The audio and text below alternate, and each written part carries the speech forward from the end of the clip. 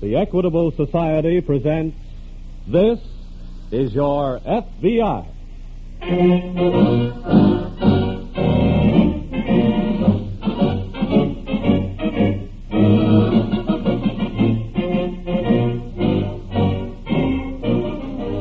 This is Your FBI, an official broadcast from the files of the Federal Bureau of Investigation, presented as a public service by the Equitable Life Assurance Society of the United States and the Equitable Society's representative in your community. To your FBI, you look for national security, and to the Equitable Society for financial security. These two great institutions are dedicated to the protection of you, your home, and your country.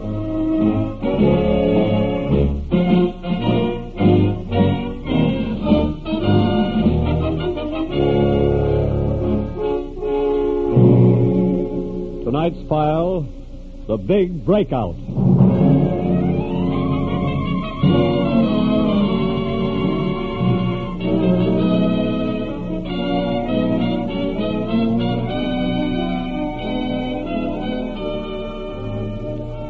All criminals suffer from the same organic disorder, enlargement of the ego, and sooner or later it proves fatal to their career of crime. For as an ancient thinker once said, he is most vulnerable who believes himself invincible. For some criminals, one heavy prison sentence is enough to deflate their ego. But in tonight's case from the files of your FBI, Earl Dixon accepted his first set of prison bars not as a defeat, but as a great opportunity to prove himself smarter than the law.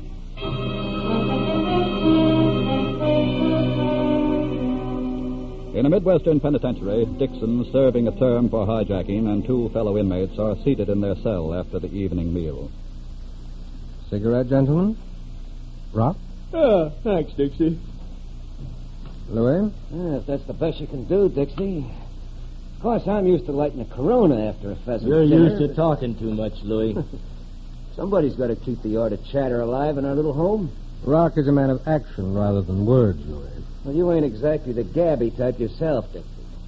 I've been interested in only one subject since matriculating here. But you ain't talking about it, huh? I never talk on a subject until I'm qualified by research.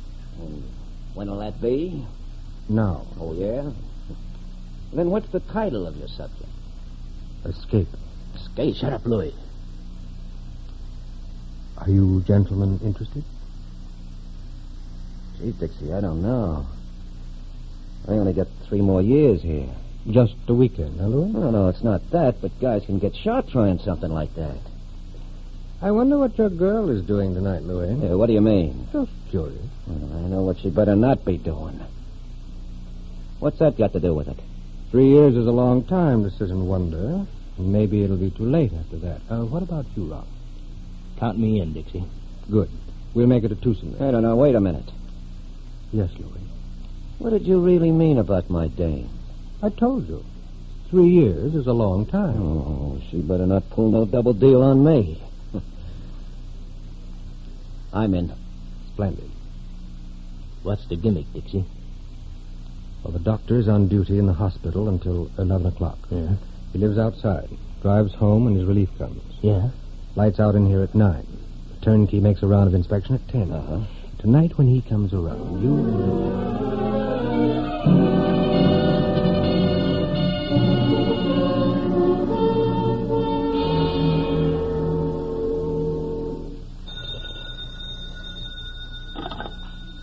Hospital ward, Dr. Wilson. Oh, hello, Evelyn. Yes, honey, I'll be on my way home in about 10 minutes. As soon as Dr. Blaney comes in to relieve me. Huh? Oh, sure, I'll bring some. Okay. Bye, sugar.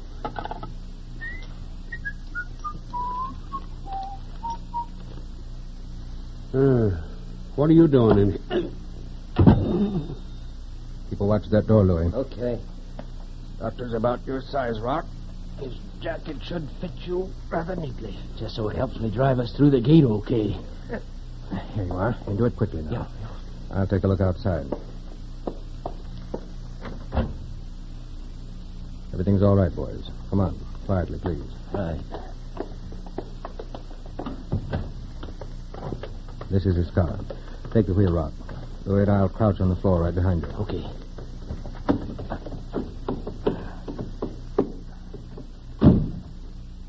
All right.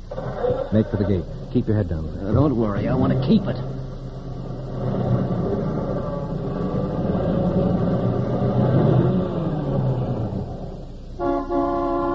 Okay, Doc. I'll open the gate. Leaving kind of early to... Hey, wait a minute. You're not the doc. Rock's head. I'll grab the wheel. Pull Rock over. Okay. You make it? Yes. Hey, Rock's hit bad, Dixie. Really? What do we do for him? Throw him out. Huh? I said throw him out. But he's still alive. Do as I say. Okay. Sorry, Rock. Gee, I hated to do that. Consider yourself fortunate. It could easily have been you. What do you mean? I had anticipated that whoever drove the car would get killed.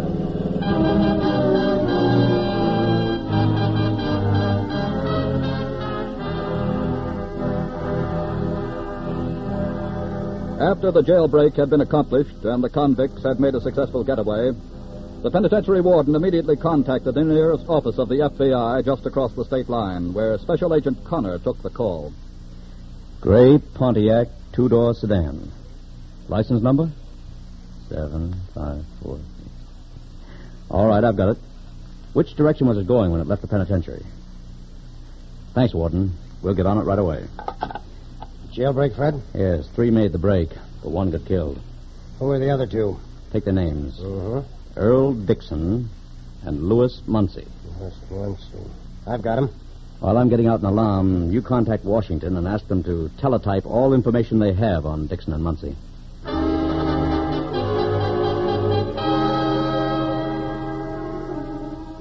In Dayton, Ohio, a few hours after the prison break, 2 men walked quietly along a fog-shrouded street.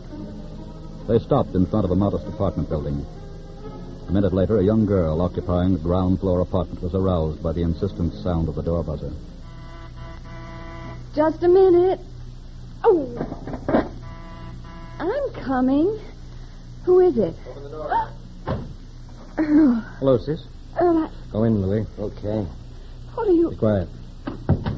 Lower that window shade, please, Louis. Right. Earl, what are you doing here? Okay, Louis? What are you doing here? How did you get out of prison? Quite cleverly. I escaped. Oh. It was a very monotonous life. I needed to change. Well, you don't seem very happy to see me. I'm not. Now, I asked you, Louis, isn't that a shocking admission for one's own sister? Yeah.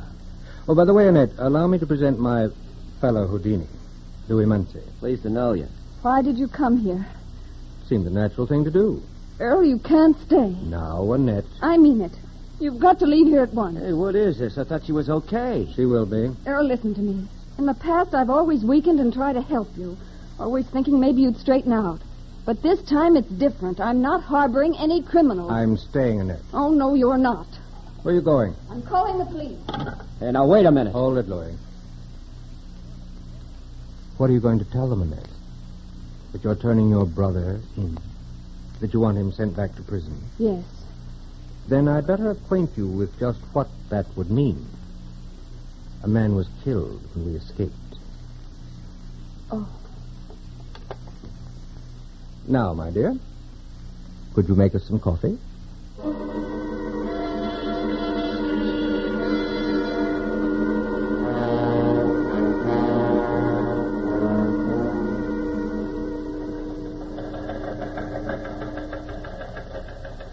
Is that teletype from Washington, Fred? Yes, Whit, the dope on Dixon and Muncie. What does it say?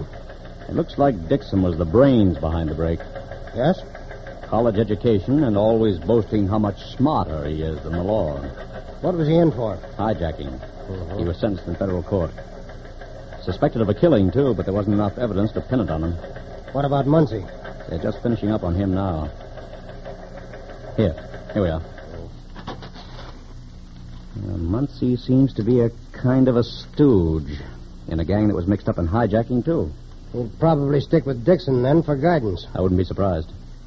Any reports on the fugitives while I was out? No. They could be clear out of the state by this time. Yes, that makes them our game more than ever. Any leads on Dixon and that stuff from Washington? I was just looking it over. It says Dixon lived with his sister in Cincinnati just before he was sent out. You know, he might make for there again. Wouldn't that be an obvious move? Well, since Dixon considers himself smarter than the law, he might think the obvious thing to do would be least expected. Well, let's get Cincinnati on the phone. We'll tell him not to wait until daylight to check up, but go out right now and keep a watch on our address. Right.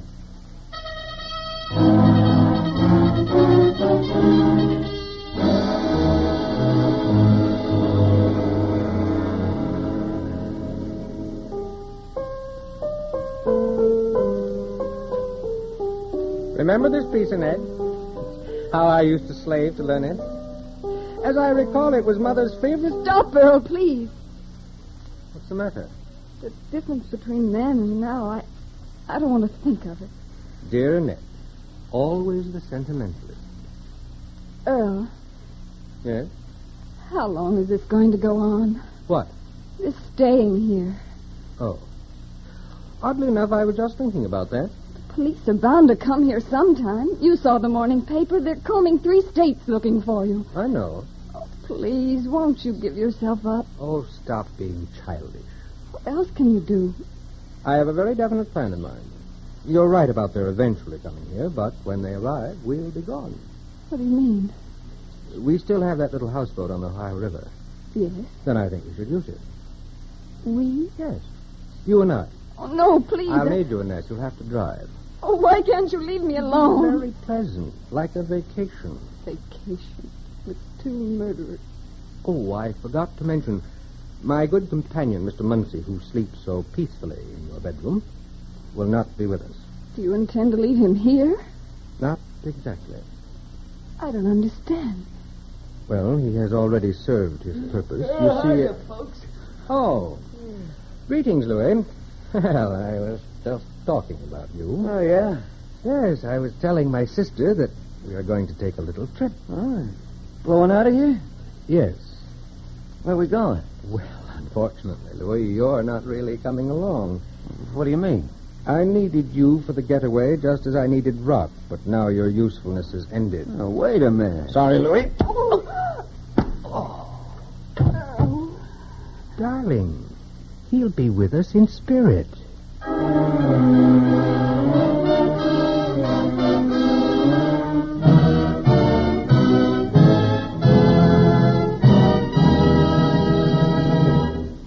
We momentarily close the Equitable Society's presentation of the FBI file on the Big Breakout. We will return to this case in just a moment. Let's look at America through the eyes of a GI just back from the Pacific. He's flying cross-continent to his home in the East. And perhaps he's wondering what sort of job he'll land when he takes off his uniform. Well, no matter what route his Army transport plane follows, at some time in almost every hour of the flight, he's looking down on places where Equitable Society investments are helping to provide jobs for ex-servicemen. Whether his plane soars over the cattle-studded plains of Texas or the waving wheatlands of Minnesota, over the cornfields of Iowa or the tobacco plantations of Kentucky, Equitable Society dollars are right there, soundly invested with progressive American farmers to promote farm prosperity. Or take practically any industrial center in which his plane might land. Take Chicago or Detroit, Cleveland or Pittsburgh. These also are centers for the investment of Equitable Society funds in steel mills and mines, in railroads and shipyards, in textile mills and industrial plants of all kinds. Yes, with Equitable Society dollars at work in every section of the country, and with the Equitable Society's 3.25 million members living in every state in the Union, this great mutual organization is well named the Equitable Life Assurance Society of the United States. For since 1859, Equitable Society dollars have helped make the whole United States the land of opportunity. Yes, by serving its members for 86 years, the Equitable Society has served America. And now back to the file on the Big Breakout.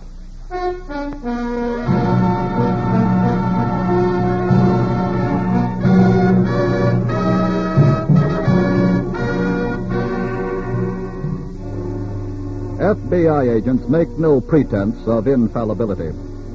And although highly trained in their profession of criminal investigation, things happen so fast at times that human judgment is bound to err in one step or another in their investigative procedure. But this they have never failed to do. Readjust.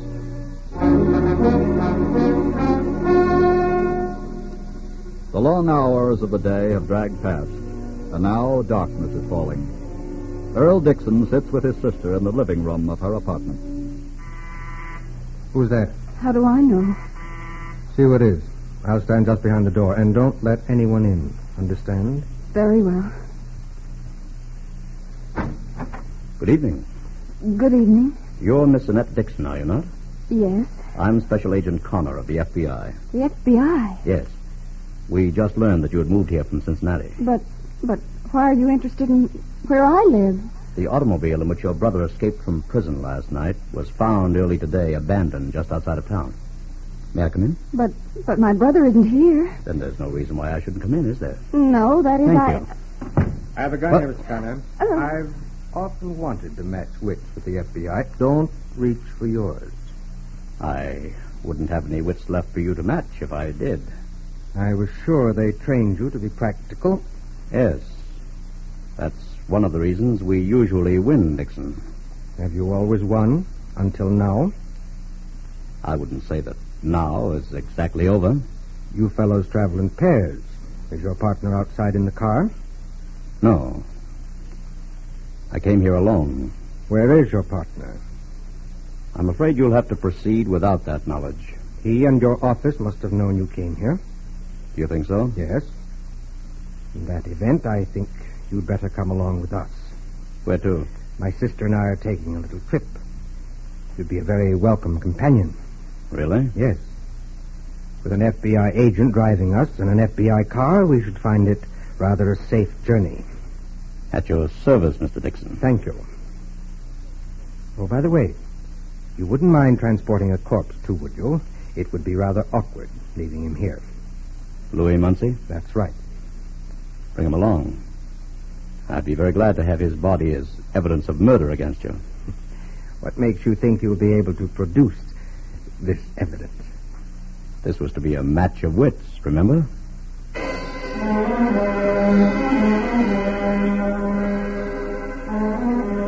When Special Agent Connor did not return to Dayton Police Headquarters within the designated time to rejoin his partner, Special Agent Whitman, Whitman and a police officer drove to Miss Dixon's address. Whitman is now returning to the car. There's something funny about this, Sergeant. I saw you go inside after you got no answer. I found this on the floor in the living room. What is it? Connor's wallet. What?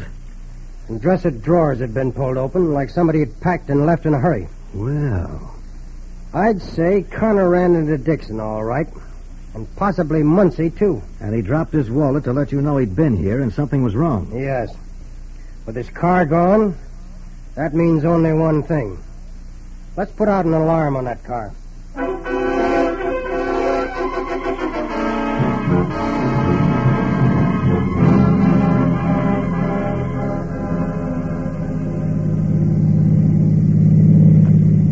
Oh, this is such a pleasure. The rolling fields, the green trees. You know, I've looked at penitentiary walls so long I'd forgotten this even existed. Isn't it lovely, Annette? Please don't talk to me. My sister doesn't approve of me, Mr. Connor. I'd say she has excellent taste. Poor Louis. Poor Louis would have enjoyed this so. Which reminds me, I've decided not to dispose of his body anywhere along the way. Really? The river will be a much better place. Bodies have a disconcerting way of rising to the surface. Not when they're properly weighted, Mr. Connor. Oh. And that should offer a cue to your own fate. Thank you. Too bad you won't be able to enjoy a weekend on our little houseboat. You'd like to have his company, wouldn't you, Annette? Please, Earl. Uh-oh. What's the matter? Car trouble. Accidental, of course. What other kind is there? That sounds like a flooded carburetor. What have you done to it? The car stalled. Would you like to get out and diagnose the trouble yourself? You'd like that, wouldn't you? You go ahead and fix it, and I'm warning you. If you take too long... I won't, I assure you.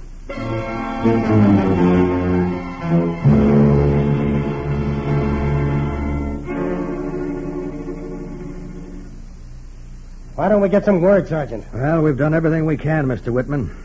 Something should come in. Well, that's the toughest thing about this business. The waiting. I know.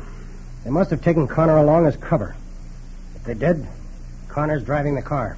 We put all that on the alarm. Is there any more background on the Dixon family? Any place he'd be likely to go to? I'm having that checked now. But meantime, the clock is running out. Running out fast. I'll get it. Police headquarters, Sergeant Gillen speaking. Yes? Yes? Where was this? Just a minute, Mr. Whitman. Yes. This is state police. They got something on Connor. Let me talk to them, please. Sure, here you are. Hello? This is Special Agent Whitman speaking. What have you got? I see. Will you read it, please? Yes? Thank you very much. Goodbye. Come on, Sergeant. We've got a definite lead on Connor. I just hope we're not too late.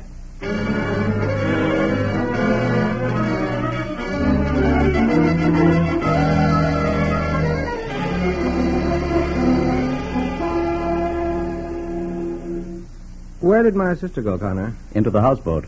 Oh. I guess you've got Muncie's body weighted sufficiently now. Enough to keep it from drifting.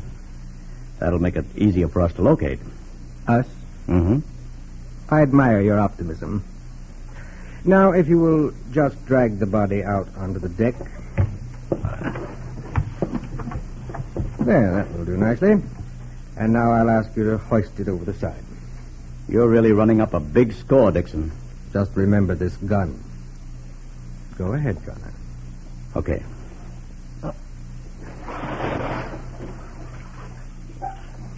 And now I suggest that we return to the cabin. Go ahead. After you, Mr. Connor. Thanks. Annette. Annette, will you stop that crying? Leave her alone. Well, Sir Galahad. Will you have a drink? No, thanks. Then I guess we'd better pass on to the next item on the program. That turns out to be you, Mr. Connor. Earl, you can't. Hold it, miss. Dixon. Yes, that's right. And it's been rather unbalanced in my favor, wouldn't you say? No, I wouldn't. What do you mean? You had that pistol on me all evening. But it didn't keep me from working. Working? You didn't see me drop my wallet on the floor of your sister's apartment back in Dayton, did you? Now, don't pull I that. saw it. What? Annette, why didn't you... I left it there because I knew my partner would find it very shortly and know something was wrong. Look, Connor... I'm just trying to get my wits on the record.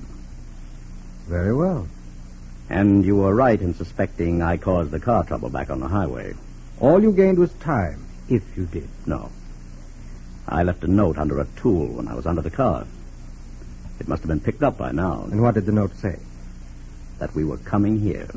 Well, that makes you almost even. I'd say that puts me a little bit ahead. Annette, I think we're getting out of here. I hate to keep piling up points, Dixon, but the keys to the car are in the river with Muncie's body. Why, you... Now, don't be a bad loser, Dixon. I haven't lost. Oh, no?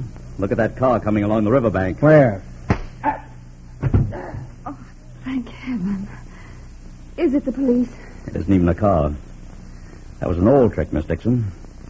But I won the match.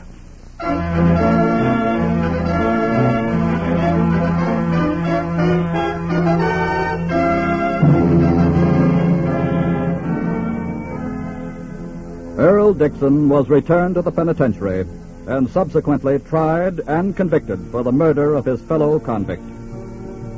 Like all criminals, Dixon had an inflated estimation of his own ability to beat the law. And this was one of the most effective contributing factors to his inevitable downfall. No one is smarter than the law. Sooner or later, this inescapable fact is known to all criminals.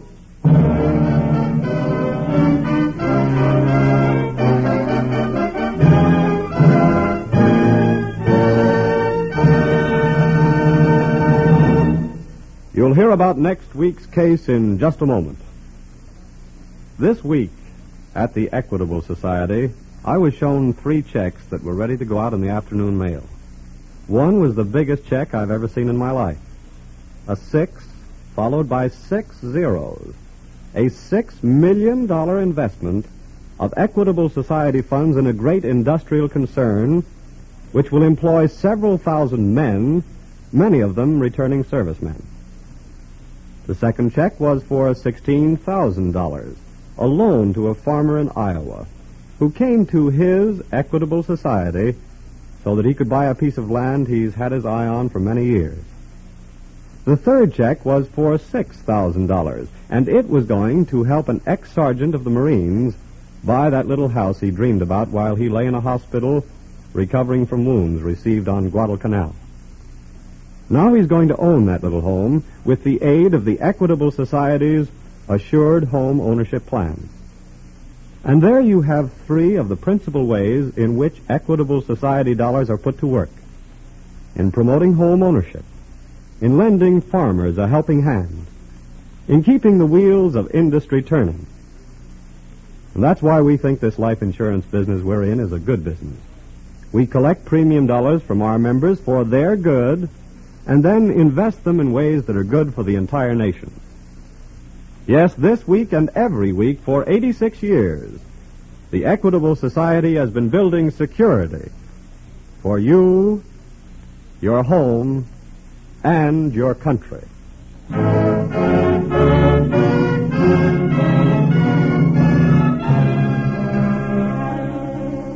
Next Friday, December 7th, is the 4th anniversary of the Japanese attack on Pearl Harbor.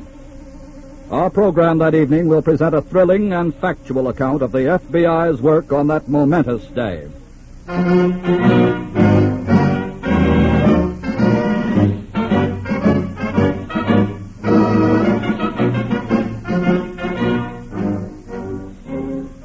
The incidents used in tonight's Equitable Society's broadcast are taken from the files of the Federal Bureau of Investigation. However, all names used are fictitious, and any similarity thereof to the names of persons living or dead is accidental. Programs in this series of particular interest to servicemen and women are broadcast overseas through the worldwide facilities of the Armed Forces Radio Service. Tonight, the music was under the direction of Frederick Steiner, the author was Frank Ferries, and your narrator was Dean Carlton. This is Your FBI is a Jerry Devine production. Now, this is Carl Frank speaking for the Equitable Life Assurance Society of the United States and the Equitable Society's representative in your community, and inviting you to tune in again next week at this same time for This is Your FBI. This is ABC, the American Broadcasting Company. The Equitable Society presents This is Your FBI.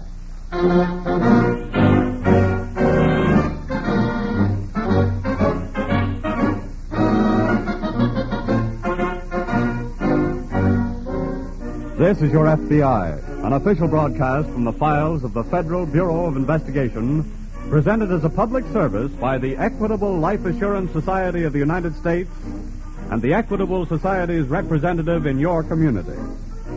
To your FBI, you look for national security, and to the Equitable Society for financial security. These 2 great institutions are dedicated to the protection of you, your home, and your country.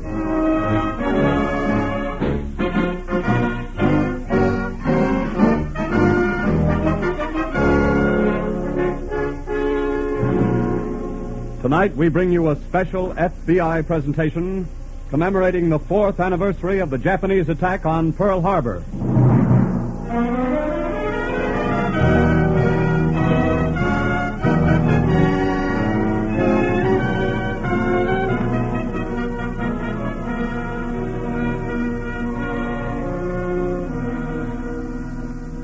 Stretching tonight from the quiet meadows of France, the hillsides of Italy, and across the sands of North Africa to the jungle islands of the Pacific are gardens of little white crosses, where almost 275,000 American boys lie in eternal condemnation of that day 4 years ago, which will live forever in infamy.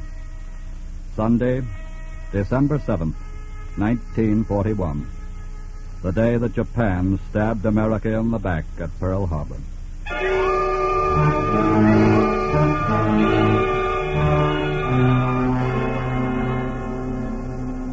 But long before Pearl Harbor plunged us into global war with them, the Axis nations, through their agents in this country, were plotting and working against the internal security of America, protected against the interference by those same principles of freedom they sought to destroy. Then, on September 3rd, 1939, Hitler began the murder of Poland, the first flame of world conflagration. America had to prepare her defenses and take aggressive steps to safeguard them. 3 days after that ruthless invasion, Director J. Edgar Hoover of the Federal Bureau of Investigation, your FBI, assembled his staff in extraordinary session. Gentlemen, I have here a directive from the President of the United States. The Attorney General has been requested by me to instruct the Federal Bureau of Investigation, the Department of Justice, to take charge of investigative work in matters relating to espionage, sabotage, and violations of the neutrality regulations. This task must be conducted in a comprehensive and effective manner on a national basis, and all information must be carefully sifted out and correlated in order to avoid confusion and irresponsibility. To this end, I request all police officers, sheriffs, and all other law enforcement officers in the United States promptly to turn over to the nearest representative of the Federal Bureau of Investigation any information obtained by them relating to espionage, counter-espionage, sabotage, subversive activities, and violations of the neutrality laws. Well, I know the Bureau is fully prepared for this undertaking, gentlemen, so we shall proceed to put it into action at once. That's all.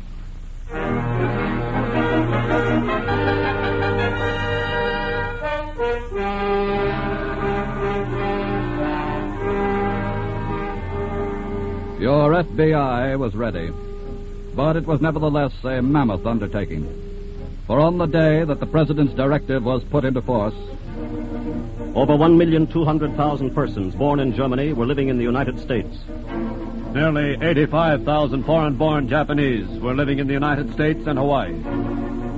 Nearly every major city in America had large quotas of foreign-born Italians living among the American-born Italian populations.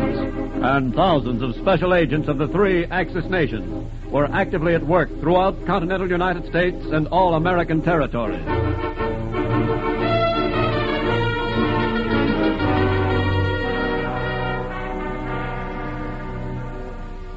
Ever since the rise of the pompous political criminal Benito Mussolini to the throne of dictator, Italian fascist societies had been at work in America, seeking, first by propaganda, and when that failed, by brutal force, to convert American-born Italians to the service of Il Duce.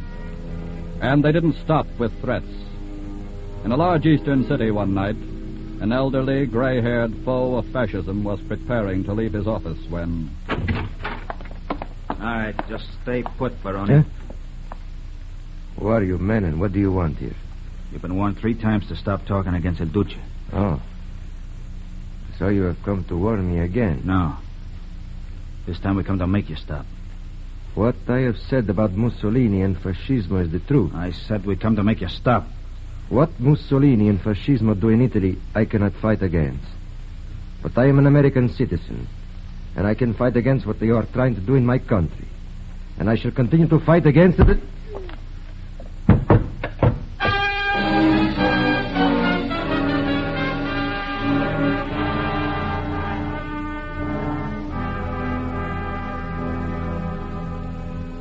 More insidious and of greater danger to the security of America than the work of fascist agents had been the operations of the foreign-born Japanese. Executed with oriental cunning and fanatical worship of their sacred Son of Heaven, and behind a false face of friendship. For how often did we read or hear such words as, Japan has always considered America her greatest friend, and it is the supreme desire of the government and the people of Japan to perpetuate peaceful relations between our two countries. But throughout the country and in Hawaii, Japanese Buddhist and Shinto priests preached the doctrine of absolute loyalty to the homeland. Japanese children learned that it was glorious to die for the emperor. Japanese consulates spread literature defending Japan's actions in China. Crews on Japanese fishing boats sounded harbor depths and photographed defense installations. Japanese admirals and army officers posing as civilians gathered vital information on America's military strength and production capacity.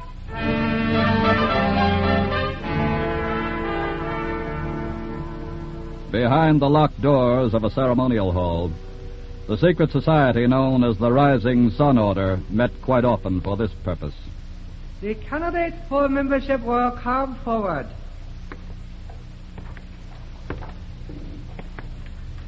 You will kneel before the sacred shrine. You will repeat the pledge now. I swear allegiance unto death to His Imperial Majesty, Son of Heaven and Emperor of Japan, and declare that through unity of purpose and complete cooperation, we intend to show our friendship to our comrades at war, and to express the great spirit to build up the Japanese Empire.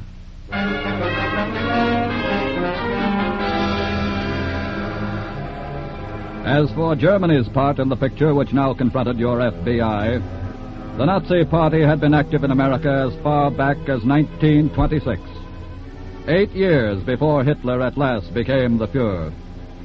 And through the ensuing years, it spread its tentacles until they reached into every stratum of American life.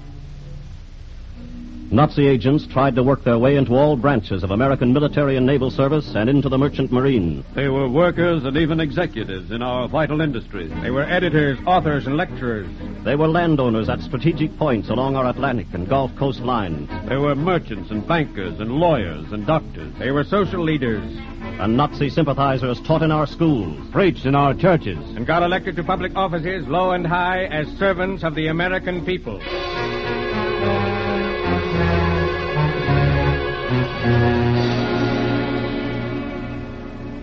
And more than that, thousands of Nazi youth in America and their elders put on gray shirts and uniforms. And by day and by night, secluded valleys echoed with the goose-stepping of these fanatical legions. Then they boldly came out into the open, held public rallies, and one night 20,000 Bundes jammed New York's Madison Square Garden. The day is speaking toward you when you will be called upon to contribute your part in building this new world. A world of order. A world rid of these corrupt peoples who have been a cancer on the advancement of civilization. I say that day is near at hand. Be prepared. Be strong. Be resolute. Be ready to smash the enemy. Heil Hitler!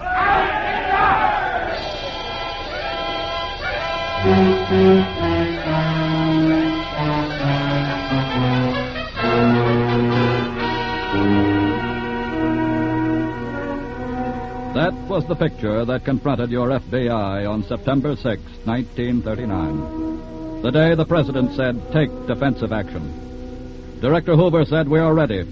And to his staff, go into action at once.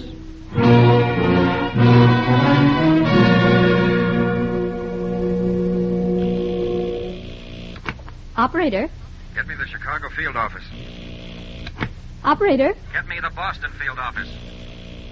Operator. I want the Dallas field office. Denver. San Francisco. Honolulu.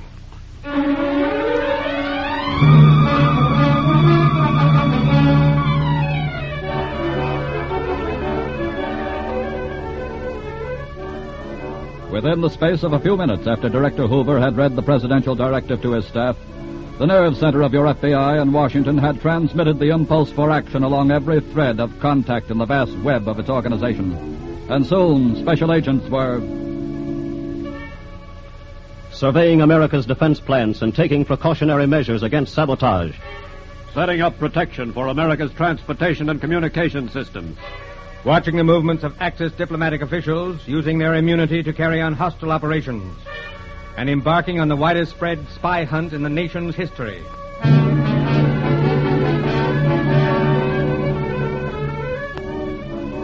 But the biggest task of all was that of checking on all suspected Axis aliens and compiling dossiers on those who might become active enemy aliens. Day and night, from Seattle to Miami, from San Diego to Bangor, this work went on. In an Italian bar and grill. Don't talk so loud. What do I care? When Mussolini gets in the war, it'll be all over in Europe.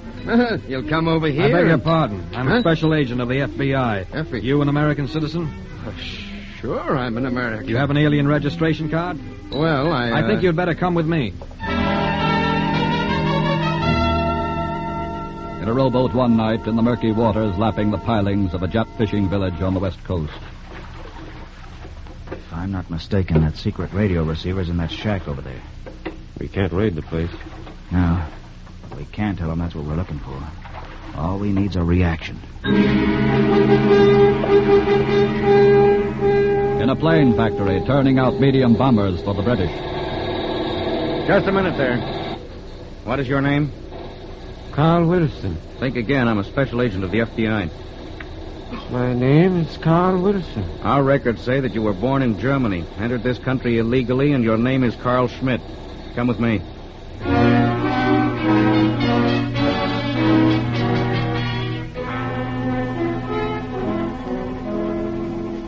24 hours around the clock, 7 days a week.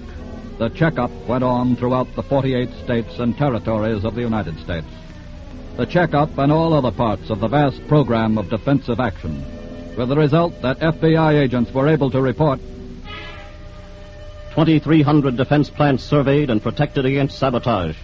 Railroads, airlines, harbors, bus lines, and vital inland waterways protected against sabotage. Coordination of all local and state law enforcement agencies with the FBI into one internal defense unit ready for any national emergency. All potentially dangerous Axis aliens cataloged and whereabouts known at all times. Complete record of activities of all Axis diplomatic officials in the United States. And all 42 members of 2 German spy rings taken into custody.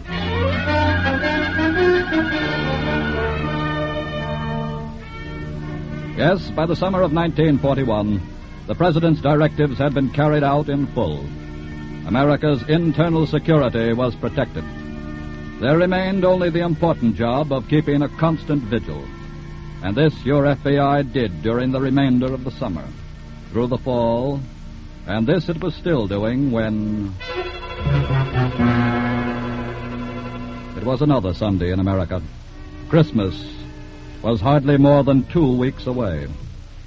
But still the people were following their usual Sunday habits. In some parts it was time to go to church. Elsewhere it was Sunday dinner time. Some were playing golf, driving in the countryside, visiting friends, seeing movies, or dozing in a big chair at home. In the telephone switchboard room of the FBI in Washington, the operators on duty took care of routine calls.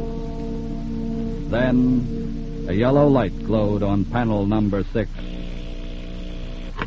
Washington. This is the agent in charge in Honolulu. I want to speak to Mr. Hoover. Right away, sir. Yes? Honolulu calling, Mr. Hoover. Put them on. Yes, sir.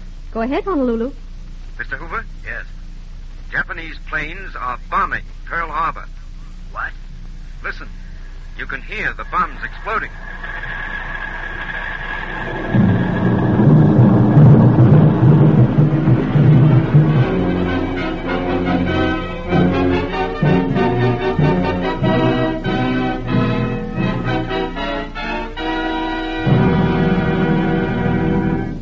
We will return to our FBI file in just a moment. Meanwhile, look over our shoulders while we open some of the mail that arrives at the Equitable Society every day from your neighbors and, who knows, maybe from yourself.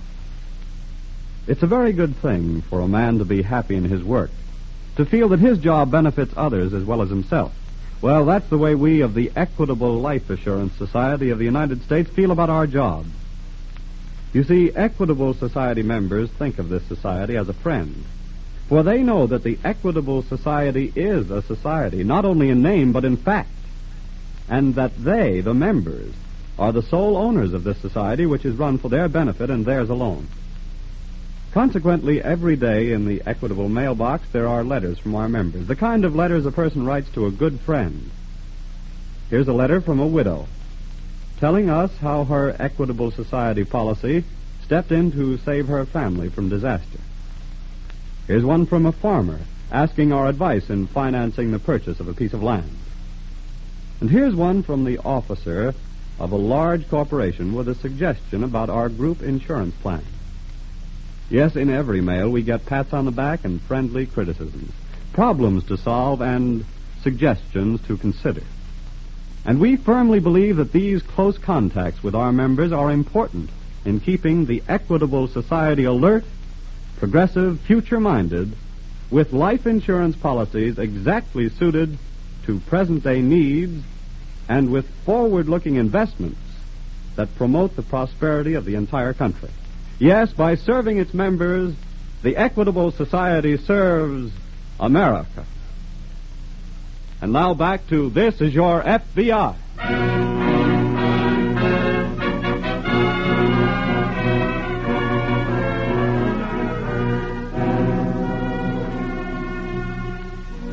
Through the telephone transmitter which the Honolulu agent held out of the office window, Director Hoover listened to the exploding bombs which were taking a terrific toll of lives, leaving Honolulu and Pearl Harbor an inferno of smoke and flame, and turning battleships of the Pacific Fleet into a mass of twisted steel at the bottom of the bay.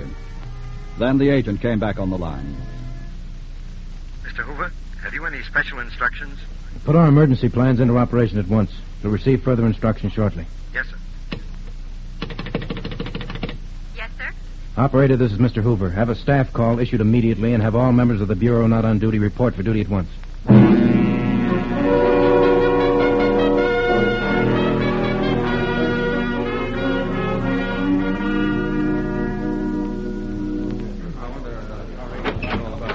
Here's Mr. Hoover. I'd like a status report, gentlemen. Well, all employees here at Bureau headquarters have reported for duty. I see. Special agents and employees of all field offices are now on duty and standing by. Well, from now on, the Federal Bureau of Investigation is on a 24-hour basis. You'll put our general plan of action into operation at once. And here are some further steps to take immediately. Give these priority over all other messages sent by teletype. That's all.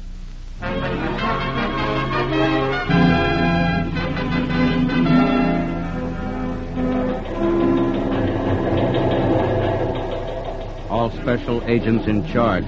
Contact all commercial airlines your district immediately. Request no Japanese, civilian, or diplomatic be permitted to travel by air. Hoover.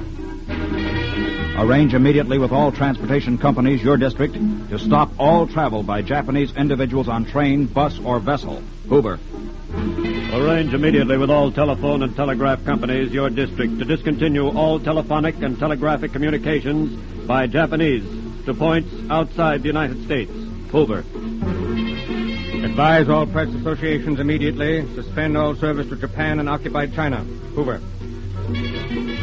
Contact all defense plants, transportation and communications companies, your district, and request them take prescribed steps to prevent sabotage. Hoover.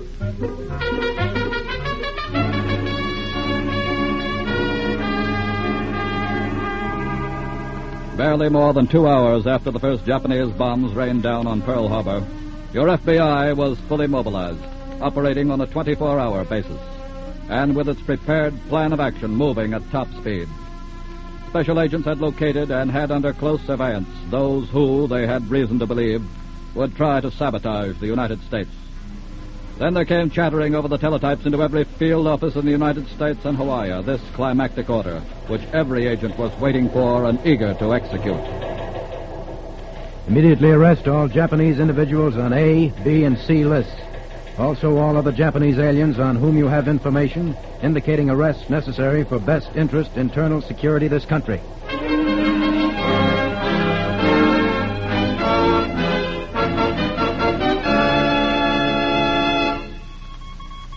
These are very urgent instructions we are receiving.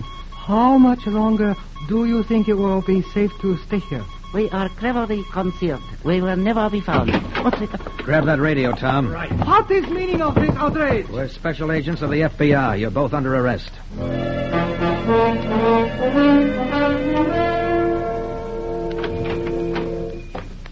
You're Saito Fuji? Yes?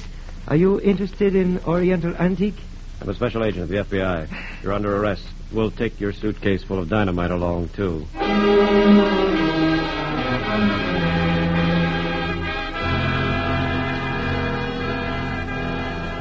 In cities up and down the West Coast and all the way across the country to New York. And all through the night, the arrests went on. And they were still going on next day when Congress, in special session, formally declared war against Japan. This was quickly followed by other declarations against Germany and Italy. And the FBI was being rewarded for its years of preparations. At a railroad station in Dallas, Texas, All aboard! Just a minute, you. But the train is about to leave. It'll have to leave without you, Lockman. We're from the FBI. the back room of a bar in Cincinnati, Ohio. All right, stay where you are, everybody. What's the idea? We're agents of the FBI. You're all under arrest. In a cabin overlooking the Jersey coast. Drink to the Führer. Stay where you are, all of you. The house is around us. We're special agents of the FBI. You're all under arrest.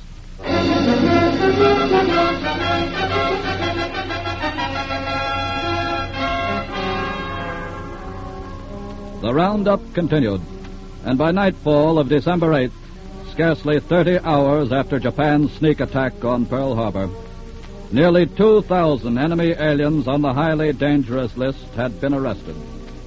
And the war against espionage and sabotage was to continue, along with every other phase of the FBI's internal defense program until VE Day and VJ Day brought total victory to America and her allies. And when the end had come, Director J. Edgar Hoover said this. My co-workers throughout the Federal Bureau of Investigation and I are proud to be able to report that during the 4 long years of war, not one single act of enemy-directed sabotage was successfully carried out in this country. But the credit is not alone the FBI's. It belongs also to those local and state law enforcement officers of yours who worked faithfully and around the clock with us, and to the alertness and cooperation of you, the American citizen. Is there not something highly significant in that? By working side by side together in common cause, each forgetting self, the American people have won a great victory in war. Is not a victory in peace dependent on that same unity of mind and heart and purpose? Before you answer, think a while of those 275,000 sons and husbands and brothers and sweethearts of yours lying under those little white crosses.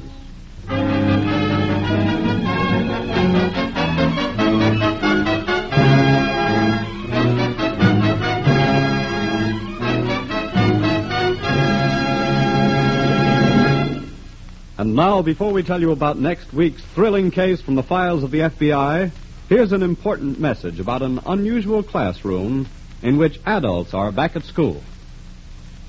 This week at the Equitable Society, I sat down in a classroom where grown-up men were going to school.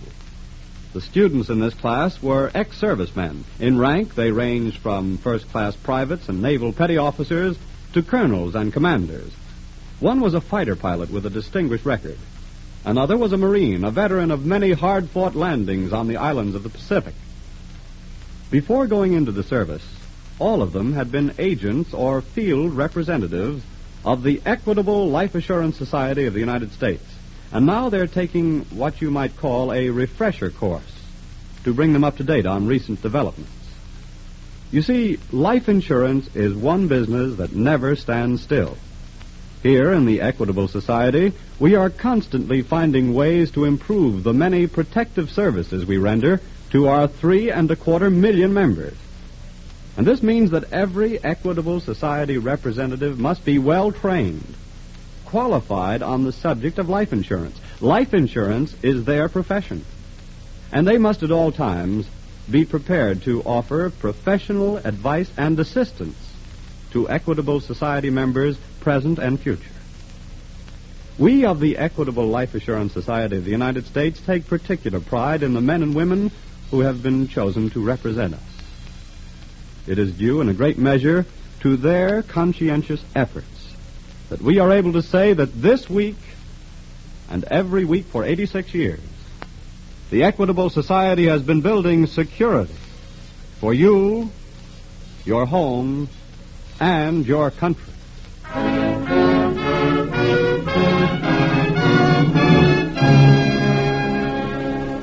Next week, we will bring you another colorful story from the files of the Federal Bureau of Investigation. The Highway Hijackers.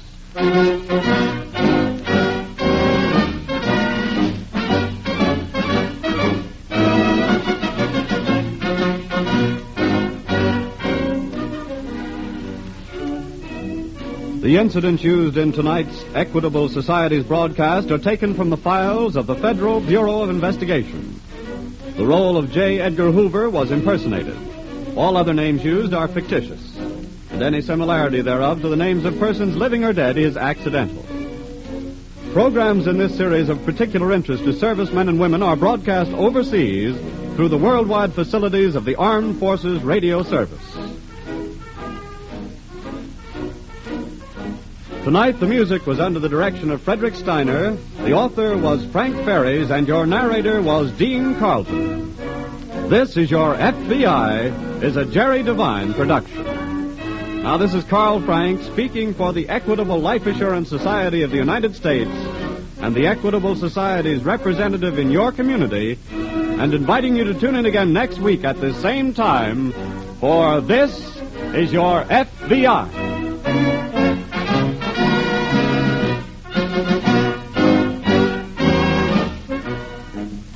This is ABC, the American Broadcasting Company.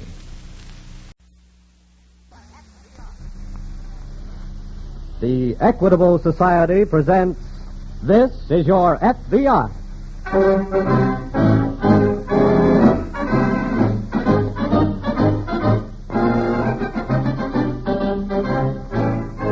This is Your FBI, an official broadcast from the files of the Federal Bureau of Investigation, presented as a public service by the Equitable Life Assurance Society of the United States and the Equitable Society's representative in your community. To your FBI, you look for national security, and to the Equitable Society for financial security. These two great institutions are dedicated to the protection of you, your home, and your country.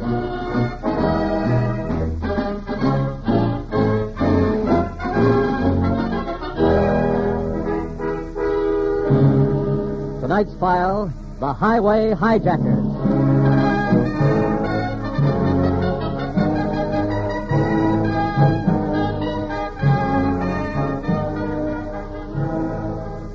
With opportunities for black market operations rapidly vanishing, the professional criminals who won distinction on that field of dishonor during the war are now carrying out their own programs of reconversion, which is one of the reasons for the increase in robberies and hijackings over the country. The ink is barely dry on tonight's case, telling of your FBI's encounter with two criminals who discovered recently that a certain road in the Southwest offered rich profits for highway robbery.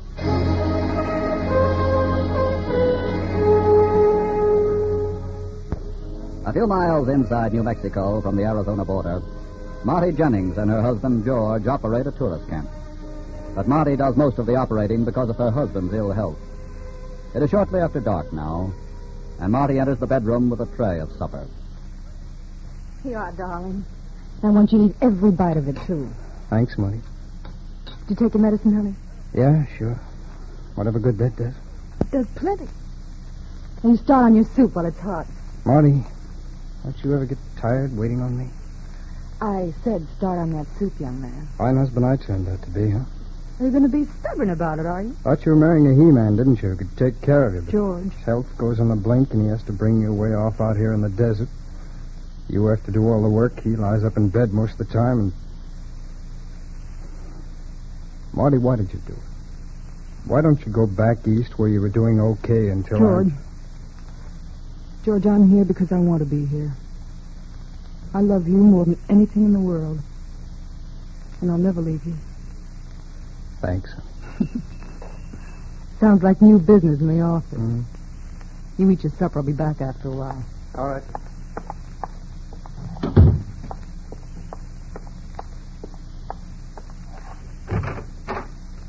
Good evening.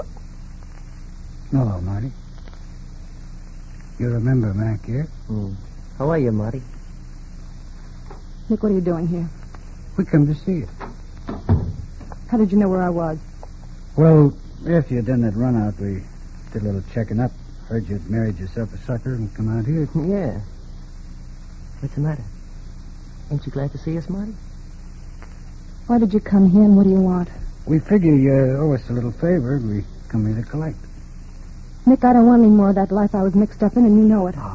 But Marty, Nick don't want I'll do the talking, Nick. There won't be any more talking, Nick. The only good break I ever got was a chance to play it straight with a guy like I'm married to. And nothing's going to get a chance to mess it up. They tell me he's got bad lungs. But he's going to get well out here. They also tell me that worry is the worst thing in the world for people with bad lungs. What are you getting at? Mac and I are out here on business, and all we want is one of your cabins for headquarters. Now, look, Nick, I just got through telling you... And I that... just got through telling you that worry is bad for that husband of yours. Now, either we get the cabin, or he gets the whole story on you. Well? Marty, can I help you? George, you get right back... Just a minute, lady. Did you say you had a cabin for us? Or not? Yes. We'll take care of you.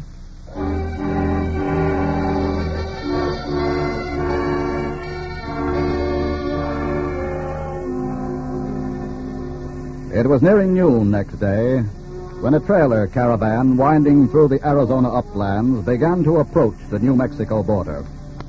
A caravan of some of those families who, a few years ago, had trekked to California in search of relief from their wretched poverty.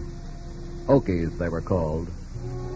Today, thanks to years of good wages in war plants, they're rolling homeward in droves, for the first time in their lives adequately fed and clothed, and carrying a few $1,000s in savings, which at last to buy their dream, a piece of good land all their own. Most of them travel in caravans for mutual protection. But as this particular little caravan rolls along, Sarah Barlow doesn't feel too secure. I tell you, John, I just don't like traveling across country with all this money hid under the seat. No, don't fret about it, Sarah. That's why everybody going home travels together like this, because it's safe that way.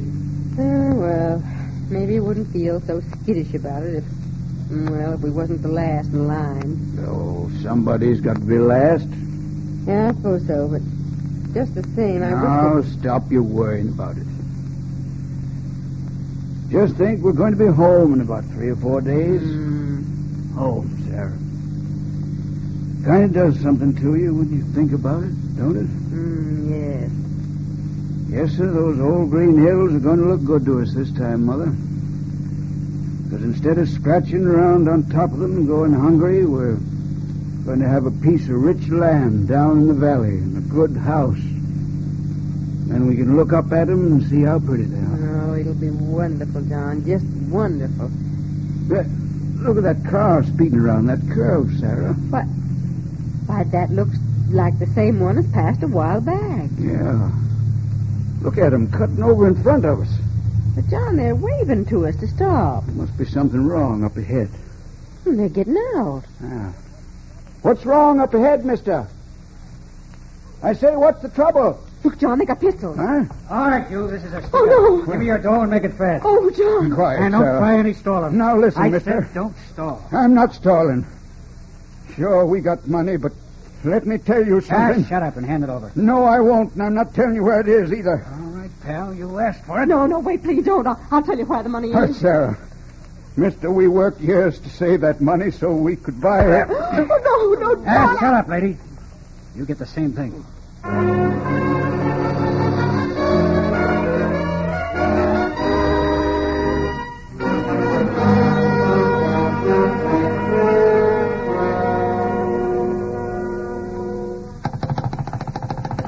Hurry it up, operator.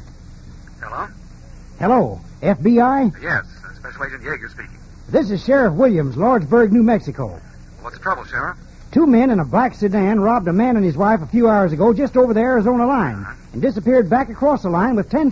$10,000? Yeah. They were the tail-end car in one of those Okie caravans. Money they'd been saving for years. Well, I've been wondering when this would start. There's been a lot in the papers about those caravans. One of the bandits knocked a man out with a gun, but the doctor here in Lordsburg patched him up all right. Well, where's the man now? The caravan's stopping here the rest of the day and night. The man and his wife are camping with him just outside of town. Good. We'll get over right away.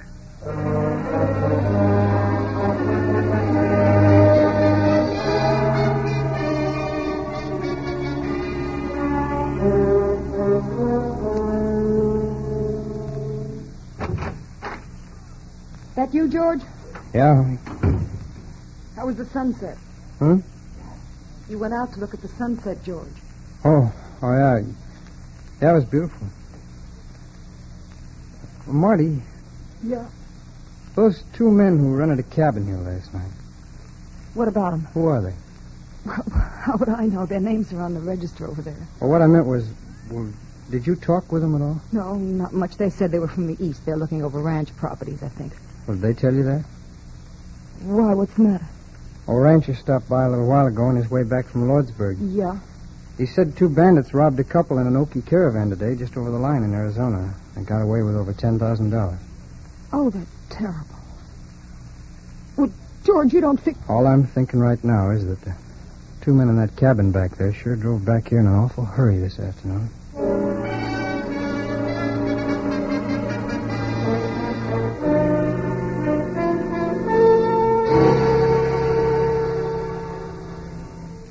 Mr. and Miss Barlow, these are Special Agents Yeager and Hickman of the FBI. How do you do? Mr. Barlow, the sheriff tells me neither of you was able to give much of a description of the bandits.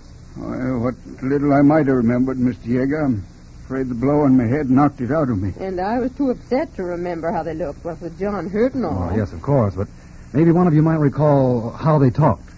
Well, they just talked tough, son. Did they have a Western drawl, or... If you ask me, they sounded just like gangsters in a movie. That should help. Well, what good's that do you? That means they're outsiders who have moved in here for the express purpose of robbing the caravan. Then they must have a hideout somewhere in these parts. Exactly. And they're not running out after just one strike, Sheriff. But they might move on after the second. Yes. Meantime, we'll try to find that hideout.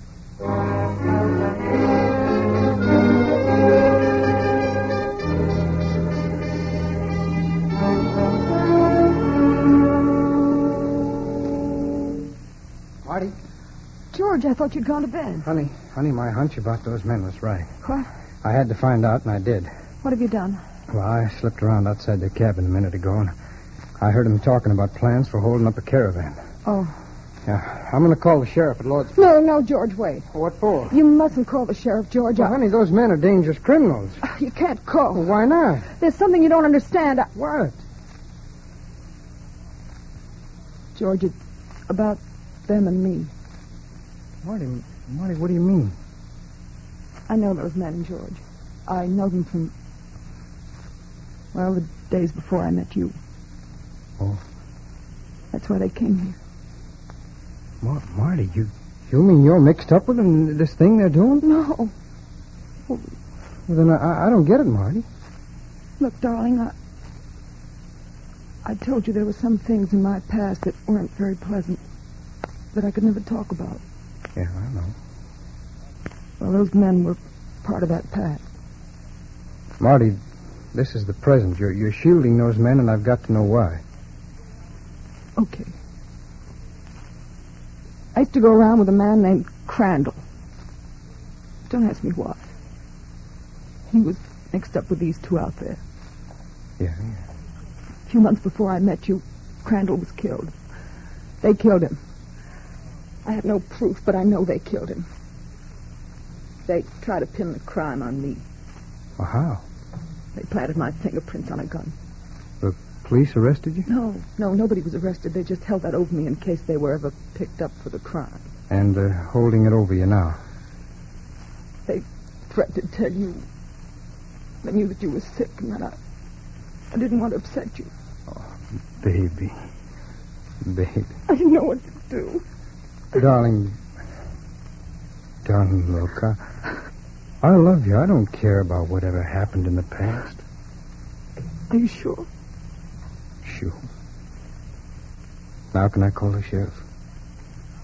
I'll call him. Hang up that phone, Marty. What? Mac thought he saw this husband of yours snooping around, so I thought I'd better find out why. So you did? Yeah. Marty, I said for you to hang up that phone. Honey, let me have that phone. You keep out of this. Let me have it. Okay, punk. Operator. You asked for Operator. No!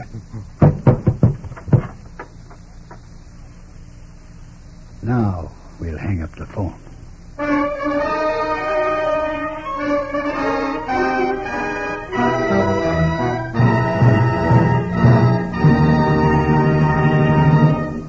You've just heard the first half of the FBI file on the highway hijackers. As you know, the action took place in New Mexico and Arizona, states renowned for starlit nights. But other stars, imaginary stars on maps, hold special interest for members of the Equitable Society. Let me tell you about them. Suppose you were to take a big map of the United States and start putting stars on every spot where funds of the Equitable Life Assurance Society are invested.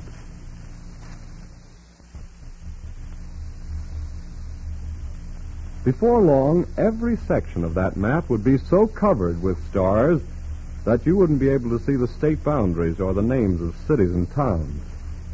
Thousands of stars would point out farms, ranches, or plantations where Equitable Society dollars are helping to promote American agriculture. Thousands of other stars would indicate homes that are being purchased through the Equitable Society's Assured Home Ownership Plan. More stars would mark industrial plants, large and small, in which Equitable Society funds are now invested. There would be stars on steel mills and power plants, on railroads and textile mills, on coal mines and refineries. Yes, every single state would be covered with stars showing places that Equitable Society dollars are at work, which goes to prove that the Equitable Life Assurance Society of the United States has every right to use the last 4 words in its name, of the United States. By serving its members, the Equitable Society serves America. And now back to the file on the highway hijackers.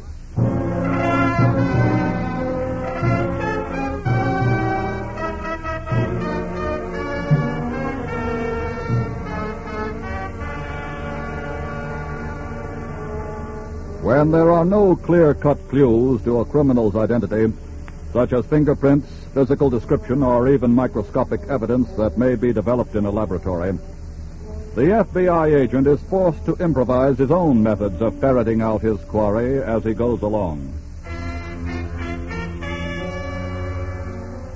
After interviewing the robbery victims at the caravan camp, Special Agents Yeager and Hickman are driving Sheriff Williams back to his office in Lordsburg. Well, what's your next move, Mr. Yeager? We'll start looking for the bandits' hideout. This is pretty big country. Well, since we're convinced that our men are Easterners, that'll narrow the search down some. How do you mean? Well, they wouldn't be likely to go in for roughing it in caves or hills if more homey comforts were available. Oh, I get you. Sheriff, Mm-hmm. what's the tourist camp situation around here? Well, Mr. Hickman, there's 3 or 4 between here and the Arizona line, and a few more from there on to Sunset that I know of. That'll do for a start. You really think they mean to strike again? I hardly believe they'd come all the way across the country for just one jut. Otherwise, they'd have figured out a way of robbing a whole caravan at once for a big haul, instead of just taking the tail-end car. That sounds reasonable. Mr. Yeager, here's my office right here. Oh, okay. What time you aiming to start checking on the tourists? Right now. Oh, tonight, huh? Well, every minute counts. We want to locate that hideout if we can before they strike again. What can I do to help? Well, right now, just stay where we can reach you. We may need a lot of help in a hurry. I'll be ready.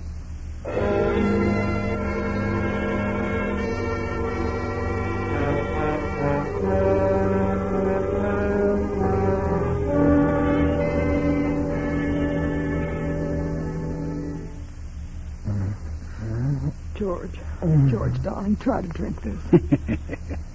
Now, ain't that sweet? Please, Nick, leave us alone. Look, the guy is going to be okay. I give him a very light treatment. That's right, darling. It's like what you might call a sample, you know. Next time he don't get off that easy. There'll be no next time. Now, look here, Marty. Hey, Nick, somebody's here. Somebody's where? Just drove up outside. 2 guys. You stay in here, Mac. Okay, Nick. Marty, you go in the front office. What for? You run the joint, don't you? Things have got to look normal. Suppose it's the police. You got to get rid of them without telling them anything, you understand? And if I don't? I got this gun, baby. And if it has to go, well, George takes it first. Now get in there and play it straight. Okay.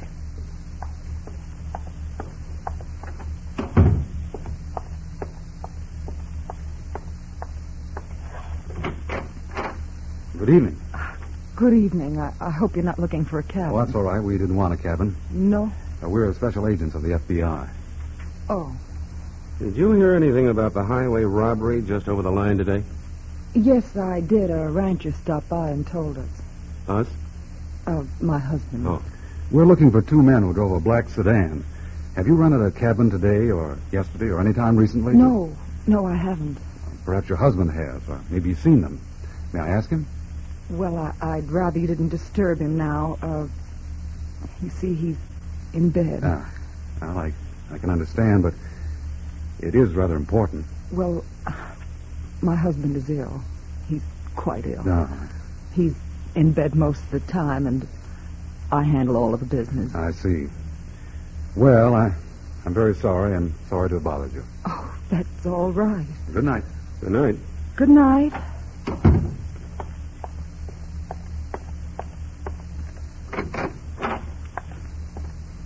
Nice going, Marty. You know who I was doing it for. Don't you worry, Nick.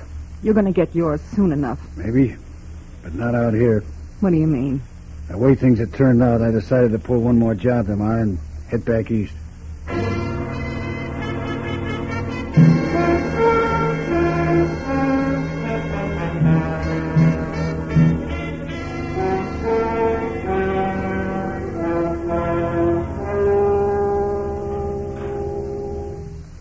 Good morning, Sheriff. Oh, morning, Mr. Yeager. What luck? None, I'm afraid. Yeah, I stayed on here all night hoping you'd call for help. I'm sorry, but Hickman and I covered every tourist camp and ranch house between here and Sunset, Arizona. I had every sheriff between here and Phoenix on the lookout. They haven't turned up anything yet. I still think they're hiding out around here somewhere.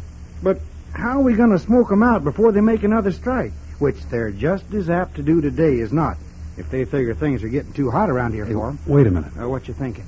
What I should have been thinking before. Well, what's that? I think I've got the answer, Sheriff. But we're going to have to do some fast traveling to make it work. Well, I'm ready to go. Then I'll get Hickman and we'll get started.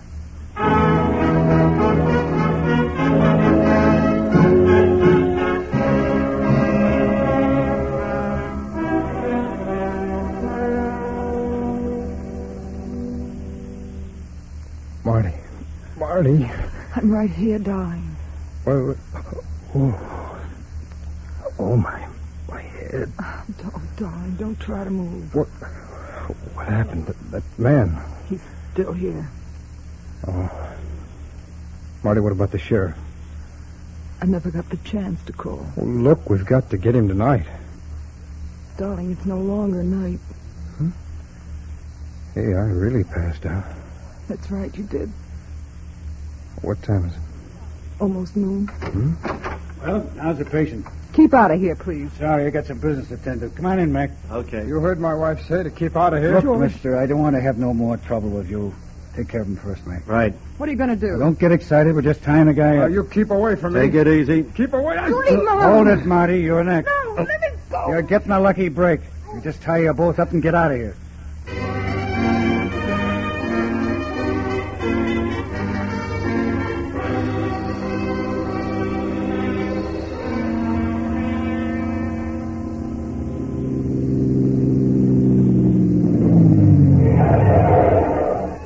Caravan's coming about 2 miles back down the road, Nick. How many cars? 14. Most of them got trailers. What's bringing up the rear? A car with a trailer. And the driver's the only one in the front seat. How many in the trailer? I couldn't see. All right, move over, Mac. Let me take the wheel. Okay. We swing the car around the curve a little further and head it this way.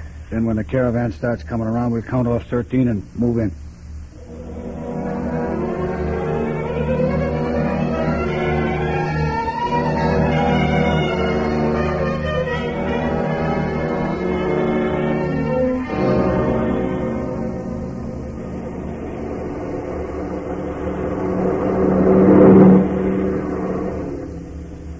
That's number 12, Nick.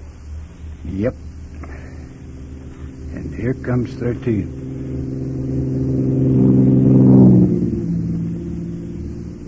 Next one's our baby, Nick. Better move the car across the road and block it. I know.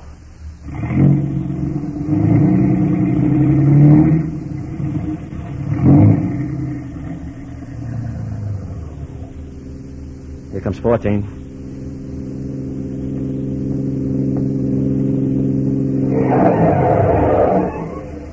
Hey there, what's the idea?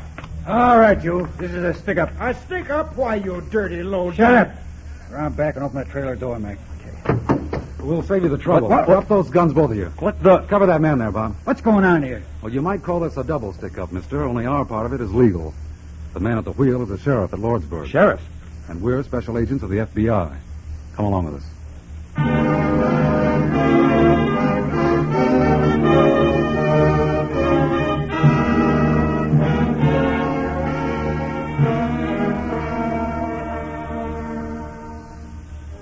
The roundup of the hijacking gang resulted in their ultimate trial and conviction. They were sentenced to serve 10 years in a federal penitentiary. With the end of gasoline rationing, and with auto travelers once more streaming over the highways of America, criminals have taken to the road again. But your FBI and your local and state law enforcement officers are determined to wage war against them day and night, until the only ones for whom auto travel will be unsafe will be those who seek to make it unsafe for others.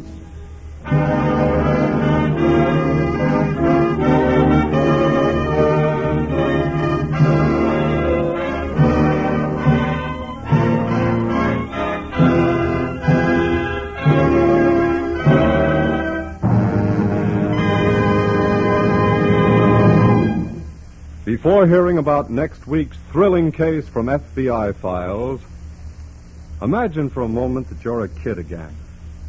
It'll help you to understand a message from the Equitable Society. This week at the Equitable Society, I heard a young veteran talking about cellar doors.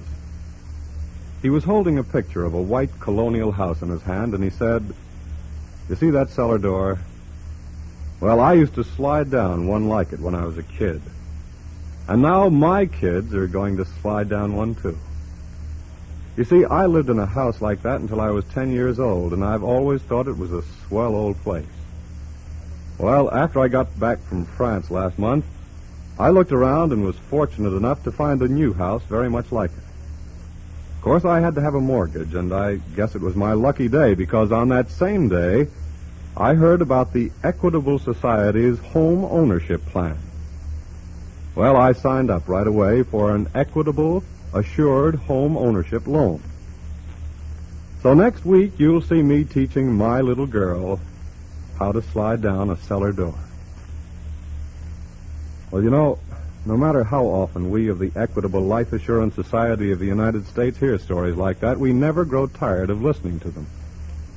After all, that's our business in the Equitable Society, helping to make dreams come true, helping ambitious men and women reach their goals, starting young married couples on the road to an assured future, helping fathers and mothers send their boys and girls to college, bringing peace and contentment to old age.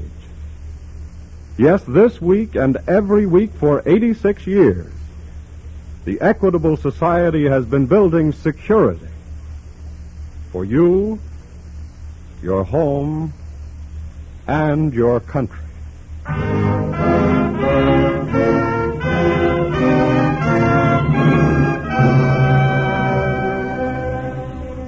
Next week, we will bring you another colorful story from the files of the Federal Bureau of Investigation.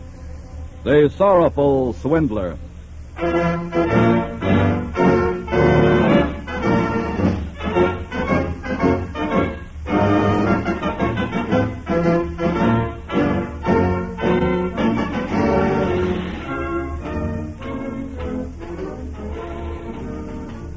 The incidents used in tonight's Equitable Society's broadcast are taken from the files of the Federal Bureau of Investigation. However, all names used are fictitious, and any similarity thereof to the names of persons living or dead is accidental. Programs in this series of particular interest to servicemen and women are broadcast overseas through the worldwide facilities of the Armed Forces Radio Service. Tonight, the music was under the direction of Frederick Steiner, the author was Frank Ferries, and your narrator was Dean Carlton. This is Your FBI is a Jerry Devine production.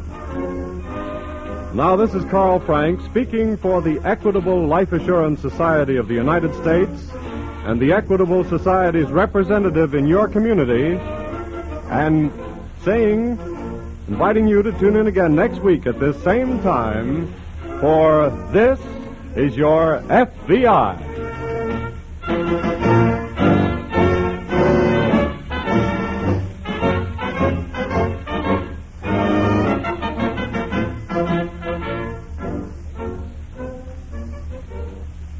This is ABC, the American Broadcasting Company. The Equitable Society presents This is Your FBI.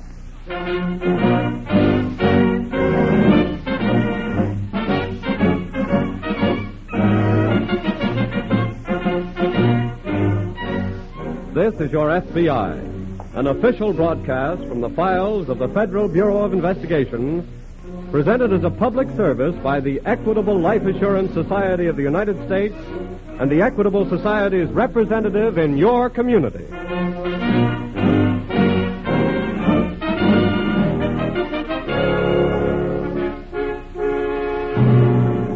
Tonight's file, The Sorrowful Swindler.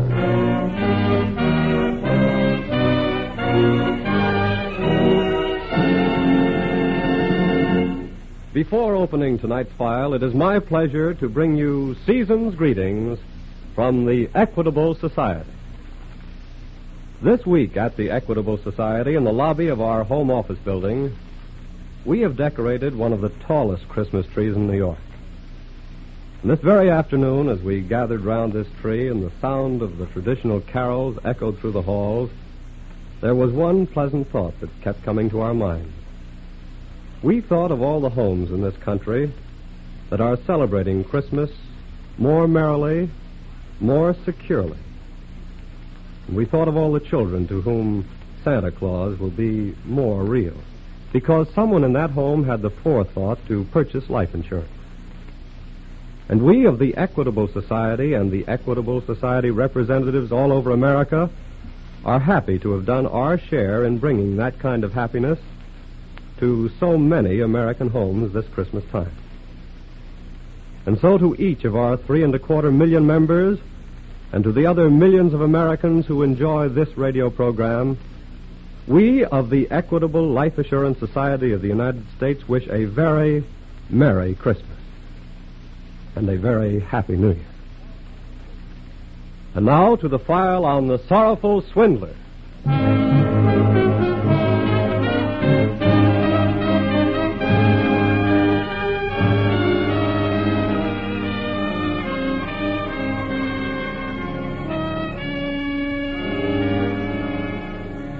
With America virtually on the eve of celebrating her first peacetime Christmas in several years, the topic of crime seems hardly in keeping with the mood of the day.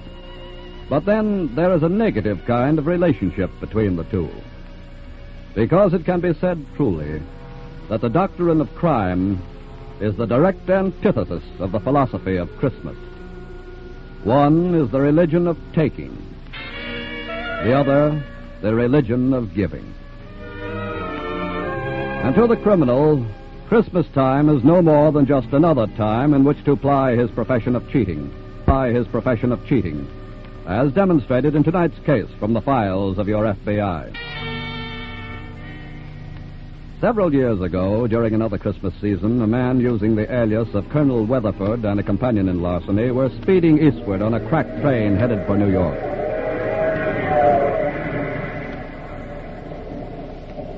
You know, Colonel, Yeah?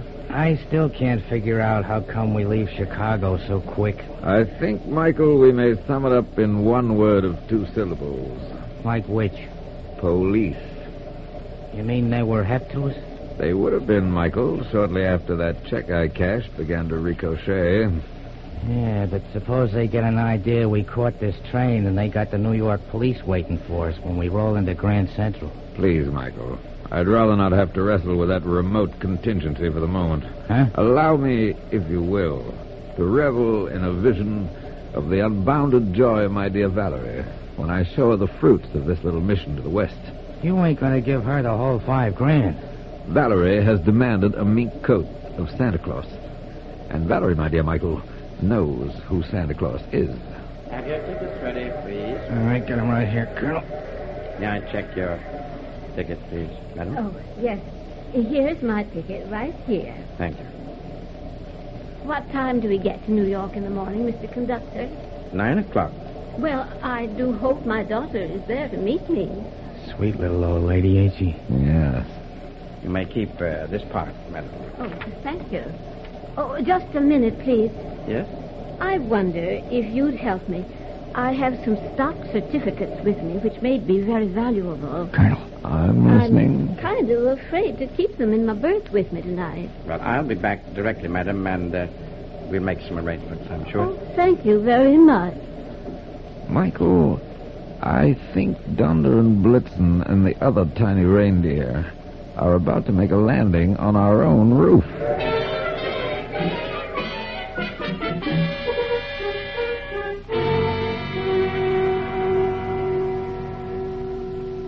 Since crime never takes a holiday, neither does your FBI.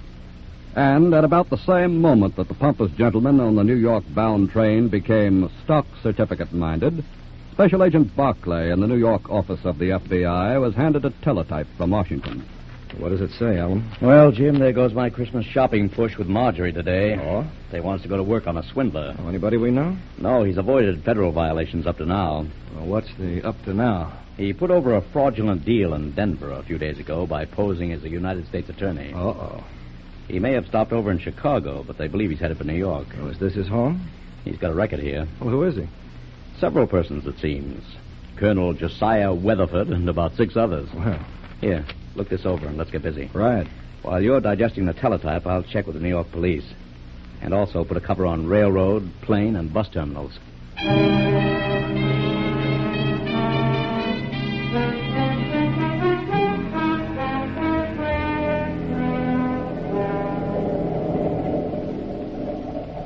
I didn't quite catch the name. Weatherford. Colonel Josiah Weatherford. Oh, yes. Well, I'm Mrs. Greeley. How do you do? Will you please sit down? Thank you. I came primarily to apologize for staring at you as I did. Oh, I didn't think anything about it. You see, you look so much like my own dear mother.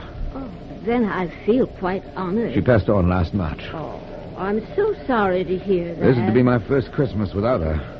It'll be most desolate. Yes, I know it will. You live in New York, Mrs. Greeley? Oh, no. It's too big a place for me. I'm just going there to spend Christmas with my daughter. How fortunate for your daughter.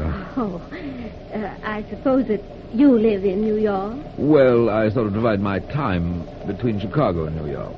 I have an investment business with offices in both. Investment business, did you say? Yes. Well, then maybe you'd know about my stock certificates. I beg your pardon? I mean, know whether they're any good or not. Oh. Well, I don't know. May I see them? Oh, dear. I've already let the conductor put them away in a safe place for the night. Oh. You see, I was going to have them looked into while I was in New York. I could do that for you. You see, my husband has been dead about 10 years, and I didn't know he'd left anything like that till... till the other day I was rummaging around in his old desk, and, well, there it was, 1,000 shares, all tied together. 1,000 shares of what? Lodestar Mining Company. What was that again? Lodestar Mining Company. That's what I thought you said. Do you know something about it? Well, it's not listed on the exchange anymore that I know. Oh, then you mean it's no good? I wouldn't say that. I want to look it up for you. Oh. You will let me serve you in this, won't you? Oh, I'd be very glad if you would. Especially since that's your business. Well, now, you just leave everything to me, and I'll be talking to you again in the morning before we get off the train. Oh, thanks. Oh, thank you so much. Well, how'd you make out? Santa Claus is not merely knocking at our door, Michael. He's trying to break in with a pack full of gold.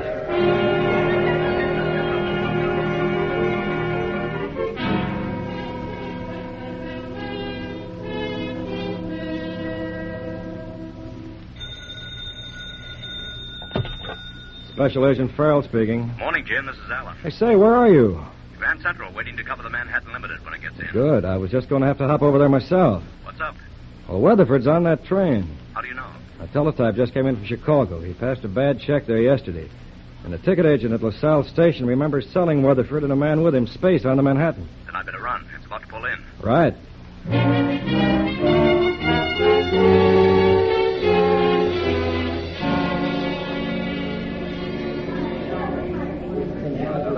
Yes, sir, Mr. Barkley. A man of that description occupied space in car 254.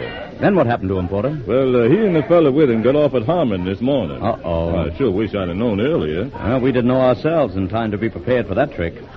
Well, thanks anyway. Say, wait a minute. Yes? There's somebody might know something about him, and maybe she's still in the station. Who? A little old lady who had the space across the aisle from them. Oh? This man gave me a note when they got off at Harmon to give to her when she got up. What does she look like? Well, her name is Greeley, and she's about 5'2", gray hair, and she's wearing...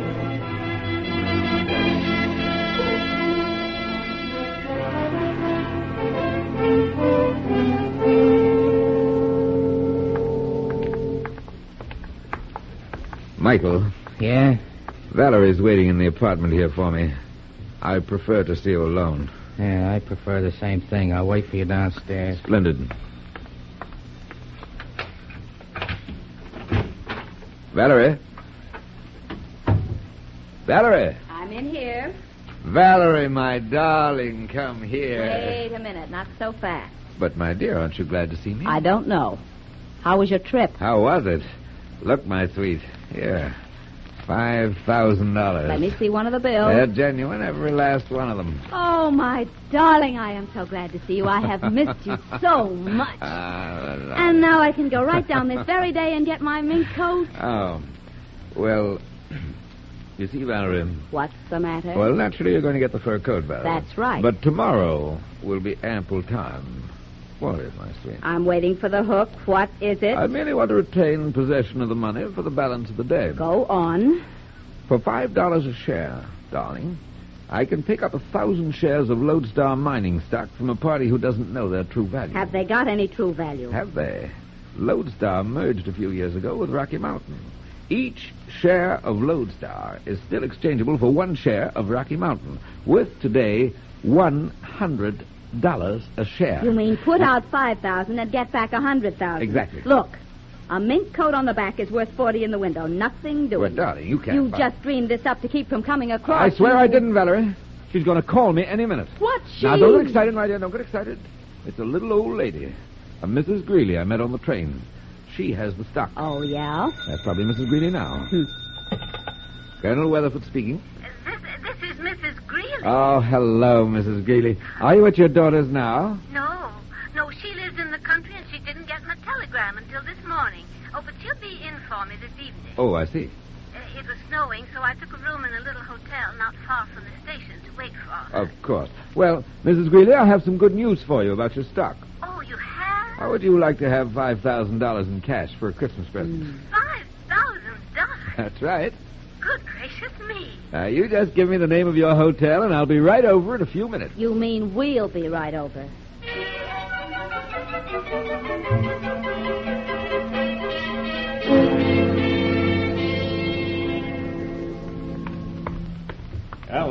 Yes, Jim. Well, I mushed over as soon as I could. Good. I think this is our best prospect of getting a line on Weatherford. The Greeley woman checked her bag at the station, huh? Yeah. You got anything out of the conductor? Mrs. Greeley gave him what she said was some stock certificates to keep safe for her last night. Oh? Weatherford was across the aisle and saw it all. I see. 10 to 1, he's trying to pull a swindle on her for that stock. Well, I hope she comes back for her bag before the job's done. Yes, but she checked it 2 hours ago. And a lot can happen in 2 hours.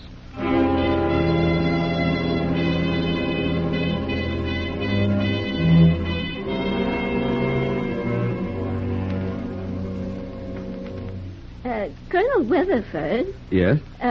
If the Lodestar Mining Company is out of existence, I don't see why the group this young lady represents wants to buy my stock. Oh, you should make that clearer, Colonel Weatherford. The group still controls the Lodestar Company's property, Mrs. Greeley. Oh.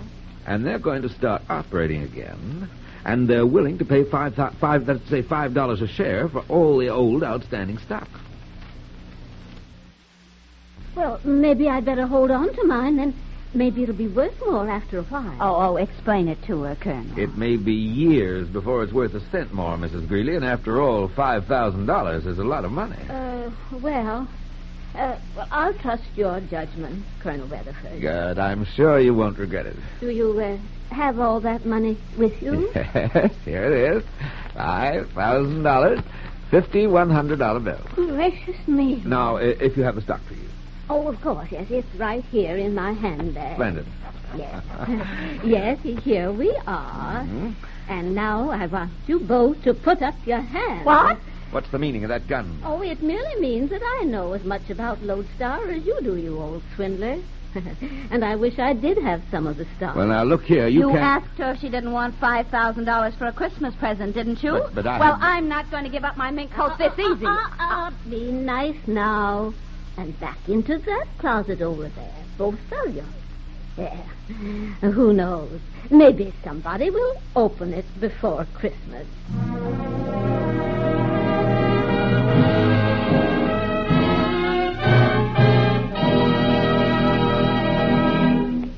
Crooks don't qualify as men of goodwill, do they? So let's leave them for a moment while I tell you about someone you like. A man who is bubbling over with the contagious good humor that infects all good people this time of year. This week at the Equitable Society, I met a senior vice president coming out of the building. He was carrying a regular pyramid of packages in his arms. And just as I said hello to him, something went wrong with the middle of the pyramid, and half of his packages fell out of his arms and slid to the floor. Serves me right, he laughed as I helped him to pick them up. Just what I deserve for putting off my Christmas shopping till the last minute and then trying to do it all at once. He paused and chuckled. And I'm the man who's spent his life telling folks not to put things off. My business in life is telling folks not to put off buying the life insurance protection they need. Well, I said, that's not such a bad way to spend your life, is it? He smiled and answered, saying, yes, there are a lot of people in this world who are much happier right now because someone from the Equitable Society kept urging a husband or father not to put off buying life insurance. Believe me, that's a pretty pleasant thought for a fellow to entertain this time of year. Well, as I said goodbye to him, the thought came to me that it'd be a very fine thing if all members of the Equitable Life Assurance Society of the United States had the same opportunity to know the officers of their society that I have. Could get to know the sincerity and human understanding that they put into their daily work, managing the life insurance of 3.25 million Equitable Society members. I've met all these men, and I've yet to find any stuffing in any one of their shirts, or any brass in any one of their hats. No matter how important their jobs are, their doors are always open, and their time is always at the disposal of members of this Life Assurance Society. You see, the officers of the Equitable Society are the kind of men who take pride in the thought that this week and every week for 86 years, the Equitable Society has been building security for you, your home, and your country. And now back to the file on the Sorrowful Swindler.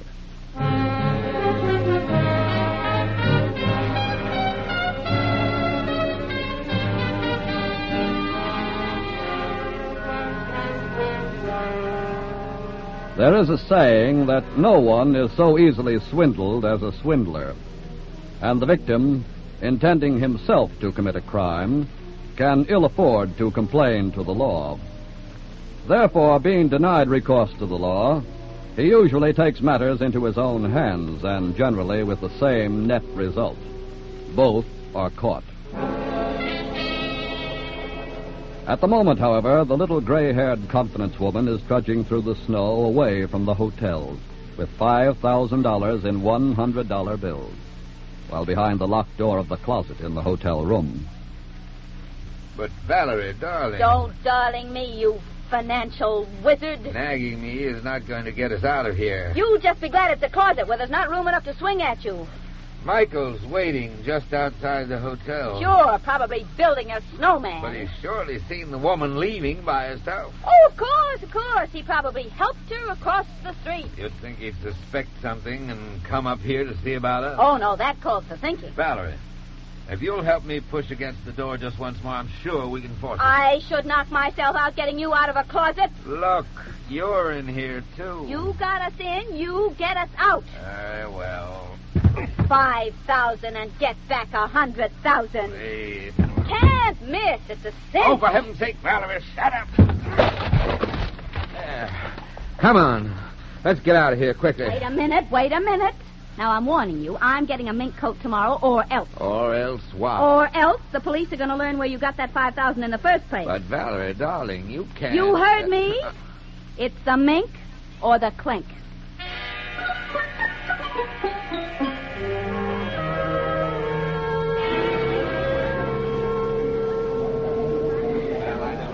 Well, it doesn't look like our Mrs. Greeley's coming back for a bag. Yes, she only checked it a couple of hours ago. Give her time. Yes, but in the meantime, this Weatherford wait a could minute. have... This looks like our little lady now. Yeah, seems to fit her description all right. And she's going over the baggage counter. Come on. No, wait a minute. What? For one thing, somebody's trailing her. Huh? Look over there. And according to the conductor's description, that would be Weatherford's pal. Yeah, you're right. And item number 2, do you know who our Mrs. Greeley really is? No. I had dealings with her a couple of years ago. That's an old-time operator who's known as Larceny Annie. What? So far as Weatherford and she are concerned, I'd say at this point it's a question of who has done what to whom. Well, then let's pick them up and ask some questions. And Miss getting Weatherford? Hey, look, there she goes. And her shadow, too. Come on, Jim. Let's make it a convoy.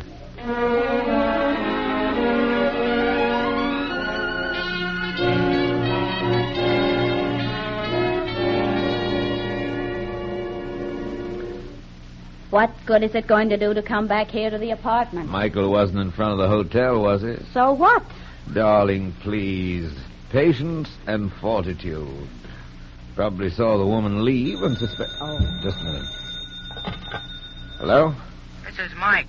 Say, what's going on? Where the devil are you, Michael? I seen the old lady leave the hotel by herself, and I said something's crazy about this. Where's she now? I'm in a telephone booth at the State National Bank. I said, where is she? She's standing in line with a deposit slip and a fistful of dough. Oh. What happened? We've been robbed, Michael. Yeah? Don't take your eyes off her until she holds up somewhere, and then call me, do you hear? Sure, If you slip up, Michael, it'll be a cheerless Christmas for you and me. What do you mean? Did you ever spend Christmas behind the bars, Michael? Not yet. Then do what I tell you, or you will.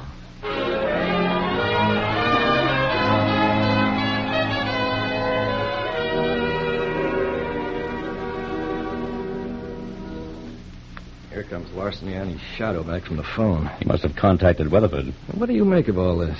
I'd say that Weatherford has now learned how it feels to be swindled himself. Well, he took somebody for the money first, and now Annie's taken him. Yes, which puts it up to us to take them both. Well, what's your idea?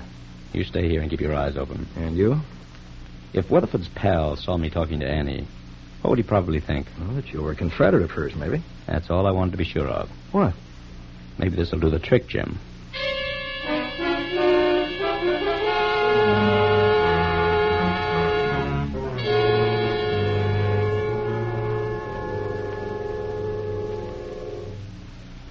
Come, darling. Let me help you trim the Christmas tree. You better get out and trim somebody for that mink coat. I tell you, I'm waiting on a telephone call from Michael. I'm surprised he can even use a telephone. You should not disparage Michael's intelligence, my dear. Ha! Providence beat me to it. Michael is a simple soul, but a loyal one with a great amount of common sense. And on occasion displays a flash of superior intelligence. Maybe you ought to be working for him then. May I fix your cocktail? No, and don't try to soften me up because I'm... Yes? It's me, Colonel. Well? I done what you told me. Where is she? You better meet me quick, corner of Madison and 91st. There are 4 corners, Michael, you know. Yeah, but I'll be standing on just one of them, boss. East side downtown. You better hurry. I'll be there right away. You mean we'll be there? Then come on quickly, my dear. Now you shall have that mink.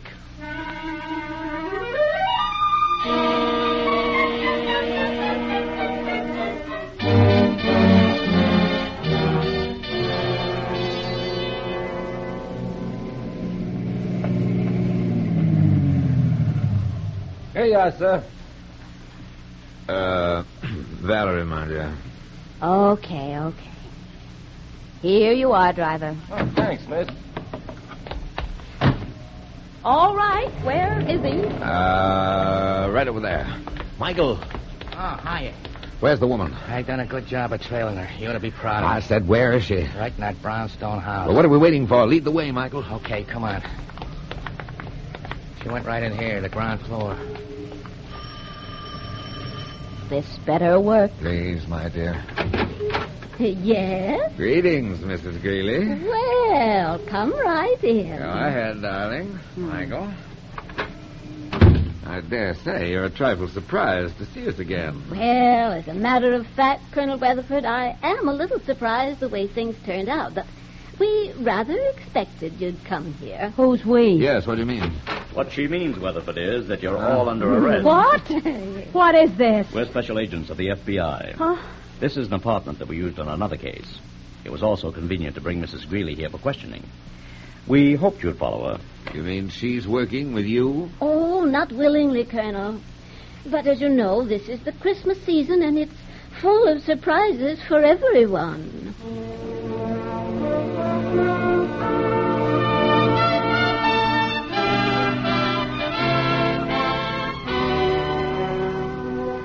And now, your FBI would like to take this opportunity to wish for all of you a Merry Christmas and a happy, peaceful, and prosperous New Year. And through your continued support and cooperation, it will go on protecting your right to enjoy them year after year.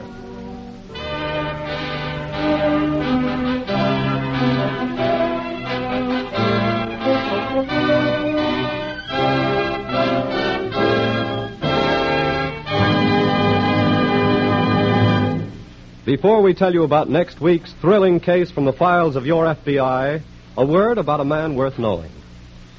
To your FBI, you look for national security, and to the Equitable Society for the financial security of life insurance.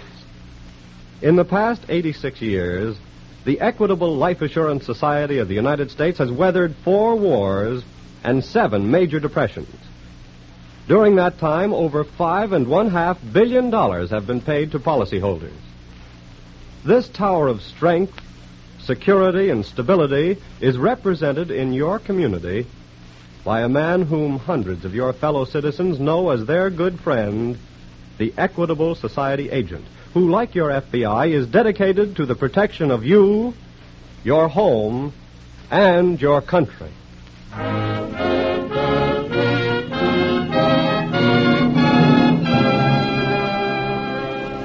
Next week, we will bring you another colorful story from the files of the Federal Bureau of Investigation. Murder on the High Seas.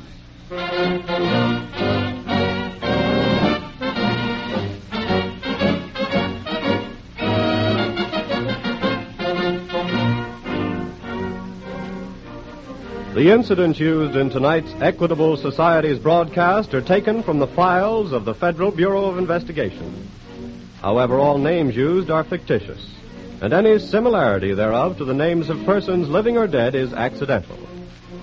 Programs in this series of particular interest to servicemen and women are broadcast overseas through the worldwide facilities of the Armed Forces Radio Service. Tonight, the music was under the direction of Frederick Steiner, The author was Frank Ferries, and your narrator was Dean Carlton. This is Your FBI is a Jerry Devine production. Now this is Carl Frank speaking for the Equitable Life Assurance Society of the United States and the Equitable Society's representative in your community, and inviting you to tune in again next week at this same time for This is Your FBI.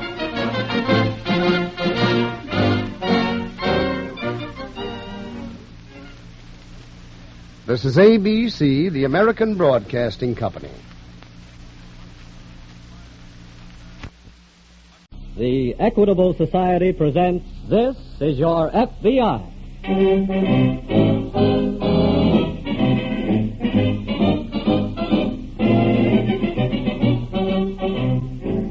This is Your FBI, an official broadcast from the files of the Federal Bureau of Investigation, presented as a public service by the Equitable Life Assurance Society of the United States and the Equitable Society's representative in your community.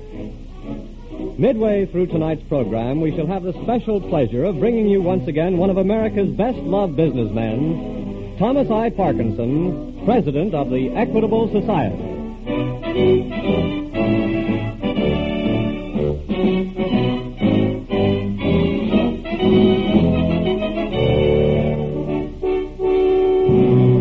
Tonight's file, Murder on the High Seas.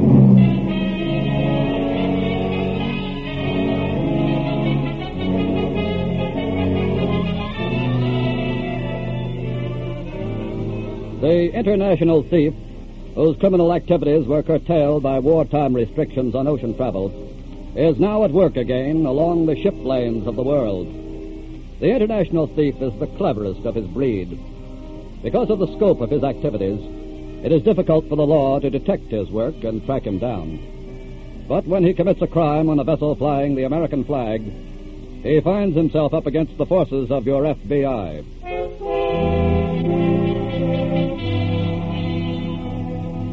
It is 9:30, and the small American freighter Edna May out of Maracaibo continues steadily on its northward course toward New Orleans. In his cabin under the bridge, Captain Peterson has been dinner host to two of the ship's passengers, Dr. Myler and his secretary. They have just finished their coffee. Have a cigar, Doctor? No, thank you, Captain. I prefer my pipe. It's been a delicious dinner. Do you agree, Karen? Well, with two such charming companions, I must say I hardly noticed the food. Now you can see, Captain, why I engaged her as my secretary. Indeed I can. Beg your pardon, Captain. Yes, Mr. Ramey? Glass has fallen, sir. Looks like it's making up in the northwest. Secure everything. I'll be along. Right, sir. Well, I'm afraid, folks, it's going to get a little rough. Oh, then we better make for our cabins while we can still stand up. Good night, Captain, and thanks for your hospitality. Yes, it's been charming. This was my pleasure. Good night, Captain. Good night. Karen, give me your hand. Mm-hmm. A very entertaining man. Yes, he's delightful. We go around the radio shack here. Very well. Oh, wait a minute. What is it? My bag. I've left it in the captain's cabin. Oh, I'll get it for you, my dear. You're going ahead to your cabin. I'm awfully sorry. Oh, nonsense. It's getting rough. I'll be careful. I will. Who are you? I say, who are you and why are you standing...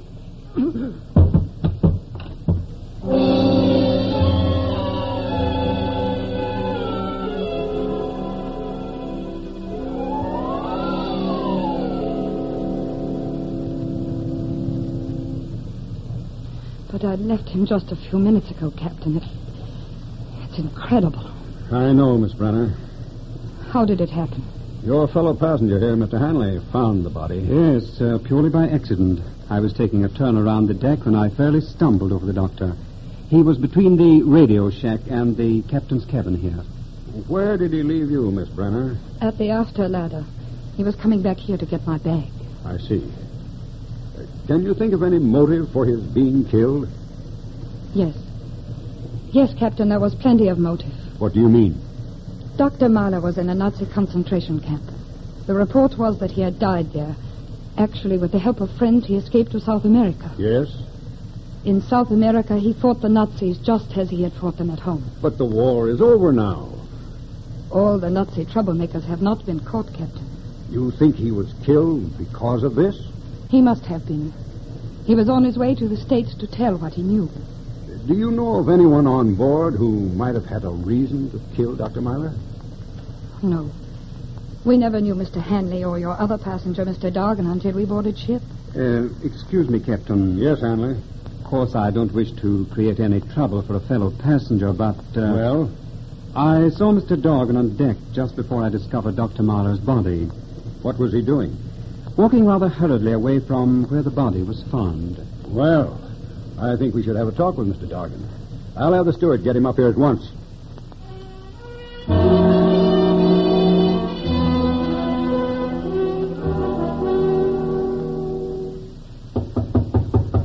Come in.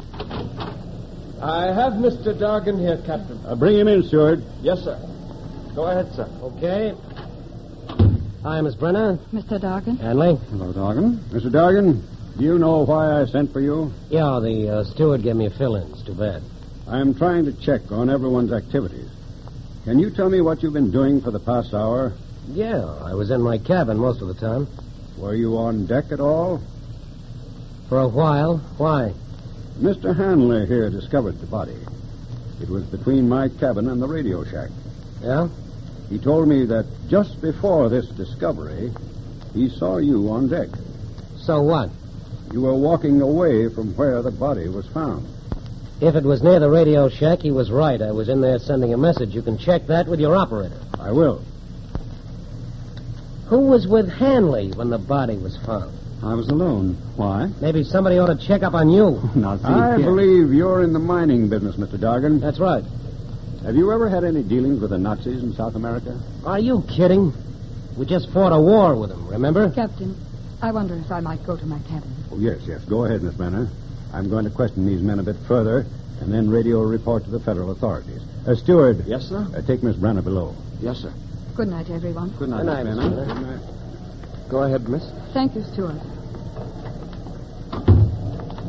This way, miss. Never mind the act, you fool. What do you mean? You bungled the job. What are you talking about? Why didn't you throw the body overboard? I never had the chance. Why? Somebody beat us to the job.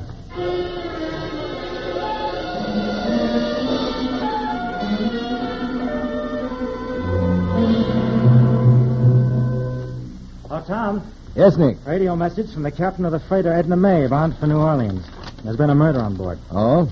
A Dr. Heinrich Myler escaped to South America 2 years ago from a German concentration camp. Oh. He was accompanied by his secretary, Karen Brenner. Oh, and seems both originally from Vienna. Radio the captain to send us a list of his passengers right away and all details he has on them. What about the crew? There's a possibility he took on a hand or two at Maracaibo we can't check on at this end. Get that information, too. Right. Meantime, we'll go to work on Myler and Brenner.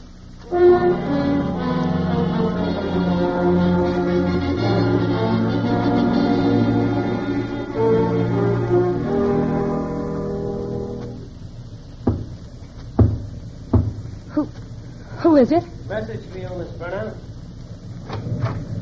Mr. Dark. That's right, baby. The first name is Sam. What's the meaning of this? I guess you might call it a business call. I don't know what you're talking about, but please leave. Look, baby, I just came here. Please, I don't feel well. I'm terribly upset. Over the doctor? Yes. Now get out of here. I told you this was a business call. The business is why the doc died. What do you mean? Well, it's kind of a long story, but if I were you, I'd listen, baby. Well? When the Nazis invaded France, they helped themselves to a lot of things that didn't belong to them. When they left France, some of those things weren't returned. Yes? One of these light-fingered Nazis was a guy named Karl von Ritter. His touch was painting. His paintings stolen from a gallery in Paris. Look, I am not interested Just listen. This von Ritter guy took these paintings to South America with the idea that eventually he'd bring them to the States and make a nice score. Only he didn't quite make it. You know why, don't you? You know that the doc was really Karl von Ritter. That's not true. true. Now look, baby, I did a lot of research on this. It's a lie, I tell you. Suppose we let the captain decide that. Come on, let's tell him the story. Wait a minute. Okay. What do you want? Now you're talking, sweetheart. Where are the paintings? I don't know. Now, wait a minute. I swear Look, I don't. You were working this thing with him, weren't you? Weren't you? I knew who he was, yes. And you know about the painting? I didn't know where he kept them. Somebody did. That's why the guy was killed. Then find out from whoever killed him. Oh, baby, that's why I came here. I had nothing to do with his death. Look, you and that guy Hanley are working on this thing together. Hanley? I pegged him the minute he came aboard ship. He's a larceny guy from way back. I never saw him before in my life. Stop, will you? I swear it. Okay, maybe you're leveling. But if you are, you got real trouble. How? Hanley must have killed the doctor. The chances are you're next on his list. Oh. You still got one chance. What? We become partners. How do I know you didn't kill the doctor? You don't. But I didn't. How do I know I can trust you? You don't. But you got to play ball with me. Now, where did he keep the paintings? In a secret compartment in his trunk. That's my girl. Let's nail him now.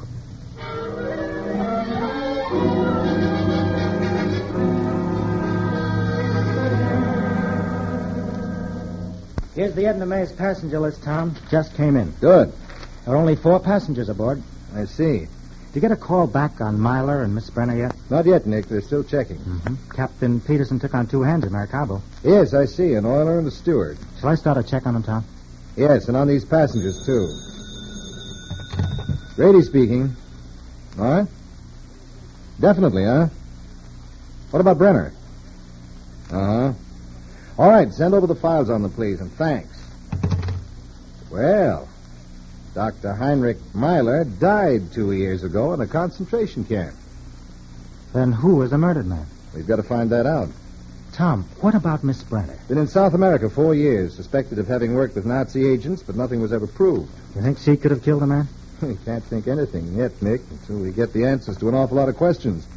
When does the ship due at New Orleans? Sometime tomorrow, if the storm she's in now doesn't delay her too much. Well, we got some fast work to do. We can make that 8 o'clock plane for New Orleans. Radio the captain. We'll board the ship when she drops anchor in midstream for inspection. All right. Meanwhile, we've got to find out who Dr. Myler really is.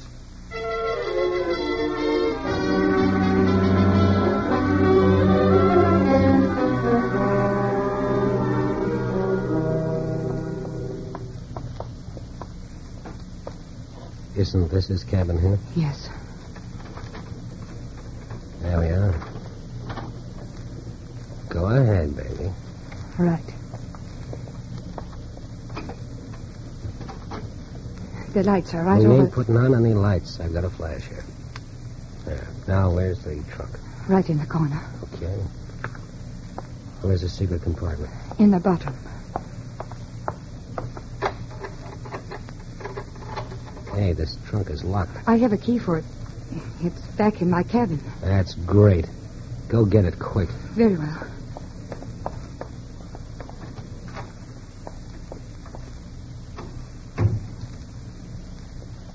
Who's that?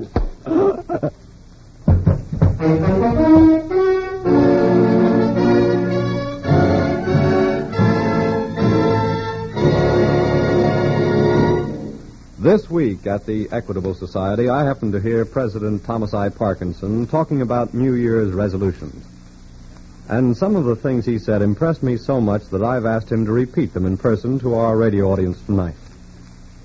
Ladies and gentlemen, I take pleasure in introducing Thomas I. Parkinson, President of the Equitable Life Assurance Society of the United States.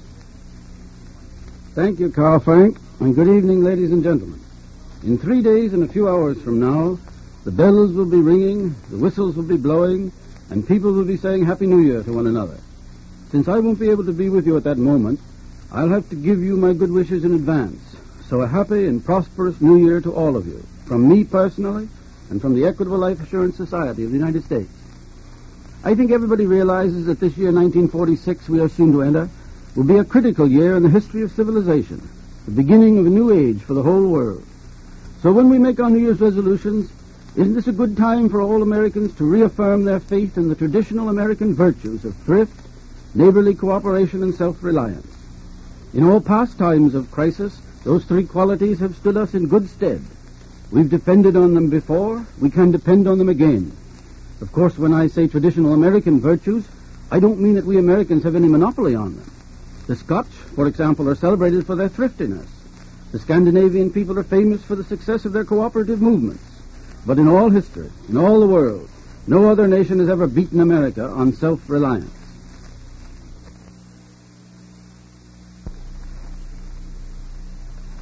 I believe that this is a matter of inheritance. After all, every citizen of this country, if he goes back far enough, is descended from emigrants. And that's something to be proud of. Any emigrant is a man or a woman who had the courage and initiative to leave his homeland and cross an ocean in search of greater opportunity and greater freedom. That's the pioneer spirit. And this same spirit of self-reliance is the backbone of our American system of free enterprise today.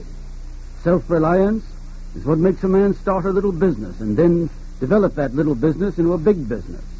Self-reliance is what makes a man buy a farm, build a home of his own, and plan things so that his children will get a first-class education.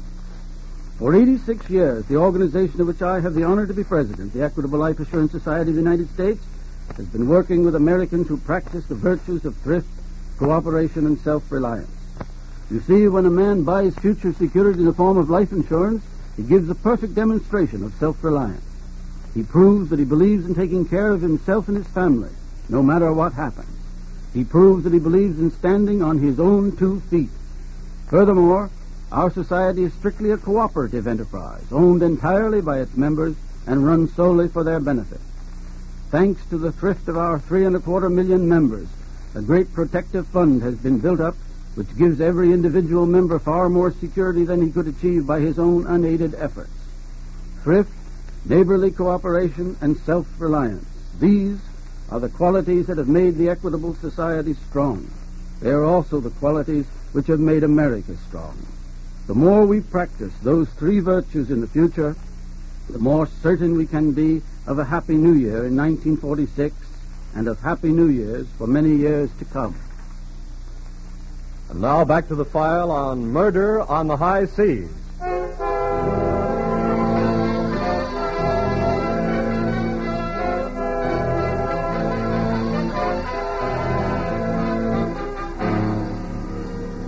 Many unusual methods have been employed by your FBI in the solution of crimes. Tonight's file is an example of this. A murder is committed on the high seas. FBI agents have neither seen the corpse nor interviewed the suspects. Nevertheless, they are already gathering facts, building evidence that will ultimately lead to the apprehension of the killer. The killer is still at large, however, and aboard the freighter Edna May in a cabin below deck, Sam Dargan, victim of an unknown assailant, lies unconscious on the floor. Dargan. Mr. Dargan. Mr. Dargan, what's wrong? What happened? In my head. What happened to you? Somebody slugged me. Who? I don't know. I was... Wait a minute. Yes? Did you really leave this room? But of course. Why?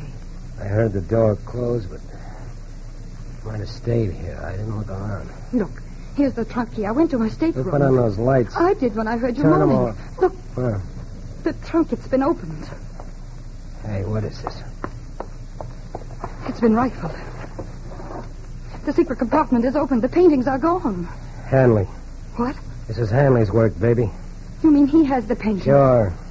But he ain't gonna have them for long.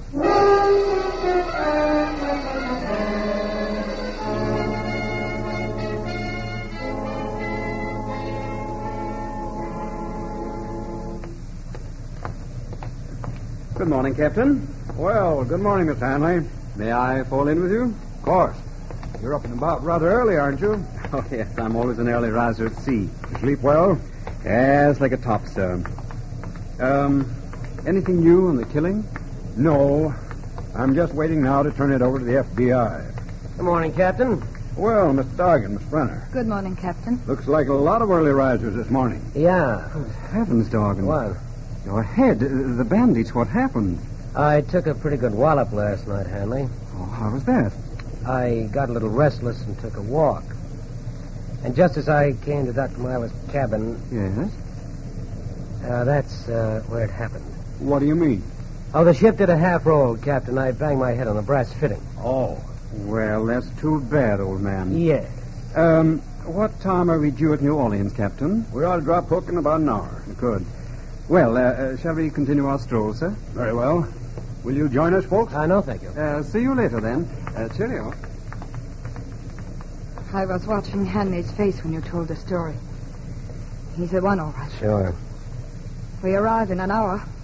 What are you going to do? You make sure that he stays on deck. I'm going down now and case out his cabin.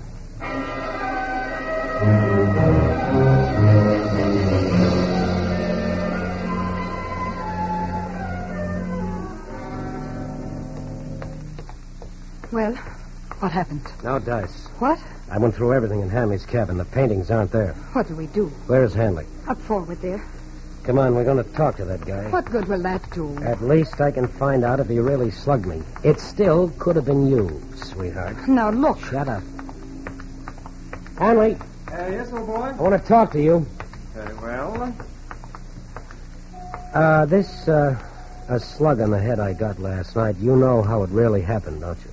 Yes, I heard your story. Quit stalling. I know all about you, Hanley. You work on the same side of the street that I do. I'm afraid I don't follow you. Larceny Boulevard, mister.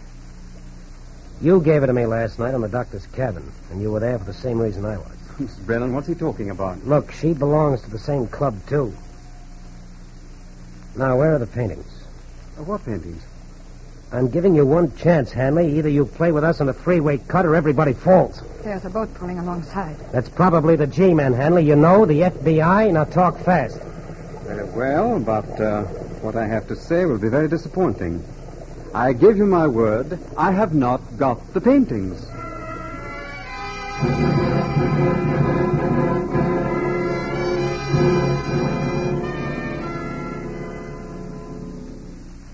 Captain, I think you should know some of the facts we've already assembled on this case. You mean you have something just from that list of names I sent you, Mr. Grady? Yes.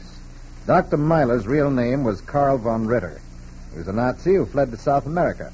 I understand he had in his possession some very valuable paintings. Stolen, I suppose. Yes. We can assume that he had them with him aboard ship here, that he hoped to dispose of them in the States. Yes? Oh, come in, Mr. Jackson. Thanks, Captain. How'd you make out, Nick? I searched Von Ritter's cabin. And? I found a trunk that had been forced open. Mm-hmm. There was a secret compartment in the bottom. It was empty. Yeah. Paintings were probably in that trunk. They must have been found. There's no trace of them anywhere else. That Brenner girl sounds like the logical suspect, gentlemen. Could have been either of your passengers, too, Captain. Hanley or Dargan? Yes, we're waiting for information on them now. It also could have been that steward you took on at Maracaibo. What? In fact, he's the first man we'd like to talk to, if you'd be good enough to send for him, Captain. Surely.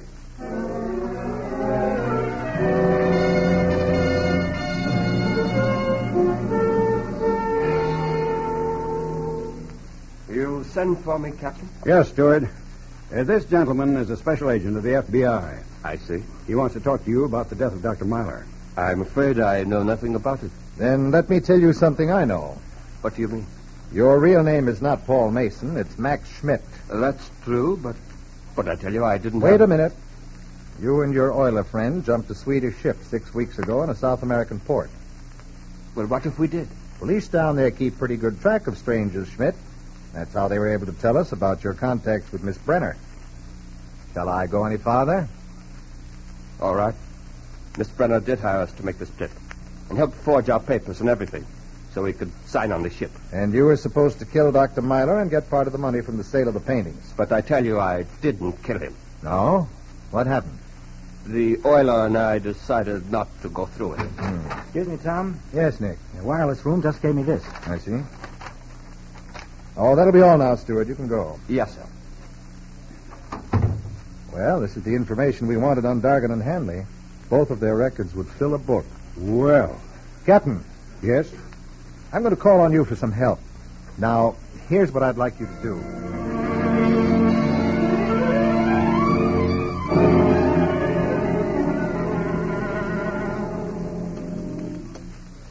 Well, Captain, it's very gracious of you to tender us a farewell dinner. This was by request, Mr. Hanley. Really? Whose request? The special agents of the FBI. What was their point? Well, for one thing, Mr. Dargan, they wanted to be sure they'd know where you all were. Steward, Yes, Smith? some more coffee, please. Surely. They also wanted to acquaint you with a few facts. Like what? Like who murdered Dr. Myler. They have learned who the killer is, Captain. They have plenty of suspects. For instance? All of you know that Dr. Myler was really Carl von Ritter. He was attempting to smuggle some valuable paintings into the States. And how could we know that, Captain? Well, for one thing, Mr. Hanley, you dropped your initial cigarette case in von Ritter's cabin last night while you were rifling it for the paintings. The cigarette case doesn't prove that. The lump on Mr. Dargan's head does. What?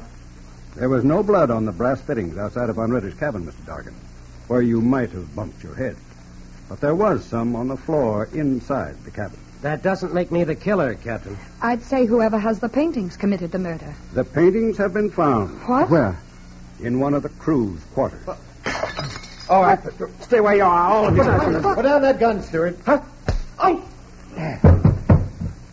Take care of him, will you, Nick? Right. He is the killer? Yes. He told us all about his deal with you, Miss Brenner. We figured if he'd do that, he'd also double-cross you. That's why we searched his quarters. Now, Captain, you may proceed if you wish to dock the Edna May.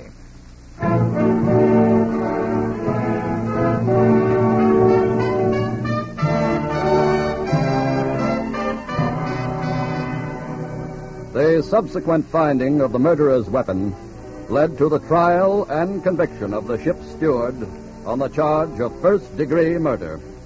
Hanley, Dargan, and Miss Brenner were sentenced to the federal penitentiary for their part in the conspiracy. Their apprehension is a reminder that wherever the American flag flies as a symbol of civil authority, your FBI is on the job day and night, enforcing the law of the land on all who conspire against it.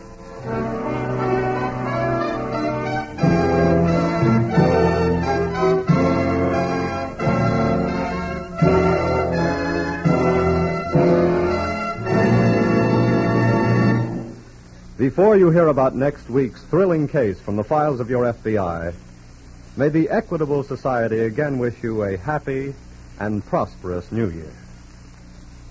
Just as you look to the FBI for national security, you look to the Equitable Society for the financial security of life insurance. In the same spirit in which it has lived through 86 years, the Equitable Life Assurance Society of the United States shall, throughout 1946 and the years to come, continue, like your FBI, to be dedicated to the security of you, your home, and your country.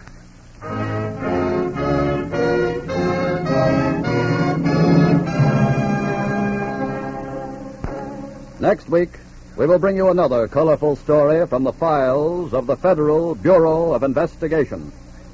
Crime in the Roaring Twenties.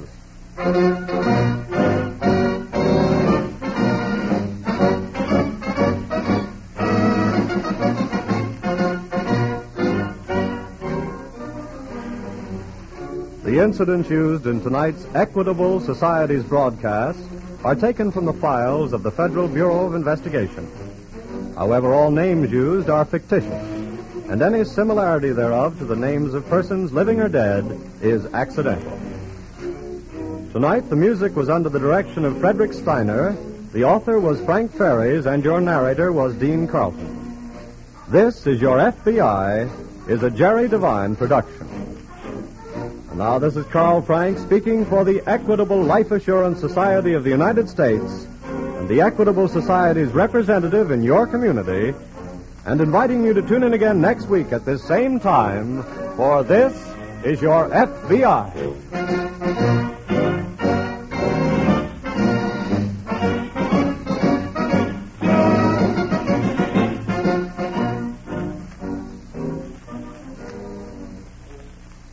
This is ABC, the American Broadcasting Company. The Equitable Society presents This is Your FBI.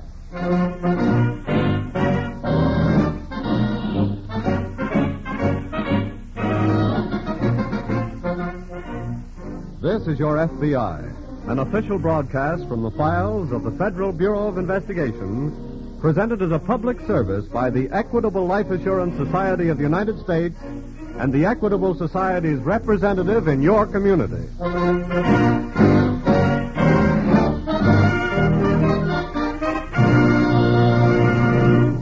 Before opening tonight's file, this first broadcast of 1946, this first week in January, is a good time to look forward into the future and back at the past.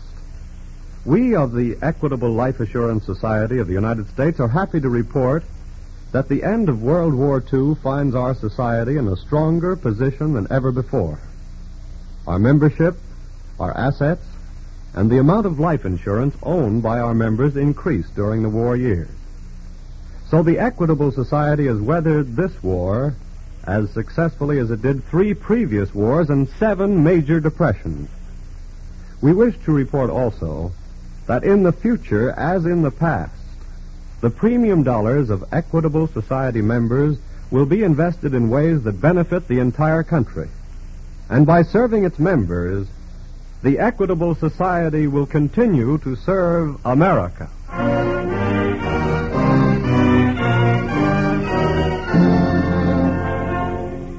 Tonight's file, Crime in the Roaring Twenties.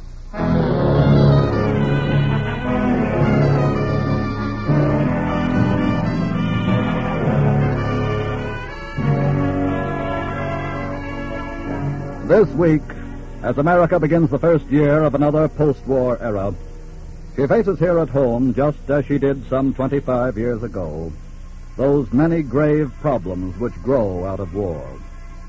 But of them all, none is a greater menace to the right of American citizens to life, liberty, and the pursuit of happiness than that problem which is splashing more and more black ink across the front pages of our newspapers every day: crime.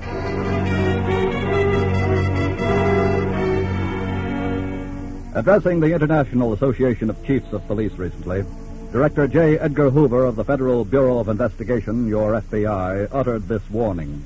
After every great war, there has been a recession of moral fortitude. This one will be no exception. I hope, as you do, that the racketeers, the overlords, the desperados, and the criminal scum who characterize the Roaring Twenties will not come back to the American scene. I fear, however, that this is wishful thinking. Once they get a start and find they can succeed, we shall face very serious trouble. It is the delinquent youngster of the war years who is now graduating into the ranks of seasoned criminals. They are now becoming the postgraduates of crime and are committing the more despicable offenses.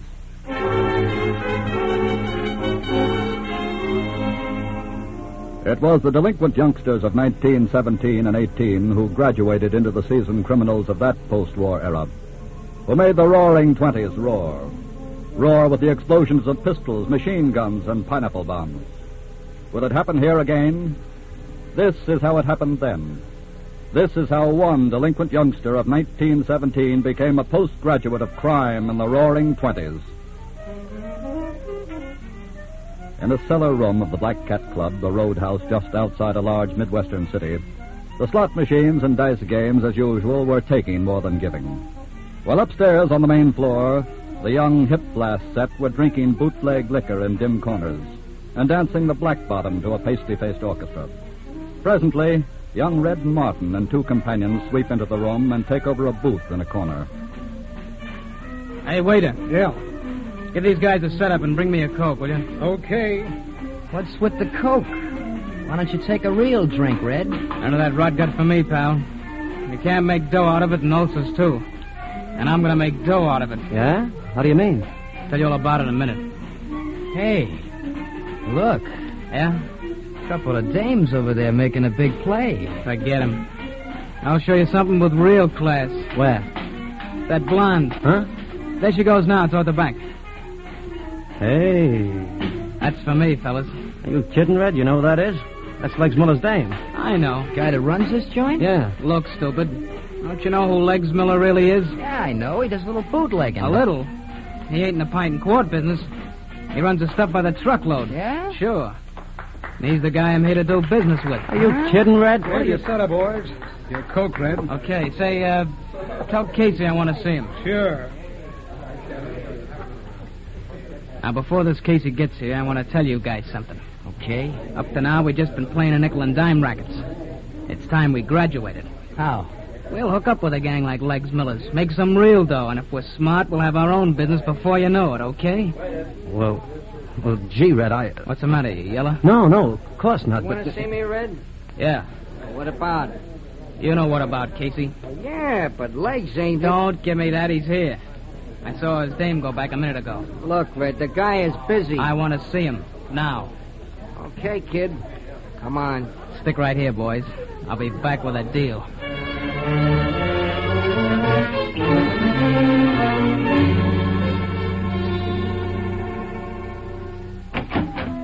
Legs. Yeah, Casey? You got a minute? What is it? I got a guy here. Wants to talk to you.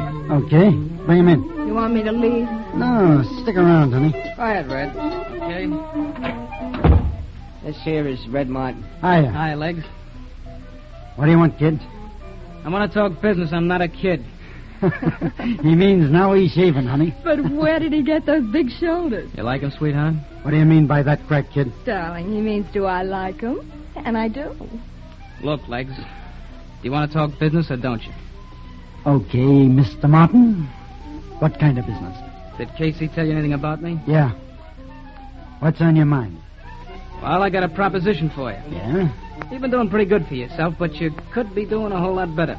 No kidding. Yeah. Now, here's my deal. This'll really put you on top. I got some guys, you got some guys. I bring my guys in and join up with you and work on a commission. Before you know it, everybody in the whiskey business is working for us. That's your proposition? Yeah. How's it sound to you? Casey. Huh? Bounce this bum. Wait a minute. I said bounce him. Keep away from me.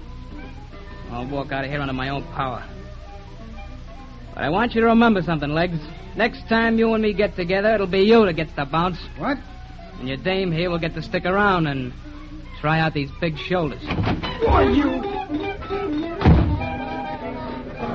What happened, Red? Did you make a deal? No.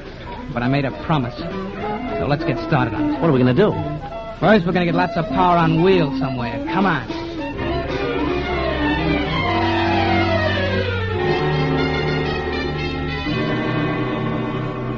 Crime, like history, repeats itself. This juvenile delinquent product of World War I has his counterpart today.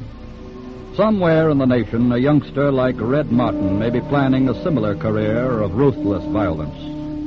Let him listen, then. Listen and learn. The first report on Red Martin is received from the local office of the FBI. Special Agent Brown speaking. Morning, Mr. Brown, police headquarters. I think this is one for you FBI fellas. All right. What is it? Morristown across the state line last night. Yes?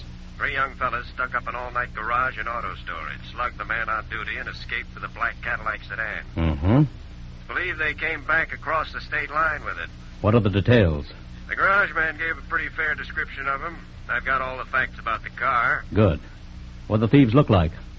One of them was about 5 feet 11, big shoulders, red hair, seemed to be the leader. The other two...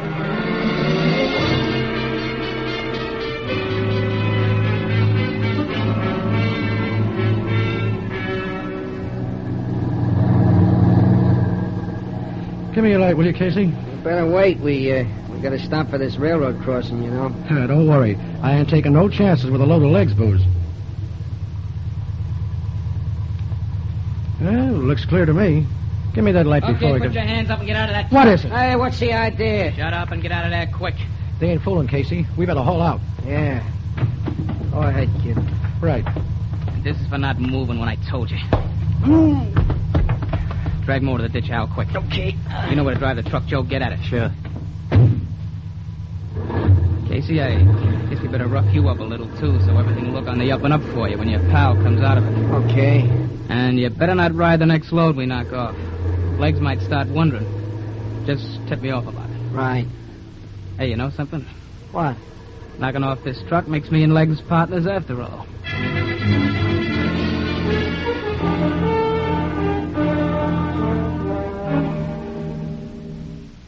the story, Bob? It's the Cadillac we're looking for, all right. And I've got some fingerprints. They abandoned it right at the scene of the hijacking? Yes.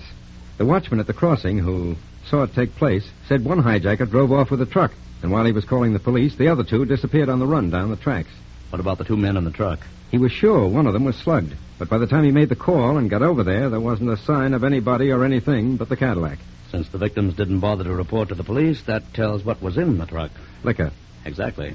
But why did the hijackers leave the Cadillac there? They don't have to worry about a hot car anymore. They can buy their own now. They obviously stole it to pull this job and get a stake. The start of a new gang, eh? Yes. So let's get busy and find out who they are and see how soon we can stop them.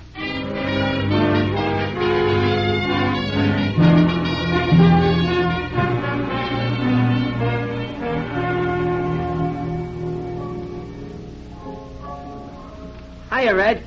Oh, hiya, Joe. I've been looking all over for you. What's the matter? Huh? Nothing. I just thought we might get a couple of dames and go dancing. I'm a scratch. Why? I already got a date. Oh, yeah? With who? Legs Miller's dame. Huh? Yeah, I sent word to her. I told her I'd be here. Oh, you did, huh? What makes you think she'll come? She'll come. You know, can mean plenty of trouble, Red. This kind of trouble I like. Yeah, but if Legs finds Wait a out... minute. Huh? She's coming in the door. Blow, will you? Okay, but take it easy, will you, Red? Hello, Shoulders. Hi, honey. Sit down.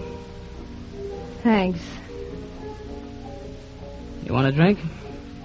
No. Okay. How's Legs? He's all right. Did you, tell him you were coming here? Now, what do you think? Well, he's got to know sooner or later.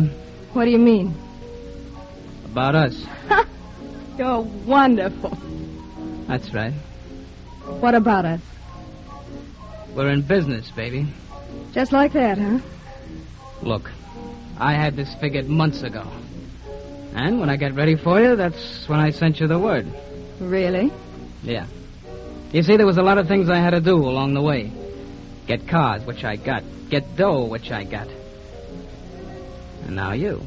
Which you ain't got. Don't be a sucker, baby. I'm your kind of guy. How do you figure that? You hear that music? Hear what the guy is playing? Yeah. That's my favorite song. That's why he's playing it. See the box there? Yes. It's loaded with them orchids.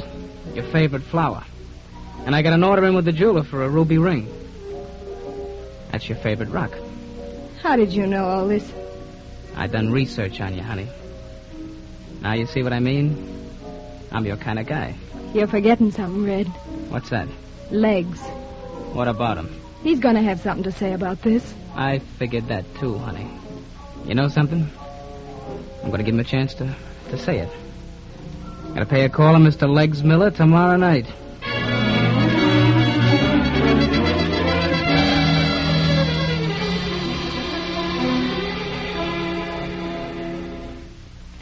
I found the dealer finally, Jim. Good. He sold them 2 second-hand Cadillacs. Here are the descriptions. Registered in what name? Jack Smith, obviously an alias. What did Jack Smith look like? The one with the red hair, according to the dealer. There's a report from Washington. Those fingerprints, Jim. Thanks. Did we get anything? On the redhead, yes. His name is George Red Martin. Served 6 months in a reformatory in 1917. Here's the full description and photos on the way. Good. I think I'd better get over to police headquarters and see if they have anything on the private life and public habits of said George Red Martin.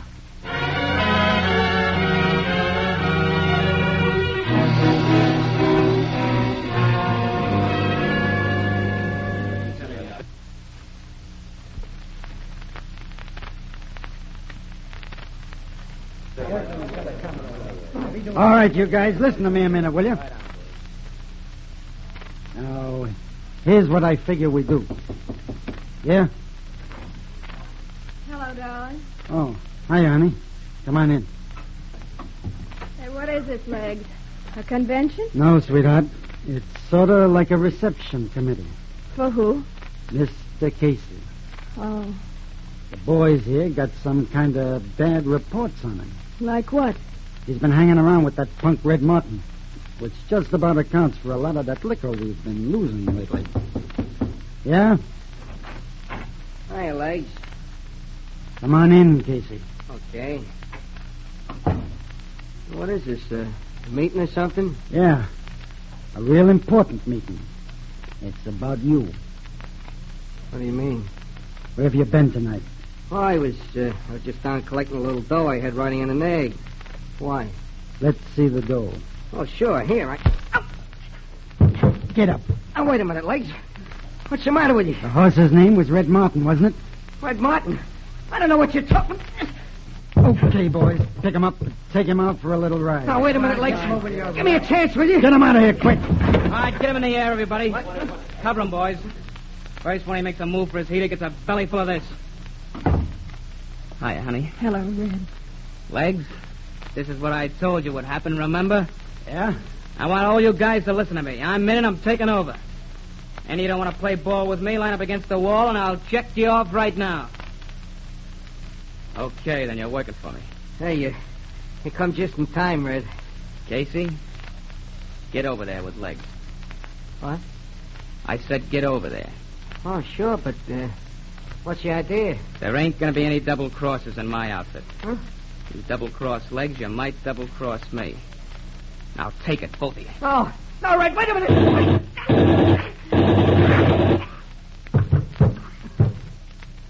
Honey, from now on, as long as you play it straight, these big shoulders are yours.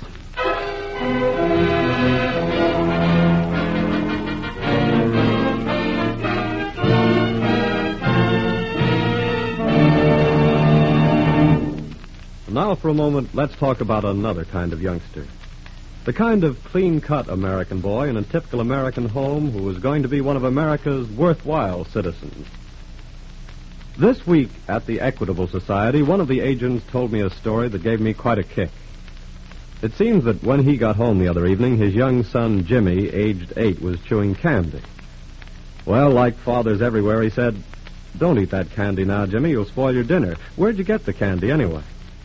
"Fred gave it to me," said Jimmy. "His father's in the candy business, and he brings home samples." "Say, Dad, why don't you ever bring home some life insurance samples?" Well, Jimmy's dad tried to explain. "Look, son," he said, "life insurance isn't like candy. Candy is something you can see and feel and touch and taste right now. But life insurance... Well, now let's suppose that Fred's dad should die. There wouldn't be any more candy unless Fred's dad had arranged for life insurance to keep Fred supplied with candy and food and clothes." Well, Jimmy thought a minute, and then he said, I get it. Life insurance is candy for when the samples run out." Candy for when the samples run out. That's something to think about. Life insurance is candy for future delivery, security for tomorrow. Well, thinking about that makes us of the Equitable Life Assurance Society of the United States feel pretty happy about the work we do. There's a real satisfaction in being in a business like this. You see, we always know that what we're doing today will benefit boys like Jimmy and millions of other young Americans far, far into the future. Yes, this week and every week for more than 86 years, the Equitable Society has been building security for you, your home, and your country. And now back to the file on crime in the Roaring Twenties.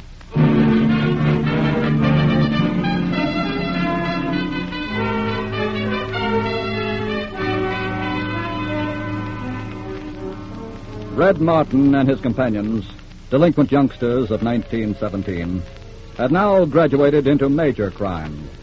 And together with thousands like themselves, whose potential counterparts after this war were to be far greater in number, had added the explosions of their guns to the roar of the Roaring Twenties.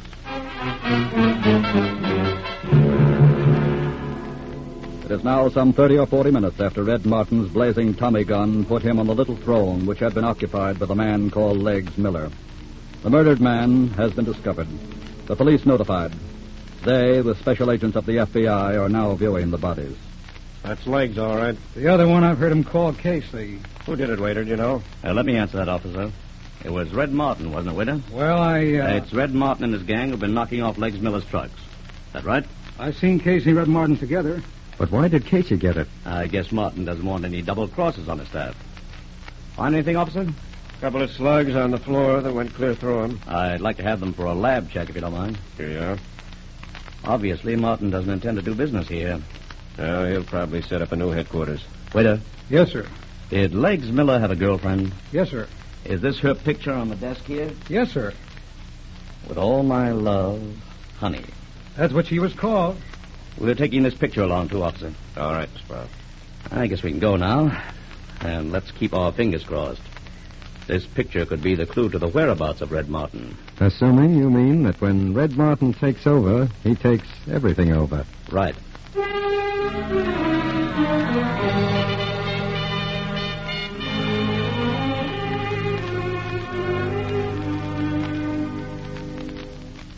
Red, Yeah? what time is it? Little after 10. Thanks. What's the matter, you tired? No, darling, bored. What's the matter? Well, these past few days haven't been what you might call exciting. Now, look, honey, I told you. I know. We have to stay here until the heat's off. Couldn't you have picked someplace else for a hideout? Did it have to be 2 dingy rooms above a garage? We ain't gonna be here forever. We already have been. Who is it? Me, Al. Come on in. Hi, Blondie. Hello, Junior. Want to see me, Red? Yeah. Tell the boys that tomorrow we start expanding. They do? How? We're gonna start taking over Mr. Cicero's customers. That's a big order. I'm a big guy. Tomorrow the boys start calling on Cicero's customers to tell them from now on they're buying from us, okay? It'll be okay until Cicero decides to pay us a visit. That's what I want. It'll be a quick way to take over. We'll be here waiting for him. Pass the word on, Al. All right. See you later. After Mr. Cicero, do we hide out again? Come here, baby. Well? Look, just play along with us for a few more days, will you? Oh, I wish you didn't have those big shoulders.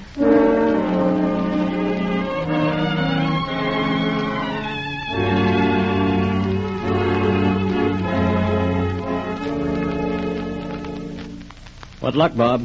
Enough, I think. What do you mean? I checked the photographer this morning who made this picture of Honey. Well? He said all he knew, she was a nightclub singer. Mm-hmm. So I checked with the booking officers, and I finally got this address. Whose? Her mother's, on the north side.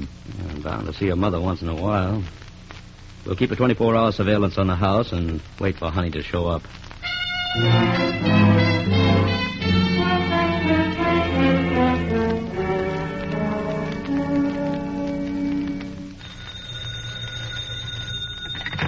Brown speaking. Jim, the girl just came home to see her mother. Yes?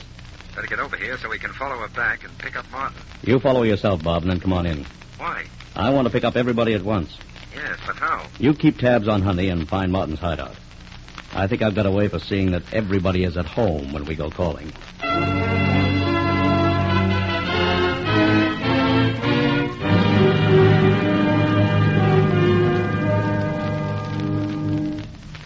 Joe? Yeah? Stand over there by the window. Right. Al, find yourself by the door. Okay. And don't take any chances. Have your rods on that door when she opens. And, honey, Yes, darling. for the 10th time, go on back home to your mother. Nothing doing. I'm staying here. Look, baby, that was Cicero that called and said he was coming over, not a magazine salesman. Cicero. I'm not afraid of Cicero. So I suppose you like his shoulders, too. Darling. Okay, then get out of line of that door anyway. Hey, Red. Yeah. Right here. How many? 3 cars full. Get set for anything. They'll be upstairs any minute. They won't all come up here. Never mind what stays downstairs. Just take care of what comes in that door. That's all we have to... Listen, Red. Only one guy coming up. Yeah. Must be Cicero himself. Gonna try talking first, I guess.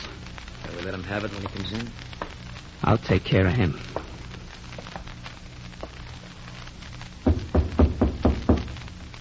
Come in. Good evening. That's not Cicero. Hey, Who are you, pal? I'm Special Agent Brown of the FBI. You better get out of here. There might be a lot of shooting in a minute. There'll be an awful lot if any of you starts it, Martin. Those are FBI agents down there, and they're ready to blast you to kingdom come. But Cicero I'm afraid I'm guilty of impersonating Cicero, Mr. Martin. What? We just wanted to show you how easily you boys can be taken over, that's all. Now, drop your guns and file quietly downstairs.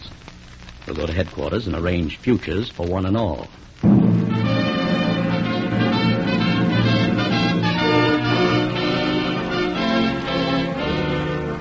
Young Red Martin's short and unprofitable career of crime ended with his death in the electric chair. The members of his mob were sentenced to long terms in prison. That was a page out of the Roaring Twenties, part of the criminal aftermath in America of World War I. Already the criminal aftermath of World War II is splashing black ink across the front pages of our newspapers. It happened before. It can happen here again. The FBI and your local law enforcement officers will fight it day and night.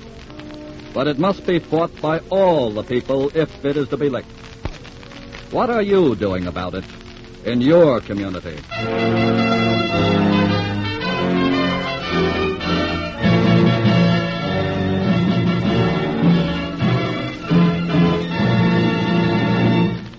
Before we tell you about next week's case from the files of the FBI, a word about a man worth knowing. To the FBI, America looks for national security. And to the Equitable Society, 3.25 million Americans look for the financial security of life insurance. These 3.25 million people are the sole owners of the Equitable Society. Because, you see, the moment they purchased life insurance through an Equitable Society agent, they became part owners of this great mutual organization. Yes, like your FBI, the Equitable Society representative in your community is constantly working for the security of you, your home, and your country.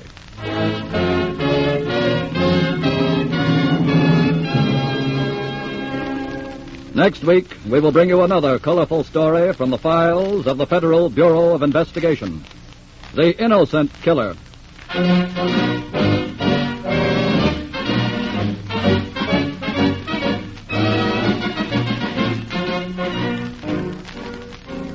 The incidents used in tonight's Equitable Society's broadcast are taken from the files of the Federal Bureau of Investigation. The role of J. Edgar Hoover was impersonated, but all other names of persons living or dead is accidental. Tonight, the music was under the direction of Frederick Steiner, the author was Frank Ferries, and your narrator was Dean Carlton. This is Your FBI is a Jerry Devine production. And now this is Carl Frank speaking for the Equitable Life Assurance Society of the United States and the Equitable Society's representative in your community, and inviting you to tune in again next week at this same time for This is Your FBI.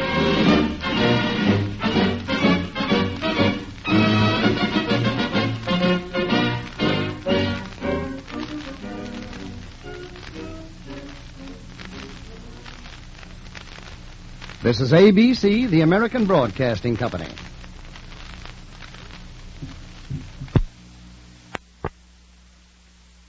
The Equitable Society presents This is Your FBI.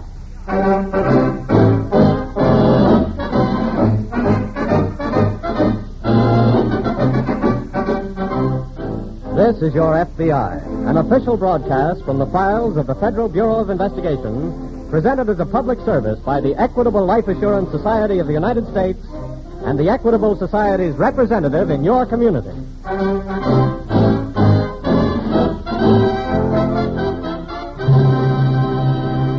Before opening tonight's file, will you imagine for a moment that you're looking in the dictionary? There's one word in it of special importance for millions of you who have tuned in this program. If you look in the dictionary, you'll find that the word society comes from an ancient Latin word, societas, which means literally a group of allies. So don't you agree that the Equitable Life Assurance Society of the United States is well named a society? It is a group of allies. Every member of the Equitable Society has 3.25 million trustworthy allies. They are his fellow members, the men and women who have joined forces with him to provide the security of life insurance for themselves and their families. So now you know that the word society in the name Equitable Society has a very deep significance. It means that this great mutual organization is owned entirely by its members, the Equitable Life Assurance Society of the United States.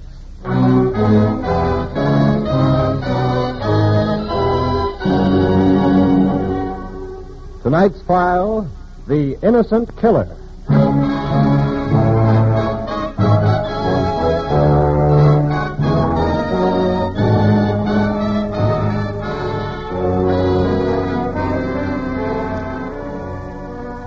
Too often, grave injustices have been committed against innocent persons through circumstantial evidence and coincidence.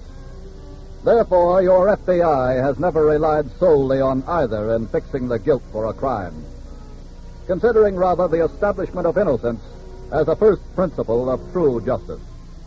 Your FBI, as tonight's case from its Alaskan files demonstrates, takes nothing for granted, suspects all evidence until proven valid, and never jumps at conclusions.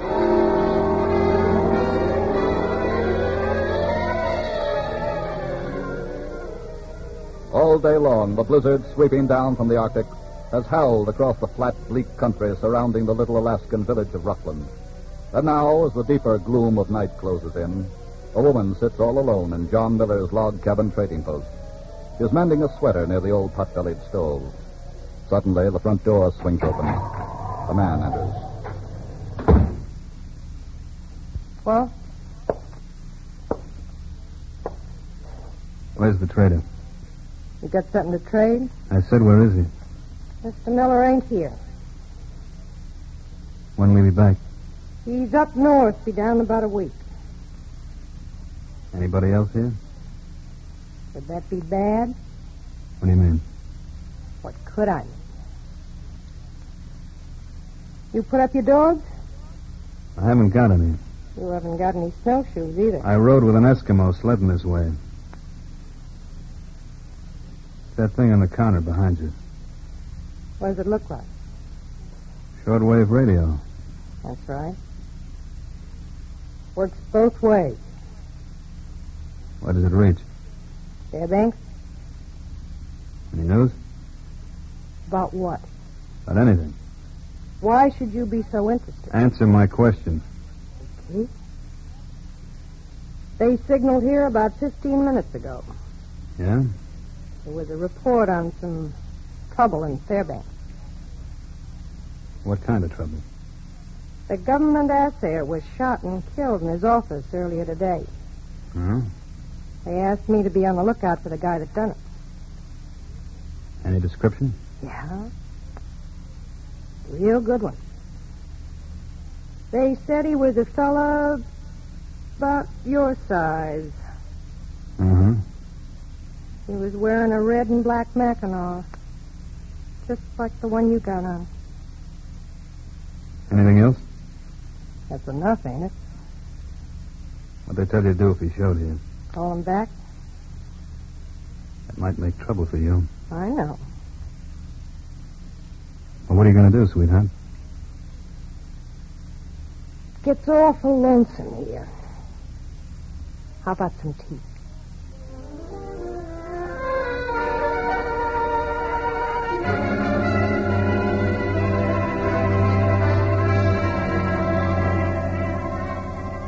Immediately after the body of the government assayer was found on the floor of his office, United States Marshal Henderson had contacted the FBI office in Juneau. Special Agent Rankin caught the next plane for Fairbanks, where he is now going over the scene of the crime. The assayer must have put up a fight. Looks like signs of a struggle, Marshal. Sure does, Mr. Rankin. Do you have any opinions? Could have been somebody had a grudge. Somebody who thought the government was trying to cheat him on weight or quality? Yeah. How about robbery? Could have been. Only nothing seems to be missing. Safe wasn't even touched. How did you fix the time of the killing? I was here myself at 11. Then just a little before 12:30, Charlie the barber stopped in to say hello and found the body instead. Charlie was the one who reported it. Where does the man with the red and black Mackinaw fit in? Charlie again. His shop's just across the street there. He saw the man come in here around 12 or so. Did he recognize him? No, he was too far away. According to the books, Uncle Andy was the only one in today. Brought a little panning in. Who's he? Old booze fighter. Does a little panning and trapping down around Rutland. A few miles south of here. Did he ever make any trouble? Oh, he's rowed with the assayer some. Even threatened to blow his head off a time or two, but just liquor talk. Or maybe. And maybe not. There's been a man killed, and we're not overlooking any angle, Marshal. Let's run them all down.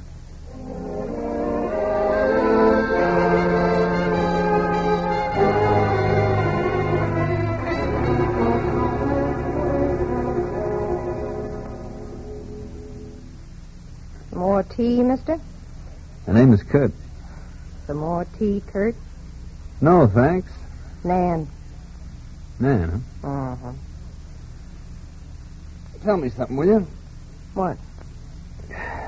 What's with you in a setup like this? What do you mean? How'd you wind up here? I married the guy. You like it? What do you think? And why do you hang around? Because I've had no way of getting out. Oh. Now, suppose you tell me something. Okay. You are the guy the marshal's looking for. That's right. How'd it happen? The killing? Mm-hmm. Well, I was kind of in the same spot you are, baby. So I made a stab at some getaway dough. Which the assayer didn't want to give you. Mm-hmm. Did you get the money? No. After the killing, I had to get out of there fast. Oh. Why do you want to know all this? If you'd gotten the money, it would have made it easier. Made what easier? You're getting me out of here? Huh? That's what you're going to do, you know. Are you kidding? You're getting me out of here and back to the States. Oh, look, baby, I got enough worries taking care of myself. Ain't you forgetting the marshal? I told him I'd keep a lookout for a man with... Listen, you ain't blowing no whistle on me. Then get me out. How? That's your problem. Get in the back room, quick. Okay, but if he's wearing a badge, get rid of him or don't stand between us. Okay. Just a minute. Howdy, Miss Nan. Oh, hello, Uncle Andy. Gotta have a snort of antifreeze. I'm fresh out. Wouldn't say you've been doing so bad. No, but the whiskey run out on me between Fairbanks and here. You were in Fairbanks today? Yeah. And I had another row with that thick-headed assayer. Someday I'm going to blow his head plumb off his shoulders. Uncle Andy. I mean it, Miss Nan. Doggone it. Haven't you heard? What? He was shot and killed today. It's about time. Huh? What'd you say? I said the assayer was shot and killed today. You mean that? When did it happen? I got it over the radio. The marshal said about noon. About noon? What? I was in round with him about that time. Well, it must have happened right after. How come you didn't hear about it? Well, I hit the trail right after. I was in his office. I wanted to take a look at some traps up the way before coming on here. Well, what do you know? Here. Have a drink. That'll kick your pump over a little faster. Yeah. Thank you, Miss Nan. Thank you. Who done it? They don't seem to know. Well, guess that'll get me over to my cabin. Take the bottle with you. Well, thank you, Miss Nan. Thank you. Just a minute, pal. No need of you rushing off, mister. Who's this, Miss Nan? Oh, he's a friend of mine. Kurt, this is Uncle Andy. Hiya. Hi, son. What'd you want with me? Just your company. Well, now. Well, that's real nice of you. Pull up a chair. Don't mind if I do. Man, you got another bottle of that stuff? I'd like to buy Uncle a little drink. Well, now, Nan, this is a man after my own heart. I'll get some cups, honey. Let's be stylish. What is all this? You told me I had a problem to solve, sweetheart. Maybe now I got the solution.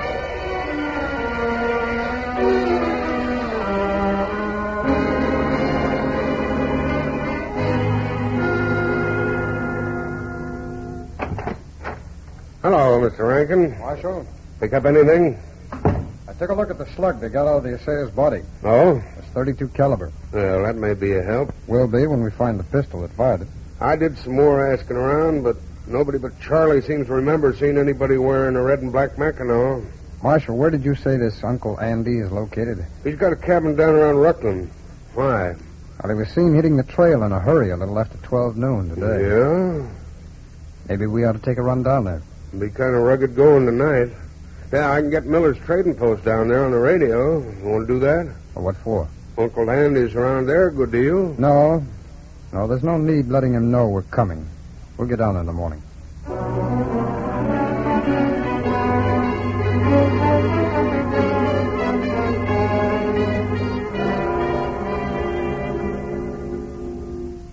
Say, you know, I'm beginning to like this young fellow an awful lot, Miss Nan. You're okay yourself, huh? Give us another bottle, man. Yes, another bottle, honey. And you know something? You ought to make him stay around this country. You and him might hit it off, you know? Maybe I'm not his type. Sure, you're his type. Sure, she's any man's type, huh? Ain't she, son? That's what they tell me. Rat. What do you say, son, eh? Like to settle down here and kind of be a neighbor? Huh? No, I don't think so. Can't make any money here. What?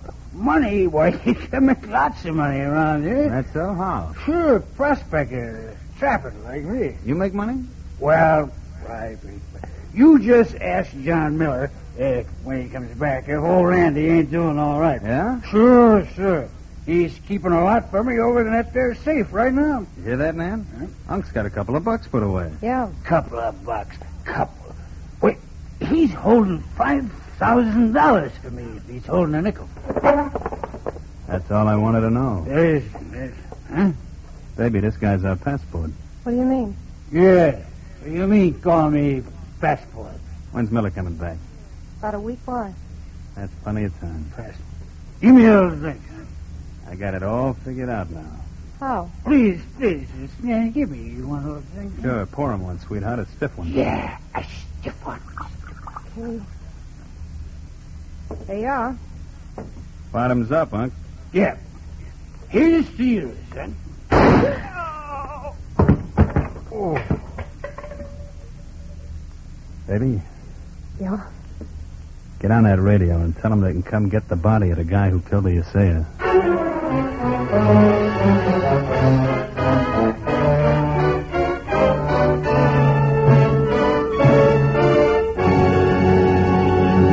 The frozen north, crime, the FBI, these are the ingredients of a thrilling story.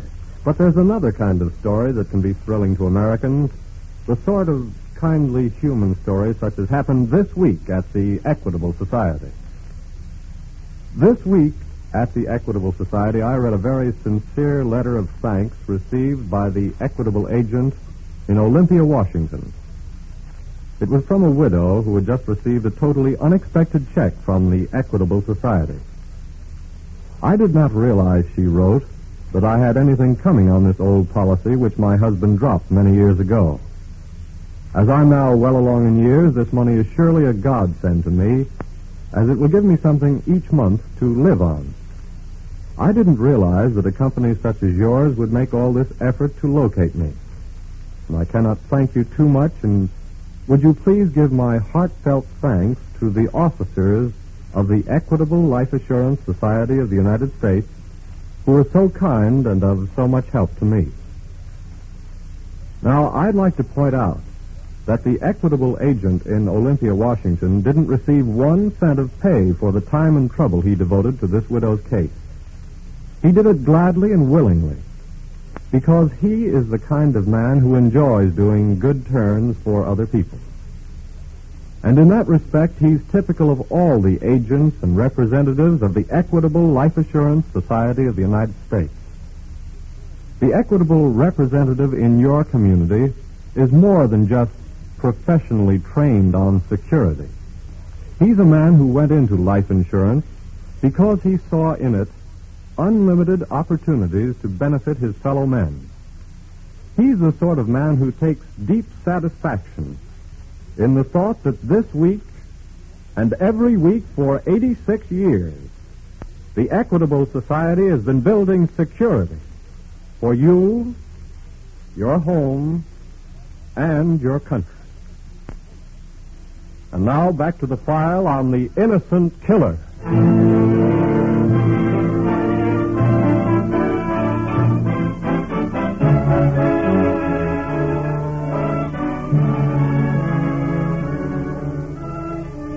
The crime files of this country contain hundreds of cases in which criminals have temporarily escaped justice by manipulating circumstance and coincidence to pin the guilt on an innocent person.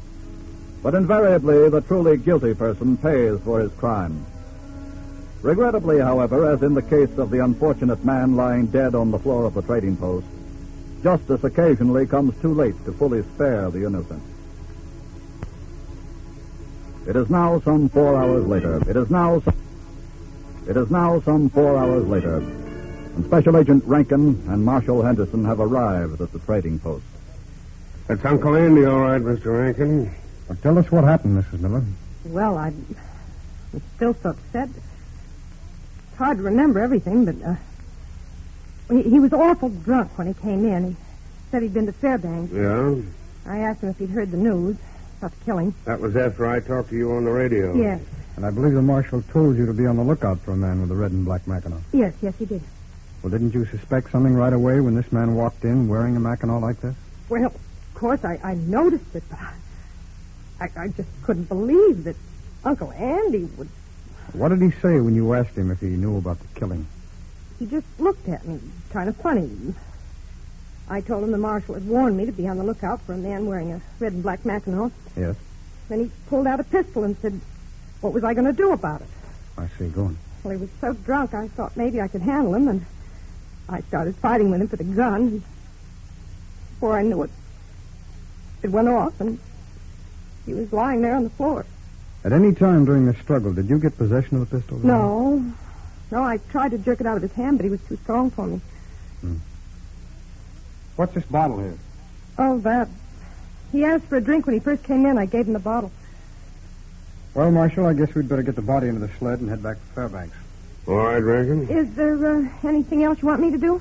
Well, we'll let you know, Mrs. Miller, if there is. Marshal, will you give me a hand, please? Sure. All right. I'll open the door for you. Good night, Miss Nan. Good night. Good luck on the trail back.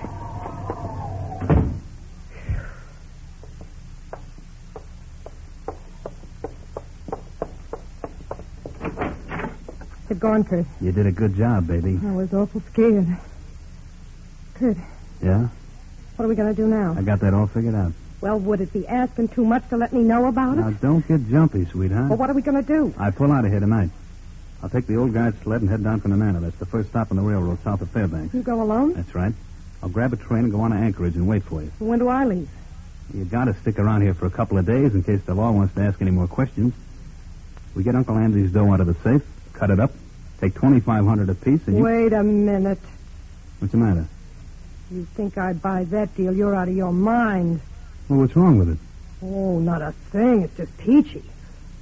You killed 2 men, get a gift of $2,500, use the dough for a getaway, and leave me holding the bag. Now, look, well, it just sweetheart. ain't going to work out that way. You're leaving here tonight, all right, but I'm going with you. It'll make it look bad for you. I'll take that chance. I'm going with But, you. baby, and furthermore, I take charge of the dough.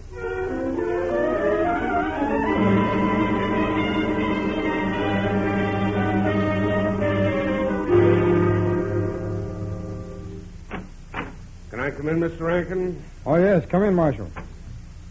How are you making out? Well, the doctor just left here. He performed the autopsy. Did he find the bullet? Yes. What's the story on it? Well, there hasn't been time for a ballistic check, but I'd say it matches with the one taken from the assayer's body. That figured. I think it figured a little too well. What do you mean? I'm beginning to wonder if that woman at the trading post gave us the true story of what happened out there. Why? Well, Marshal, several factors have come up. First of all, remember you're telling me you never saw Uncle Andy ever carry a pistol? Yes. Well, I confirmed that around town. He's never been seen with anything but a hunting knife and a deer rifle. What else? I checked the prints on that liquor bottle I picked up at the trading post. There were 3 different sets. One was the old man's. One, I assume, was the girl's. What about the third? Well, right now, all I can do is ask the same question.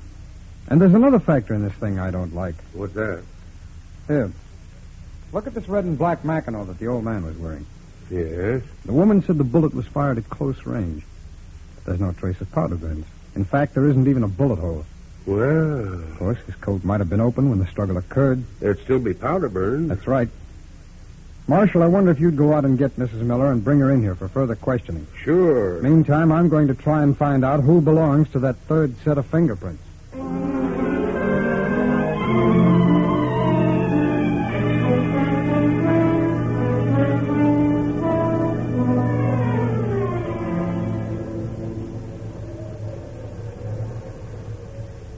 Get the tickets?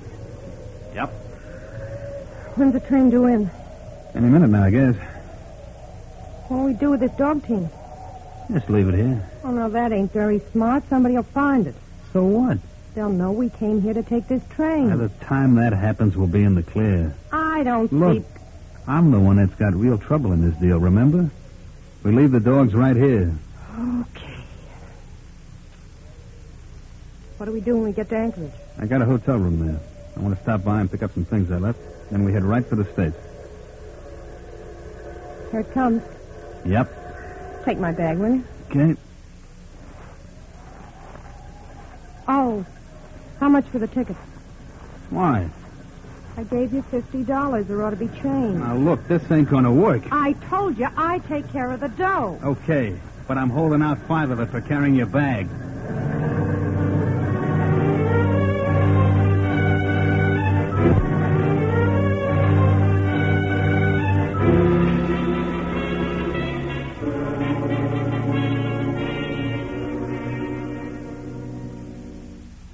Mr. Rankin. Oh, how did you make out, Marshal? Not so good. What happened? I went out to the trading post. The woman wasn't there. From the looks of things, she's gone for good. What do you mean? Well, I looked around the place. All her clothes were missing. The safe was open and empty. I see. Well, that more or less ties in with the information I picked up around town. What's that? I talked with some friends of Uncle Andy's. They saw him the morning of the killing. He wasn't wearing this red and black Mackinac. No? No, and I also learned that Uncle Andy let John Miller at the trading post keep money for him in that safe out there. Oh, then she skipped out with Andy's dough. Looks that way. You think she killed him, too? No. No, I have another theory on that killing. What? I believe that the murderer was the real owner of this red and black coat. Oh, then that would be the owner of the third set of fingerprints. That's right. But who is he? His name is Kurt Williams. Well, how'd you find that out? I'll explain that later. You think he's run off with Mrs. Miller? Yes. Well, we better get an alarm out on him right away. Yes, send out an alarm. But I have an idea we may be able to pick them up ourselves. How? Well, let's get the airport on the phone. We're taking a little trip. Is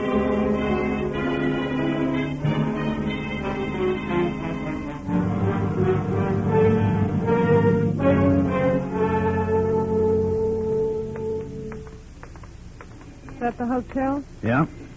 Crummy looking joint. Honey, you weren't exactly living at the Ritz. How long do we stay here? I told you, just till I pack up and check out. And, dig into that bankroll, sugar. This hotel tab is on you. Okay. Open the door, will you? Right. Go ahead. Thanks. While I'm upstairs packing, you find out about flights to Seattle. That'll be a pleasure. I gotta get my key. Let me have the key to room 27, please. Yes, sir. Hello, Mrs. Miller. What? Remember me? Yes. FBI. The marshal and I had an idea we might find you here. Who's your friend, Mrs. Miller? You mean him? Yeah. I believe his name is Kurt Williams. He tip you off. Take it easy. How'd you know we'd be here? The red and black Mackinac that you used to make Uncle Andy appear guilty established your own guilt. You see, I found a hotel envelope that had slipped down in the lining of that coat. This hotel? That's right. So I called here, gave them your description, Williams. They said you still had a room. You Now I think we ought to have a little talk about a double murder.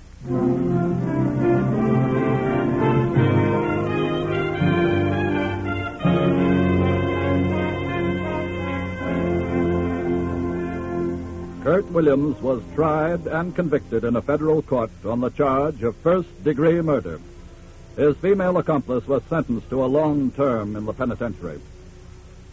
Yes, occasionally, justice comes too late to fully spare an innocent person of a malicious conspiracy to fix a crime on him through criminal manipulation of circumstance and coincidence. But the truly guilty will not escape justice. As for your FBI, we repeat, it never takes anything for granted, suspects all evidence until proven valid, and never jumps at conclusions.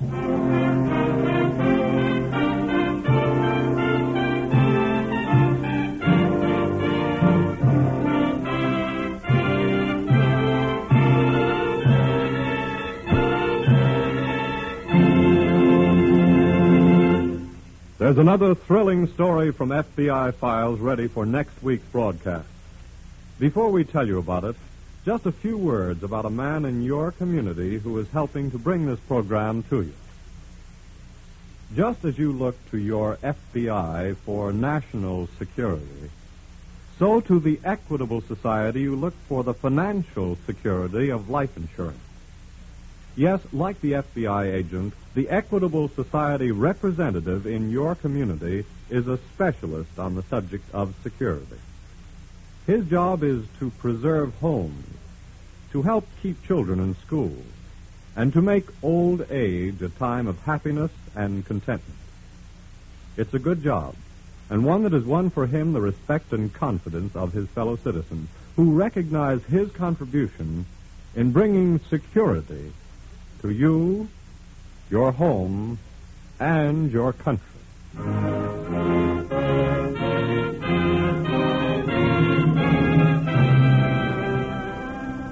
Next week, we will bring you another colorful story from the files of the Federal Bureau of Investigation, the Cold-Blooded Kidnapper.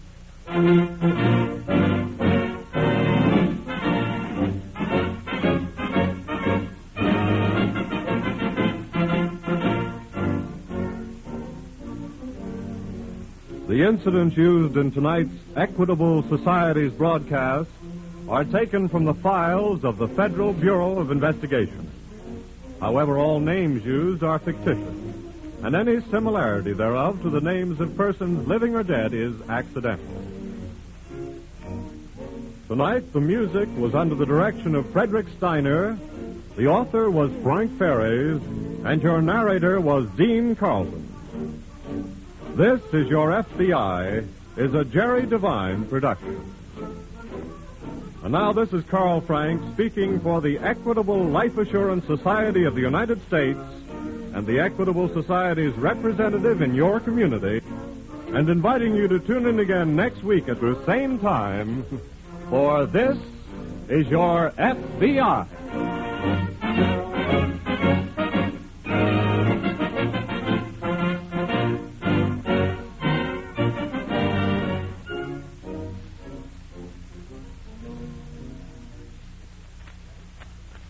This is ABC, the American Broadcasting Company. The Equitable Life Assurance Society presents This is Your FBI.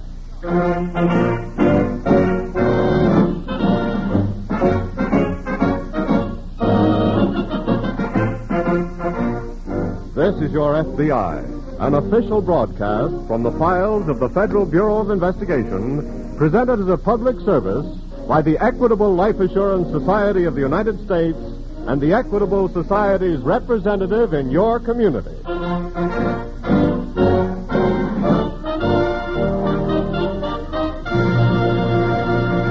Tonight's important and exciting case will open in just a moment. First, a brief word on what's ahead for our returning soldiers, sailors, and Marines. 80 years ago, in the year 1866, America's number one problem was the same as we face today: jobs for ex-servicemen. And in 1946, as it did in 1866, at the close of the Civil War, the Equitable Life Assurance Society of the United States is helping American business and American agriculture to create jobs and more jobs for the men who serve this country well.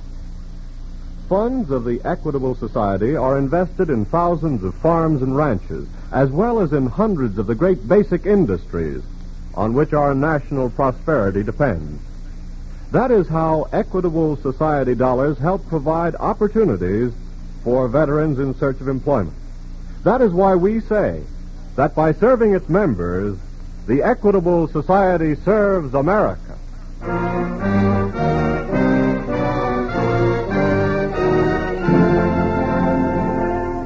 Tonight's file, The Cold-Blooded Kidnapper.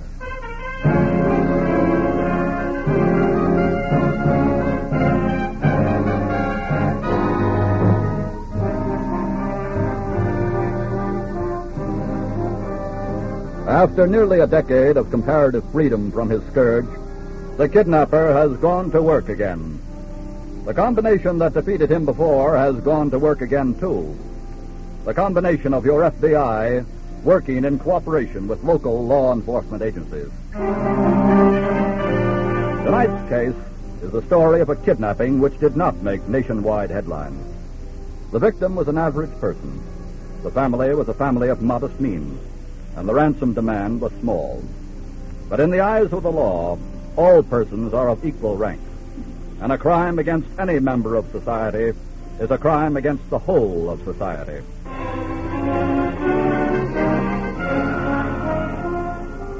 Back in the hills on the outskirts of a New England town, there's a squalid shack belonging to one Jed Monroe and his wife Clara.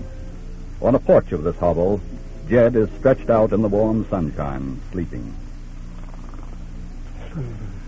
Jed? You, Jed!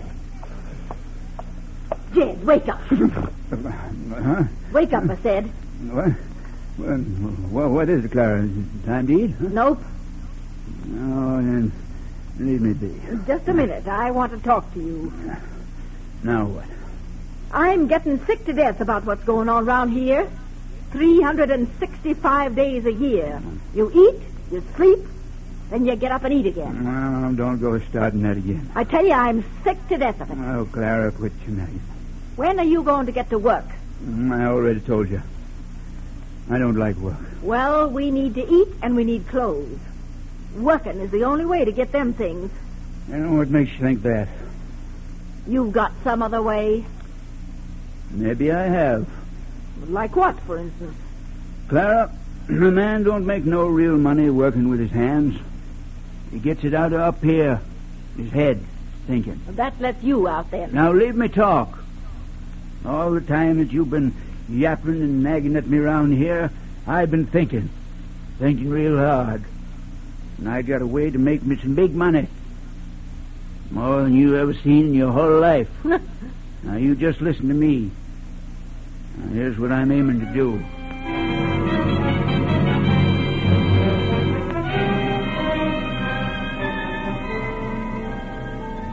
Later that afternoon, a young high school girl is walking down the street in a nearby town.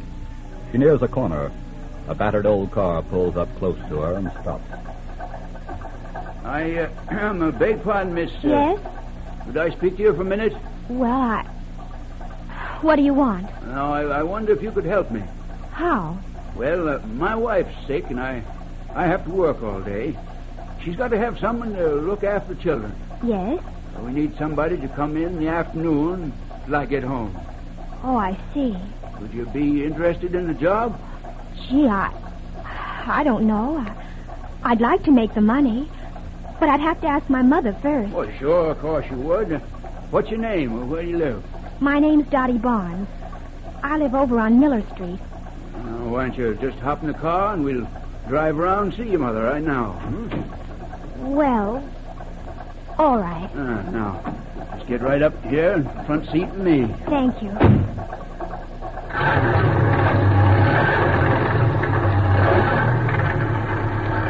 Even if your mother won't let you work, this'll save you walking home. Huh? Sure.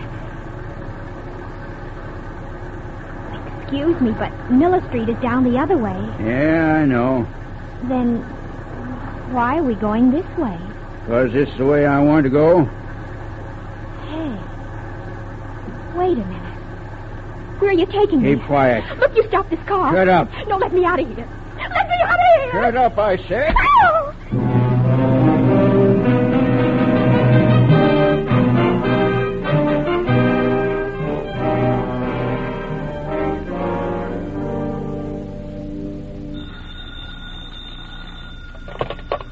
Special Agent Briggs speaking. It's police headquarters, Mr. Briggs. This may be a kidnapper. Oh? Dorothy Barnes, 16 years old, daughter of J.A. and Mrs. Barnes, 1625 Miller Street. Yes? She left Central High School at 3:15 this afternoon. About 3 blocks from the school, 2 of her classmates saw her talking to a man seated in a parked car. Yes? She was seen getting into this car and driving away. Hadn't been heard from since. You got anything on the car? Only that it was a sedan, no license number. How about the man? No description of him at all. Sounds like an abduction, all right. The girl's father is a rug salesman at Gilby's. Not much money. Well, some kidnappers aren't as ambitious as others. What do you want us to do? Well, if this is a kidnapping, officer, we must be careful to do nothing that would endanger the life of the victim. Our first consideration is the victim's safe return. Yes, sir. Alert your force. Furnish them with the girl's description. We'll be in touch with you later. Right. Wade. Yeah, George? I just got a report from police headquarters of possible kidnapping. What's the story? A girl named Barnes, 1625 Miller Street. She's been missing since 3:15 this afternoon. I see. I think we should set up an observation post and arrange to be near the family at all times. Now, let's get to work at once.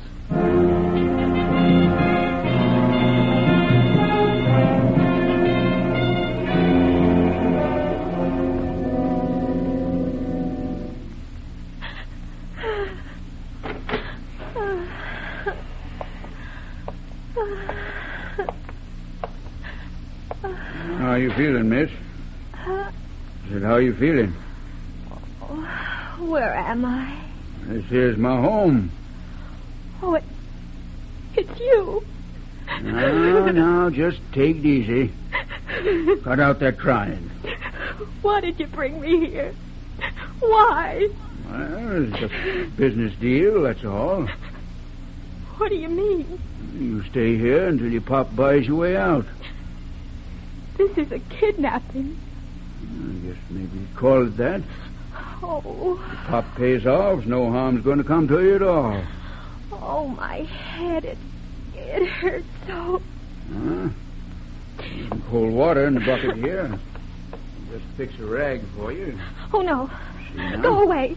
Just leave me alone. Now, don't be afraid of me. No, please go away. Please. Huh? You get away from her. Clara, you get out of here. I said let her alone. What are you doing with that gun?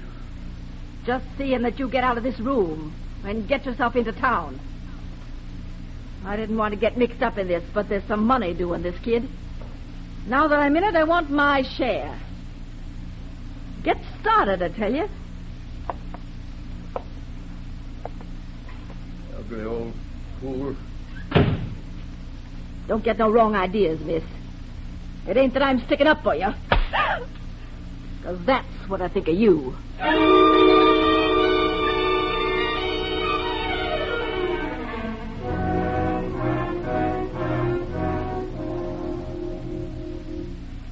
Can I get you some coffee, gentlemen? No, thank you, Mr. Barnes.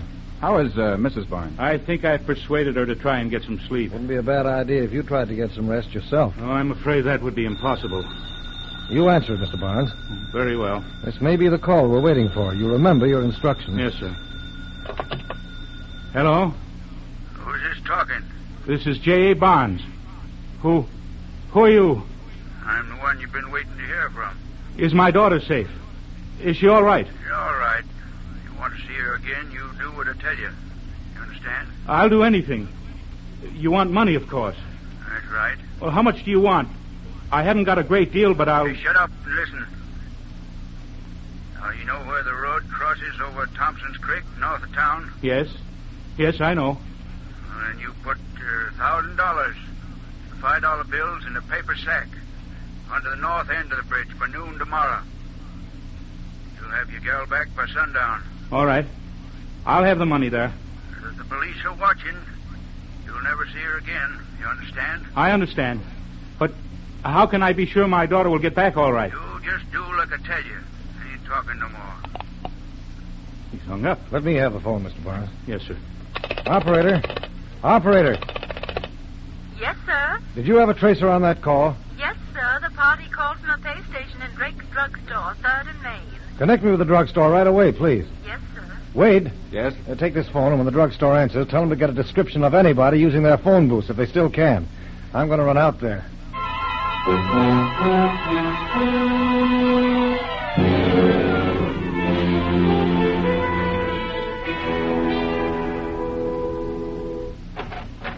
Wade. Oh, hello, George. Any luck? I've got a pretty fair description of the man. Oh, good. He's about 6 feet tall, middle-aged, rough clothes, and unshaven. Looked like somebody out of the hill country around here. Anything else? The man out in front of the store remembered seeing him drive off in an old black Ford sedan, but didn't notice any more detail. What do we do now, George? We'll arrange to deliver the $1,000 in marked $5 bills to Barnes in the morning to put under the bridge.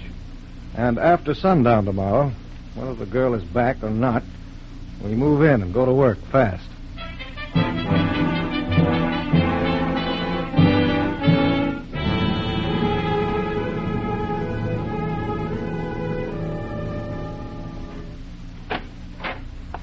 Jed? Yeah? Well, how'd you make out? I made out all right. How you feeling, girl? Never mind how she's feeling. How much did you get? I got $1,000 right here in this paper sack. Let me see the money. Never mind. I got it. Then you'll let me go now, won't you? What'd you tell him you'd do about her? You will let me go now, won't you? Won't you? Well, what'd you tell him, Jed? I told him she'd back by sundown. Well, then we better blindfold her and get started. And let her out somewhere. What do you mean, we'd better? 'Cause I'm going with you. That's why. You ain't going nowhere, Clara. What do you mean?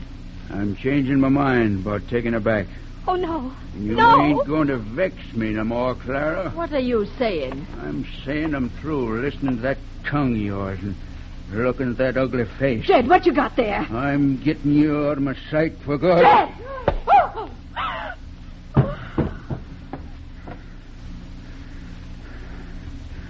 Now, young lady, if you don't do like I say from now on, same thing will happen to you.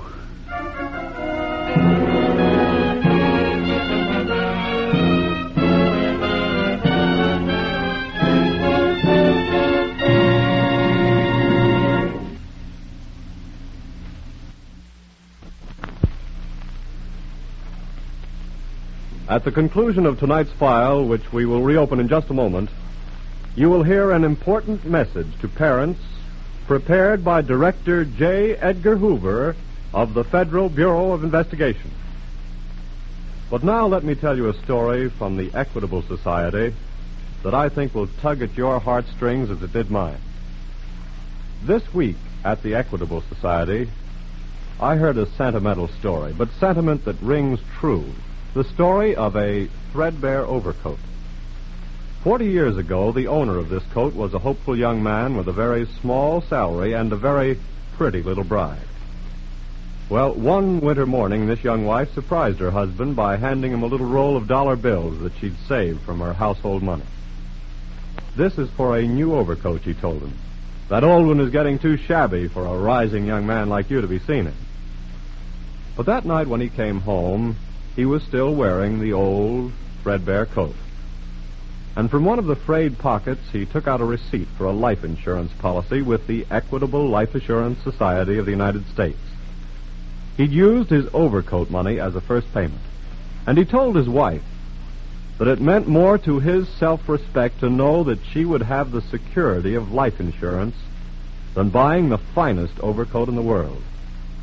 And today, after 40 years, his wife still keeps the shabby old coat and sometimes runs her hands lovingly over the threadbare cloth. To her, it's a symbol of a husband's self-sacrifice. Well, when you come to think of it, almost every Equitable Society policy we issue is just such a symbol of a husband's love for his wife, a symbol of a father's forethought for his children, a symbol of unselfishness. And that's one of many reasons why we of the Equitable Life Assurance Society of the United States are happy in our work. Happy. And proud to say that this week and every week for 86 years, the Equitable Society has been building security for you, your home, and your country. And now, back to the file on the Cold-Blooded Kidnapper.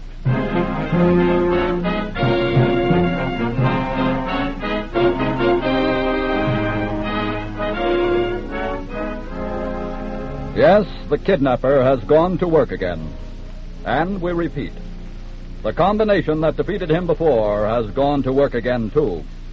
The combination of your FBI working in cooperation with local law enforcement agencies. Because the first concern of the FBI is the safe return of the victim, Special Agents Briggs and Wade stand by in the local FBI office awaiting development. Special Agent Wade glances at the clock. It's 2 hours after sundown, George. Yes, they've had enough time. Let's get moving. We'll phone the newspapers and press associations, tell them to release that list of serial numbers on those $5 bills. Right. Then let's put out an alarm with the descriptions of the kidnapper and the girl.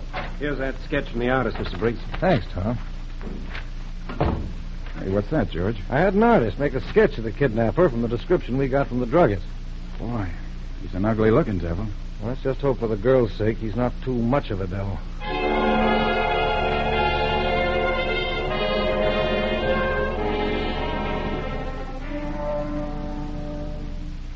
Say you're from the FBI? Yes, sir. We thought since you run the general store up here, you might be pretty well acquainted with most everybody in the hills. Well, if they live in the hills, I know 'em. Now, this is just a rough sketch, but do you know anybody it looks like? Let me see now. He's about 6 feet tall, middle-aged. Drives an old black Ford sedan. It can't be nobody else. But this is a heap better looking than him. Who? Old Jed Monroe. Jed Monroe? Yep. As mean a cuss as ever was born to. Whereabouts does he live? Oh, he's got a little shack, him and his woman Clara, about 3 miles from here. Can you tell us how to get there?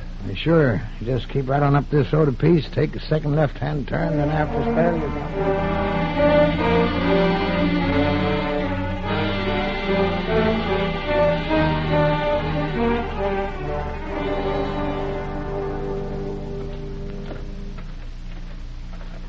There's the shack.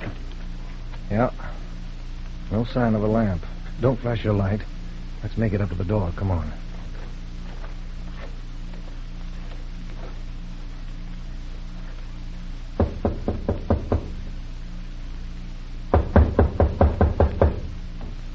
If the door's unlocked, flash your light inside the minute I open it. Right. Well, doesn't seem to be anybody in there. Let's go in. Okay. Wait a minute, George. Huh? Look, here on this table. What is it? School books. Here's a name in one of them. Dottie Barnes. Well, this must be the right place. I'm afraid we've arrived a little too late. Looks like they've cleared out. Yeah. I guess we ought to... Hey, George. What?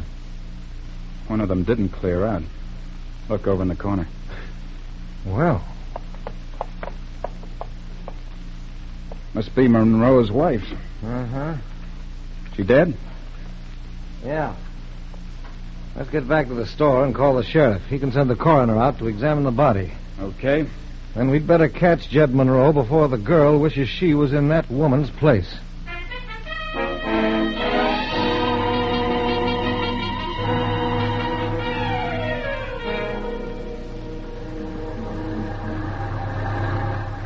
You must be worn out. Riding all night this way, girl? Well, we're going to stop pretty soon, then you can rest up. Well, why don't you say something?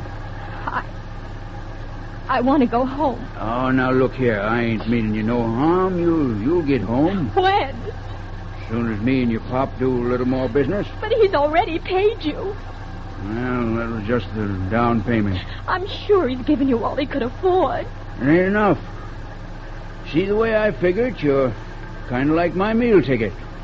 Just like money in the bank. Anytime I need some, I just send word to your pop. Then I'll never get home. Oh, now you'll get home. Now cut out that moping and listen to me. Now we're going to stop at that filling station up the road, gas up. If you do decide to start talking, don't say the wrong thing while we're there. Or I'll be doing the same thing to you I done to my old woman. You understand?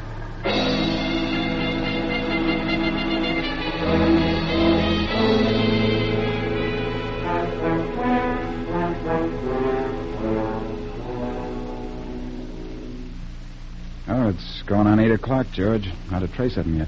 Yeah. That beats me. We throw a ring of police and deputies around this country 200 miles wide, and yet somehow Monroe seems to have gotten through. I don't think he did get through, Wade. Why not? I think he's been moving around inside that circle. How do you figure that? Well, this is the only country Monroe's familiar with. Well? He's kind of apt to stick to familiar country, especially if they're on the run. I'll show you what I mean. Here, take a look at this map. Yeah? Here's Monroe's shack. Uh-huh. Now, follow the circle to the lunchroom that he stopped at 4 hours ago when he cashed one of the $5 bills. Yeah? The circle continues around to the farmhouse where he was reported to have stopped to get water for his car. Yeah, he's moving around inside that circle, all right. All back roads, too. Yes. Special Agent Briggs speaking. Police headquarters over in New City, Mr. Briggs. What's up? Monroe and the girl stopped at a filling station outside of town about a half hour ago. What? How do you know? We checked the $5 bill he gave the station man, and it's on the list. Which way did they go when they left the filling station? I don't know, but they didn't come through New City or we'd have caught them. That's all right. I think we'll catch him anyway now. Thanks a lot.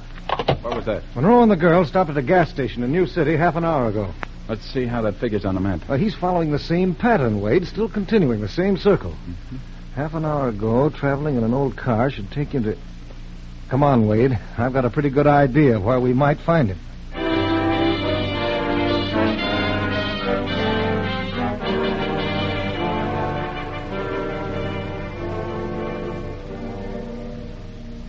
Will you quit that sniffling now? Oh, leave me alone. I stopped here at this tourist camp so you could get some rest. Oh, please, go away. No. We've got some business to take care of. What do you mean? Well, it's time your pop was hearing from us again. This time, it's going to be direct from you. How? I want you should write him a letter. Oh, no. Now, look, you want to get home, don't you? You won't let me go home. You just want to get more money from my father. You're writing that letter. I said no. Now, you listen here. I don't want to do nothing mean to you, you understand? But you'd better be remembering what happened to my wife, Clara. Now, write me that letter. Keep away from me. I'm giving you one last chance. Keep away, please. Stay where you are, Monroe. Huh? Who are you? The special agents of the FBI. What? Oh, thank heaven. And my hands are just itching for you to resist arrest.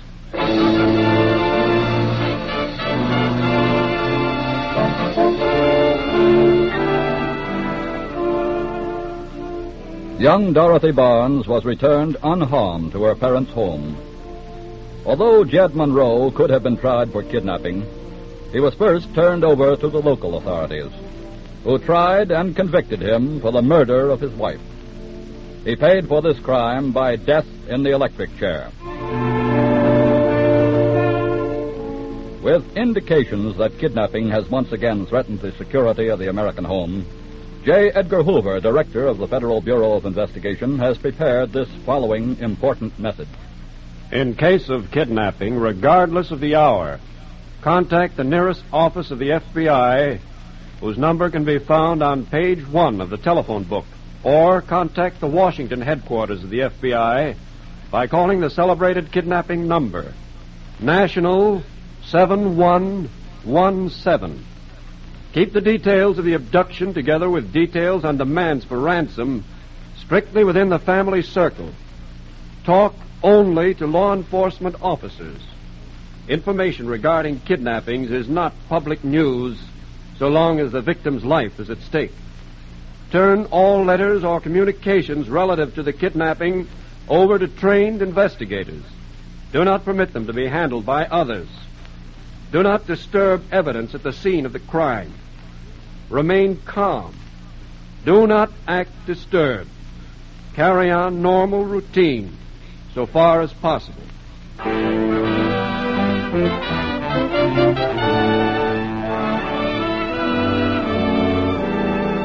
Mr. Hoover is asking for the cooperation of you, the citizen.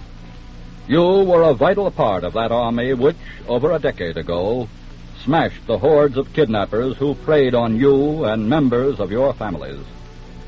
With your help, they shall be smashed again.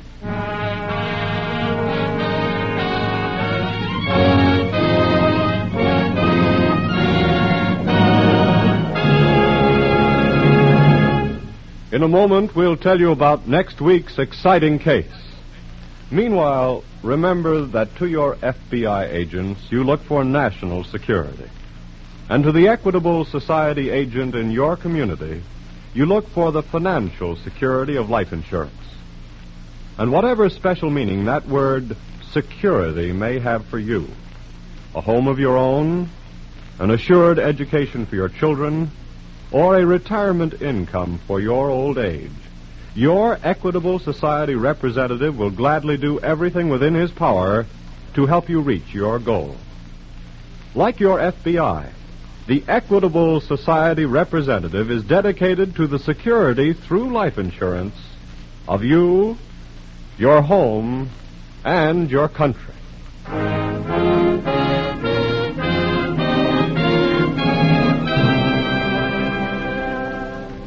Next week, we will bring you another colorful story from the files of the Federal Bureau of Investigation. The Unwelcome Guest.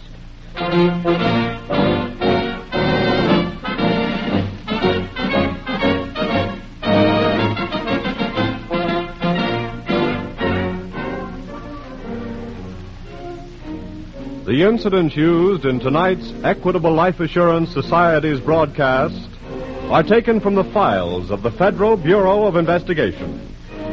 The role of J. Edgar Hoover was impersonated, but all other names used are fictitious, and any similarity thereof to the names of persons living or dead is accidental. Tonight, the music was under the direction of Frederick Steiner, the author was Frank Ferries, and your narrator was Dean Carlton. This is Your FBI is a Jerry Devine production.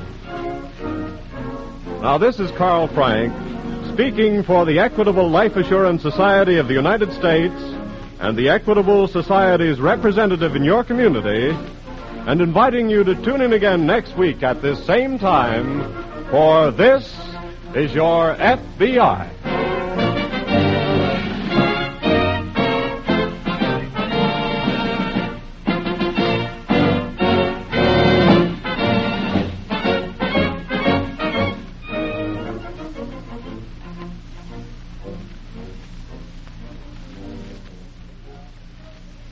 This is ABC, the American Broadcasting Company.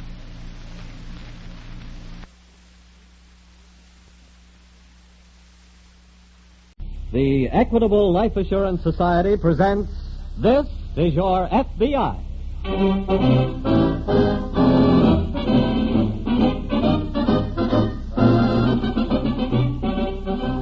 This is Your FBI, an official broadcast from the files of the Federal Bureau of Investigation, presented as a public service by the Equitable Life Assurance Society of the United States and the Equitable Society's representative in your community.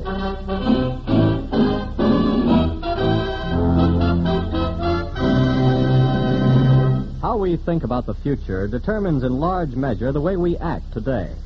Before opening tonight's file, let me tell you how your Equitable Society views the years to come. Does the year 1996 seem a long way off to you? To us of the Equitable Life Assurance Society of the United States, 1996 often seems just around the corner. You see, the future is our business. Every week we sign life insurance contracts which may not be paid off until the 21st century. This means that we of the Equitable Society have to be constantly alert to the requirements of the future. We have to be progressive and forward-looking. Because the Equitable Society has to take a long-range viewpoint, it invests its funds in ways that promote the long-range prosperity of the country, so that by serving its members, the Equitable Life Assurance Society will serve America.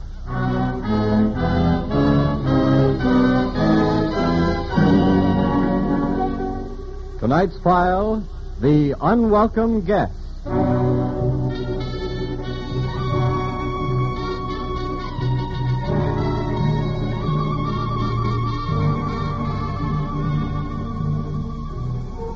The valley of the Hudson River, which runs north from New York City, is very attractive country. Driving along the river highway, you can see the homes of people who lead normal, useful lives. We refer to these people, for want of a better phrase, as middle class. They live neither in mansions nor in slums. Their lives are well regulated. They work 6 days a week. They go out on Saturday night. They rest on Sunday. On rare occasions, their lives are disturbed by crime. On very rare occasions, as this case from the files of the Federal Bureau of Investigation shows, they're victims of a dramatic crime. A crime like extortion.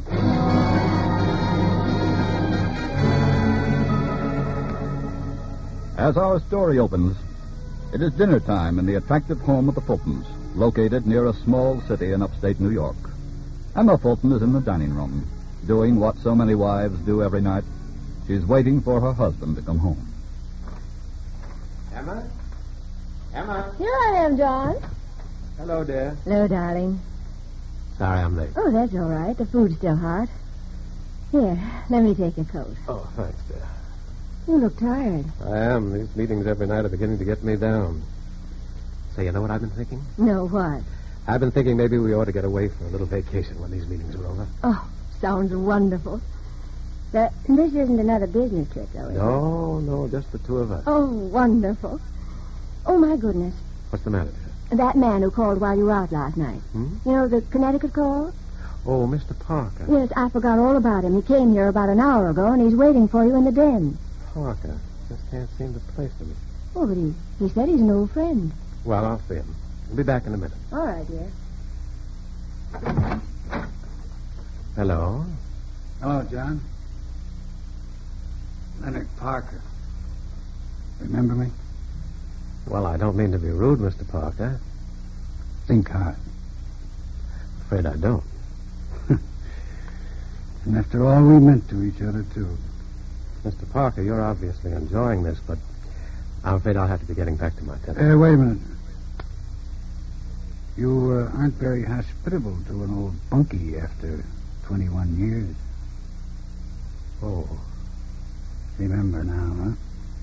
Yes. You don't sound very happy to see me. Why did you come here? Take it easy, John. I'm not going to blow any whistles. I wouldn't if I were you. When I escaped from that road gang, you were with me, remember? Like it was yesterday. There's one thing you don't know. What's that? I was caught about a year later and went back to finish my time. Well, that's too bad. I ain't coming for sympathy. Why did you come here? Because I'm hot. I'm so hot right now that if you touched me, you'd burn yourself. Hot? You mean you've been legitimate so long you don't know what the word hot means? It means the coppers are looking for me. Look, my dinner's getting cold. Drop by the office, huh? Tomorrow afternoon we can... Cut it, John. I'm not leaving. You're a solid citizen in this community. I checked on that. Nobody'd suspect you of running a hideout. Well, look, I always wanted to live like this. Now I'm going to find out what it's like. I'm staying here. John, may I come in? Oh, Emma, this is an old friend of mine, Leonard Parker. I introduced myself before. Yes. Yes, would you care to join us for dinner, Mr. Parker? Thank you. I think I would. Emma. Yes? Mr. Parker's going to stay with us for a while. Oh, that's fine. Welcome, Mr. Parker.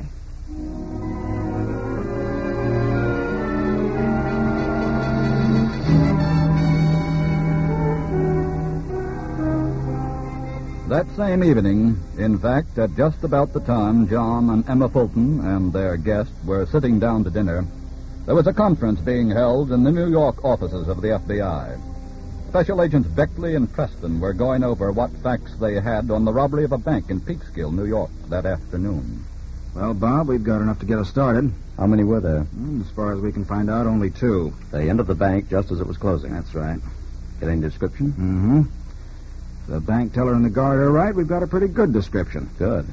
I've already flashed the alarm to Connecticut, Jersey, Pennsylvania, and upstate New York. Well, they couldn't have gone any further than that since this afternoon. I don't think so. Also been watching LaGuardia Airport, Grand Central, Penn Station, the bus terminals. The only way they can keep moving is by car, then. Uh-huh. I have to steal a new one. Sent out the description on the car they used and even had the license plate numbers. Something on the teletype. Description, your office, 4:25 p.m., covers Leonard Parker and Robert Keene. Complete records follow. Beckley speaking. Yes, Sergeant.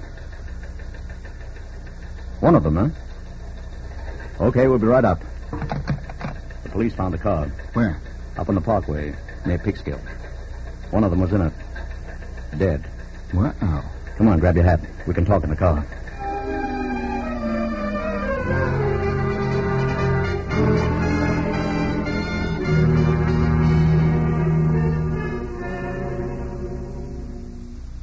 John, Yes, dear. I've got to talk to you about something. What's wrong? John, in all the time we've been married, I've never tried to pick your friends. Well, I know that. And I've never tried to tell you who you could or couldn't invite here as a guest. Parker? Yes. Since you invited him last night, dear, he's taken over the household. He even went into your closet today and took out one of your suits. He's got ashes all over the library rug, and when I mentioned it to him, he simply said, "Skip it, Emmy." Well, I'll speak to him, dear. John, I'm afraid I'll have to ask you to do more than that. What's that? I'm afraid you'll have to ask him to leave. If you feel that way, dear, I will. I'll go in and tell him right now. Oh, John, come on in. Leonard, I want to talk to you. That's fair enough. You like me to pick a subject, or did you come prepared? Leonard, this is very serious. You'll have to leave. I thought you said this was going to be serious. You can't stay here any longer. John, that's no way to run a hideout. You'll never get any business that way. You got to be courteous to your guests. I'm not joking. Look, you want me to tell your wife about you? No. Then let's not discuss it anymore. How long are you going to be here? Maybe 3, 4 weeks. I may have to go out of town before that on business. Go ahead. Emma and I can stay here alone. Oh, by the way, that reminds me. I wish you'd do something for me. What? Speak to your wife and tell her to be a little more polite to me.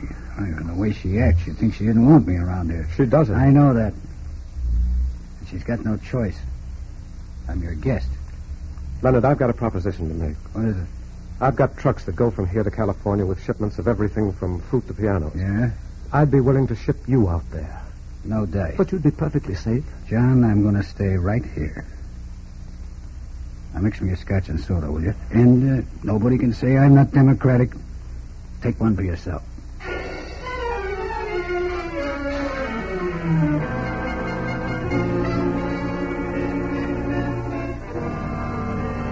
Special Agents Beckley and Preston had discovered, upon examining the body of the man in the bank robber's car, that he was Robert Keene. Keene had been killed when the car ran off the parkway and crashed into a concrete bridge.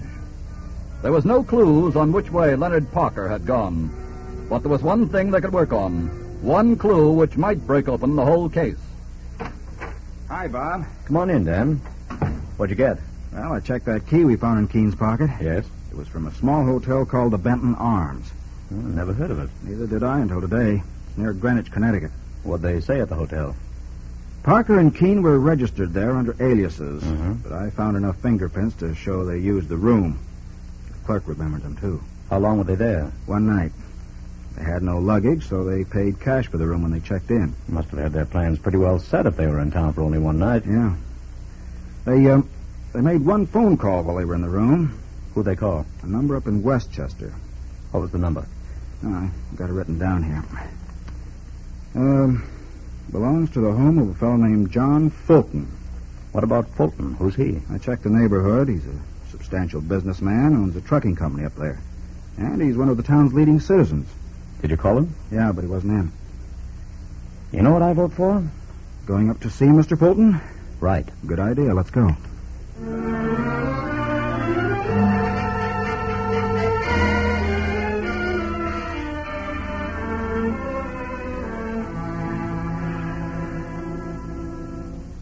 John. Yes, dear. Look at this. What? What is it? His newspaper. His picture's in it. Whose picture? Mr. Parker. And read this story. The police are connecting him with a bank holdup. Oh. I knew there was something about him. John, you've got to call the police at once. Well, dear, He's a dangerous criminal, dear. Call them, John. Wait, Emma. Let's reason this out But first. there's nothing to reason. If you don't call them, I will, Just John. a minute, Mrs. Fulton. You're not calling the police. But You want me to tell her why, John? Okay. I'll tell her. Leonard. John and I were in prison together, and we broke out. Oh, no. That was a long time ago, 21 years ago. The cops are looking for me, but remember, they're also looking for John. If I go, he goes with me. Now, do you want him to call? Perhaps he does. Huh? I want to thank you, Leonard. I feel better now than I have in 21 years. What do you mean? I never wanted to keep this story from the world. That didn't make any difference to me. But I did want to keep it from Emma, because I thought it would hurt her. Oh, John. Now that she knows, I'm willing to take my chances with the law. How? The FBI called tonight before I got in. It was undoubtedly about you. I'm going to call them back. Hand me the phone. Why, certainly, John. Here you are.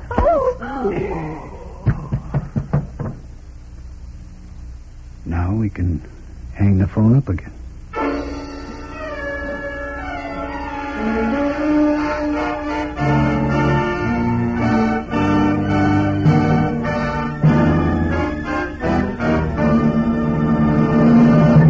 We will return to the file on the unwelcome guest in just a moment. Meanwhile, let me tell you about an incident that might have happened at the drugstore just around the corner from your house. This week at the Equitable Society, one of the executives told me a story. He was treating his little girl to a chocolate malted down at Sam McGuire's drugstore, and the kids were having great fun watching Sam juggling glasses, putting on a show for the kids. Sam, he said, someday you'll miss. And there go your profits. I won't miss, Sam said. The kids would lose faith in me. I've got to be good. Well, if Sam the soda man has to keep faith with children, what about us who work for the Equitable Life Assurance Society of the United States? The safety and soundness of Equitable Society policies are responsible for all the joy there is.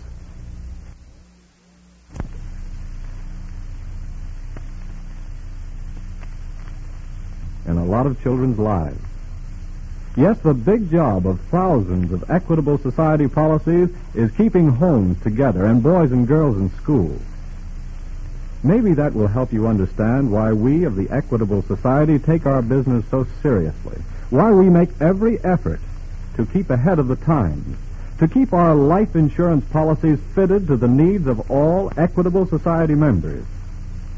You see, all of us in this society, we all want to be able to keep on saying that this week and every week for more than 86 years, the Equitable Society has been building security for you, your home, and your country. And now back to the FBI file, The Unwelcome Guest.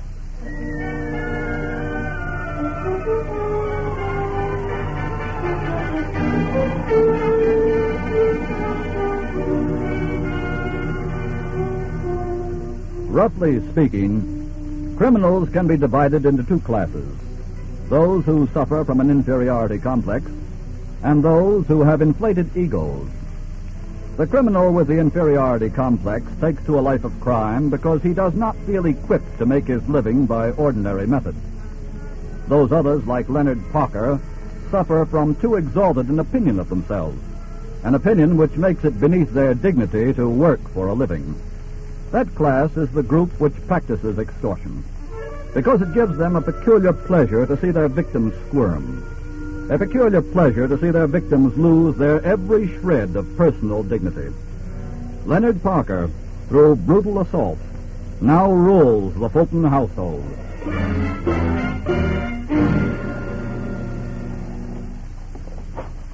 What are you doing? Just going to move this husband of yours. Where are you taking him? Well, I think I ought to move him to a bed so he'd be comfortable. Well, I'll call the doctor. No, you won't. Oh, but he's badly hurt. Look, guys slugs a lot of guys like this. Nothing happens. They get a headache and then they get over it. I insist that we call a doctor. Shut up. Oh. I'm giving the orders around it. You got any ideas about calling the cops? Forget them. And one more thing. John said something about the FBI calling. If they call again, you tell them there's no such person here as Leonard Parker, that you never heard of anyone with that name, that your husband left town on a business trip. Very well. And if you remember all those answers, nothing more will happen to John. Is that a deal? Yes. Yes, it's a deal.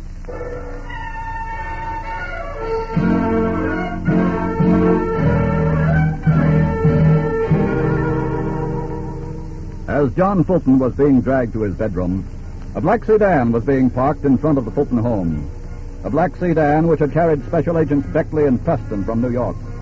They walked across the snow-covered lawn, past the garage, up the few steps to the front door, and rang the bell. This must be the house. Yes. Yes? Good evening. Are you Mrs. John Fulton? That's right. My name is Beckley. I'm a special agent of the FBI. Oh. And this is Mr. Preston, who's also an agent. Here are our credentials. Well, what can I do for you, gentlemen? Is Mr. Fulton at home? No, I'm sorry, he's not. I just came back from driving him to the station. Where'd he go? To New York. I see. When do you expect him back? Tomorrow night. Mrs. Fulton, your husband got a telephone call the other night from a gentleman named Leonard Parker. Well, he may have. Do you know Mr. Parker? No. He must be a business acquaintance. I see. You don't remember hearing your husband mention Mr. Parker's name, do you, Mrs. Fulton? No, I don't. But then my husband and I never discuss his business. One more thing. Yes? Can you tell us where Mr. Fulton is going to spend the night in New York? No, I'm sorry. I can't. Well, thank you. We'll drop by tomorrow night when Mr. Fulton returns. I'll tell him you called. Thank you. Goodbye. Goodbye. Goodbye.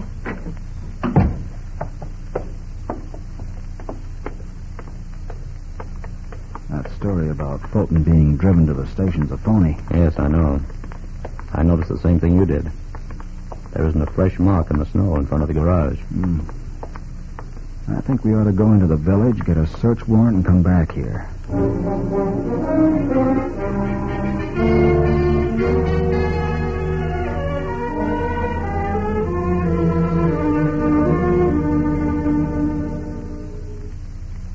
You did okay, Emma. And I'm real proud of you. I didn't do it for you. I know that. What do we do now? Why? Well, you heard them. They're coming back here tomorrow night. Let them come. Where are you going? I'm going in to see John. Sit down. No. Sit down. I gotta figure out something. You don't think I'm going to be here waiting for those coppers to come back tomorrow night, do you? What are you going to do? We're going to drive into New York. We leave in about a half an hour in your car. They know your car in this town. They won't stop it. You'll drive. And what about John? He stays here. Oh, no. Look, he's got to stay. He's dead.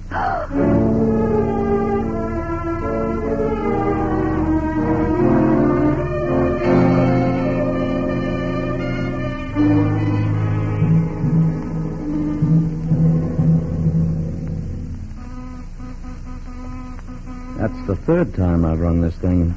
The car's gone. She must have left. Look, if she doesn't answer this time, let's move in. We've got the warrant. Let's move in now. Hello? Hello in here. Sounds like nobody's home. Yes. They can't have been gone long. There's still a cigarette burning in the ashtray. They sure left in an awful hurry. Why? Looking in the kitchen. What's that? Something's still cooking in the stove. Uh-huh.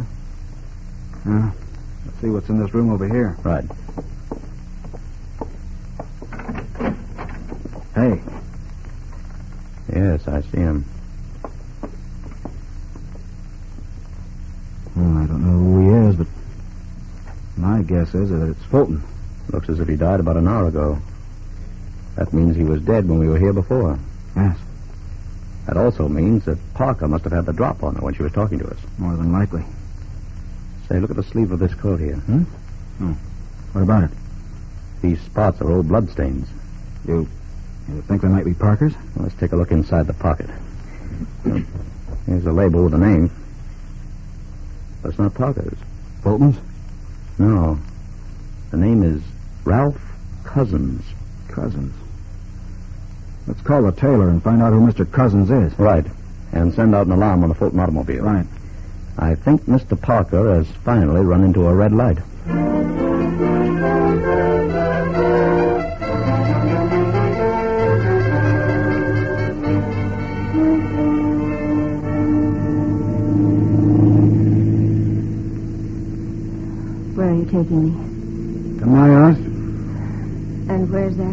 in New York. But don't worry. We won't get caught. I'm not worrying about that. That's good. You just let me do all the thinking. That way we'll be safer. See, I thought this out 1,000 times, so we're pretty well prepared. In the apartment house where I live, I'm a respected businessman named Ralph Cousins. Remember that? Why? Because when we go in, if you mention my name, call me Ralph or Mr. Cousins. Forget that Leonard Parker business. When are you going to let me go? As soon as we leave my apartment. What are you slowing down for? This is where I show you how to steal a car. What? First, we park here. Now, see that car up ahead? Yes. See the boy and girl sitting in the car? Yes. And you walk up there and ask the boy if he'll come back and give you a hand. No. Tell him you're stuck. No. Do as I say. Because if you don't, you'll be very, very dead.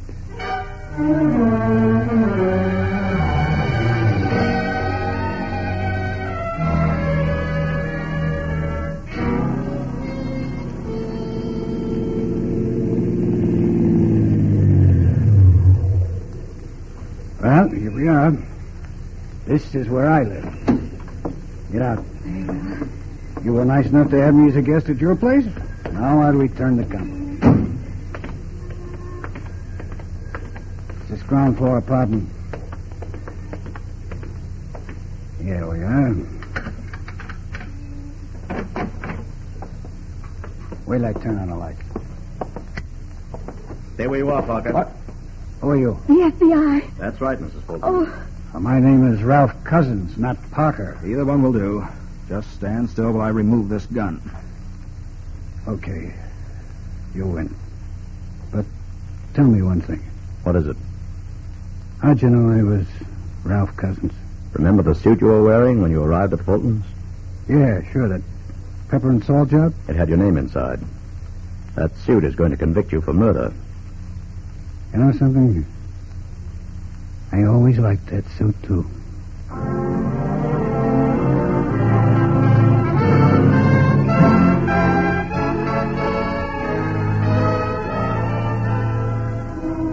Leonard Parker was tried on a charge of murder, convicted, and sentenced to death in the electric chair. He was right when he said that you can't be too careful, especially if you're a criminal whose path crosses that of the FBI. John Fulton's life might have been spared if he had followed the simple instructions issued by the FBI. Criminals cannot be defeated by ordinary, decent, law-abiding citizens unless those citizens avail themselves of the help that lies at the other end of every telephone line, the Federal Bureau of Investigation. Remember that. The reign of terror which struck at the home of John and Emma Fulton could have struck at your home. If it ever does, remember that the FBI works on a 24-hour-a-day schedule, a schedule which continues to prove beyond any doubt that crime does not pay.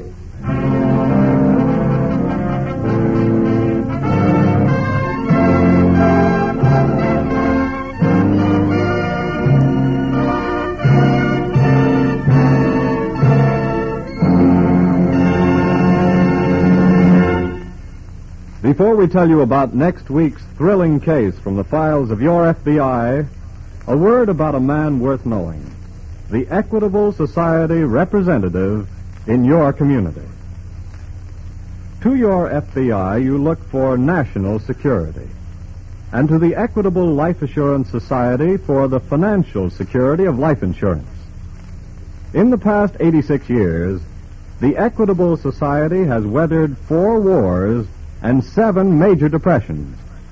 During that time, over $5.5 billion have been paid to policyholders and beneficiaries. This tower of strength, security, and stability is represented in your community by a man whom hundreds of your fellow citizens know as their good friend. The Equitable Life Assurance Society representative, who, like your FBI, is dedicated to the protection of you, your home, and your country.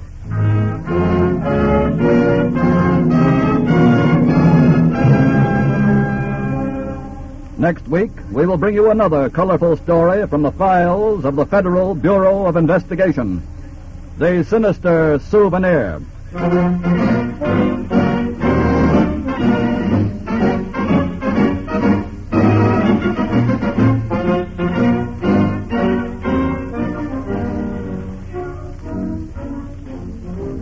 The incidents used in tonight's Equitable Life Assurance Society's broadcast are taken from the files of the Federal Bureau of Investigation. However, all names used are fictitious, and any similarity thereof to the names of persons living or dead is accidental.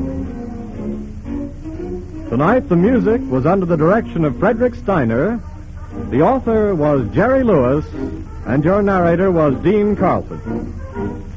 This is Your FBI is a Jerry Devine production. Now, this is Carl Frank, speaking for the Equitable Life Assurance Society of the United States and the Equitable Society's representative in your community, and inviting you to tune in again next week at this same time for This is Your FBI.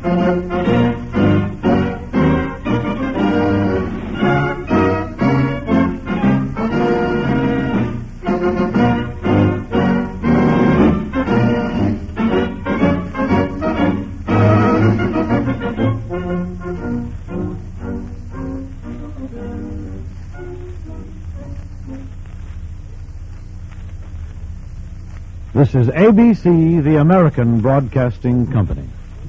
The Equitable Life Assurance Society presents This is Your FBI.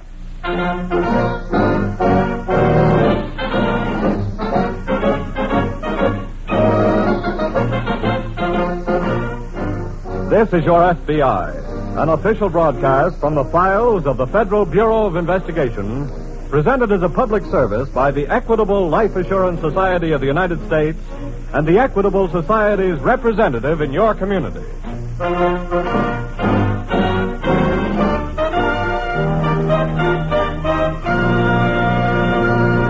Before opening tonight's FBI file, let's consider the slogan E Pluribus Unum that appears on every United States coin. It means one from many.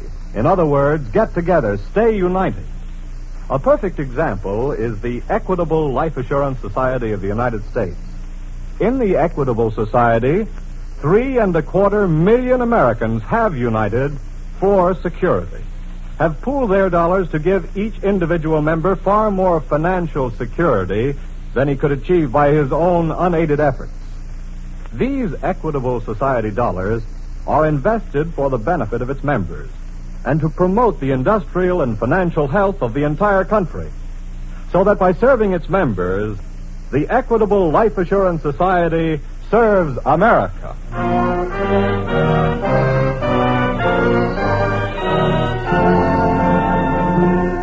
Tonight's FBI file, The Sinister Souvenir.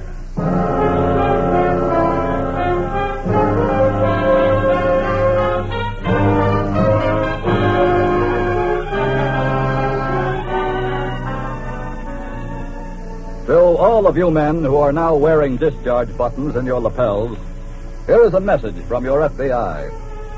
It's about those souvenirs you brought back home with you. The shooting kind.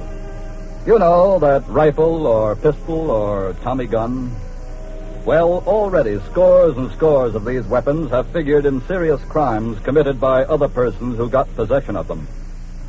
A little later, we'll tell you how you can keep your war trophy from becoming an instrument of crime.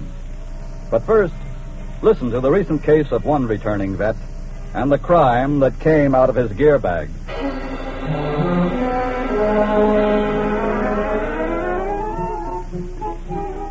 Most of the fellows kissed the good old USA's terra firma the minute they got off the boat. But not PFC Joe Williams. He saved his kiss until he came up out of the subway and planted it smack on Flatbush Avenue, Brooklyn. A little while later, he planted another kiss on the cheek of his sister. Gosh, Joe. Peg. It's just so wonderful you're home. You're home. Yeah, I'm home, baby. I'm so happy I don't know what to say. I feel pretty good myself. Just let me look at you again. Okay. I I've got to stop this. Now, let's get organized. You sit right down over there, and I'll go fix you something to eat. Now, wait a minute. Food can wait. I've got some things to show you first. You have what? Presents, souvenirs, junk like that. I've got them right here in the bag. But you must be hungry, Hey, Bob. you just stay put. Here, now take a look at this. That's for you. Oh, Joe. Perfume. Yeah, that's genuine French perfume. Don't smell bad either. Here, take a sniff.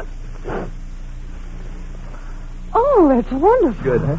And look, here's something for Eddie. One of those fancy Heidelberg Steins. Oh, that's beautiful, Joe. By the way, where is that husband of yours? Well, he's still sleeping. I'll call him now and tell him that you're here. No, don't bother. Here, look, take a look at the rest of this junk. All right. Souvenirs. Here, look, this here's a Nazi flag. It is? Yeah. Here's some Heine medals. Take a look at this. There's an honest-to-goodness German Luger. Oh, that's a nasty-looking thing. Yeah, that's one of the sweetest automatics there is.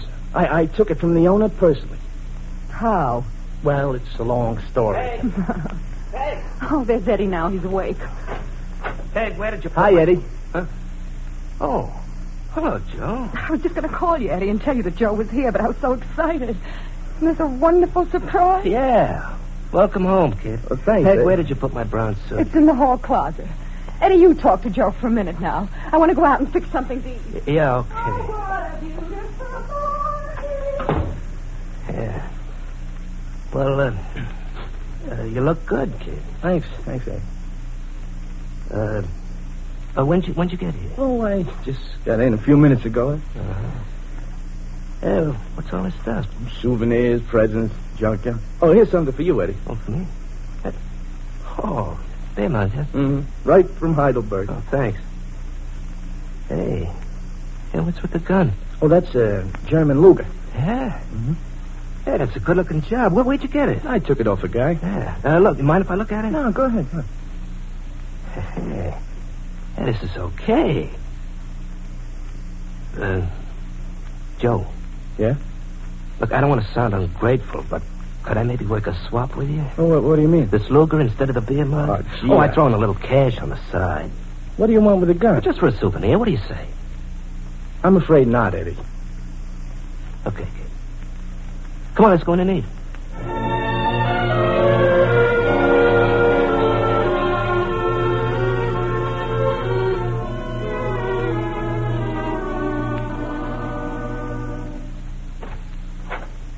That you, Eddie? No, it's me, sis. Joe.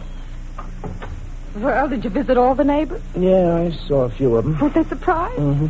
I purposely didn't tell any of them that you were home. I wanted them to Peg, be. Yeah? I got to talk to you. What about? Eddie. Well? Now, look, Peggy, I know this is none of my business, and if he wasn't married to you, I'd keep out of it, but what does the guy do? You mean his job? Yeah. He's a salesman. What does he sell? Lots of things. Well, I mean, what? What, for instance? Well, now, why do you want to know this, Joe? Well, for one thing, I was talking to some of the guys in the neighborhood today. From what they said, Eddie's mixed up with the wrong kind of people. Oh. You knew that, didn't you? Yeah? I had another reason for asking, too. You know that Luger I brought home with me? The gun? Mm-hmm. Eddie wanted it. He said he'd swap me the beer mug for it and give me some cash besides. Yeah, but you didn't give it to him. No, but I looked in my gear bag this morning. Yeah? The Luger is gone.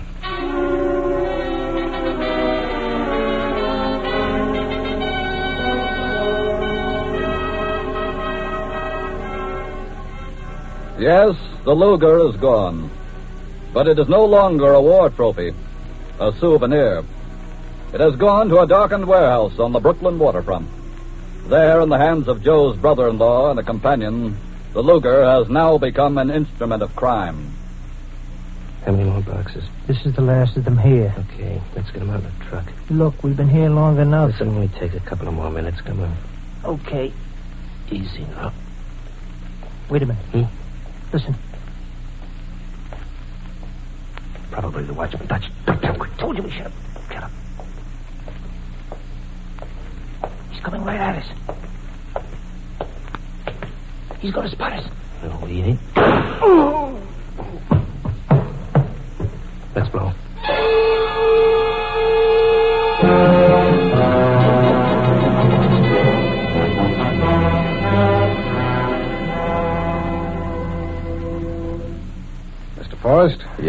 My name is Hope. This is Mr. Rogers. We're from the FBI. Well, how do you do? The body of the watchman is in the main warehouse. Come with me, please. Surely. Any idea when the killing occurred? Not more than 2 hours ago. That's the last time the watchman checked in. I see. When he missed making his last report, we investigated. After finding the body, we immediately called you. In here, please. All right. Go ahead, Jack. There he is, right over there. Now, if you'll excuse me, I'll go outside and wait for the coroner. Surely, Mr. Forrest. Okay, Jack, let's have a look at him. Okay.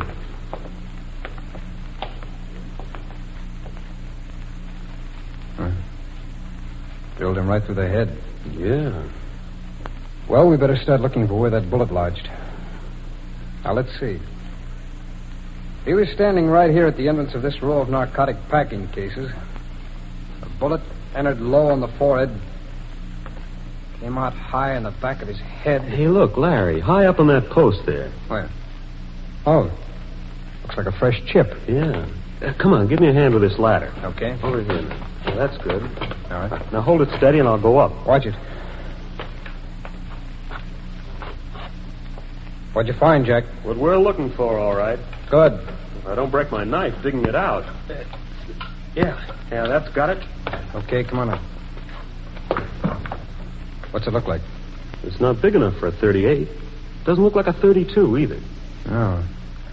Well, let's not bother guessing. Let's see what other leads we can pick up and then get over to the lab.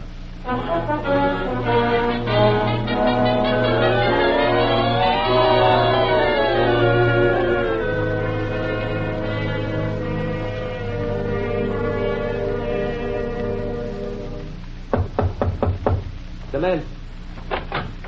Somebody here to see Eddie. Who is it? He says he's your brother-in-law. What's he doing here? Tell him I'm busy. Now, you can't be that busy, Eddie. Okay, kid, come on in. Wait outside, aren't you? Okay. What's on your mind? Well, Peg asked me to come here to your office. She was worried when you didn't come home last night. I was working. All night? Yeah, all night. Doing what, Eddie? What's that to you? Well, it's nothing to me, but, well, Peg's my sister. Now let her ask the question. Look, Eddie, I talked to some guys in the neighborhood, and they told me some things about you that didn't sound so good. Oh, yeah? Like what? Well, that you were mixed up with the wrong kind of guys. What is this? Are you trying to pin something on me? No, I just want to find out if it's true. Of course it ain't true. Someone's trying to knife me, that's all. And there's one more thing. Well? That German Luger I brought home with me. What about it? You wanted it. That's right. I looked for it yesterday. It was gone. Now, wait a minute. Are you trying to say I took that gun? Eddie, all I know is it's gone. Have you told all this to Peg? Yes. Oh, that's great. That puts me in a terrible spot. Look, could you go on home? Tell Peg I'll be home for dinner. Then the three of us can sit down and straighten this out. Okay?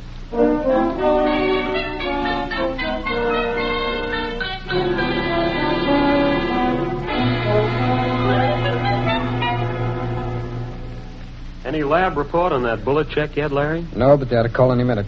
Looks like that's going to be our best clue. Why, Jack? What about those fingerprints we got off the windowsill where the thieves came in? They were the night watchmen's. Well, that's that. Targeted. Hope speaking. Oh, it's the lab. Oh. Yes. Yes, all right. Uh-huh. Now send over the complete report, will you, please? Thanks. What's the verdict, Larry? Caliber of that bullet was 7.65. Millimeters. That's right. It was fired from a German Luger.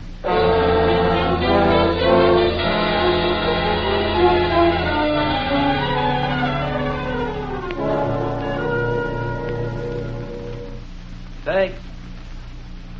Peg. She isn't here, Eddie. Oh, hi, kid. I said Peg went out. Well, didn't you tell her I was coming home for supper? Yeah, I told her. Where'd she go?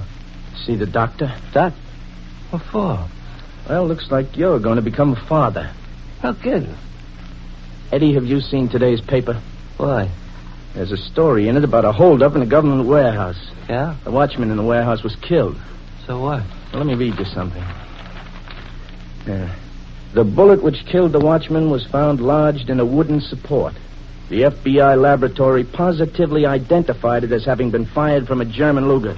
What are you telling me for? When I was in your office today, I saw some boxes, Eddie. Boxes with government stencils on them. Look, what are you driving at? I know now what happened to my Luger. Oh, look. You did that job, Eddie. You did it with my gun. You're crazy. Where's the gun? I don't know what you're talking about. Turn around. Keep away from me. There's a bulge over your hip. I want to find out. There we are. I was right. Yeah, wise guy. This is your gun pointing right at you. Let me have it, Eddie. What? I want that gun. Keep away, kid. I said I want that gun. Okay. Oh. So long, sucker.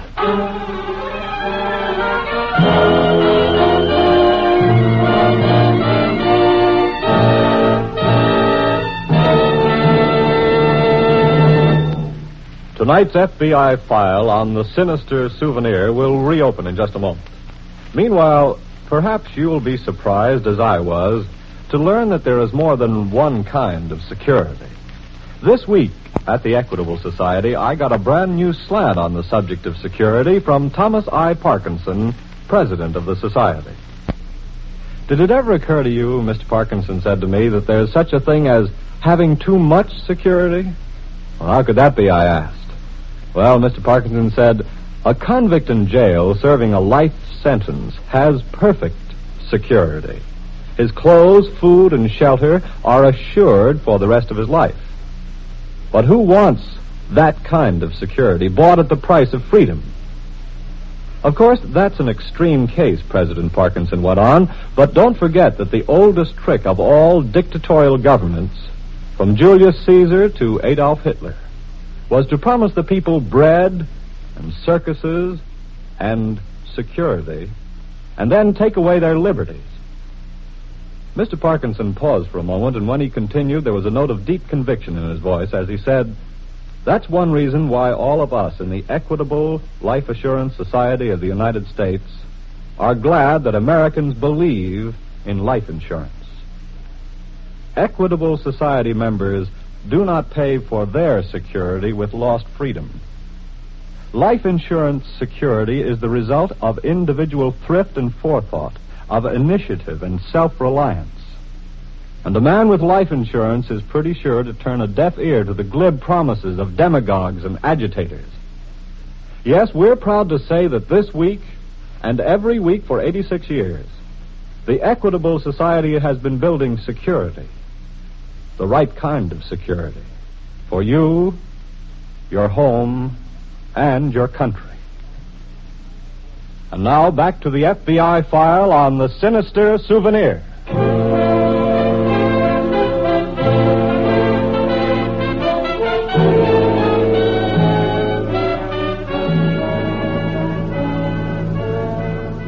Of course, no returning veteran expects that the pistol or Tommy gun or other lethal weapon which he brings home as a war trophy shall ever become an instrument of crime. Joe Williams certainly didn't expect that to happen to his German Luger automatic. But 2 nights after he got home, one man had been murdered with it, and next day he himself was shot with it.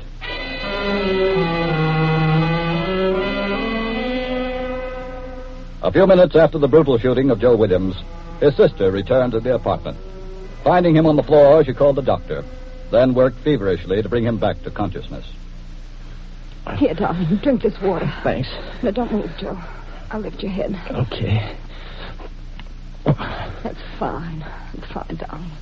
I bandaged the wound and checked the bleeding. The doctor will be right over. Joe, what happened? It was an accident. I shot myself.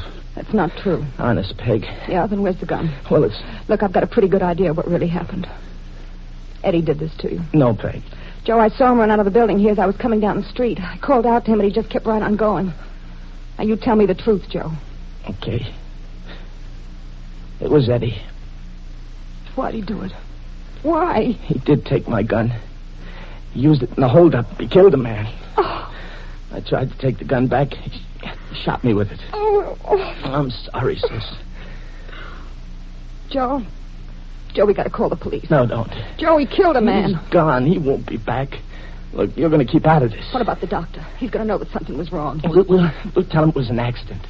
Look, sis, you're going to have a baby. Let's do this for the kid, huh?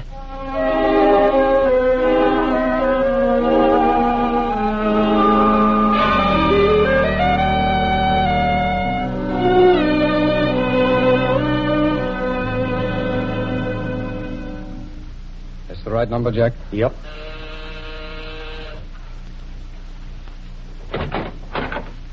Yeah, Good afternoon. We're special agents of the FBI. the FBI. Yes. We learned about your brother's accident. May we come in and talk to him? Well, yes, I guess so. Thank you. Go ahead, Jack. Right. This way, please. Thanks. Who's the company, sis? These men are special agents of the FBI, Joe. What do you want? Well, Joe, we thought you might be interested in something we found out about the bullet that the doctor dug out of your shoulder. How did you know about it? Well, doctors have to report these cases to the police, you know. That's how we got hold of the bullet. Well, what about it? Well, under our microscopes in the laboratory, it exactly matches the one that killed the night watchman last night. We'd like to see your German Luger, Joe. I haven't got it. We know you didn't kill the night watchman. Yeah, I say I haven't got the gun, see. Did your husband take it with him, Mrs. Oakland? You know. Yes. We've checked everybody in your house since we found out about the bullet. Sis didn't know the truth about Eddie. We're sure of that. You see, she wanted to spill everything right away, but I kept her from it on account of... Yes, we even know about the baby, too. What we want to know now is where is Eddie Oakland? I wish we could tell you. We need a good description of him. The police knew him, of course, but nobody has a photo of him. I can furnish that. Oh, good. Jack. Yeah? I'll stay here and get a full interview on everything. You go back to the office, get out an alarm on Oakland. I'll meet you there. Right.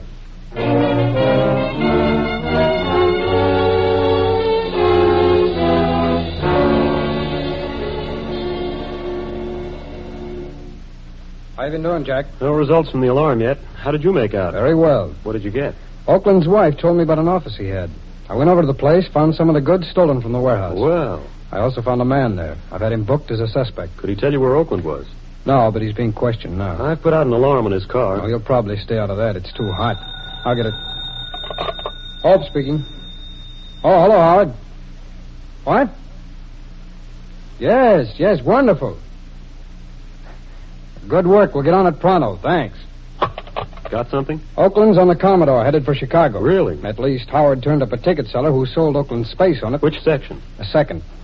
Let's see, it's midnight now. Train hasn't gotten to Buffalo yet. Let's get the Buffalo office on the phone.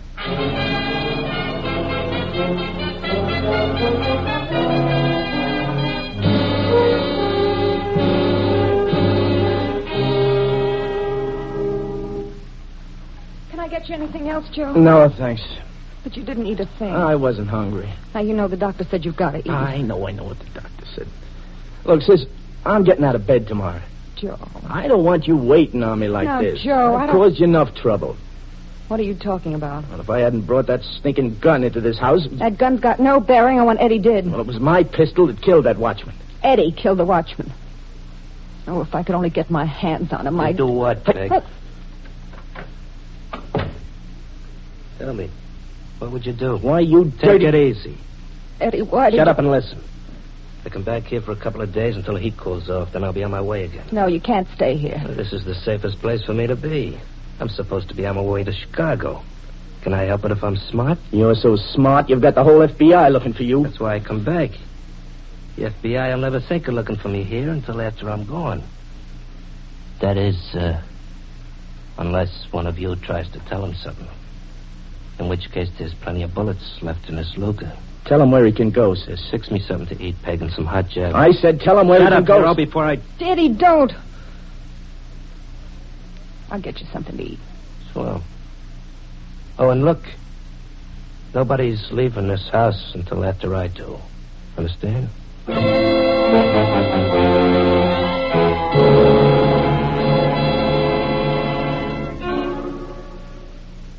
Larry, the Commodore left Buffalo 30 minutes ago. We ought to hear something. Well, maybe it was late. Maybe so, but... Hope speaking. Yes. Oh, it's Buffalo now. Good. Hello, yes. What? Uh-huh. Yeah, I see. Pull the old gag, huh? Well, thanks anyway. So long.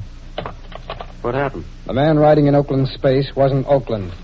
Pulled the old trick, booked space, then turned it over to a hotel porter to sell to somebody else. Oakland's trying to be foxy, huh? Well, Jack, there's another part that usually goes with that particular piece of foxiness. What do you mean? Come on. I believe I'll get to show you what I mean.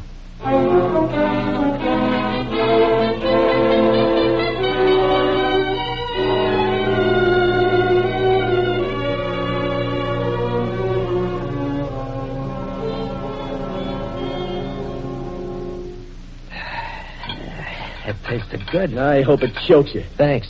Any more Java there, Peg? Yeah. Pour me some. Let him pour his own. I didn't do a very good job on you, did I? Just swinging you in the shoulder. Maybe I can make up for it before I leave. What do you mean by that? Just trying to make him behave himself, that's all. That gun makes you a real big guy. I'm a big guy without it. Yeah, as long as I'm in bed, you are. Peg, will you tell this...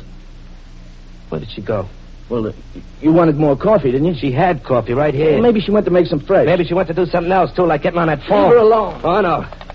Peg, what are you doing? Operator, hurry, please. Get away from that phone. Hang up, I said. Told you not to do that. Get back in there. Take your hands off her. Joe, get back to bed. I'm going to fix this guy right now. Look, kid, I don't want to blast you again. Keep away, I'm warning you. Eddie, don't. Drop that gun, Oakland, and don't turn around. The FBI. Ah, you see what I meant, Jack? If he was dumb enough to pull the old railroad gag, then he had to pull the rest of the act, too. Try to hide out at home. All right, Oakland. Come on.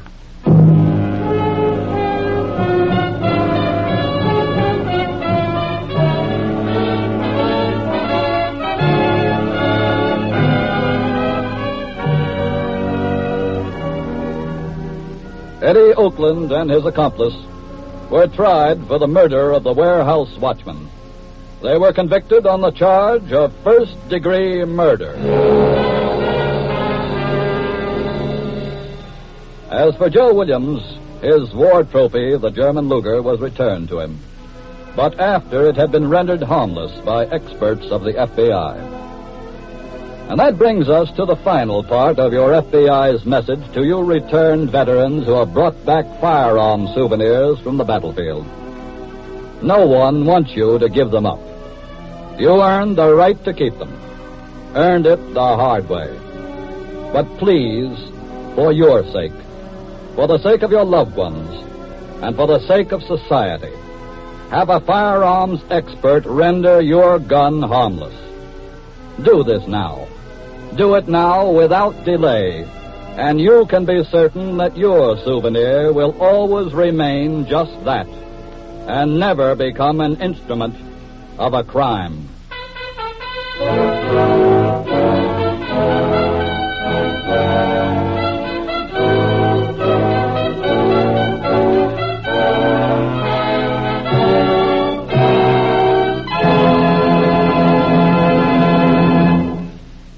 Next week, you will hear another thrilling case from the files of the FBI.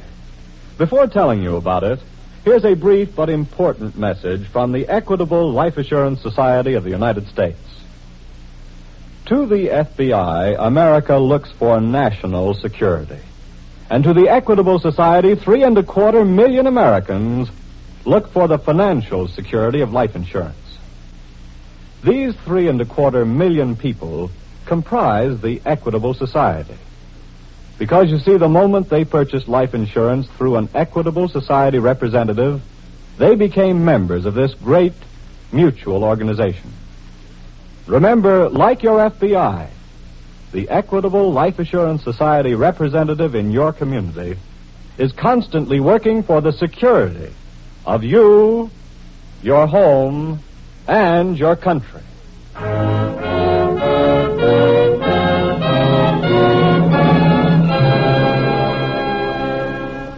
Next week, we will bring you another colorful story from the files of the Federal Bureau of Investigation. The Cautious Killer.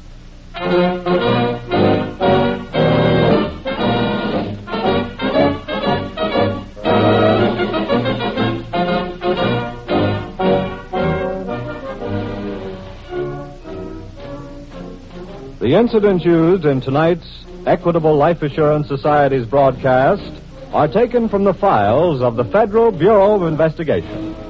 However, all names used are fictitious, and any similarity thereof to the names of persons living or dead is accidental. Tonight, the music was under the direction of Frederick Steiner, the author was Frank Ferries, and your narrator was Dean Carlton. This is Your FBI is a Jerry Devine production. Now, this is Carl Frank, speaking for the Equitable Life Assurance Society of the United States and the Equitable Society's representative in your community, and inviting you to tune in again next week at this same time for This is your FBI.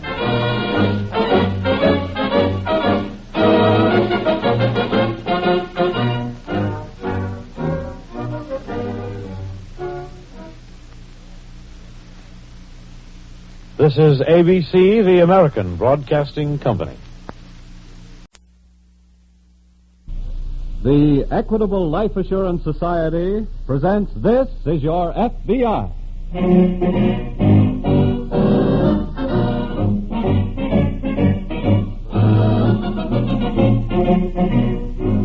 This is Your FBI, an official broadcast from the files of the Federal Bureau of Investigation, presented as a public service by the Equitable Life Assurance Society of the United States and the Equitable Society's representative in your community.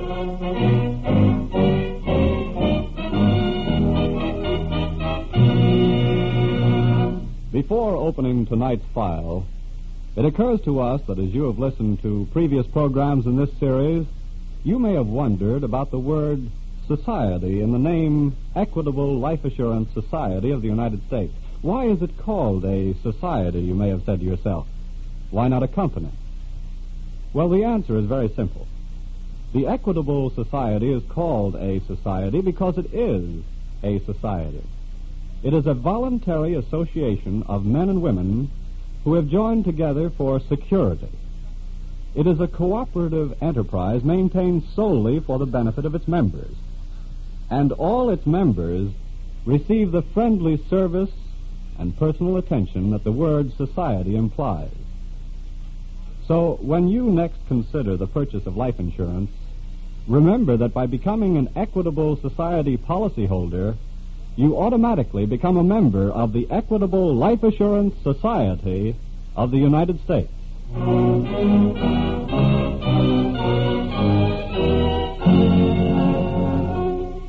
Tonight's FBI file, The Cautious Killer.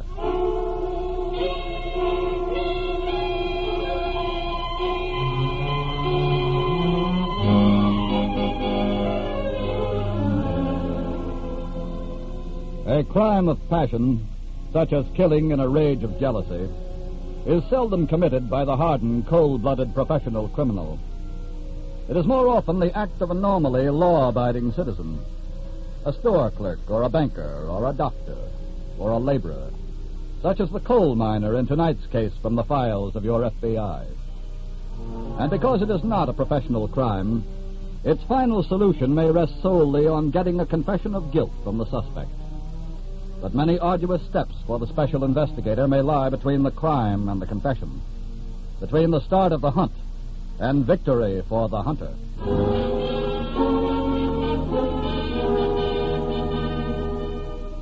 In most any small coal mining town, a pretty young woman stands out in sharp and refreshing relief against the dinginess of the community, and often she is the target for the idle gossip of the envious. In this particular mining village in Ohio, the pretty young woman was Mary Clifton, whose husband, John, always drank too much beer at the corner bar and sometimes got wind of too much gossip.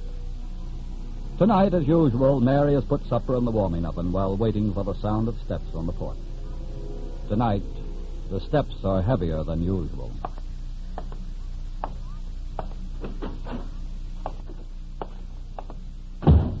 Mary?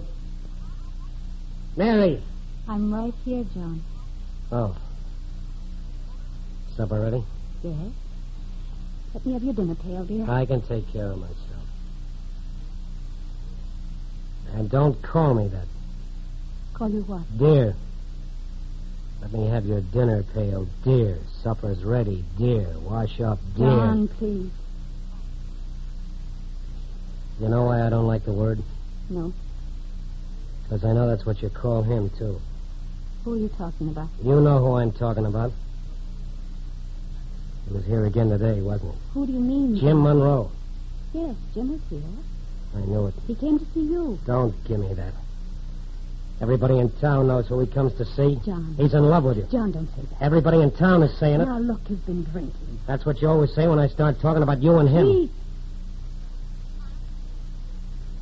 You don't like to hear me talk about it, do you? But you like it when he comes here to see you. Stop it, John. You like it when he holds you in his arms and kisses you. I can't stand it. But you can stand him loving you, can't you? Can't you?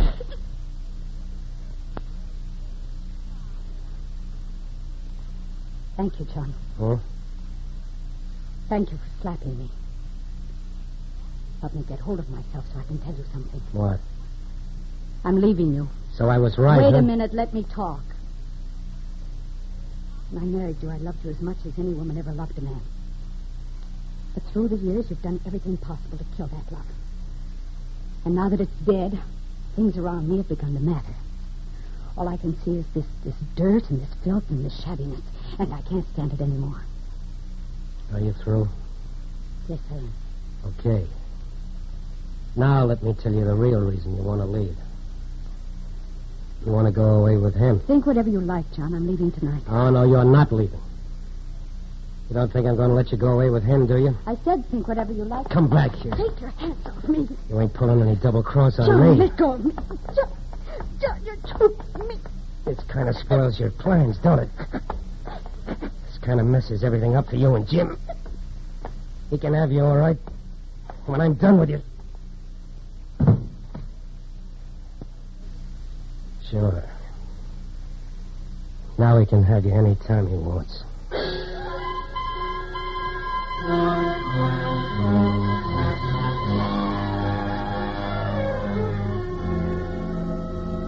Exactly 2 weeks after the brutal slaying of the miner's wife, in the adjoining state of Pennsylvania, Agent in Charge Leeds of the Pittsburgh office of the FBI has just received a caller. Mr. Leeds, I'm Chief of Police Baxter from Larkin, Ohio. Oh, yes, I've been expecting you. Sit down, won't you? Thanks, I will. I think I have a case for the FBI. Yes?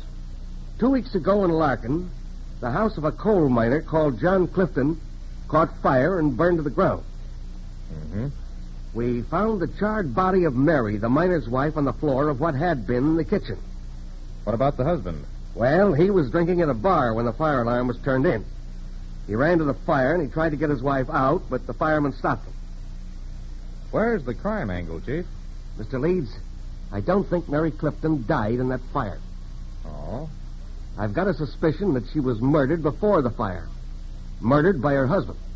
Yes, but you just said that when the fire broke out, he ran to the house and attempted... I know. I haven't got enough material evidence to back up my suspicions, or I'd have him extradited. Extradited? Yes. That's why I came here. John Clifton left Larkin, Ohio, a week after it happened. We traced him to Ridgewood, Pennsylvania. And he's working there in the coal mines.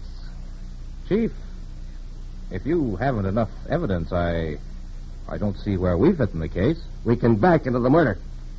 You see, Clifton was jealous of a man named Monroe. He tried to extort money from Monroe on the grounds that he was carrying on with his wife. I see. Now, let me give you the whole background on this fellow Clifton. Here's the reason why I think...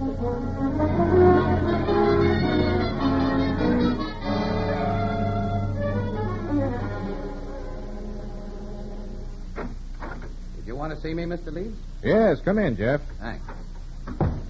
Did you finish reading up on the Clifton case? Yes, I just finished. According to our vocation avocation file, you've spent some time around coal mines, Jeff. That's right. I spent a couple of summers in the mines when I was studying engineering. And I think you're our candidate to contact Mr. Clifton. Good. You'll have to work alongside him without him suspecting your plant. I see. Have you any opinions on the case? Yes. The neighbors said they heard an explosion and saw a flash of flame in the kitchen. Mary Clifton cooked on a gas stove. That's right. And if her husband did it, he could have opened the gas jet in the oven, attached a slow fuse like they use for a blowout in the mines, lit the fuse, gone out the back door, and reached the bar before the explosion. That sounds reasonable. As for how he actually killed his wife, the neighbors heard no pistol shot. And even a half-charred body should have showed some trace of a stab wound, which hers didn't. I know. But it would have shown no trace of finger marks if he choked her. That's how I think he did it. If he did it. And I'm ready to start right now for Ridgewood to find out. I've already telephoned the superintendent of the mine. You'll be working with Clifton starting tomorrow. Right.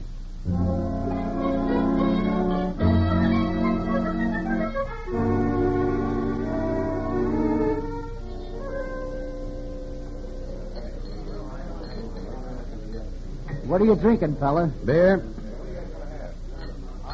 New here, ain't you? Yeah, just come in this afternoon. Signed up yet? Yeah, start tomorrow. Here you are. Thanks. I'm supposed to work with a cutter named Clifton. You know him? Yeah. Yeah, I know him all right. What's he like? Well, you can size him up for yourself. He's coming in now. Oh? Give me a Boilermaker, Sam. Your name Clifton? Yeah, what about it? My name's Jefferson.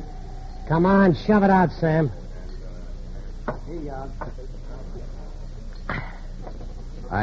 I said my name's Jefferson. Yeah, I heard you. Thought maybe you might like to know who's working with you. What do you mean? I'll be loading in your room starting tomorrow. What's the matter with the two working there now? One of them is switching shifts. Yeah? Yeah.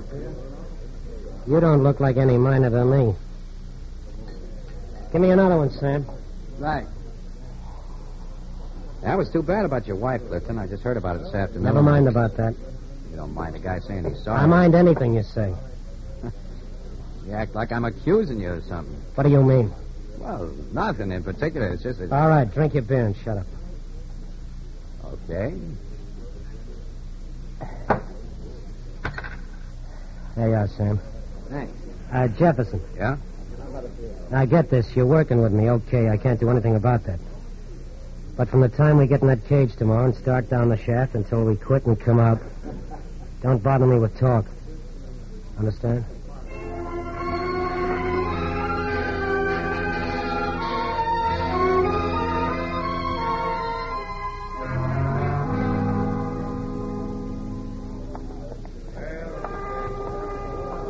All right, monkeys, let's get in the cage and get down to midnight. Okay, let's go.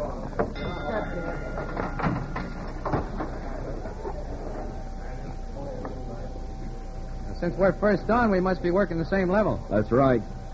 You knew? Yeah, just come on. Name's Jefferson. I'm Hinton. What drift you working? Don't know yet. But I'm working with Clifton over there. Oh, that's number 3. You're working in a small head. Tight fit and dead end, huh? Yeah. Jefferson. Yeah? I want to ask you something. I thought we weren't talking, Clifton. Where do you come from? Still don't think I'm a miner. I said, where did you come from? Carter Mine in Kentucky. Oh, soft stuff, huh? Trying to do, Trippy. What do you mean? Carter's hard, same as here. That pass me okay? All right, come on, let us out.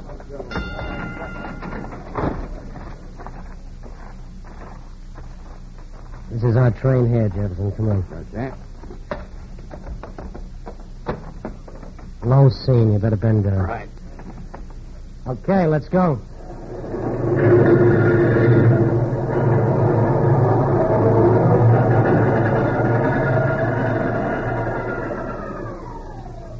What's the idea of stopping? Ground fall blocking the track ahead. Well, you can't prop up a roof with a toothpick and expect it to hold. Well, you can get around the fall on foot, all right. All right. You go back on the train, Hinton. Get a crew to come clean this stuff out, put in some real props, and wet the dust down. Right. Come on, Jefferson. Okay.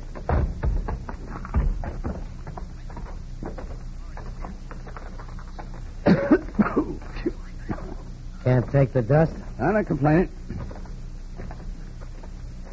A few more yards, we'll be in the head, and you can straighten up. Okay. This is our happy home, and we don't make money standing still. You don't mean you're going to start cutting before they wet down? Why not? There's a cloud of dust. Suppose you hit gas. Some dust ain't combustible. Well, you know this kind isn't. I hit some gas the other day in a dust cloud, and nothing happened. Well, maybe it wasn't inflammable gas. Oh, a book miner, huh? Well, just cautious. Time is money. I'm going to start cutting.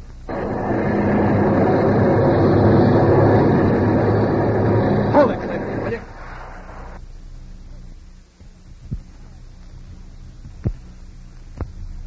It's a fire damp. Let's get out of here. We'll never make it before it hits the dust. I said let's get out of here.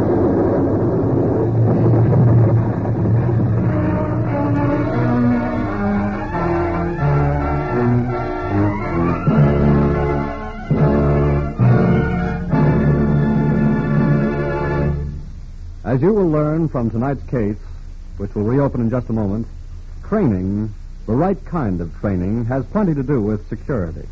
This week at the Equitable Society, I learned something about training. The president of the Equitable Life Assurance Society of the United States, Thomas I. Parkinson, told me about it. You know, he said that the FBI operates a school for law enforcement officers called the FBI National Academy. Policemen from all over the country attend its classes in modern crime detection and advanced police work of all kinds. Down there recently, I was astonished to find how closely this FBI school parallels our own Equitable Society schools and training courses, and for the same purposes, too. Protection and security. Yes, representatives of the Equitable Society are always going to school. Classes run steadily at the Equitable Society, and special courses of instruction are given to Equitable Society representatives throughout the country, as field training instructors constantly bring new information to Equitable field men everywhere. That's why the Equitable Society representative in your community is so well versed in the things that are closely tied in with life insurance. Things like trusteeships, tax problems, mortgages, partnership agreements. And let me tell you that because many factors, such as taxes, are constantly changing, Equitable Society representatives must be progressive, must be forward-looking. So we can always say that this week and every week for more than 86 years, the Equitable Society has been building security for you, your home, and your country. And now, back to the FBI file, The Cautious Killer.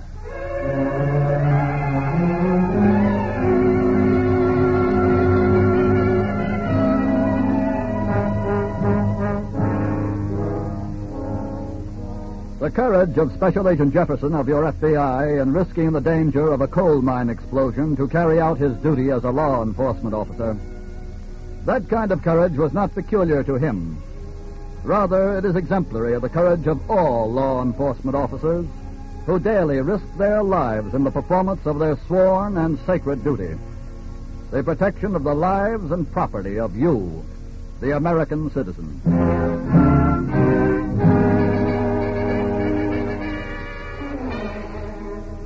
At the first sound of the distress signal at the Ridgewood mine, Superintendent Miller and Agent in Charge Leeds of the FBI rushed to the shaft head. Miller personally took charge of the rescue party, which is now making its way deep into the scene where the explosion occurred. Think there's any possible chance that they're alive, Mr. Miller? Well, if they are alive, Mr. Leeds, they're sealed up in a small head, and that's pretty bad.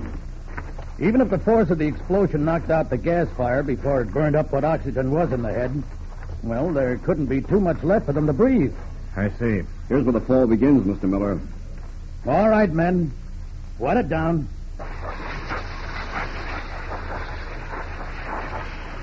How far is it to where they are? Oh, I should say about 20 or 25 feet. And that's many a ton of coal. How long would it take to reach the head? If they're alive, we can't wait that long. We'll clear out about half and then try to drive an air shaft through before we go any farther. I see. All right, that's enough, men. Now dig it away and keep it wet as you go. And I don't need to tell you to work fast.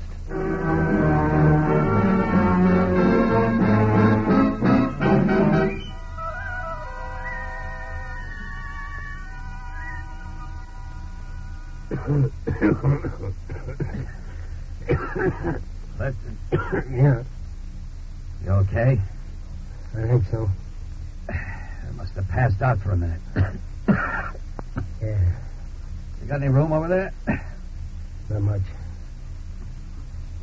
Jefferson. I wonder how bad off we are. I don't know.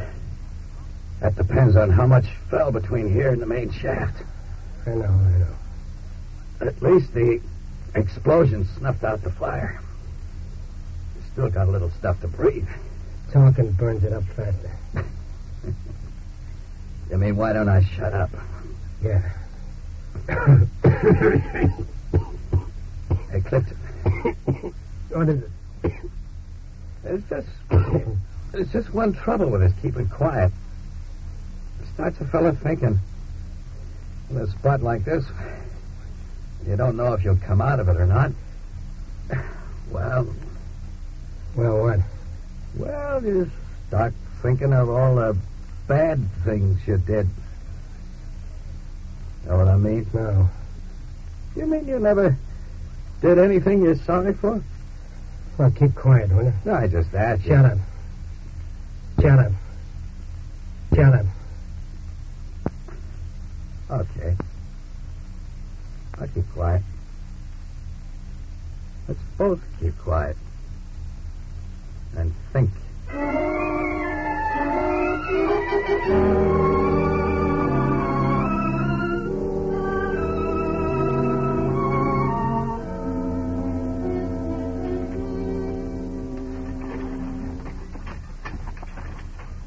Haven't the men dug through halfway yet, Mr. Miller? No, we've only made about 10 feet. But it's been a couple of hours now. Yes, I know, but we're not getting through as fast as I'd hoped. Do you think they could still be alive? If they were alive when we started, there's a chance. Just a chance. But I'm not going to wait any longer. What do you mean? All right, stop work, men. I'm going to see if they can hear us. Clifton! Clifton! Jefferson! Clifton! Jefferson, can you hear us? Clifton! Oh. All right, men. Bring up that shaft. Right. We're going to try to drive through them right now. Come on, hurry up with the shaft. Coming up. All right, now, start driving. And remember, if they're still alive, every second counts.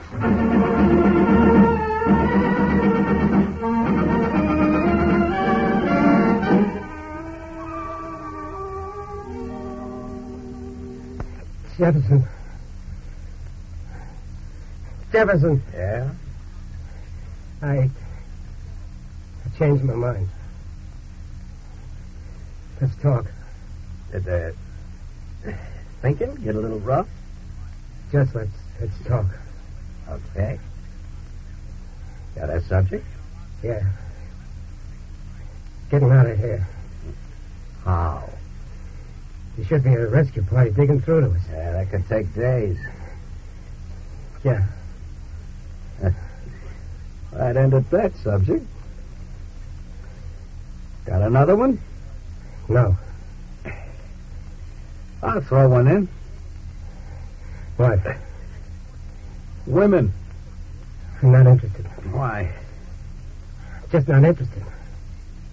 On account of your wife, Clifton? What do you mean? What happened to her? What are you talking about? Why did you do it, Clifton? Do what?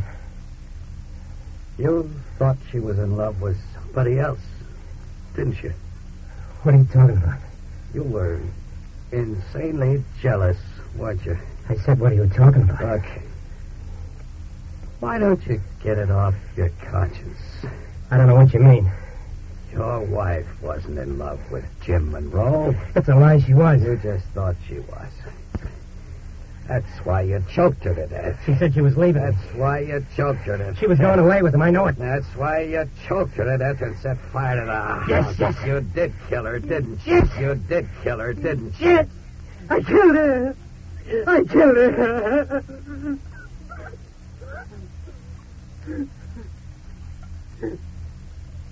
Listen. What? They're coming through to us, Clifton. What? Listen. You can get hold of yourself now, Clifton. This part of your troubles are almost over. What do you mean? It's just like you said in the bar yesterday. I'm not a real miner. What? I work for the FBI.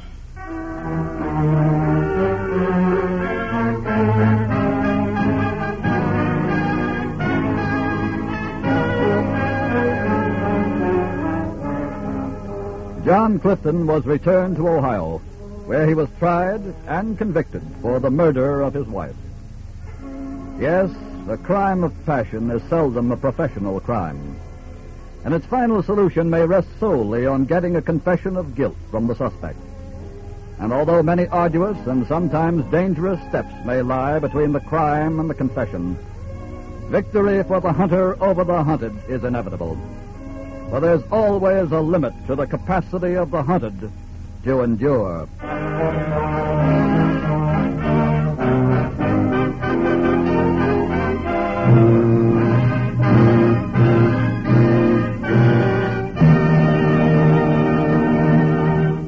Next week, you'll hear a particularly exciting case from your FBI files. Before telling you about it, a word about one of your neighbors. Just as you look to your FBI for national security, so to the Equitable Society you look for the financial security of life insurance. Yes, like the FBI agent, the Equitable Society representative in your community is a specialist on the subject of security. His job is to preserve homes, to help keep children in school, and to make old age a time of happiness and contentment.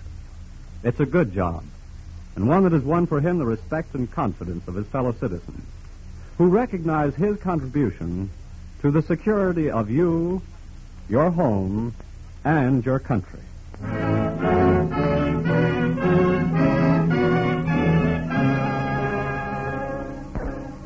Next week, we will bring you another colorful story from the files of the Federal Bureau of Investigation, The Corrupt City.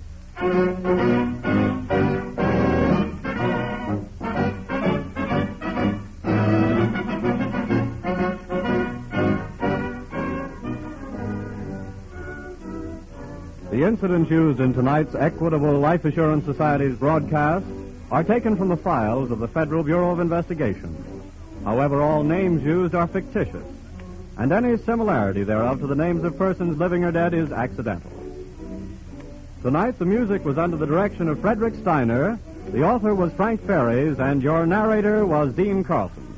This is Your FBI is a Jerry Devine production.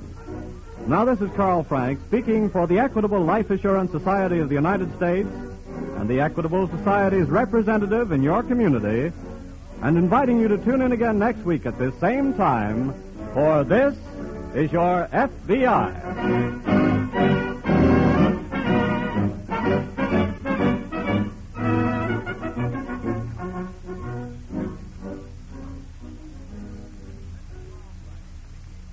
Now I should like to read a statement from Mr. J. Edgar Hoover, Director of the Federal Bureau of Investigation. The observance of Boy Scout Week should command the attention of the entire nation.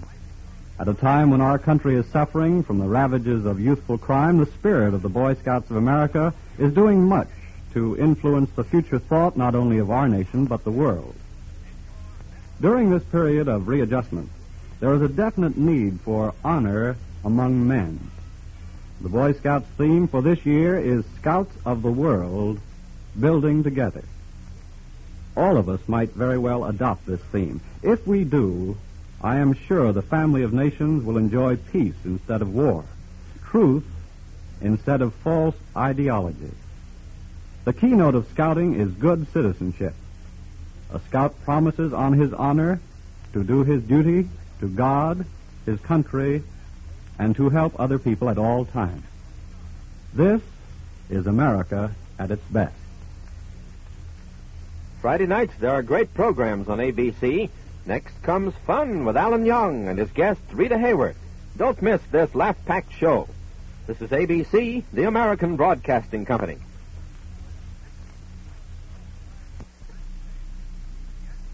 The Equitable Life Assurance Society presents This is Your FBI.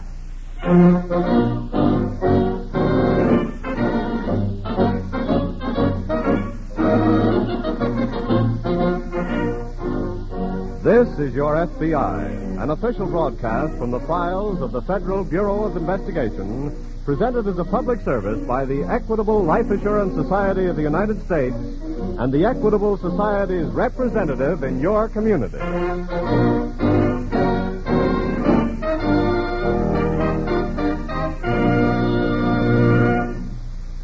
Before opening tonight's file, let's give a few moments' thought to a frequently asked question. Since these programs began almost a year ago, A number of people have written to the Equitable Life Assurance Society of the United States asking how they could become members of the Equitable Society. They agree with the aims of the society and want to know what they have to do to join. Well, of course, the answer is very simple. When you take out life insurance with the Equitable Society, you automatically become a member of the society. You become part of a great cooperative enterprise that is run entirely for the benefit of its members. Yes, the Equitable Life Assurance Society of the United States is a voluntary association of men and women who have joined together for security, who, because they have banded together, are able to assure each individual member greater security than he could attain by his own unaided efforts.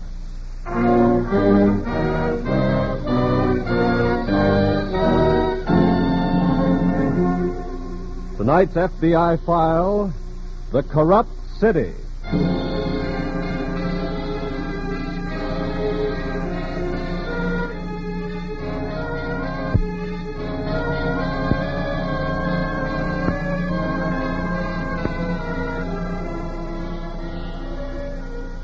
Which of these two, standing before the Supreme Court of Public Opinion, would merit the severer judgment, the greater moral condemnation? The professional criminal whose business is violating the law for profit, or he who occupies a position of public trust and uses its power to protect the criminal for self-gain? It is eloquent testimony of the worthiness of a system of free elections that there is in America a minimum of corruption in public office. It is proof of the essential integrity of the overwhelming majority of those who seek office. Proof also of the conscientiousness of the people in selecting their public servants. And, as demonstrated in tonight's case from the files of your FBI, it is proof of the uncompromising devotion of America's law enforcement officers to their sacred duty to uphold the law against all transgressors, no matter who they may be.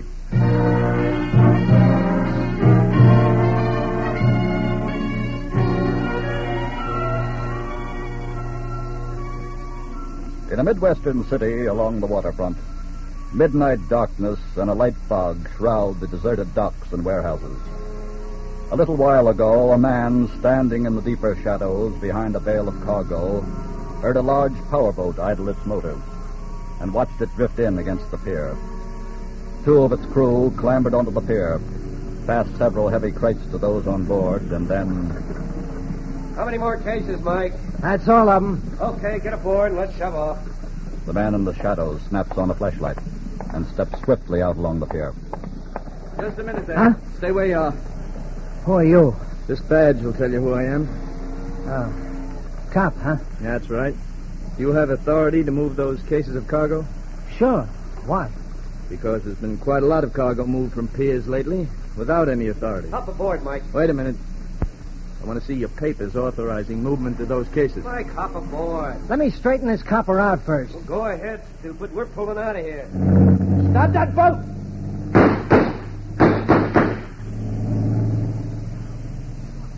Looks like you missed them, copper, so you'd better arrest me.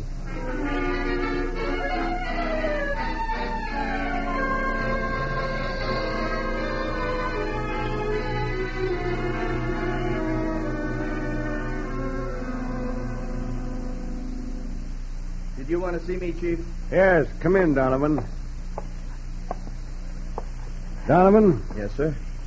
If I were asked what I think of you and your work, I'd say you're one of the most promising young men on the force. Oh, thank you, sir. And the thing that really sold me on your earnestness about your work was last fall when you asked for a leave so you could attend the FBI's National Academy. And at your own expense, too. And that diploma you came back with, well, I guess I was almost as proud of it as you were. Thanks, Chief. You have a great future ahead of you as a law enforcement officer, if you can stand the test of hard knocks. Well, They can come in a million forms. Sometimes they're hard enough to break a man's spirit completely, if it's not strong enough to take it. Yes, sir. personally, I want to commend you, Donovan, for the arrest you made 2 nights ago at Pier 26. Thank you, sir, but I read your report. I think you're on the right track. And somehow that gang of river thieves has got to be broken up. I bungled the job the other night by getting only one, but I'll get the rest of them, sir. The man you arrested was released this morning. I'll get... What did you say, sir? Mike Haynes was released this morning. Released? But And here is your first test in the school of hard knocks, Donovan. A statement from the councilman in charge of our appropriation. You may read it all later, but I'll read only the last paragraph. Okay, sir.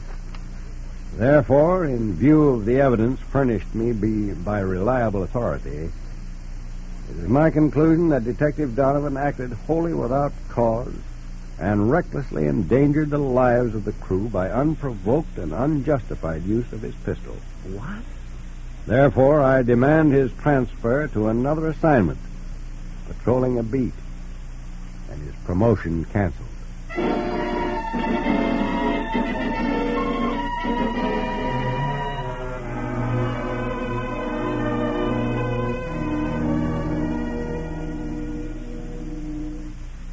Well, that's a pretty sordid story, Donovan.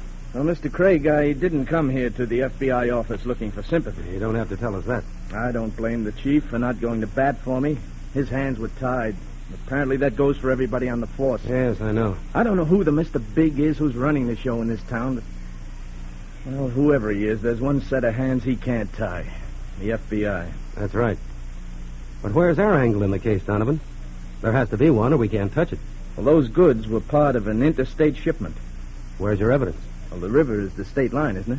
Yes. Well, the rest of the gang got away in the boat the other night, and they headed for the other side of the river. But you don't know for sure that the boat went all the way. No. It could have turned and cut back to this side at a point farther up or downstream. Yeah, that's true. I guess I was just a little overeager to get you boys into the picture. Well, we may get into it yet. But until there's a definite federal violation, I'd suggest you keep your eyes open for anything on Mike Haynes. Watch where he goes, who his pals are. Maybe you'll stumble onto something. Yeah, something Mr. Big can't cover up. Yeah. It might be pretty risky business for you. I'll get on Haynes' trail starting tonight.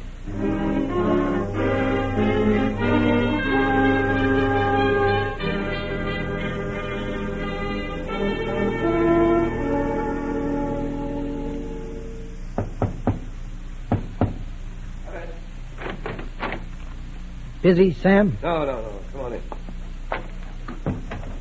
Yeah, got me sprung, huh? Yeah. I don't know why, though. What do you mean? That was a real stupid play, Mike. What? Playing the big shot for that copper. You acted like you had protection sticking out all over you. Oh, that's the deal, ain't it? No, not for publication, sucker. They're still honest cops, you know. Well, how was I to know? The big guy didn't like it. Well, he sprung you this time, but from now on, take it easy. Something's got to be done about that cop. Why? He's been tailing me ever since I was sprung. I go in for a beer, and he comes in for a beer. I go in the bowling alley, and he comes in. I go home, and he walks by the house. But he hasn't tailed you across the river any time, has he? How could he? That's out of bounds for him.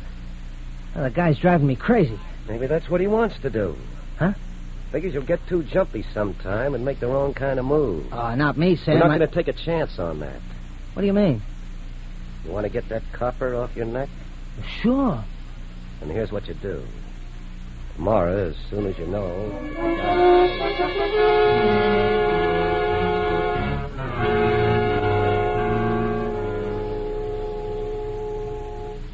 Can I see you a minute, Mr. Craig? Oh, come ahead, Donovan. Any evidence on a federal violation yet? No, but I've got a pretty good idea how they operate now. They've got a legitimate front here in River City. What kind? It's a small river freight business. They don't do much. I watched it for 3 days. But it gives them a front just the same. Yeah, and licensed to operate any kind of boat they want to anywhere on the river. Mm-hmm. Who's the company? It's Sam West, an ex-rum runner, but I'm pretty sure he's not Mr. Big. Where do they keep the stolen stuff? Across the river. You have proof? Well, I can prove that they go across the river. How do you know? I watched them with glasses last night in the moonlight. Oh? It was clear, you see, and I could follow the boat all the way across to the pier line on the other side. Mm-hmm. And then it turned upstream, and I lost it in the shadows. Were they carrying stolen merchandise?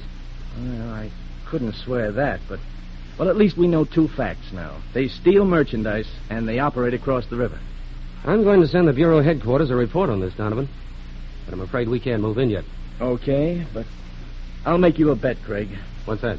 Before I finish my war of nerves against Mike Haynes, you'll have something to move in on. Well, don't stick your neck out too far. River City needs it.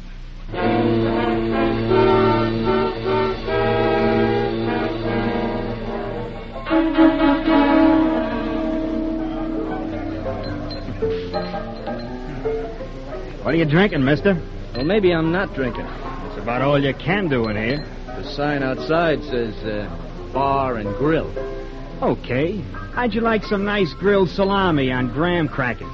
That's what we got left. Thanks. You looking for somebody? Yeah, I thought I saw a fella come in here just ahead of me. I guess I never seen him. Uh-huh. You got a back door? Yeah, it's out back.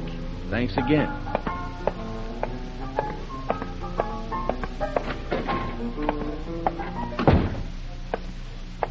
Looking for somebody, Copper?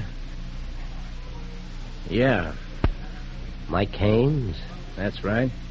He's right behind you. What? He's right behind you. There you are, Mike. Now the guy don't bother you.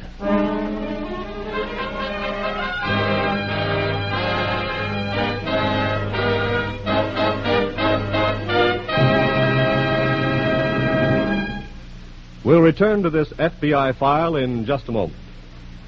In the meantime, since it's still only a few hours past Valentine's Day, let's consider a subject that's very close to every man's heart and every woman's. This week at the Equitable Society, one of the representatives told me about a unique Valentine which he helped prepare. The giver of this Valentine was a young man who came home from the Navy just 3 months ago to marry his childhood sweetheart.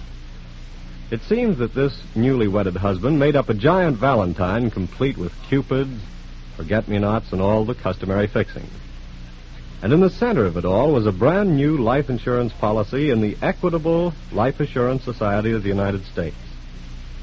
Well, when you come to think of it, what better proof of his love can a husband give his wife than to provide her with the security of life insurance? You see, here in the Equitable Society, we're not just guardians of the dollars and cents sent in by our members. We're guardians of human hopes and human happiness. Our job is to keep home fires burning and to give boys and girls wider opportunities for education and advancement. Our mission is to help banish fear from the hearts of men, to save widows and elderly people from the humiliations of poverty, charity, and dependence. So, is it any wonder that we of the Equitable Society are proud to call ourselves life insurance men and life insurance women, and that we're equally proud to say that this week and every week for 86 years, the Equitable Life Assurance Society of the United States has been building security for you, your home, and your country.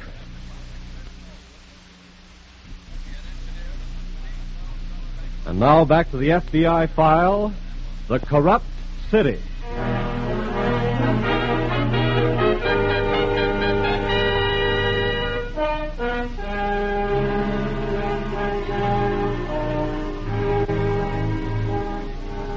Every day and night, 24 hours around the clock, your law enforcement officers risk their lives to keep their covenant with you, to protect your lives and property, and to uphold the sanctity of your laws.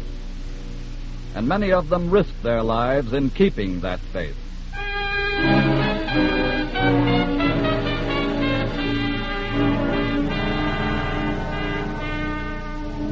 It is nearly noon now, the second day after Officer Donovan walked into the trap set for him by Mike Haynes of the River Gang. Agent in charge Craig of the River City office of the FBI is sitting at his desk with Special Agent Tom Farrell. I'll take it, Tom. Okay. Craig speaking. Oh, hello, Chief. What? Yeah, I was afraid of something like that. Where? Uh-huh. I see. Well, I guess that puts it up to us now, Chief. And we're moving in on the case right away. Thank you, sir. And we'll keep in touch with you. Right. Trouble? Yes, that young policeman, Donovan. What about him? A farmer on the other side of the river found him in a ravine this morning. 5 slugs in him, but he's still alive. He had to be kidnapped. Okay, what's our first move? Not much doubt about whose work it is. Want to round up the gang now? No, we've got to get the proof first. And we'd better start on that stolen goods angle. That might lead us to Mr. Big himself. Mr. Big could be that councilman. Why? He made the chief break Donovan, didn't he? Proving what? Well, in his memo, he referred to evidence furnished by a certain reliable authority. But he could be that certain authority, you know. Yes, it's possible. The chief of police might be mixed up with him. Oh, I doubt that. I'll bet my last cent the chief is honest. Chiefs of police are clean, Tom. They've got to be to get that far. Sometimes they've got to take a dirty order and like it, and ask no questions in order to do a bigger job. Well, where do we start on this case? Well, let's watch their boats first, and see if they'll lead us to a cache somewhere on the other side of the river. Okay. And then we'll figure out a way to get Mr. Big.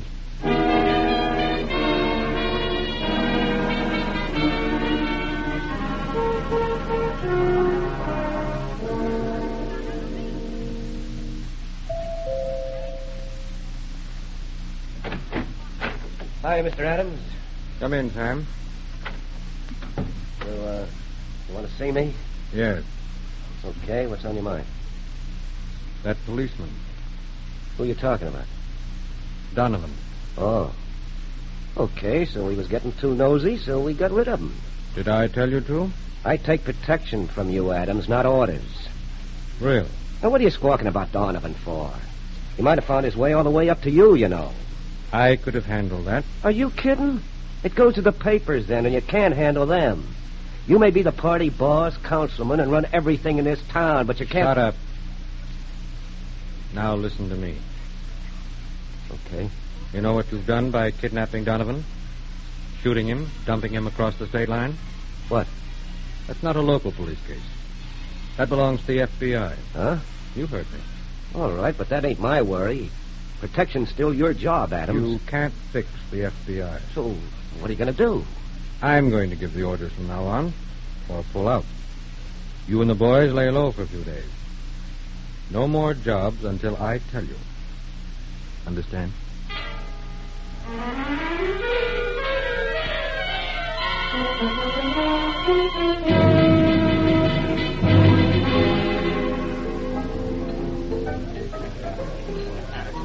Put a head on that for you, mister? No, thanks. Oh, it goes better with the music when it's flat. A comedian. Tom. Yeah? Mike Haynes down the bar ways. Yeah. Wish we could take him in now. Don't worry, we'll get him. Looks like he's about ready to shove off, and I imagine he'll head for home. Well, we've been watching them 3 days now. I haven't moved a boat. Yeah, they must have gotten orders to lay off for a while. Yeah. Come on. Let's get back to the office and plan our next course of action. What about Haynes? Let him get home by himself. We've got more important work to do right now.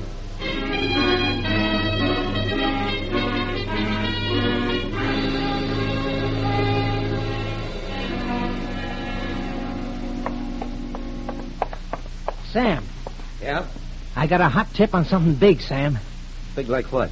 Big like a big pile of dough. Oh, the boss said to lay off. He likes the cut he gets, don't he? Well, sure, but... Then he'll drop his teeth when he hears about this.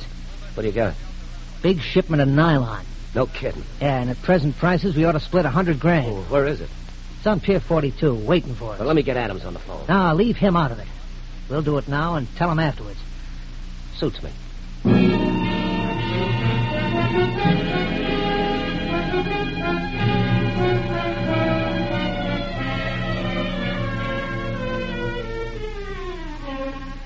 It is nearly midnight on the river now, and a ferry boat crossing far upstream seems to be the only sign of life on the surface of the water.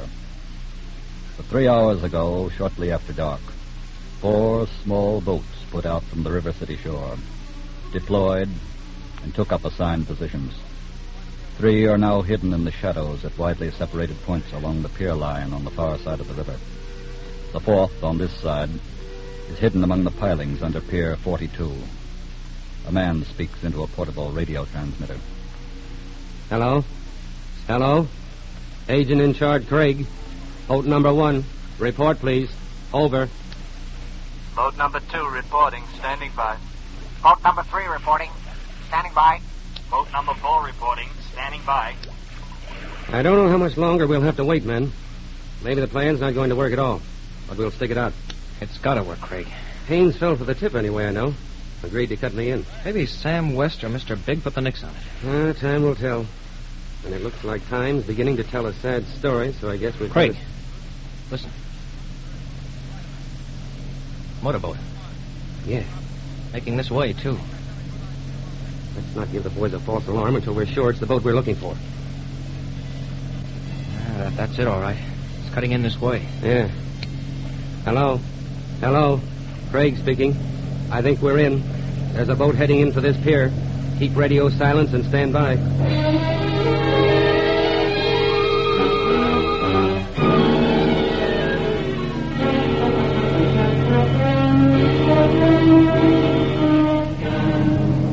Hello? Hello? Boat number 2. Come in. Boat number 2 reporting. They've loaded and pulled away. Headed across the river for your position.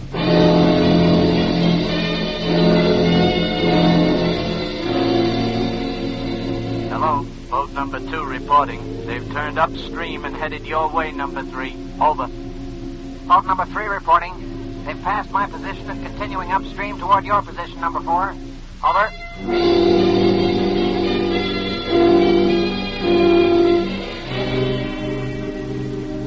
They've had time to pass number 4 by now, Craig.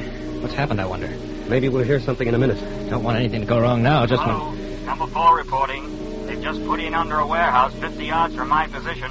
Good. What are your orders, Craig? Over.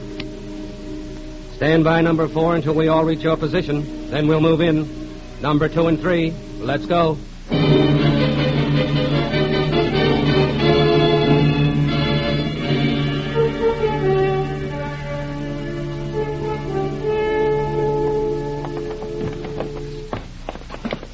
All right, boys. You can set those cases down right there. Now put yours up on the table here, Mike. Okay. Break her open and let's see what we got. Right. Adams is going to be real sorry he passed this one up. Yeah. This ought to be worth $100,000. It's all for us. I wouldn't be too sure of that. Huh? Adams. Tried to pull one without me, didn't you? So? You pulled this job against my orders. So from now on, we never heard of each other. Understand? I hear you. And if you don't clear out of this county and stay out, I'll have you slammed in jail so far it'll take you 40 years to walk to the front gate. That's enough, Adams. Put down that gun. No, No. I said put down that gun. No dice. Not until I... Drop that gun, West. What? We're special agents of the FBI. You're all under arrest. Thank you, gentlemen. Save it, Adams. You're in this, too. Just a minute. I'd like to explain. Explain it to the people of River City. The people who trusted you. They'll want to hear it all, I'm sure. The handcuffs on him, men. Right. And by the way, I think you all should know that Donovan is recovering rapidly and will be happy to testify at your trial.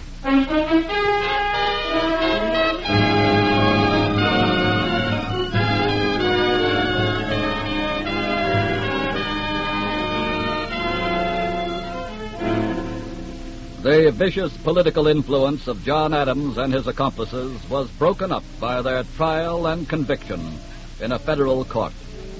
They were sentenced to long terms in a penitentiary. The significance of tonight's case can be best illustrated by a quote from an article written by J. Edgar Hoover, director of the Federal Bureau of Investigation, in this month's American magazine. In this article, Mr. Hoover stated, "A great menace to successful law enforcement is the crooked politician or policeman who places the pork barrel above the welfare of society. These politicians either corrupt policemen or destroy their morale. I must say here and now that if we are to stem the rise of crime, we must take police and sheriffs, the first line of defense against terrorism, out of the hands of venal politicians. The police department must be placed, like so many municipal fire departments and school systems, in the control of a nonpartisan commission. It may be a hard job, particularly when a powerful political machine exists in a city, But it can be done if every decent citizen puts pressure on his local lawmakers.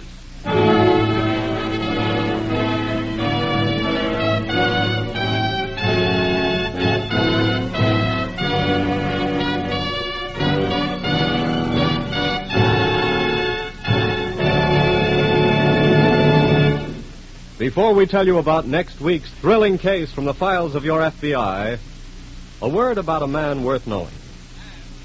To your FBI, you look for national security, and to the Equitable Society for the financial security of life insurance.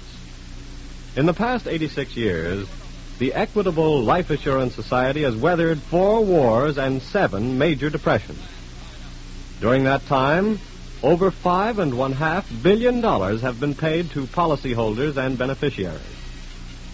This tower of strength, security, and stability is represented in your community by a man whom hundreds of your fellow citizens know as their good friend, the Equitable Society representative, who, like your FBI, is dedicated to the protection of you, your home, and your country.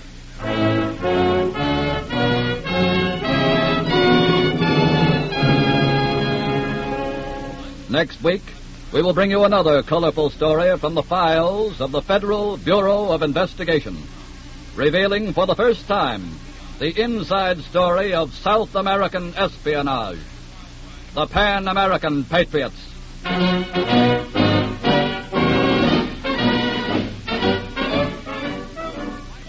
The incidents used in tonight's Equitable Life Assurance Society's broadcast are taken from the files of the Federal Bureau of Investigation. The role of J. Edgar Hoover was impersonated. However, all other names used are fictitious, and any similarity thereof to the names of persons living or dead is accidental. Tonight, the music was under the direction of Frederick Steiner, the author was Frank Ferries, and your narrator was Dean Carlton. This is Your FBI is a Jerry Devine production. Now, this is Carl Frank, speaking for the Equitable Life Assurance Society of the United States and the Equitable Society's representative in your community, and inviting you to tune in again next week at this same time, for This is Your FBI.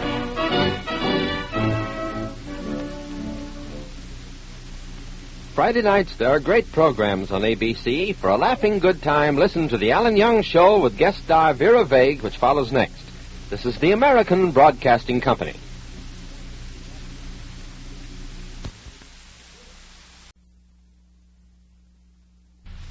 The Equitable Life Assurance Society presents This is Your FBI.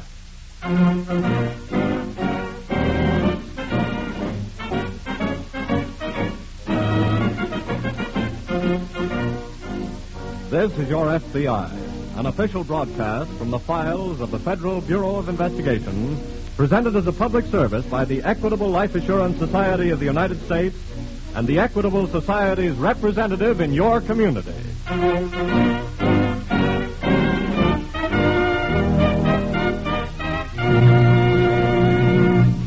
In these programs, you may have noticed that we of the Equitable Life Assurance Society usually speak of the men and women who own Equitable life insurance policies as members of the society. In calling them members, we're being strictly accurate. For when you purchase life insurance from the Equitable Society, you really are joining a society. Your policy is your certificate of membership in a great cooperative enterprise which is run solely for the benefit of its members. Get to know the Equitable Society representative in your community. He is the never-failing source of all those benefits which accrue to members and those who are to become members of the Equitable Life Assurance Society of the United States.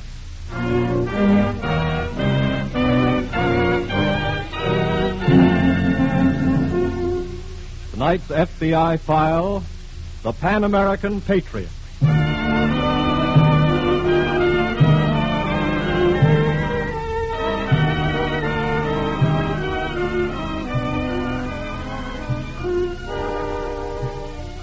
During the past few months following VJ Day, Many pages of your FBI's secret war diary have been made public. Pages which tell the thrilling story of your FBI's victory over Axis agents here at home. But until now, the seal on a certain other chapter has remained unbroken. A chapter which might be entitled Foreign Operations. Tonight, we shall break that seal and bring you for the first time a story of your FBI's foreign operations in South America.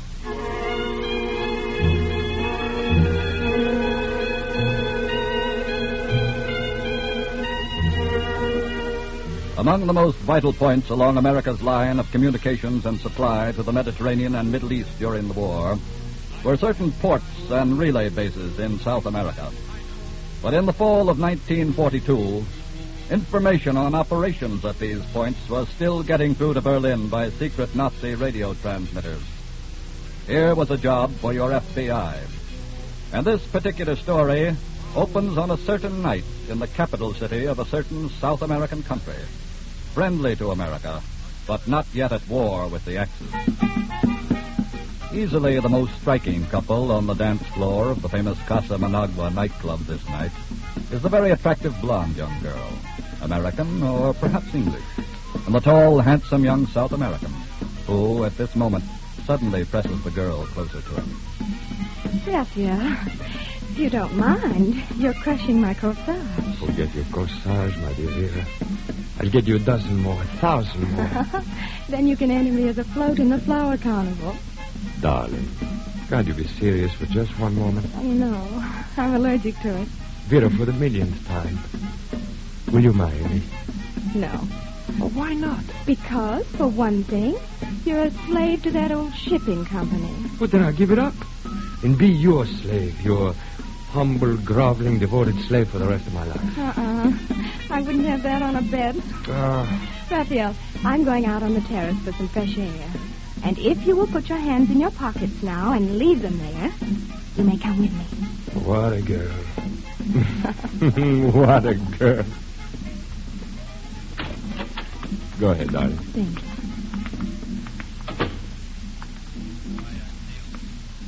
May I have a cigarette? Sorry. My hands are imprisoned in my pockets. Oh, I'll grant them a temporary parole. Good. Here you are. Thank you. And a light? The moon is lovely. Yes. Do you know the lines, yon rising moon that looks to us again, how oft hereafter will she wax and wane?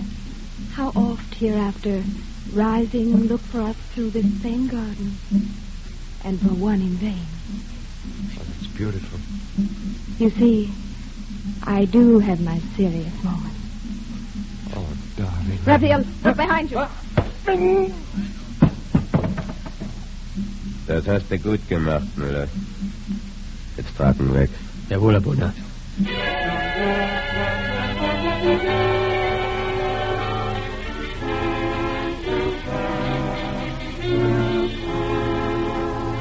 In a house in another part of the city, Special Agents James Phillips and Stanley Douglas of the FBI, working by permission of and in cooperation with the Director of National Police, have established a shortwave radio receiver for the purpose of locating and monitoring the illegal Nazi transmitter known to be operating somewhere in or near the city. 3 days ago, they had just picked up the transmitter for the first time when suddenly it stopped sending. It is now 2 nights after the incident at the Casa Managua. Douglas at the receiver keeps a listening vigil with the headphones. Still dead air, Sam? Not a peep. Maybe they've been changing the location of the transmitter. Shouldn't take them 3 days to do that, Jim. Maybe they've also been waiting to get hold of important information. Like what? That I wouldn't know. But when they do start sending again, we'll know what they're talking about. What do you mean? The police arrested a Nazi agent this afternoon, and when he was confronted with the ironclad case built up against him, he told all he knew. Oh. Here's the whole breakdown on the code the Germans are using. Hey, what a break. Yes. Want me to relieve you a while there? Yeah, I'd like to stretch my legs and get some coffee if you don't mind. Right. Is the antenna angled in the direction we picked them up before? Yeah, it is now. I've been all around with it, but I have... Hey, wait. Wait a minute. Got something? I think so. It's awfully faint, and it may not be them. See if you can bring it up with the antenna. That does it all right. Jim, it's them. That's their call signal. Good. You spell out the message. I'll take it down and decode it. Right.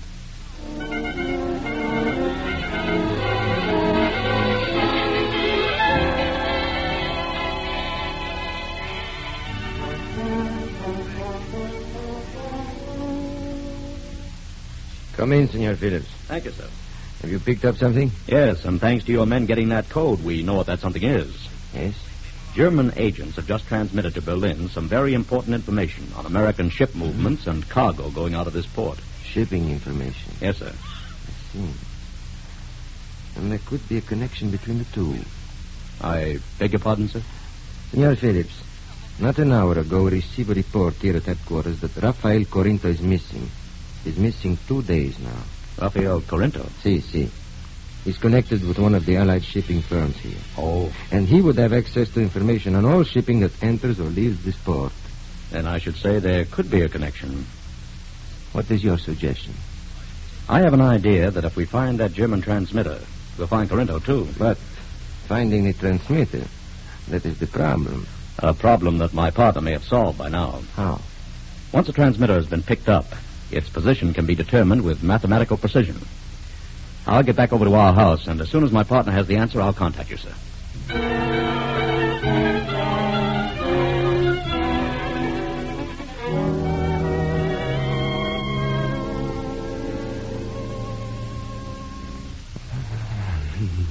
Der Corinto kommt zu sich, Herr Brunner. Na, helfen doch ein bisschen nach. Aha. Gern. So. Ja, genug, Miller. You are sufficiently awake, Herr Corinto? Are you one of your hosts? Where am I? That is not important. What happened to me? It's quite obvious, isn't it? You're Germans. That's right. Nazis. Correct again, sir. And in the name of our Führer, I thank you for having rendered us a great service. What do you mean? You have given us much valuable shipping information, which is now in the hands of our intelligence in Berlin. No. I don't believe you. Well, you didn't give it willingly. After 2 days, we are to resort to giving you the drug scopolamine. 2 days? I have been here 2 days? Yes. Well, what about the girl who was with me? What have you done with her? Well, answer me. Where is Vera? Oh, darling. Are you all right? Yes, I'm fine, thank you. Thank heavens. What shall we do with him, Flora? Just let him stay here. Fräulein. Vera. He called you Fräulein. That's right. But why should he These call... men work for me. Vera. You see, Raphael, as I said on the terrace the other night, I do have my serious side, too.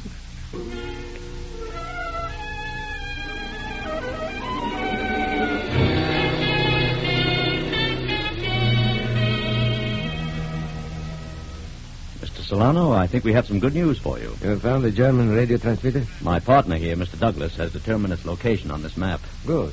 Where is it? Show him, Stan. Right. I've checked my own calculations 3 times, Mr. Solano, and I'm pretty sure this is right. Show me, please. I'd swear the transmitter is located within this tiny circle I've drawn at this point. In the mountains. About 10 miles airline, west of the city. Mr. Solano, are there any houses or vacation resort buildings around there? Let me think. There is one small lodge hidden in a strip of woods and overlooking the valley below. That must be the place, Jim. What do you wish me to do now, Senor Phillips? You have authority to arrest anyone operating an unlicensed radio transmitter. That is right. And Rafael Corinto is missing. And if he was abducted, whether by German agents or anyone else... That is a crime. Yes, and time is precious. They may decide to move the transmitter again any moment. And our work would have to be done over again. Then we shall leave immediately. Pablo, le al Capitán Otero que tenga pronto sus hombres. Tenemos que irnos en 5 minutos.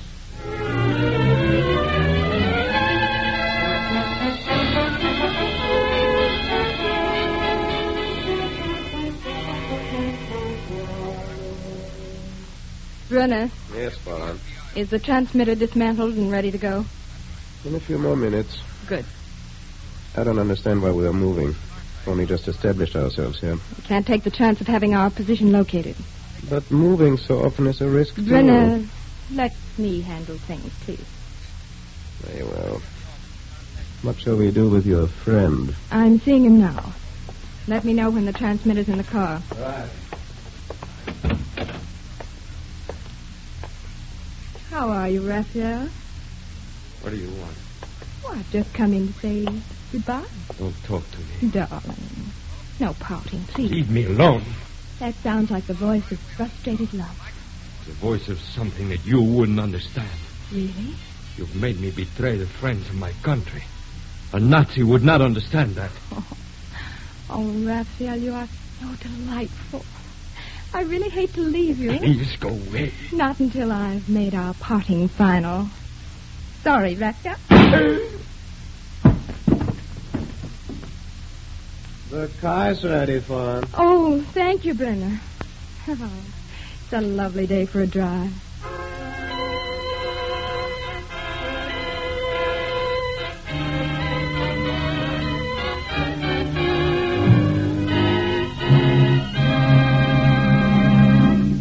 Tonight's portrayal of your FBI's efforts to protect American security will reopen in just a moment. Meanwhile, let's consider two qualities which have been fundamental to American security since our nation's birth: thrift and self-reliance. This week at the Equitable Society, we were talking of a young Virginian who landed his first important job when he was only 16 years old. In the year 1748, he became a surveyor in the backwoods of his native state. Within 1 year, he'd saved enough money to purchase 456 acres of land. The name of this thrifty, self-reliant young man was, of course, George Washington. And from his day to ours, good Americans have followed his example.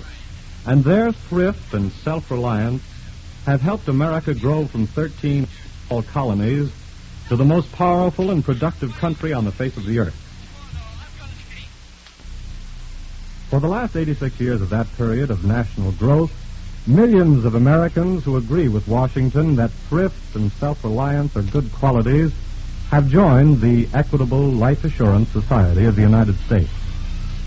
Yes, every policy we write in the Equitable Society is someone's declaration of independence. By taking out that policy of his own free will, its owner declares that he believes in personal independence, believes in taking care of himself. He declares that he doesn't want to be coddled or regimented, that he's not interested in paternalism or handouts. And here and now, let me say that we of the Equitable Life Assurance Society of the United States consider ourselves privileged to be associated with men and women who feel and act that way. And we're proud that this week, and every week for 86 years, the Equitable Society has been building security for you, your home, and your country. And now back to the FBI file, the Pan American Patriot.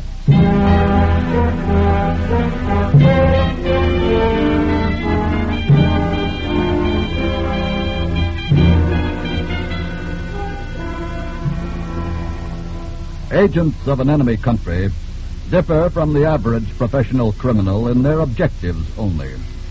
Both employ the same general methods in achieving them: treachery, cunning, deception, surprise, violence. And both leave traces of their crime, traces which eventually make a trail leading the forces of justice to them.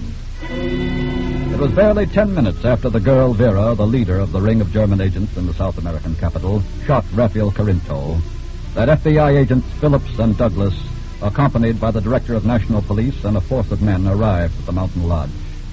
They have now just entered the deserted quarters. Well, they've cleared out of here all right, Mr. Solano. See? By all the signs, Senor Phillips, they seem to have left in a hurry. Ordinarily, that would indicate they'd received a tip that we were coming. Well, there was no time for that. I know. I guess they simply just decided to move again, and unfortunately for us, they timed it right. But Corinto, what did they do with him, Mr. Yes, Dan? In here. Oh. Look. Oh. That answers what they did with Corinto, Mr. Solano. It was the work of an automatic, Jim. I just picked up this empty cartridge. Small caliber, too. Yeah, looks like it might have been fired by one of those little pearl handle jobs that women use. Say, look in this ashtray. Cigarette stuff. Lipstick, honey. Yes.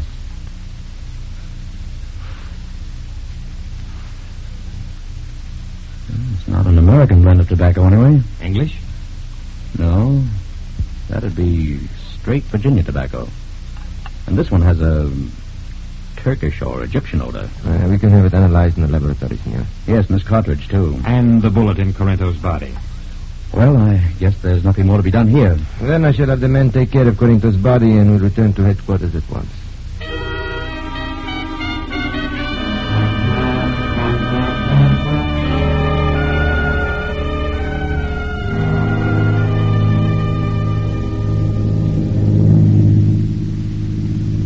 If the police should have determined the other location of our transmitter, they will find Corinto's body. What of it? His body won't tell them where we're going. But that is murder, Fräulein, and the police may start a general roundup of all suspected German agents. Is the risk of our job too great for you, Brenner? It is not that. Perhaps you would like me to send you back to Germany to fight. What are your plans, Fräulein? Your orders are to set up the transmitter when we've arrived at the new location. Yes. I'm returning to the city to the Hotel Esplanade tonight. You are to report to me there at noon tomorrow. Very well.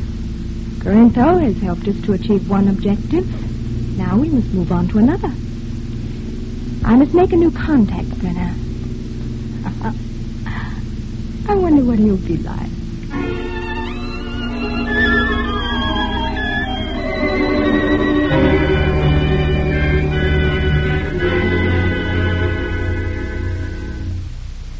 Stan? Oh, hello, Jim. Get the ballistic report from Solano's office yet? Yep, I just phoned it over.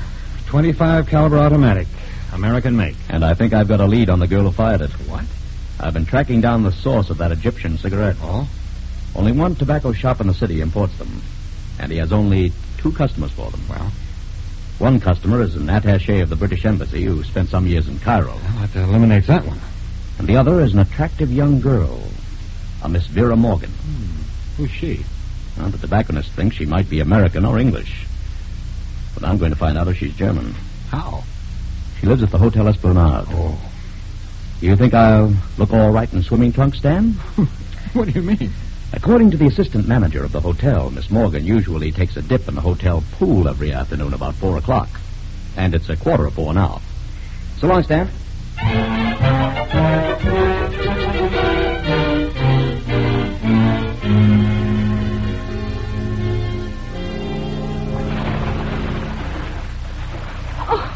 Oh, I'm sorry. I'm not. I planned it this way. I beg your pardon. I misjudged your last 2 dives, and you didn't bump into me. Oh, so you deliberately plotted this collision. Do you mind? No. Well, shall we sit down here and talk, or isn't that being done in 20 feet of water? I'll race you to the side. Right.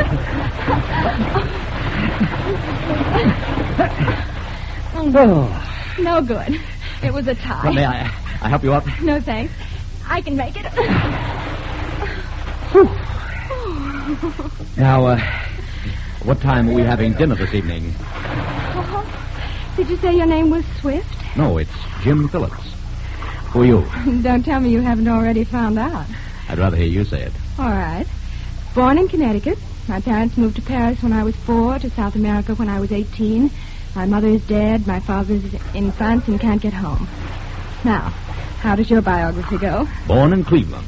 Went to engineering school. Came the war, and here I am working in South America and looking into a pair of the most exciting blue-gray eyes in the world. And how am I doing? An engineer. How fascinating. If I'd been a man, that's what I would have been. Personally, I'm glad you turned out this way. Working in the mines down there? No, doing a little stuff for Uncle Sam. They call it hush-hush, you know. Oh, sorry. You haven't answered my question. What time are we having dinner? Why don't you call for me about 8:30? It's a date.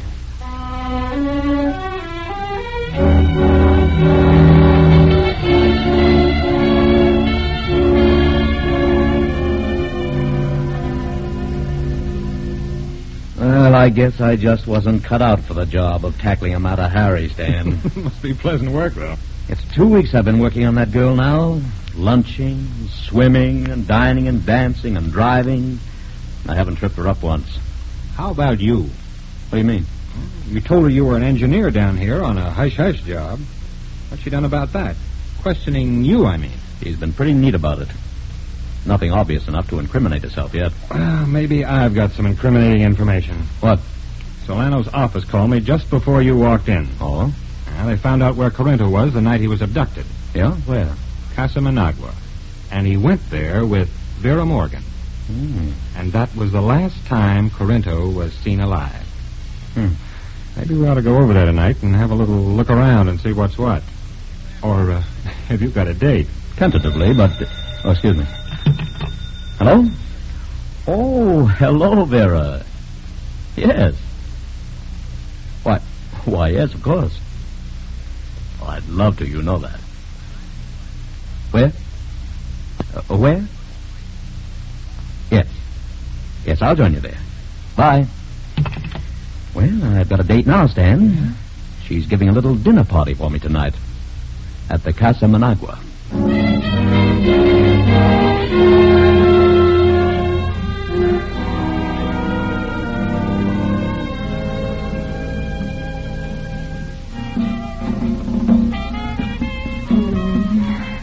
You dance beautifully, Jim.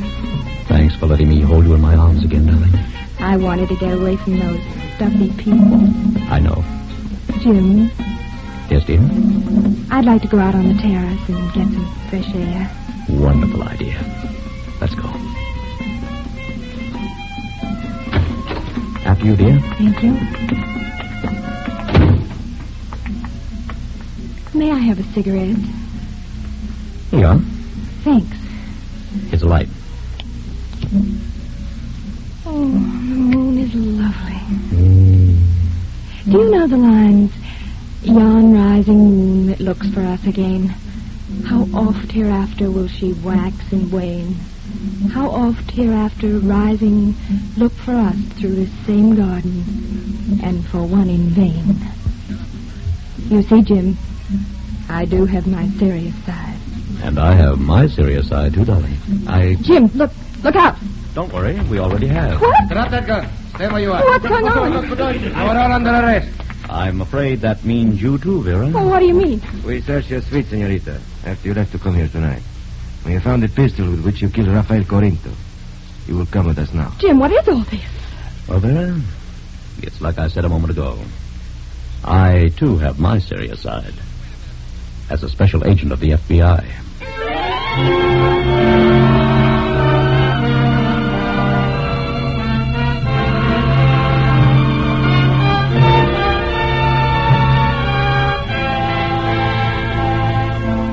Vera Morgan and her Nazi accomplice were tried and convicted by the local authorities for the murder of Rafael Corinto. You have just heard for the first time a page from your FBI's secret war diary of foreign operations. While your FBI humanly takes pride in the success of its work against enemy agents abroad as well as at home during the war, this story was presented solely for the purpose of reporting to those whom the FBI serves. You, the citizens of America. Of reporting that your FBI has duly carried out its single obligation to protect the lives and property and welfare of your country, wherever flies the American flag.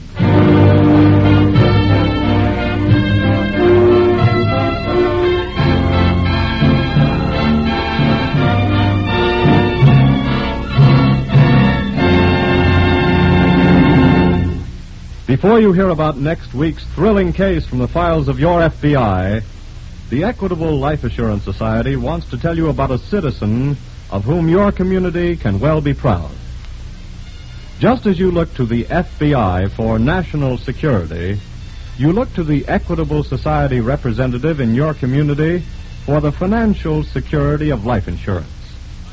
He is a man ready to serve you in the same spirit in which throughout 86 years, the Equitable Life Assurance Society of the United States has always served its members. like your FBI, your Equitable Society representative is dedicated to the security of you, your home, and your country.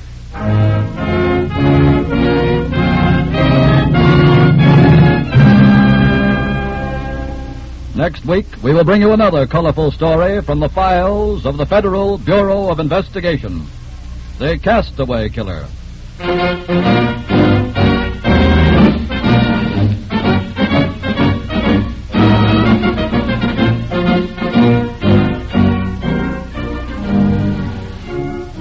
The incidents used in tonight's Equitable Life Assurance Society's broadcast are taken from the files of the Federal Bureau of Investigation. However, all names used are fictitious, and any similarity thereof to the names of persons living or dead is accidental. Tonight, the music was under the direction of Frederick Steiner, the author was Frank Ferries, and your narrator was Dean Carlton. This is Your FBI is a Jerry Devine production. Now, this is Carl Frank, speaking for the Equitable Life Assurance Society of the United States and the Equitable Society's representative in your community, and inviting you to tune in again next week at this same time for This is Your FBI.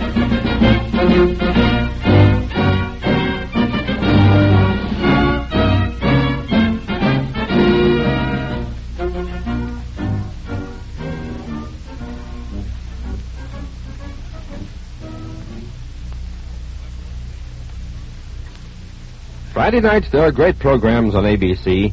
Maybe Washington never told a fib, but listen now for Frank Morgan on The Alan Young Show.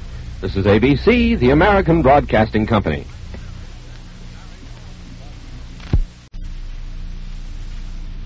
The Equitable Life Assurance Society presents This is Your FBI.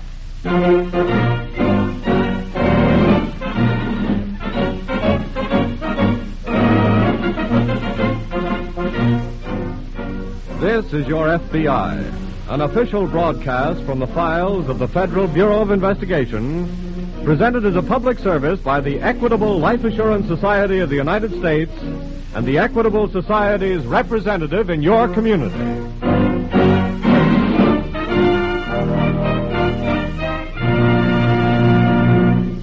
Tonight's file, which will open in just a moment, concerns, as all FBI activities concern, the future of America.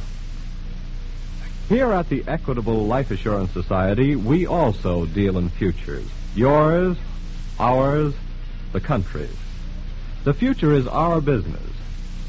And that is why for 86 years our constant endeavor has been and is to keep the Equitable Society up to date, well-informed, active, and progressive.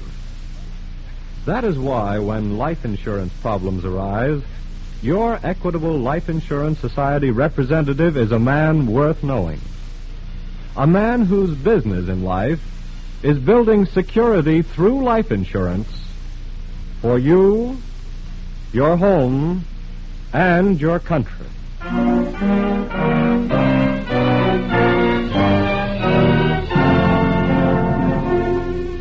Tonight's FBI file, The Castaway Killer.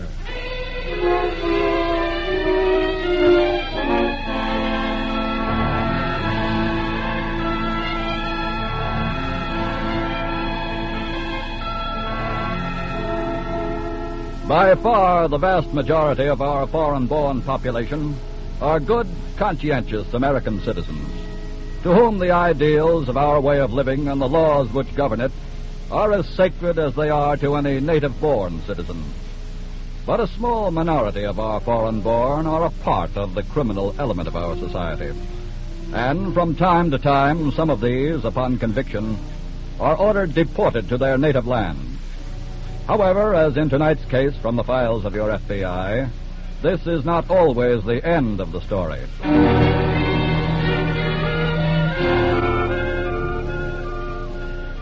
Shortly after dawn one morning, the fleet of fishing trawlers off the coast of Maine made their last haul. And now, with a full catch, they're preparing to return to their home cove. Captain Brewster, the skipper of the Anna Girl, bellows to his first mate. Let's be underway, Mr. Walpole. Aye, sir. Well, don't stand there glued to those glasses. There's a blow on the way. Personally, I'd like to run in ahead of it. I think I see something, sir. Now, don't tell me it's periscope, because the war's over. I'm not sure what it is, sir. You have a look. Where is it? Far out off the starboard bow, bobbing in the water, sir. Let's see. I don't see any... But I'm positive, sir, there's something. Wait a minute. You're right, Mr. Walpole. Lower a boat. What is it, sir? It's a man. We'd better get to him. Aye, sir. Man, boat number 1, make ready to lower away.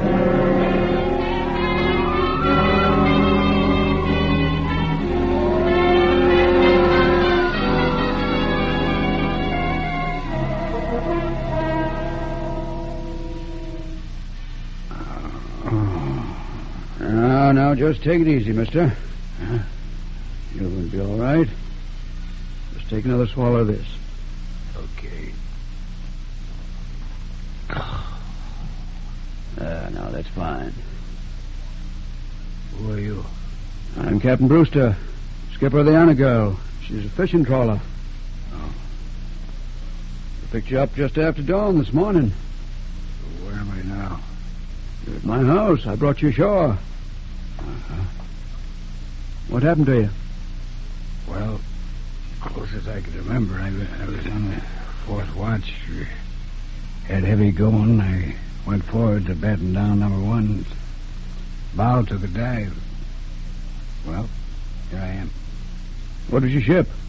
Name on your life belt is too dim to make out. The Oriole. Cargo, 8,000 ton out of New York. What company? North Star. Why? I won't send a report. I'll take care of that. You'll be in the blankets for 2 or 3 days. Look, Captain, you like a joke? Oh, as well as the next one. Why? I owe the bosun $50, and I'd like to let him worry those 2 or 3 days. Okay? Sure. I thought you'd understand, Captain. Thank you, sir. John. Oh, come in, Anna. How is he? Well, he seems to be coming along fine. I don't think I know your name, mister. It's Butler. Joe Butler. Well, this here's my wife, Anna. I'm pleased to meet you. How are you? Think you're up to eating something, Mr. Butler? Well, I guess maybe I could. Oh, fine. Look, I don't want to put you to any trouble, though. Nonsense. No, Butler, Anna just love to have someone around to fuss over. Sure. You're going to be around here for a while, so you just plain make yourself to home.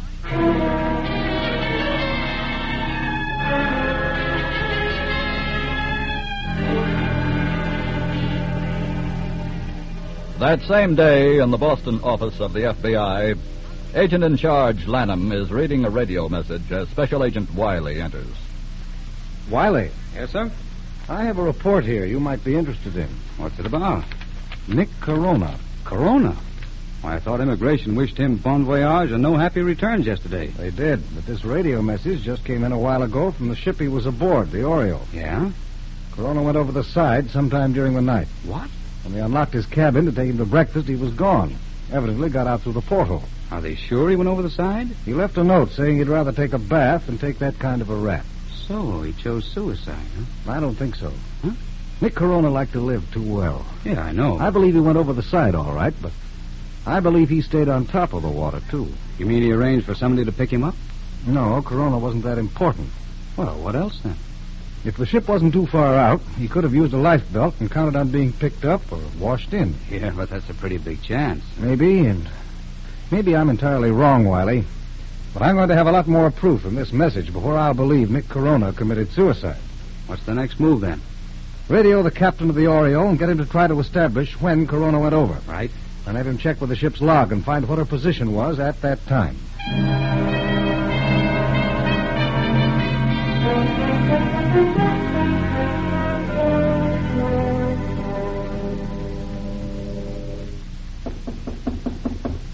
Come in. Good morning. Good morning. I have some coffee for you. Oh, swell. Yeah, just drink this and tell me what you'd like for breakfast. Look, I wish you'd quit knocking yourself out over me. Oh, I'm glad to do it. You're okay. How did you sleep, Mr. Butler? Oh, real good. Real good. I was afraid I kept you up too late last night, but I just loved hearing you talk. Oh, look, it's the best thing I do. All those wonderful places you've been to. Oh, I could have listened all night long. Oh, now. No, I mean it. Just to be free. To go wherever you please. Sounds funny coming from you. What do you mean? Well, you're married to a sea captain, ain't you? I'm married to a fisherman. I've never been further than 100 miles from here in my life. Some more coffee? No, thanks. Tell me something, will you? What? How long you been married? 5 years. You ever been married before? No. He's a lot older than you, ain't he? Yes.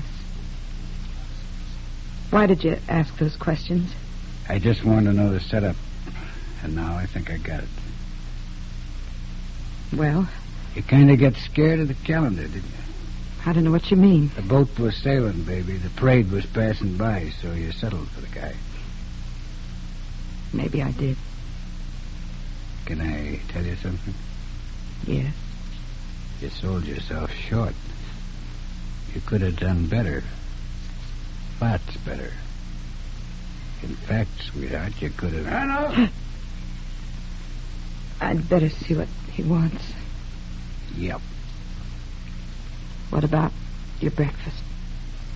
That can wait, Mrs. Brewster. Call me Anna, please. Okay. Anna! I'll be right there, John.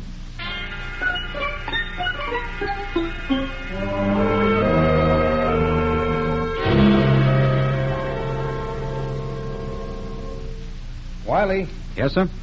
Here's a radio message from the Oriole. What's the word? Looks like I might be right in my hunch about Nick Corona. Yeah?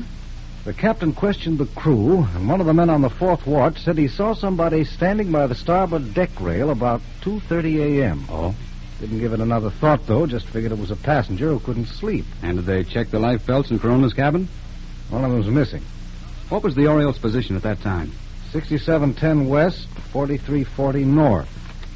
That's only about 25 miles or so off the coast. Well, what was she doing in that close? The captain says they were trying to stay out of the gale. 25 miles is still quite a swim. Well, there are a lot of fishing fleets in those waters now. But even if Corona missed them, there's a good chance he could make it all the way in anyway. Come on, let's get busy. What's the move? Alert the whole New England coast and keep our fingers crossed that Corona doesn't slip through.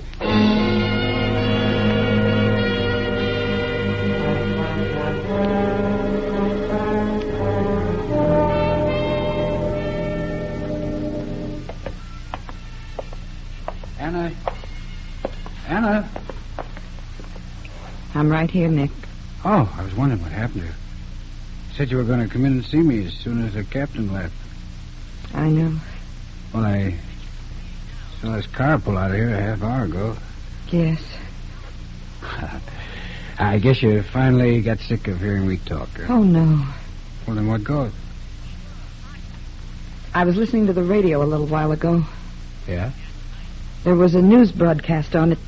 Told about a federal prisoner named Corona who was being deported on the ship the Oriole. Uh-huh. When that ship was about 25 miles off our coast night before last, this man, Corona, jumped overboard. Go on. Nick, that was you, wasn't it? Yeah. I knew it. Well, what are you going to do? Yell for the cops? No, I know what it's like to be in a jail myself. Thanks, sweetheart. Did the captain hear this, too? Not while he was here. Good. But I'm afraid he will as soon as he reaches the village.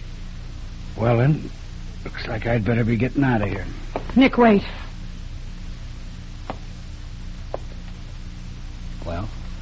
I want to go with you. Huh? Take me with you, please. Now, look, you're letting yourself in for a lot of trouble. I don't care. I can't stay here any longer. Well, I guess you know what you're doing. You will take me. Yeah. Yeah. But look, we gotta hurry. Because...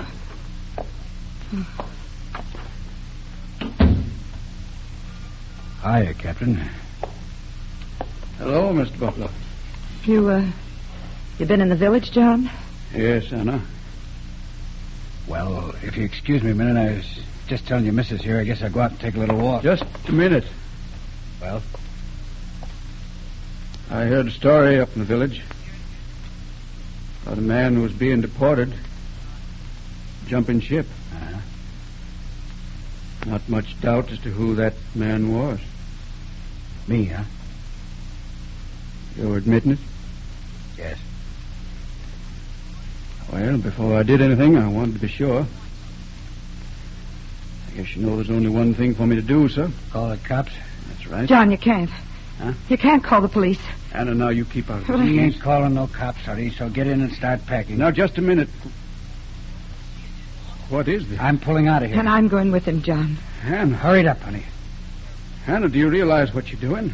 Yes. This man's a criminal. He's a fugitive from the law. Don't you understand that? I know all about him. What's got into him? I'll break this up, will you? We gotta move. You're not leaving here, either one of you. Keep away from that phone. No. Okay, Pop, you asked for it.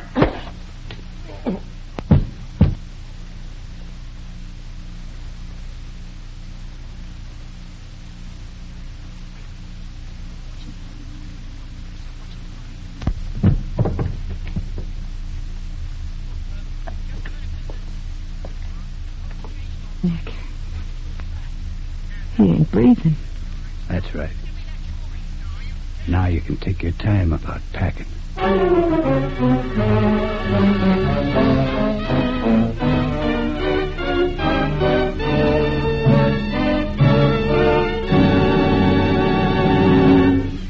The second half of tonight's program, dealing with the eventual downfall of Nick Corona, will open in just a moment. Meanwhile, let me tell you about a man who makes a business of worrying. This week at the Equitable Society, well, I've never known it to fail. Every time I go down to the Equitable Life Assurance Society, something interesting happens to me. Yesterday, as I was passing a group of executives, one of them called, "Come on over here. I've got a man I want you to meet." Well, a big, genial citizen stuck out his hand, and I said, "Gosh, you look so happy you must have had something pleasant just happen to you." Said he, "Happy? Well, I may look happy, but the truth is, I'm a professional worrier. Back in my hometown, I'm known as the town's official worrier for one and all. You see, I'm an Equitable Society life insurance representative, and people have been piling their worries on me for years. People worried about their children's education come to me. Families worried about keeping their home together ask my advice. Men and women worried about taxes, protection for old age, security for the future come to me, and generally, thank goodness, I'm able to say, "Forget your problems, friend. Let me do your worrying for you." That's my job in life. Well, there you have one of the Equitable Society's best assets. A responsible, keen, sympathetic man, trained and able to meet emergencies, and glad to help you solve your problems through life insurance. Multiply this Equitable field man by thousands, and you'll see why the Equitable Society has woven itself into the fabric of everyday life in towns and cities all over the United States.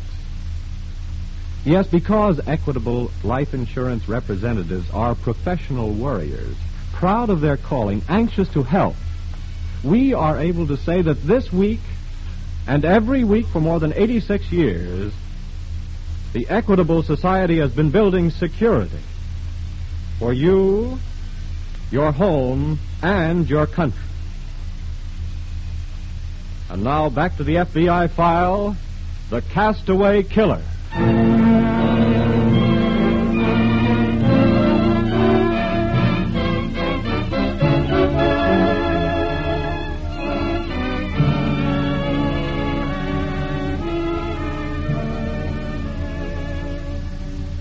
Nick Corona's treatment of Captain Brewster proves again that in dealing with criminals, the policy of appeasement does not work. Being kind to a criminal pays no dividends. You merely expose yourself as a potential victim. That is because the basic ingredient of every criminal is greed. Nick Corona had been in trouble with the police before, trouble which led to deportation proceedings. Now, the most recent manifestation of his greed had made him commit another crime. The number one crime, murder. It is an hour or so now after Nick Corona struck down the sea captain in the small fishing village on the Maine coast. In the Boston office of the FBI, Agent in Charge Lanham awaits possible reports after alerting the New England coast. I'll take it, Wiley. Hello? Yes, all right. Long-distance radio station in Portland. Radio station? Wait a minute. Hello? Hello? Yes? What's that? Yes. Yes, I see. Where? I've got it. We'll get on it right away, and thanks for reporting it so promptly. Goodbye. You got a lead? Somebody in a little fishing village, Randall's Cove. They heard a news broadcast from Portland about Corona and called the station. Yeah? They said a Captain Brewster's fishing trawler picked up a man at sea night before last. Corona? And they weren't sure since they didn't see him. I'll contact the police up there right away and have them investigate. Good, and I'll be ready to fly out of here if they nail him.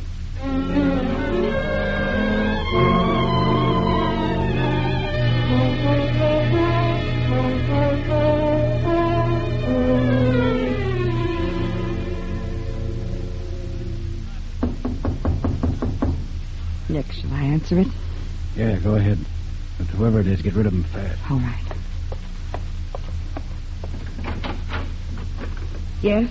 Good evening, Mrs. Brewster. Oh, hello, Constable. The captain at home? Why, well, no, he's not here now. He might be down to the pier. Tell you why I'm here. It's about the man they picked up at sea night before last. Oh, well, I'm afraid we're all a little too late to do anything about him now, Constable. What do you mean? Well, you see, we didn't hear the news broadcast until noon today, telling who the man really was, and, well, he'd already left here. When did he leave? Early this morning. Did he say where he was going? We didn't ask him any questions. Didn't have any reason to suspect anything then, of course. No. Well, I'd better be getting along back. Got to report this to the FBI. Yeah, I'm awful sorry he got away, Constable. Well, you couldn't help that. Well, good night, Mrs. Brewster. Good night.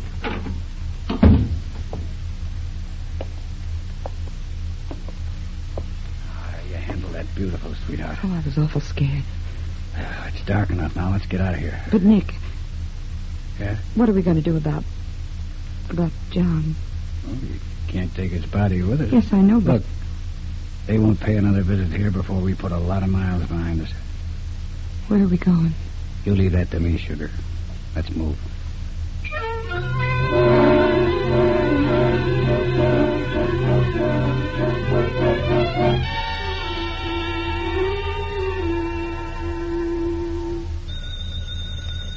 Maybe this is it. I hope so.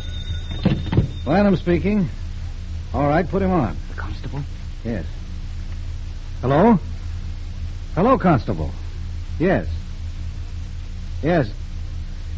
She said he'd already gone, huh? Uh-oh. You did what? You went back again later? I see. What was that? Yes. Yes.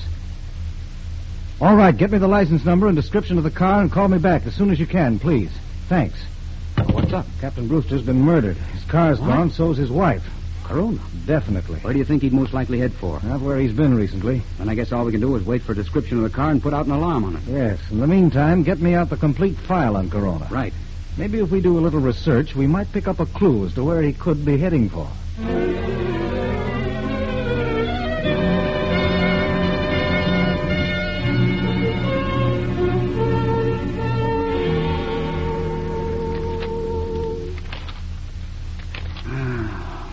You come across anything yet? Oh. How about you? Uncovering his career in 1931. I just got down to the part about his rum running days here. Yeah? Maybe I'll come across something in it that... Wait a minute. Let me see that record, will you? Sure. Here you are. I had several encounters with Mr. Corona in those days. Seems to me there was something... Wait a minute.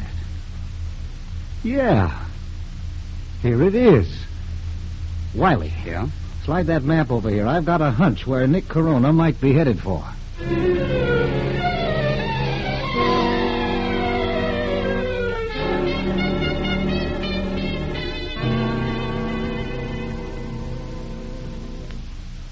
Well, Anna, how you like the scatter? It's real nice. I used to use this cabin years ago when I was running liquor from Canada. It's a good hideout. Nick. Yeah? Where do we go next? Are you kidding?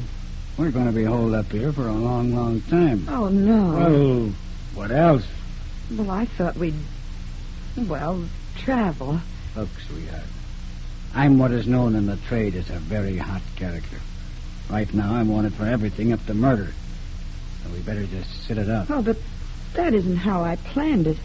All those places you've been to, we should see them together. I didn't write any contract on that. Oh, I know, but... forget it, will you? I've been driving all night. I'm tired. Please, I've got to talk about this. What is there to talk about? You asked me to take you away from that fishing village. I know. So I did more than that. I got rid of that guy of yours for you, too. I didn't ask for that. Not the way you did it. Oh. Trying to cop a plea now, huh? Trying to hang the whole thing on me. That's not true. Then let's drop it. Nick, if you really love me, you... Love? Did you say love? Yes. Well, that's a brand new entry. Where did that come from? What do you mean? I think I better straighten you out, baby. This ain't no love ticket. You're strictly a convenience. What? You're a real good cover. Having a legit like you along made it possible for us to get here. That's the only reason? That's the only reason. Oh, no, not that. What a fool I've been. Stop it, will you? I'm getting out of here. Now, wait a minute. Please, let me go. Not a chance, sweetheart. You think I'm going to let you blow a whistle? Take your hands off me. Turn me loose. Out. Let her go, Corona. Who are you? The special agents of the FBI. Oh, yeah? Well, you ain't going to take me now, are you? We are taking you, Corona. Now get up. Come along.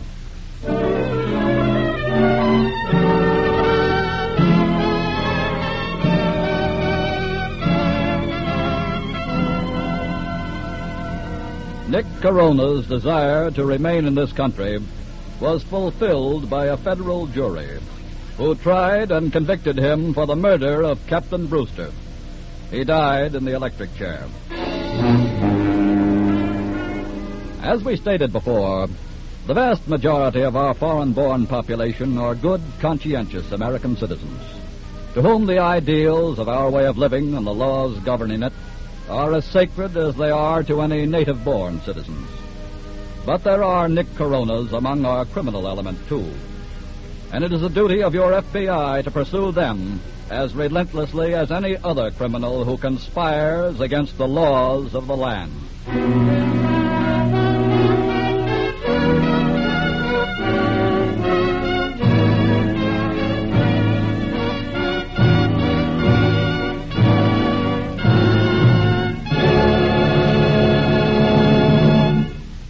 Before telling you about next week's thrilling case from the files of the FBI, a message from the Equitable Society. To the FBI, America looks for national security. And to the Equitable Society, 3.25 million Americans look for the financial security of life insurance. These 3.25 million people actually comprise the Equitable Society.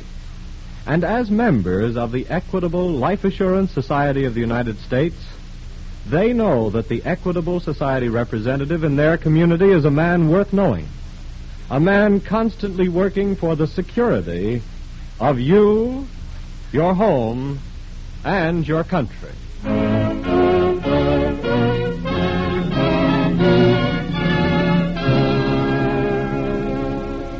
Next week, we will bring you another colorful story from the files of the Federal Bureau of Investigation, the Skyway Swindles.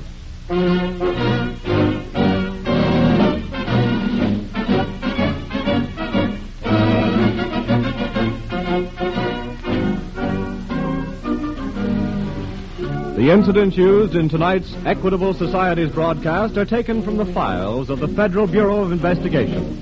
However, all names used are fictitious, and any similarity thereof to the names of persons living or dead is accidental. Tonight, the music was under the direction of Frederick Steiner, the author was Frank Ferries, and your narrator was Dean Carlton. This is Your FBI is a Jerry Devine production. Now, this is Carl Frank speaking for the Equitable Life Assurance Society of the United States and the Equitable Society's representative in your community, and inviting you to tune in again next week at this same time when the Equitable Life Assurance Society of the United States will bring you another colorful story from the files of the Federal Bureau of Investigation, the Skyway Swindle. On This is Your FBI.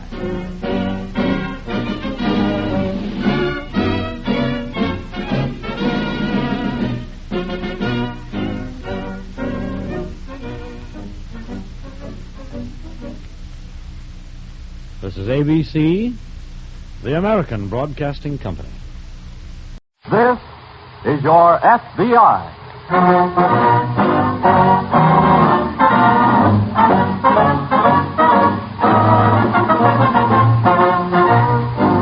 This is Your FBI, an official broadcast from the files of the Federal Bureau of Investigation, presented as a public service by the Equitable Life Assurance Society of the United States and the Equitable Society's representative in your community.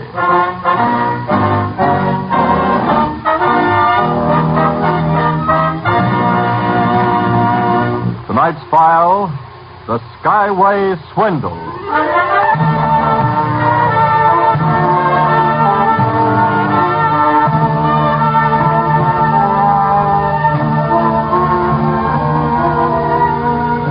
You can cure an alcoholic, a drug addict, and sometimes you can even cure a golf player. But you'll never cure a flying man. Once he has learned to fly, his heart and soul forever after belong to the sun, wind, and stars. That is why the thousands of young Americans who flew the fighters, bombers, and transports during the war are finding it so hard to reconvert to peacetime pursuits on the ground. They know that America's civilian aviation industry cannot possibly absorb them all, and they are readjusting as best they can. But just let them see an opportunity to fly again, and, well, one young veteran of 30 missions over Tokyo saw such an opportunity recently, and here's what happened.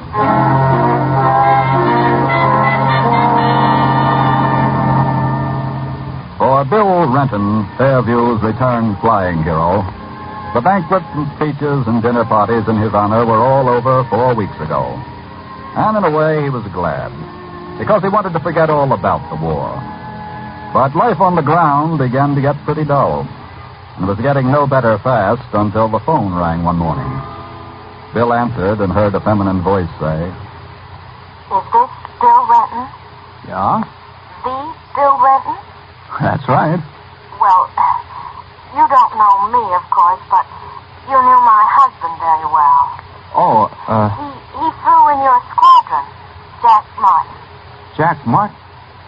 Oh, I'll say I knew Jack very well. You say you're his... I'm his widow, Carol. Well, and you're right here in Fairview? I just arrived this morning. I'm at the Central Hotel. Well, gee, I'd sure like to see you. Well, I'd love to meet you, too. Jack mentioned you so often in his letters. Well, then, hold everything. I'll meet you in the lobby in 10 minutes.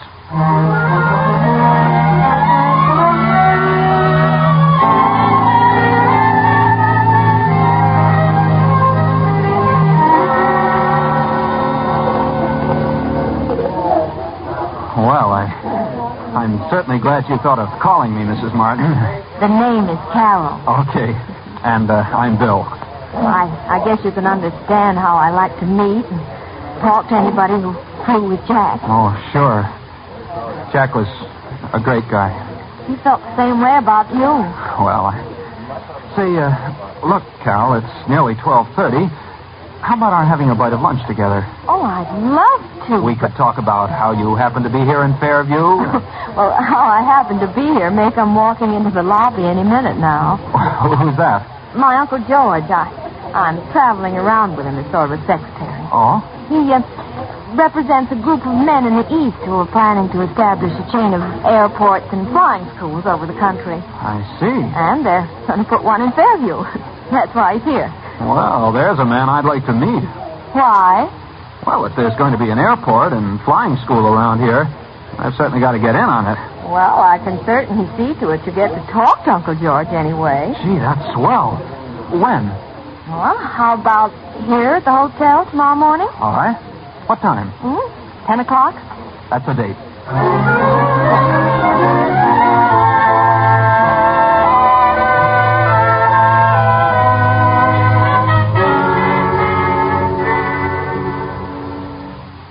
Mr. Sterling. Yes? Your niece has already told me that actual operations of the airport and flying school are, well, probably still 6 months away. About that, I'd say. But I thought if I got my bid in early enough for a flying job, sir, well, Renton? Yes, sir? How would you like to start work right away? Right away? And how would you like to be head of the flying school? Well, And how would you like for it to be called the Renton Flying School? Now, wait a minute, Mr. Sterling. One thing at a time. I don't misunderstand. This is not a sentimental gesture to a war veteran. Nor is it because you're a friend of my niece's husband. It's strictly business. Well, I'm afraid I don't understand, sir. My group could easily finance 100 airports and flying schools, Renton. But we've found by experience that the community is more likely to support a thing if it has some money of its own invested. Well, that's true, sir. Therefore, in each case, we're going to put up half the money if the businessmen of the community will subscribe the other half. Well, that certainly sounds fair enough. All right. Noon today, I'm to lay the plan before the Fairview Businessmen's Luncheon Club. I see. And if I can introduce you and tell them you'll head the flying school, the Renton Flying School. Well, Why, those men will subscribe for $50,000 worth of stock before you can wink your eye. Now, is it a deal? Well, gee, Mr. Sterling, that's awfully flattering. Nonsense. It's just plain good business for us. Fairview will have an airport and flying school. You'll be in the flying business for the rest of your life. Just say that last part again, Mr. Sterling. I say you'll be in the flying business for the rest of your life. That did it. Where's the contract?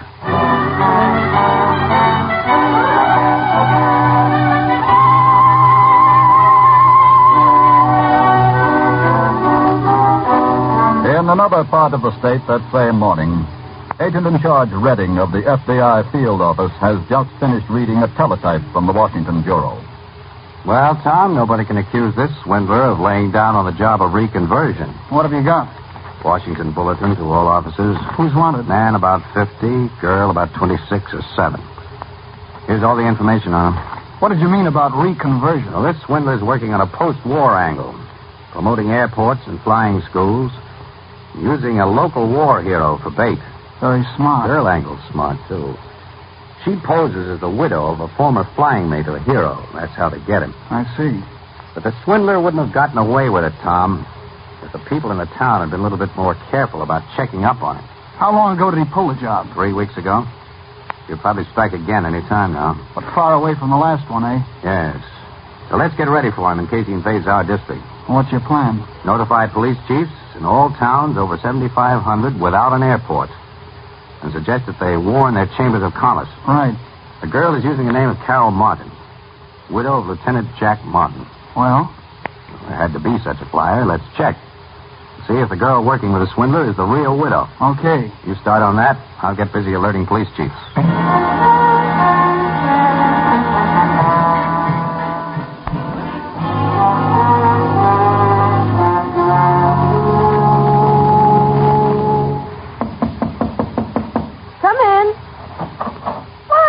George. Carol? Hello, Carol. How did the luncheon go? It was quite successful, Carol. Quite successful. Oh, your uncle is too modest, Carol. He raised $20,000 for the airport and flying school right on the spot. Where? And the other $30,000 will be in his hands before the day is over. Oh, that's wonderful. But I can't take the credit for it, Renton. It was your name and their admiration for you that raised the money. Well, And now, if you don't mind, Renton, I want to dictate some letters. Oh, of course. When do you want to see me again? Check with me in the morning. Right. Oh, by the way, Mr. Sterling, I think you told me you had optioned the Johnson land south of town for the airport. Well, that's right. I thought I'd run out there before dark and have a look at it. Well, I'd rather you'd wait until morning. We'll drive out together. Well, all right. Whatever you say, sir. Goodbye, Cal. So long, Bill. Bye, Mr. Sterling. Goodbye. Yes, they seem to be doing all right. When do we get the rest of the money? Well, they'll have it here by 5 o'clock. Good. Then we can make the 6 o'clock train and head for the sea, sand, and sun. For where? Florida, darling. Well, that's not on my list of things to do next. Look, George, I'm on a vacation. Yes, so do I, my dear, but we have other business to tend to first. Look, I'm withering up inside these widow's weeds. I want to dance and swim and roll over on the sand and watch the beautiful boats go by for a while. Won't you ever get men off your mind?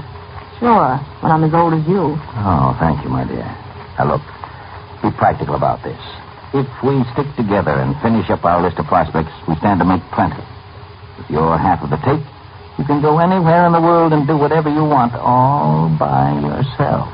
That's worth waiting for.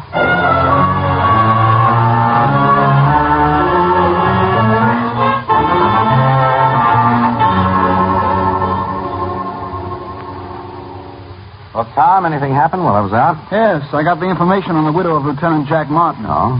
The girl working with a swindler is faking. I was pretty sure of that. The real Carol Martin lives in a little town in Oregon. Hasn't been away from there for 10 years. I wonder how the swindler and the girl knew about it. Well, let's go to work on that.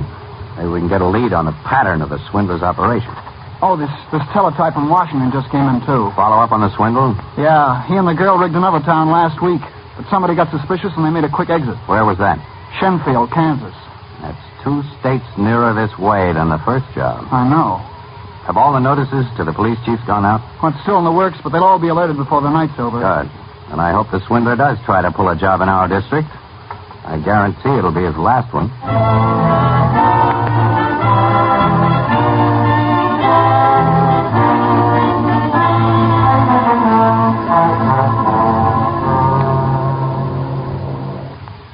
Hurry it up, George. All right.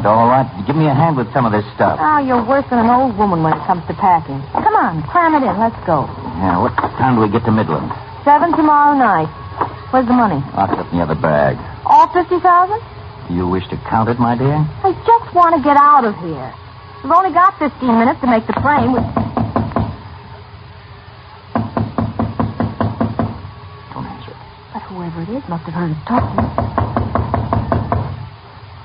Go see who it is. But don't let them inside. Yeah, but suppose... Oh, hello, Bill. Going somewhere, Carol? Well, I just received an urgent call, Renton. I've got to go to Chicago for a few days. Too bad the flying school's not in operation. I could get you there in a real hurry. Yes, that would be a great help. But I'm afraid what I'd really do is bail out and leave you two to figure out the gadgets for yourselves. What's that? I let you two make a sucker out of me. But you're not going to do the same thing to those men who invested $50,000. Look, I don't know what you're talking about. I disobeyed orders, Mr. Sterling. I went out to look over the Johnson land. But I told you... I know. You told me you had optioned the land. But you were lying. Johnson says you've never even talked to him. All right, but I can explain Then maybe that. you can explain something else I found out. What do you mean? You said you had made a deal with Northrop to use their trainers in the flying schools. I just called Northrop, and they'd never heard of you. Now, look here. Hand over that dough, Sterling. I'll do nothing of the sort. I tell you... Give me that money. Look, Renton, you're in on this, too, remember? I said give me Put that... up your hands, Bill. What?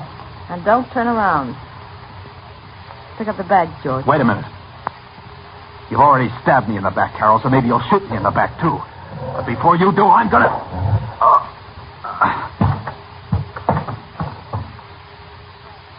He was such a sweet boy. Come on, George.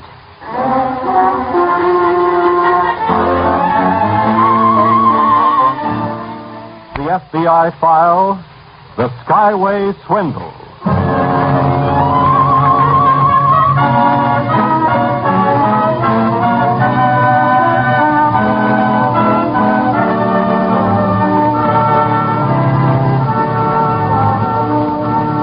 To put it mildly, it must turn the stomachs of America's returning veterans when they come back home and encounter some of the people for whom they fought, and for whom so many thousands of their buddies gave their lives.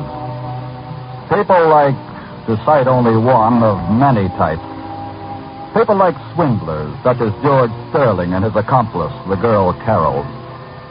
Greedy, conscienceless people who scheme day and night against the possessions and human rights of others, even victimizing the very ones who fought to safeguard the country from which they sucked their miserable existence.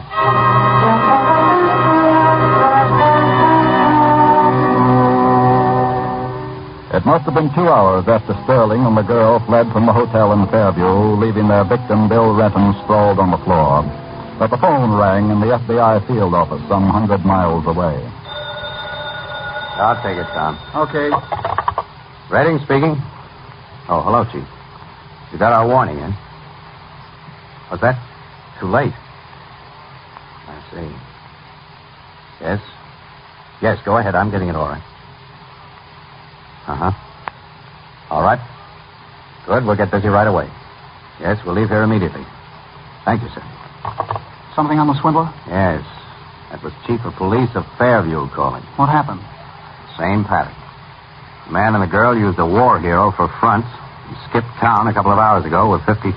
Wow. The kid caught on to the swindle, went to their hotel room, they slugged him and escaped. Is he dead? No, thank goodness. How did they get out of town? Nobody knows. Come on. We're headed for Fairview.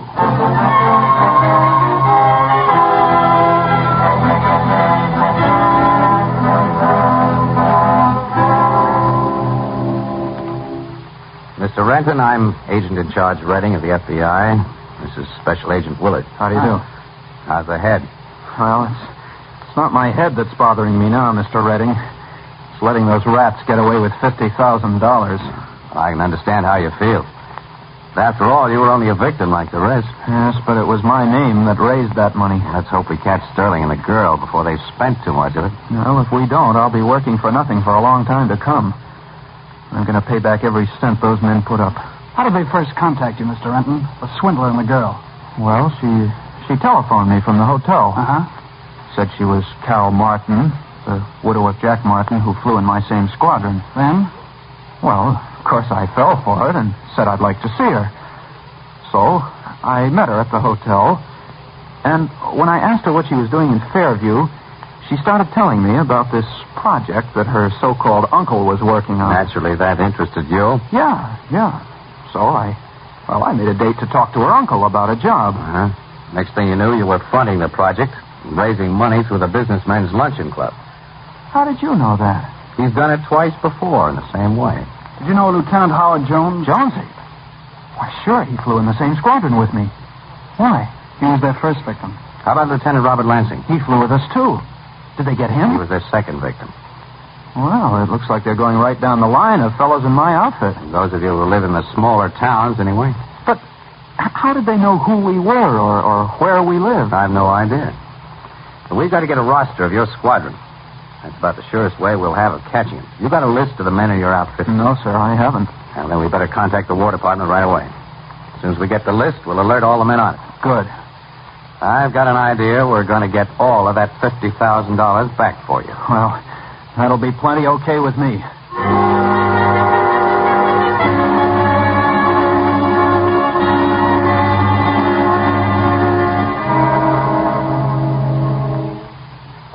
Good morning, lad, dear.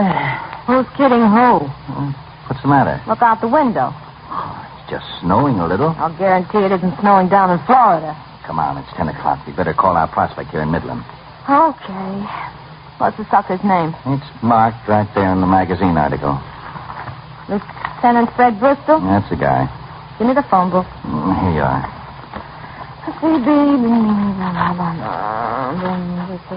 Bristol. Here it is. Operator, I want 6087, please. That's right. That magazine article was really something. I don't know how much the author made out of the glorious record of that squadron, but I feel like sending him a bonus for including a roster of the heroes. Anytime you send anybody a bonus for anything, Greatheart, I'll buy you a bit... Oh, hello? Is this Fred Bristol? The Fred Bristol? Well, you don't know me, of course, but you knew my husband very well. He flew in your squadron.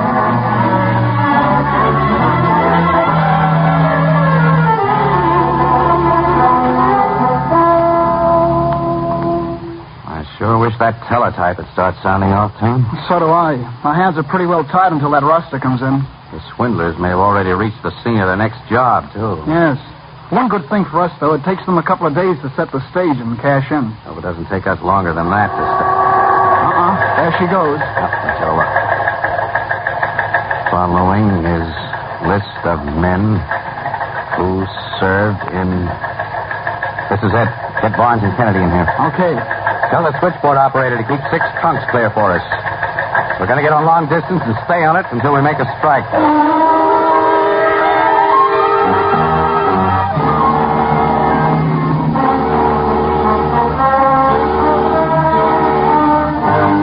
Right. We'll keep on the alert anyway, Lieutenant. Thanks. That's 6 from me, Redding, and all blank. Take 6 more names. Start again. Okay.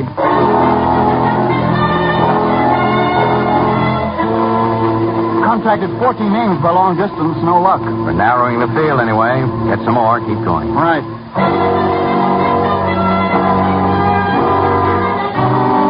Take another batch of names, Barnes. See what you can come up with. Ready. Yeah, Tom? We're in.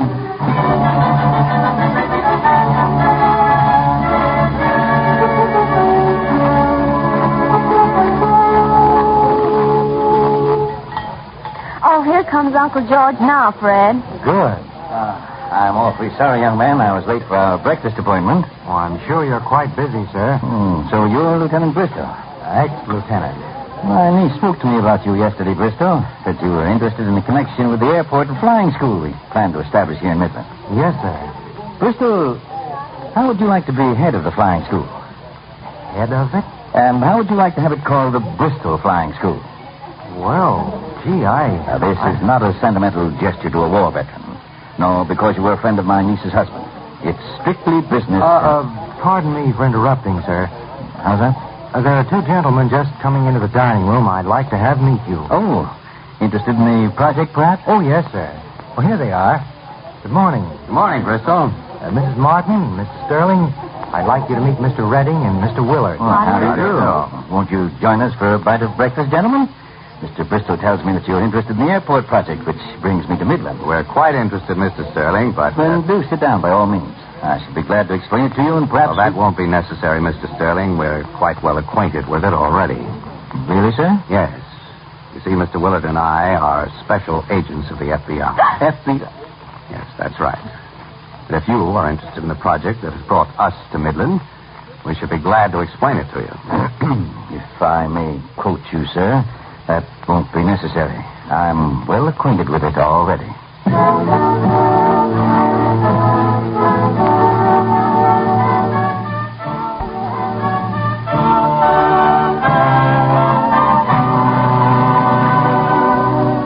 George Sterling and his accomplice, Carroll, were tried in a federal court for their cruel swindle.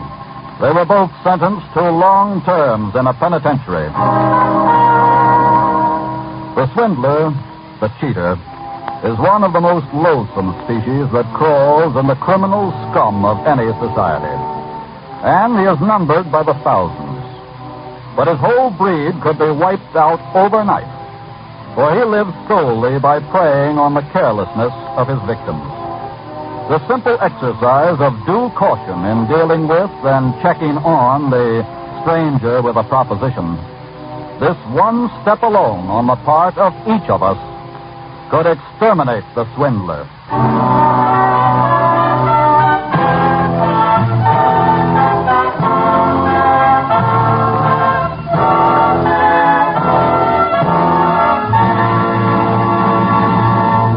Next week, the Equitable Society will bring you another exciting and thought-provoking case from the files of your FBI. Next week, we will bring you another colorful story from the files of the Federal Bureau of Investigation, The Paroled Killer.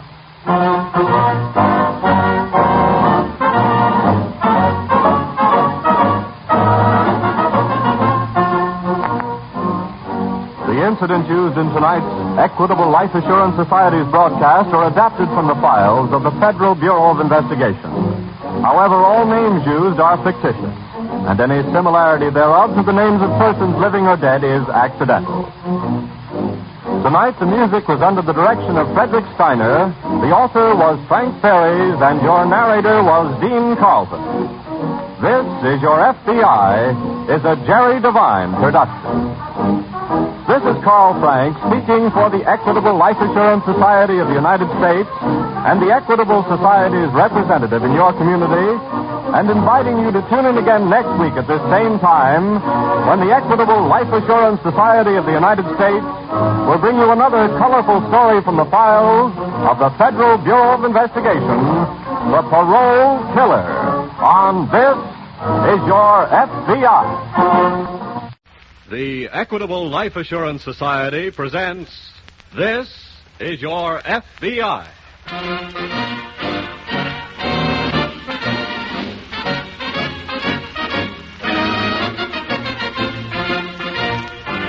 This is Your FBI, an official broadcast from the files of the Federal Bureau of Investigation, presented as a public service by the Equitable Life Assurance Society of the United States and the Equitable Society's representative in your community.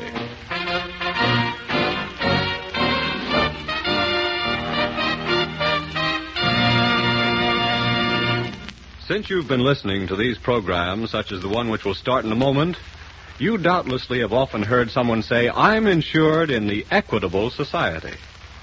But just what does that much-used word equitable mean? Well, in the big dictionary, its synonyms are reasonable, right, honest, impartial, upright, fair. Pretty good list of pretty good words, isn't it? And we of the Equitable Life Assurance Society of the United States do our best to live up to them. It's because we've worked along these lines for 86 years that the Equitable Society is a part of the life of your community. And whether you know him or not, the Equitable Society representative in your community is a good friend of yours, working through life insurance for the security of you, your home, and your country.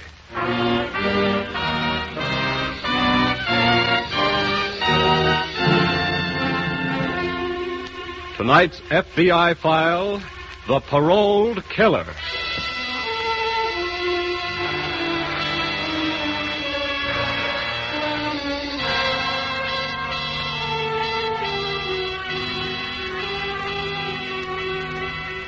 There is not one of us with his inborn American sense of fair play who would deny the essential justice in principle of the parole system. The system under which certain categories of convicts may be conditionally freed from prison before the expiration of their full sentence. But the front pages of our newspapers almost daily bear violent witness to the fact, demonstrated in tonight's case from the files of your FBI, that some convicts are paroled whom, for the sake of society, it would be far wiser to leave behind the bars.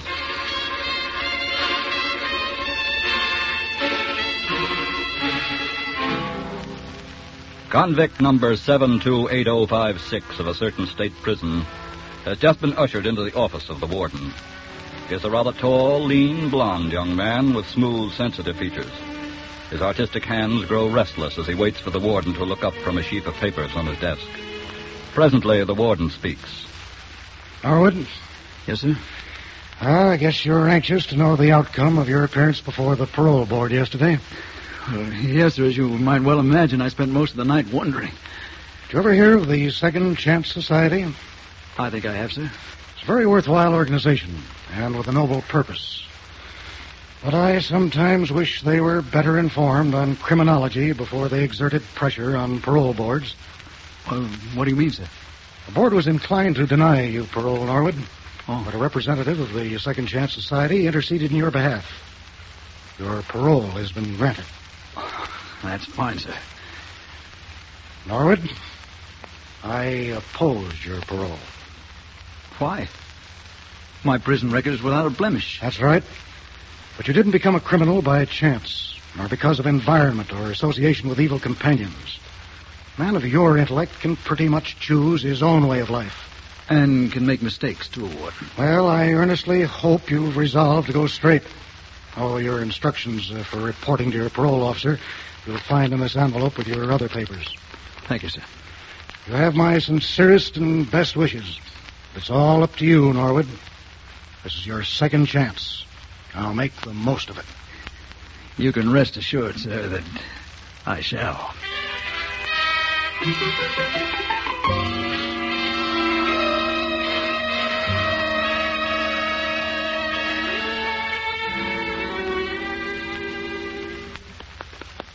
Carl. Carl. Wake up. What?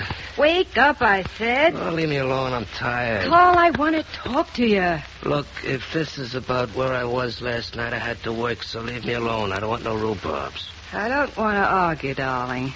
Oh, that's a switch. I have a surprise for you. Guess who's out of stripes as of yesterday? Out of the jug? Yeah. Who? Who are you talking about? Sweating already. Answer me, will you? Who's out? Ray Norwood. Ray? I thought he had 6 more months to go. He was paroled. Look, is this a rib or something? No. How do you know he's out? He called about a half hour ago. He's on his way over here. He's what? You want to borrow my hanky, darling?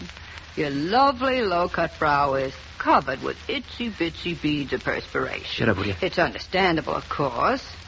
You got a perfect right to be scared. After all, it was your testimony that hung the rap on him. Shut up, I said. What are your plans, darling? Let me see. Now, what are your plans? Don't answer the door. But I told him we'd be here. Tell him I ain't home. That'd be childish. Wait a minute. Come back here. Oh, no. Jane. Hello, darling. Hello, Ray. Come on in, won't you? Thank you, sweet.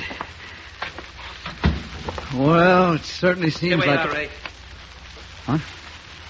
Stay put, I say. Well, I must say that's hardly a way to greet an old friend. Carl, put down that gun. Oh, no. Well, I think Jean's made an excellent suggestion.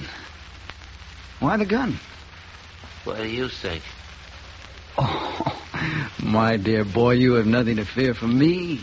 Absolutely nothing. Are you kidding? Why, of course not. You evidently imagine that I've come here seeking revenge for your testimony at my trial. That's right. No, I hold no grudge for that.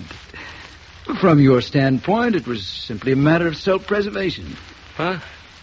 Well, one of the reasons I came here was to convince you of that. Oh, now, please, put down that gun. Do as he says, Carl. Okay. That's better.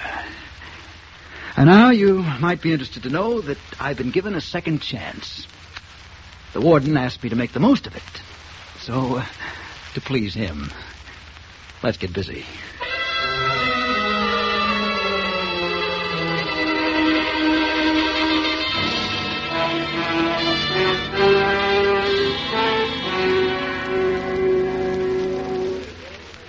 Yes, sir. What can I do for you? It's all written down on this piece of paper, Mr. Teller. There you are. Oh, let me see. You want stacks of 20s and stacks of 10s. Right. 15 grand worth. You can put it in this bag. Yeah? But your check, sir. Your check to cover. This gun looking at you should be cover enough. What? And if you make one move to step on that alarm pedal, you won't be going home to your wife tonight.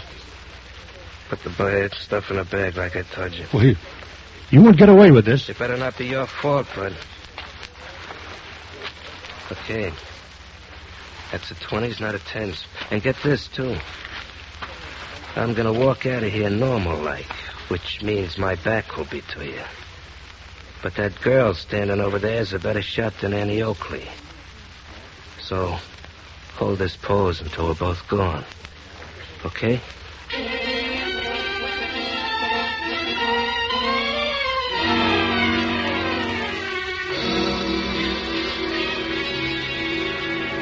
It was about 2 hours later when Special Agents Griffin and Decatur completed their preliminary investigation of the scene of the bank robbery and started driving back to headquarters.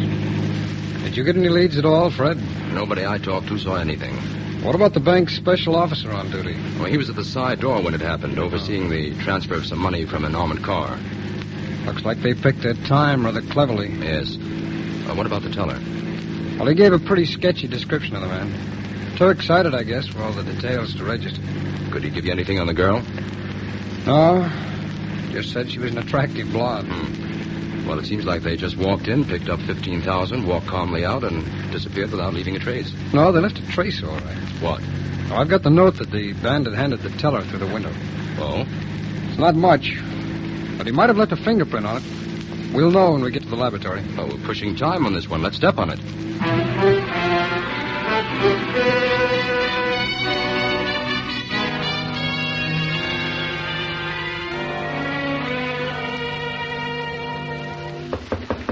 Just a minute.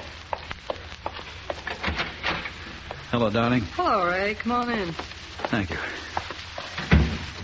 Where's Carl? Out, and I don't know where. Good, I want to talk to you. What about? You and Carl. Well, How has he been treating you? let's talk about something pleasant. He'd be back here before I could finish telling you what a dirty, lying, double-crossing, cheating, two-timing... Well, that's quite convincing. That's just how I feel about him myself. Well, how come the Forgive and Forget Act the other night? It netted us $15,000, didn't it? You and me? What are you getting at, this you and me? A two-way division of the spoils, darling. Say, you know, I'd like to kiss that parole board for giving you a pass home. And it's a bargain? How we're going to cut Carl out and make it stick. I planned the bank job, didn't I? Yeah. Providing a way to cut Carl out was part of the plan. I don't get you. Let's wait for Carl.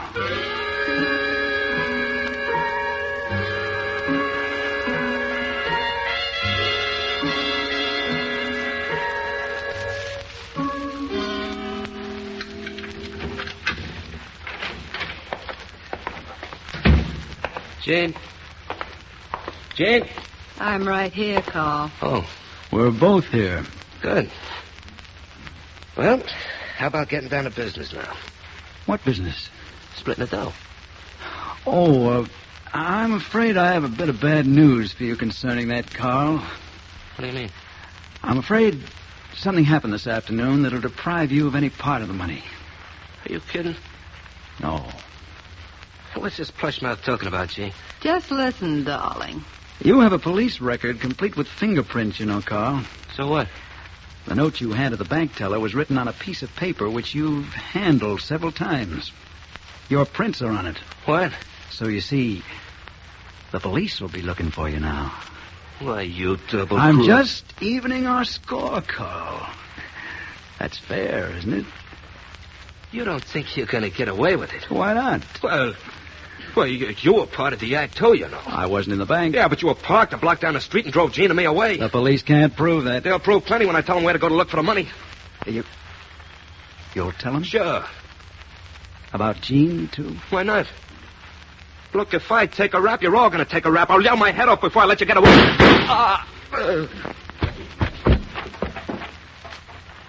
And that, darling, is my good deed for the day.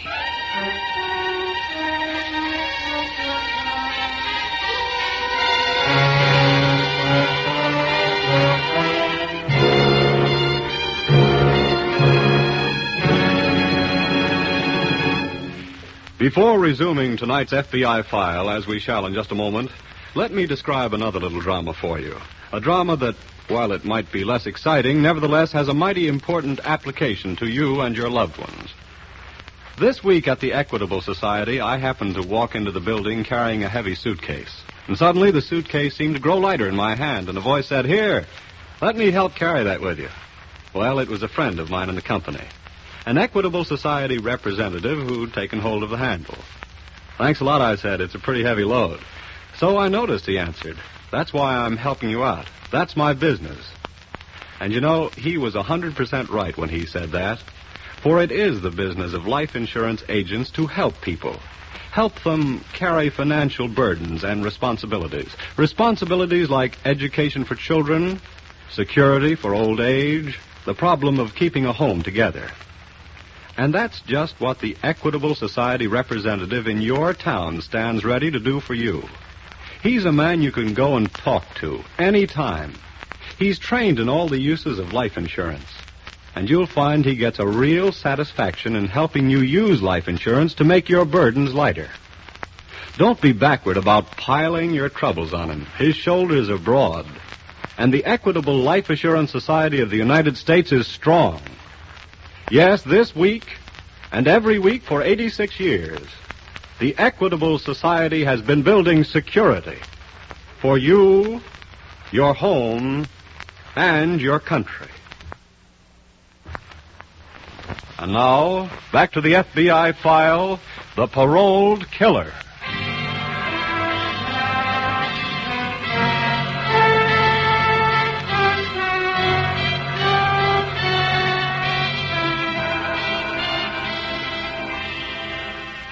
In most cases, the parole boards throughout America are composed of conscientious and qualified men and women who perform well the difficult job of deciding whether a convict eligible for parole can safely be returned to society. But far too often, they yield to the pressure of well-meaning but uninformed persons and are forced to parole convicts who are loosed upon society with tragic and criminal results. As witness 48 hours after convict Raymond Norwood was paroled. He had engineered a $15,000 bank robbery, murdered a man, and was still at large.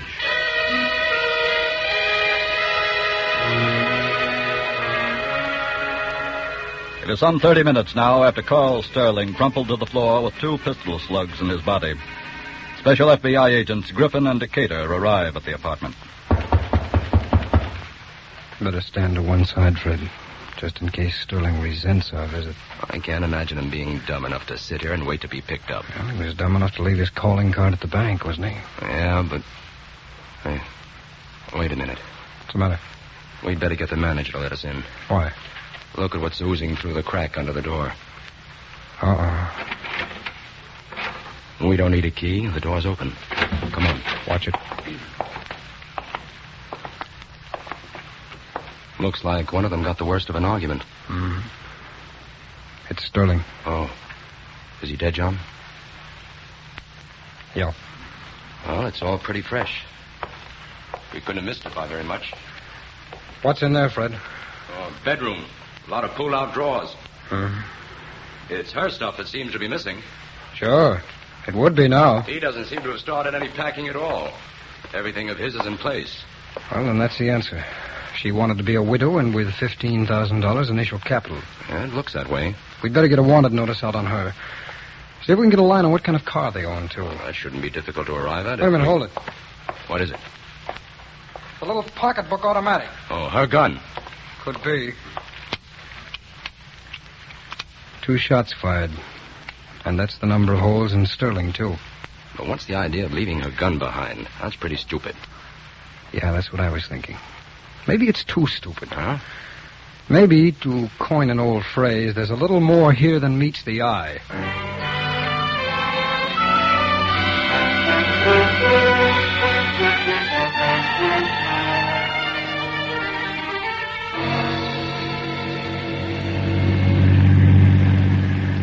Ray. Yes, darling? I'm not exactly the 90-mile-an-hour type, but considering our Class B movie exit tonight, don't you think we ought to be driving a little faster? And have a state trooper arrest us for speeding? Car's probably hot by now anyway. That's true. So what are we going to do? Keep on modeling it? No, my pet. I have a much more practical idea. Like what? Like this. Ray! Ray, are you crazy? Why? You almost plunged us down that ravine. But I didn't. Thanks to the good brakes. But how come you're parking here? Oh, I told you. I have a more practical idea. For me, anyway. What do you mean? Those skid marks across the road will look like you swerved over toward the ravine to avoid a crash. right? I swear. Oh, but you're driving. But when they find the car piled up at the bottom of the ravine, I won't be in it. What are you saying? I'm saying au revoir, my sweet... Oh.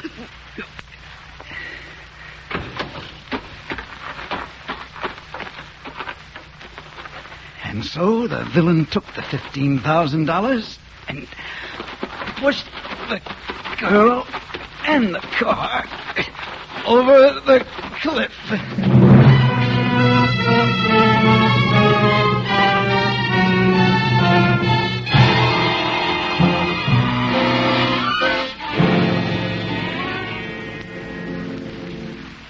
Oh, Fred, what's the lab say? The slugs taken from Sterling were fired from that gun you picked up. Oh, that figured. You're still convinced it was the work of a third person, huh? Yes. Revenge work, too. Sterling's leaving his prints on that note at the bank wasn't a dumb move on his part. It was meant to be a smart move on the part of somebody else. To pin the job on him. That's right. Couldn't that have been his wife? No, she would hardly have been that clever and then left her pistol behind as obvious evidence. Oh, and that's where the third person comes in. Yes. Somebody who had good reason in his own mind to frame Sterling with a bank job and frame the girl with murder. Who would that be? Well, I've been looking over the police information on their background. Yeah? Sterling and his wife at one time were more or less stooges for a man named Raymond Norwood. Oh. Norwood was sent up a year and a half ago on a robbery charge. But where's the revenge motive? Well, Sterling turned state's witness against Norwood. But how could Norwood get revenge if he's still in prison? Oh, he was paroled 2 days ago. Well, then what are we waiting for? Let's find him. Well, we've got to get some tangible evidence on him first. Like what? Well, if we can prove the presence of a third party in all this, the bank job, the murder, and the girl's getaway, I'll take it. Special Agent Griffin speaking. Who? Oh, yes. State Trooper. Oh, yeah? Yes. Oh? Uh-huh. Yes, I see. Oh, what's that location again, please? Yes. Yes, good. Hold everything. We'll be out there right away. What's up? State Highway Patrol has just found Sterling's car piled up in the bottom of a ravine. Well, I'm afraid the third-person theory is shot to pieces. How's that? A girl's body is the only one in the car. Oh, so she was getting away on her own. Yes. Well, let's get out there fast.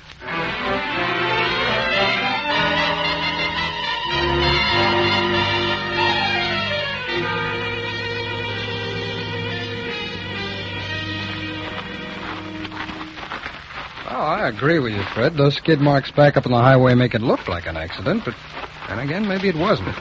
Sticking to the third-party idea, huh? Well, wait till we take a look at the wreck. Oh, that looks like the heap over there by that state trooper. Yeah. Oh, officer, do you mind if we have a look? We're special agents of the FBI. Oh, go right ahead. Thanks.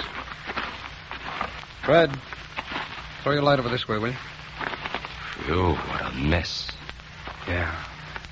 Oh, look, there's a traveling bag. Come here. Yeah. Lift it the side a little while I pull it out, will you? Okay. All right, now. Oh, okay, I got it. That does it. All right, shine your light down here, will you? What's in there? Just clothes. Yeah, that's all. No $15,000. But that still doesn't I prove know, that... I know. The third party. Well, let's look around a little more. Fred. Yeah? Come here. What did you find? The evidence I've been looking for. What, where? This is the right front door of the car, isn't it? That's right. With the girl sitting next to it, she couldn't very well have been driving the car, could she? No. Come on. Next stop, Norwood. But where? I think I've got a good idea about that, too.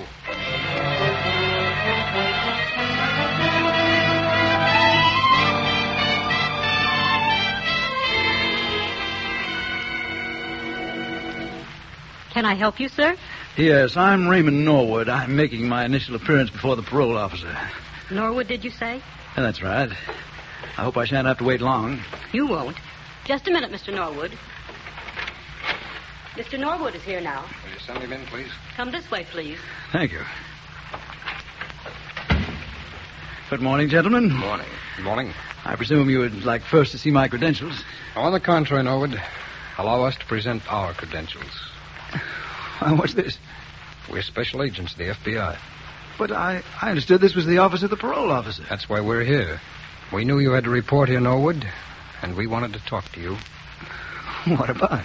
About the robbery of the City National Bank yesterday, the revenge murder of your former associate Carl Sterling, the accidental death of Mrs. Sterling, which, of course, wasn't accidental at all. But you have no evidence that I had a hand in any of it? Norwood, if you had wanted it to appear that Mrs. Sterling was alone in the car, you should have seen to it that her dress wasn't caught in the door on the right side. Very clever, gentlemen. But I'm afraid I shall have to frustrate your plans for taking me... Oh, no, you don't. What? Now, what were you saying about frustrating someone? I suppose a retraction is in order. Come on, get up. And this time, Norwood, there'll be no parole.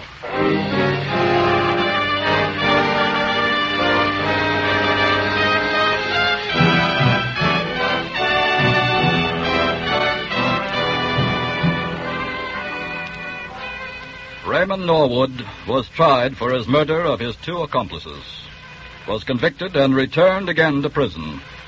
This time, he was executed for his crimes. Now, we would like you to listen to a statement prepared especially for tonight's program by J. Edgar Hoover, Director of the Federal Bureau of Investigation, on the subject of parole. Parole is a humanitarian and worthwhile institution designed to aid the wrongdoer who has learned the error of his ways by giving him another chance under supervision. Like all laws, its first objective must be the protection of society. Parole fails unless society benefits. The convenience of the wrongdoer must be subordinate to the safety of society. In far too many instances, parole is unworthy of its name. It is a liability rather than an asset to society when improperly administered. The fact that there are failures in parole, nevertheless, does not mean that the institution of parole is not worthwhile. It has not been adequately tried, except in few instances, notably under the federal parole system and a few states. Those experiments are notable examples of how parole should be applied. Not a day passes that does not find local, county, and state law enforcement officers and special agents of the FBI risking their lives to apprehend some criminal who has been freed by ill-advised parole. It is time that law-abiding citizens demanded and made provisions for adequate parole systems in their respective states.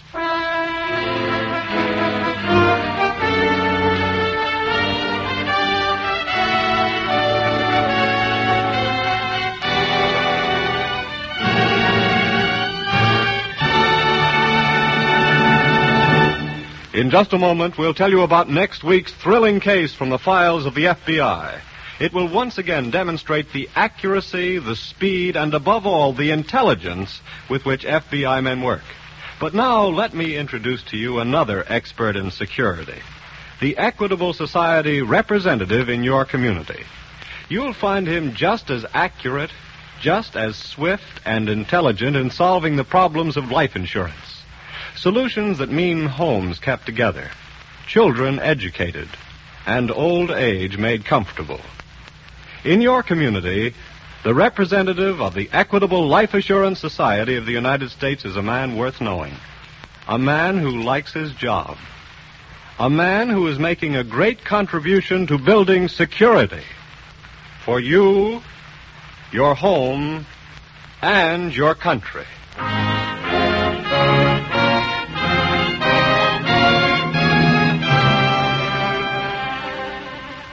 Next week, we will bring you another colorful story from the files of the Federal Bureau of Investigation, the Wasteland Hideout.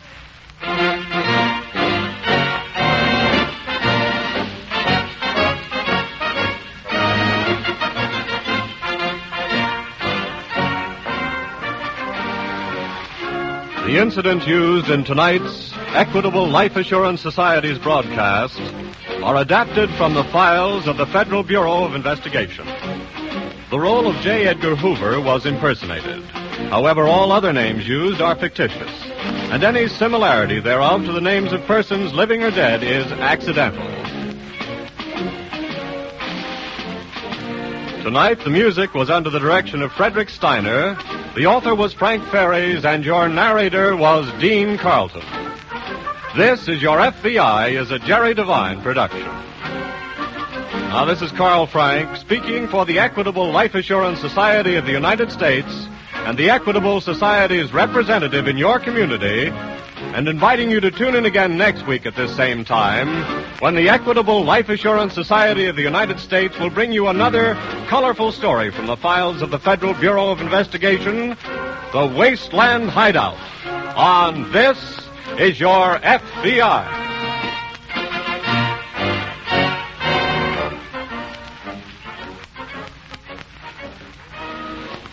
This is ABC, the American Broadcasting Company.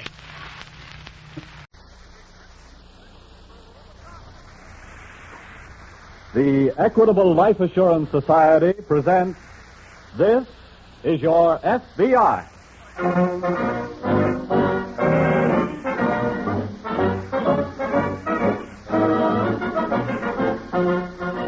This is Your FBI, an official broadcast from the files of the Federal Bureau of Investigation, presented as a public service by the Equitable Life Assurance Society of the United States and the Equitable Society's representative in your community.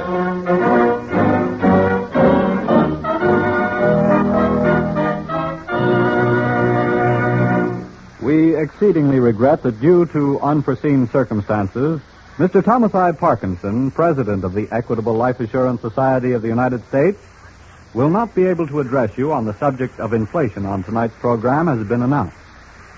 Mr. Parkinson will, however, speak on this subject over this same network at a later date. If you've been listening regularly to these FBI programs, such as tonight's case, which will open in just a moment, you have heard the word cooperation used a great many times. And that's because it's a key word in the Equitable Life Assurance Society of the United States.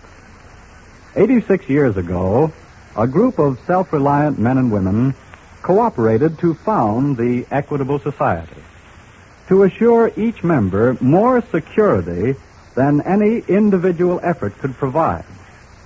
And now, the sound common sense of such an enterprise is revealed once more in the yearly report of the Equitable Society to its members. Just published, this report is so interesting that later on I want to tell you about this book. A book which proves once again that by serving its members, the Equitable Society serves America.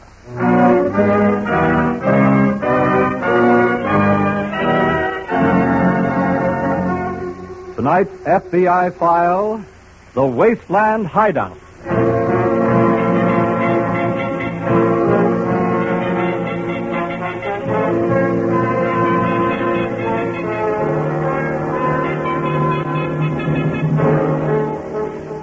Far more numerous than the so-called psychopathic killers, and dangerous to more people, are killers of the type dealt with in tonight's case from the files of your FBI. Professional criminals to whom murder is merely another tool of their trade, who kill without cause, real or imagined, solely as a means to an end. They are, indeed, the dealers of sudden death.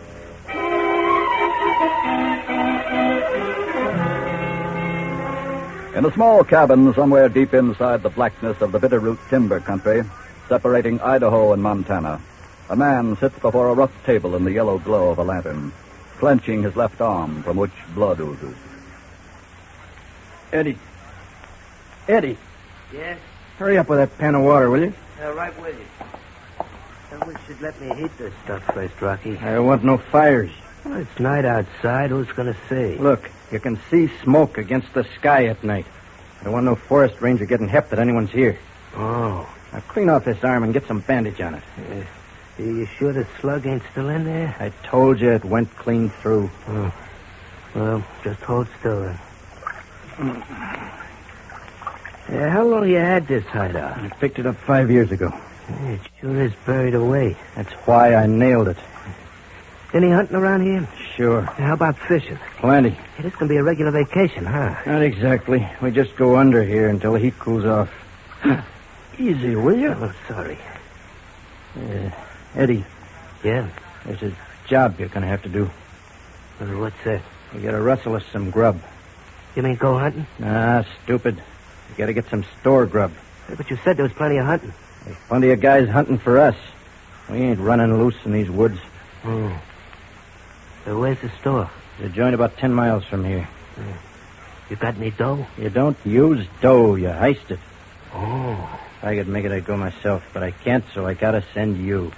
And look, just for once, do a job right, will you? Oh, now, Rocky, you know I know if it hadn't been for you, I wouldn't have this bum wing. Now listen close. I'm gonna tell you how to get there, and you're gonna get it right if I have to spell every word.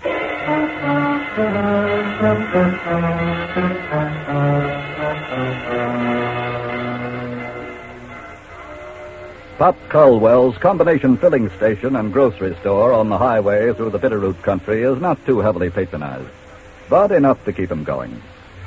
And the radio on the counter is enough to keep him company. Pop is sitting on a box in his store reading a paper and listening to a musical program out of Spokane. Then suddenly... We interrupt this program of music, ladies and gentlemen, to bring you a special police bulletin. What's that? All motorists and persons living on highways in the area comprising southeast Washington, northern Idaho, and southwest Montana are warned to be on the alert for two men who escaped from the federal penitentiary this afternoon after killing a guard. Well, If you should see them, go to the nearest phone and call the police or the FBI. Under no circumstances, engage them in conversation. They will kill without provocation. Here are their descriptions. Edward Corning, age 35. 5 feet Turn it off, mister. tall, Turn it off. Weighs 100. Where'd you come from? I just walked in. You're one of them fellas That's who just... right. What you want here? Groceries, a big stack of them. And I need a card, too. Well, you ain't getting neither one. Oh, no, you don't. Jerk. Hey, Pop! Pop! Pop, I gotta get my girl home and... Hey, mister, where's Pop? Maybe I can take care of what you want. I gotta talk to Pop. I gotta get some gas on the cup. Where is he? Don't come back here. Oh, it's okay. I always... Oh, gee. I told you not to come back here. What happened to him? He had an accident. Hey, his head's bleeding. Leave him alone. You did this to him. Dick, are you going to take Don't come in here, Midge. What's wrong, Dick? Stay back. Don't come in. Come on, Midge. Let's get back in the car. Wait a minute. You're going to stay here and give me a hand. Now, look, the mister. son's giving the orders. Oh. You're going to help me load some groceries. Then we'll all get in the car.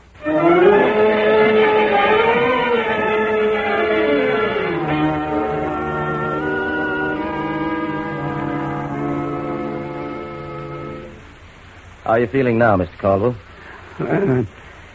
Coming round all right, I reckon. Who are you fellas? My name's Perry. This is Mr. Norton. We're special agents of the FBI. How do you do, sir? How do you do? Well, now, that beats all.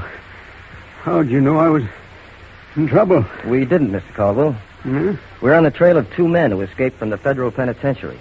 Yeah, I know. I heard it on the radio. It was one of them that walloped me. Yes, we had an idea it was something like that. When did it happen? Well, it was right after 8 o'clock. That was only 30 minutes ago, Jim. Yeah. We can't be very far behind them now, especially since they're on foot. On foot?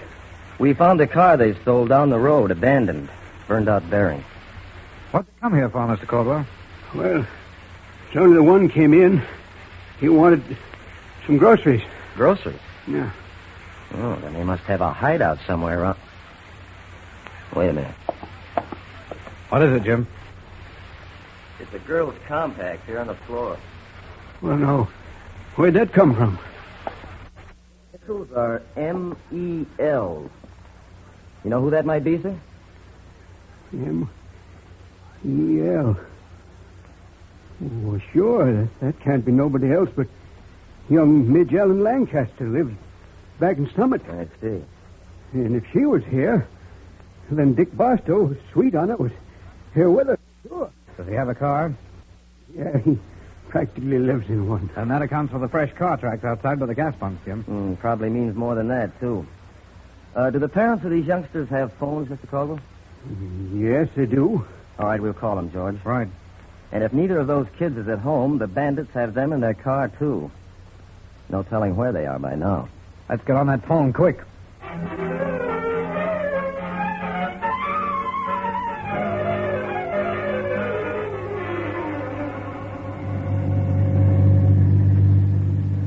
Go slower going back. We don't want to miss that turn-off trail into the woods again, you hear? I hear you. Oh, Dick.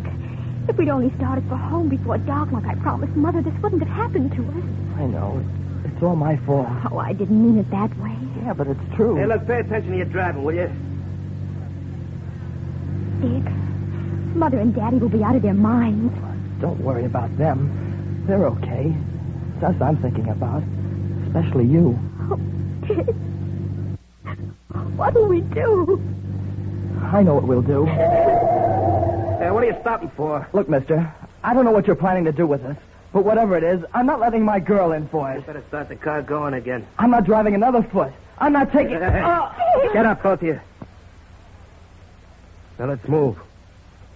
And like I said, go slow so we don't miss the turn-off trail to the woods again.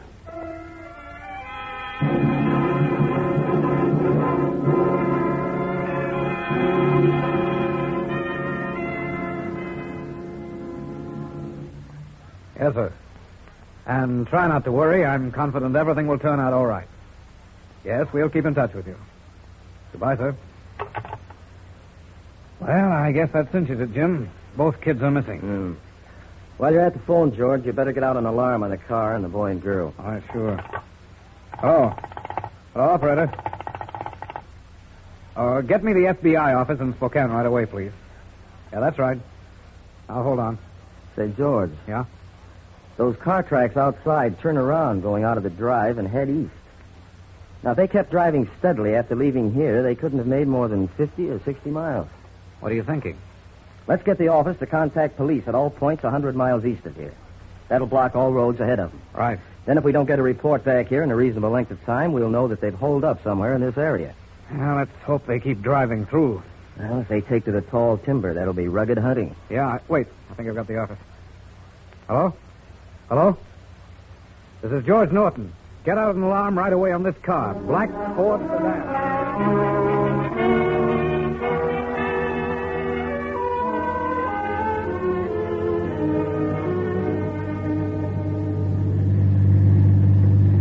Okay, stop here. Get out, both of you. Come on, Midge. We have to do what he says. Dick, I'm scared. Just hold my hand. Walk ahead of me. Head for the cabin. Come on, get moving. Dick, what are we going to do? We'll get out of this some way. Don't worry. I hope you're right. Yeah, this is it. All right, inside you kids.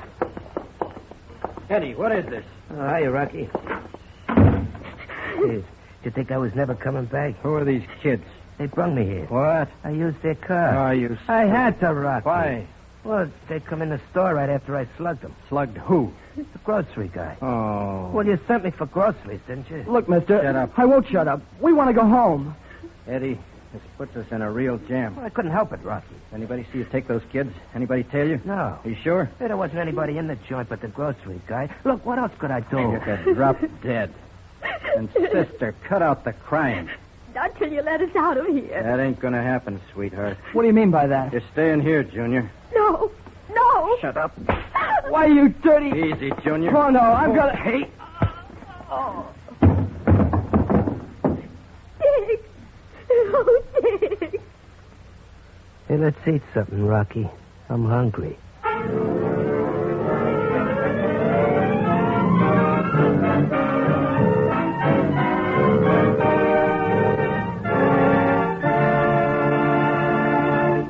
In a moment, we'll reopen tonight's FBI file. Meanwhile, let's open another important record. This week at the Equitable Society, the advertising manager handed me an attractive little book. Here, he said, you might like to look this over. It's our annual report for 1945. Well, I expected to see the usual columns of dry figures. But this Equitable Society report was something else again. It was a 24-page book, bright with color, sparkling with interesting facts. Its title is Your Policy. And as I read it, I thought, here's one of the most forceful tributes to cooperation I've ever seen. It just shows what people can accomplish when they honestly and willingly work together for protection and security. Of course, this book, Your Policy, will be mailed automatically to members of the Equitable Society. But let me give all of you listening tonight some of its highlights. This book explains how the Equitable Society's investments aid government, industry, agriculture, homeowners. In short, how the society, by serving its members, serves America. The book tells about the $238 million that the Equitable Society paid out in 1945, paid to widows and children, paid on endowments, paid in annuities, paid in dividends to millions of members. It tells what every war veteran should do to keep his national service life insurance in force. And it tells you how your Equitable Society representative is trained to serve you in many, many ways. This isn't all it tells, but it's enough to prove to anyone that this week and every week for more than 86 years, the Equitable Life Assurance Society has been building security for you, your home, and your country. And now back to the FBI file, the Wasteland Hideout.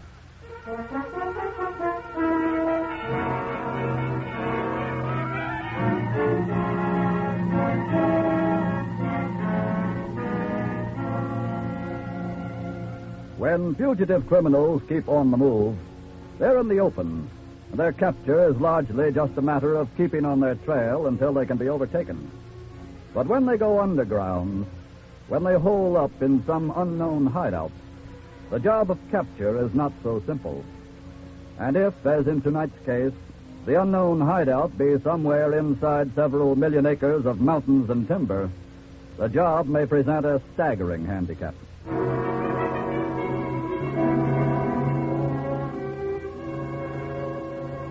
Some 2 hours have now passed since the man called Rocky struck down the boy, Dick Barstow, in the hideout deep inside the Bitterroot timber country.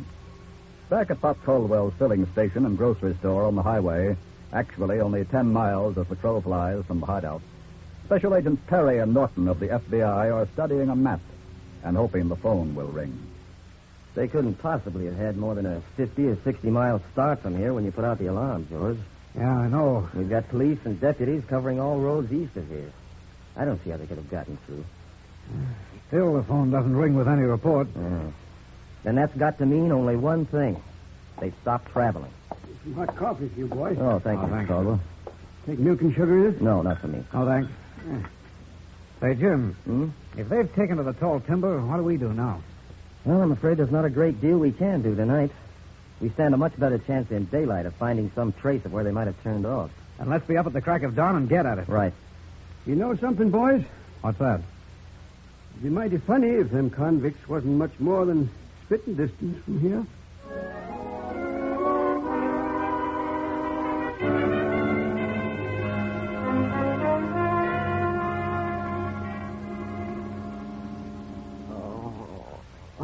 Oh, Dick. Dick. Oh, Oh, thank heaven. Oh, my head. Lie still, Dick. Don't try to move. Nick, what are you doing here? I mean that... Oh. Please, Dick, just lie still. Where are we? What happened? Don't you remember? Remember? Remember what? Never mind. Don't try to think. I'm just so happy that you're alive. I thought that horrible man had killed you. Killed me? What are you talking... Wait a minute. I remember now. He slapped me and you started to fight him. And he slugged me? Yes. How long have I been out? All night. What? Look outside. It's daylight. Are we still in the cabin? Yes. Where are those men? They went outside a few minutes ago. Hey, then maybe we can get out of here. No, please. They're just down by the car. I can see them through the window. Oh. Dick, Yeah? I don't think we're ever going to get out. What do you mean? I heard them talk. They're escaped convicts. They killed a guard and then got away. They're very desperate men. Pop probably got killed, too. Yes. Dick, Yeah? if that's how it's going to be, they may kill us, too. And, well, there's something I want you to know. Yeah? Remember the night at the school dance? You asked me something? Yeah. About us getting married someday? Uh-huh. I didn't know the answer then. But I do now. Thanks, Midge. Oh, Dick. Don't, Midge.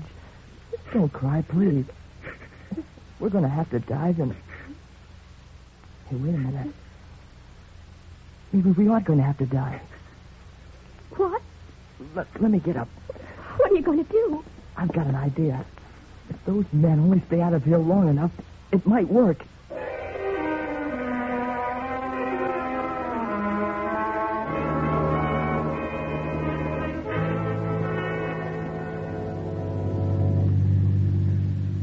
Well, George, we've cruised up and down this road for 20 miles and still no sign of where any car turned off up in the woods. They must have covered up any signs like that. I'm afraid so. Hey, I've got an idea. Yeah? If they've got a hideout in the timber, it must be an old trapper cabin or a hut in an abandoned logging camp. So we start looking for all the cabins scattered through several million acres of tall timber. No, we can make the job easier than that. How? There's a forest ranger lookout up in there, and he's probably got every cabin spotted on a map. Hey, you're right. Let's go see him right now.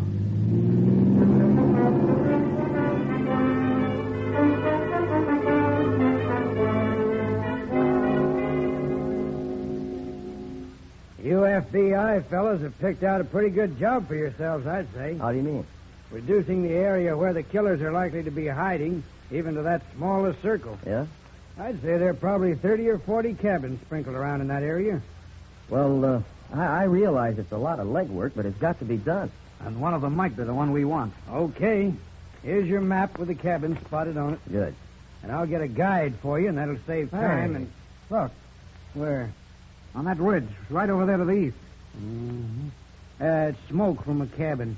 I saw it just before you fellas drove up. Yeah, but look at it now. What about it, George? Somebody's doing something with that smoke. What? Yeah. Looks like somebody was trying to signal with it. Yeah. Say, where is that on the map? I can locate it in a second on the firefinder here. Good. Jim, if that smoke is coming from a cabin in the circle we laid out, it'll be the first one we go to. And in a big hurry, too.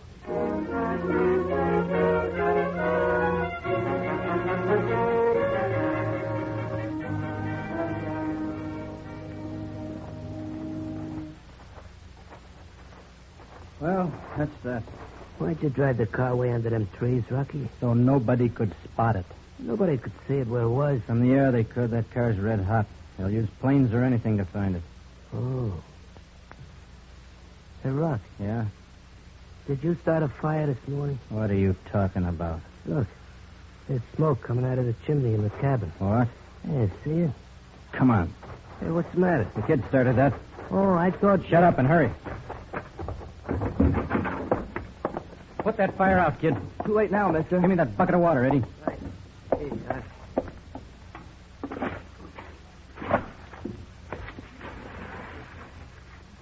There. What'd you set a fire for, kid? I know what he set it for. How long you been at it, kid? Long enough, I hope. Oh, we're not going to stick around to find out. Are we leaving, Rocky? Yeah, stupid. What are we going to do with them? What you should have done at the old man's place when they came in if you had any brains. Dick! Wait a minute, mister. Got no time to argue now, Junior. Look, kill me or do anything you want to, but let her go, please. Not a chance. Drop that gun, you. Rocky, look out. I'm not dropping any gun. Rocky. All right, keep this other man covered, George. I'm sorry, young lady, that you had to see that. Thank you, mister. We're special agents of the FBI.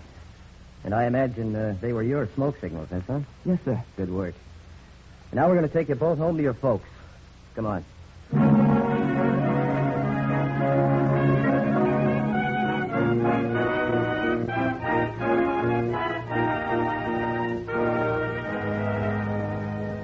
Rocky and his accomplice in crime were tried for the murder of the prison guard. They were both convicted for this crime and sentenced to death by hanging. And so ended the career of two more dealers of sudden death. There are, however, many more of their kind still at large. Unfortunately, neither your local law enforcement officers nor your FBI know just who and where they all are, nor when any will strike. But of this you and they may rest assured. When one does strike, he'll be pursued day and night, 24 hours around the clock. And let him hide out wherever he chooses, he will be found.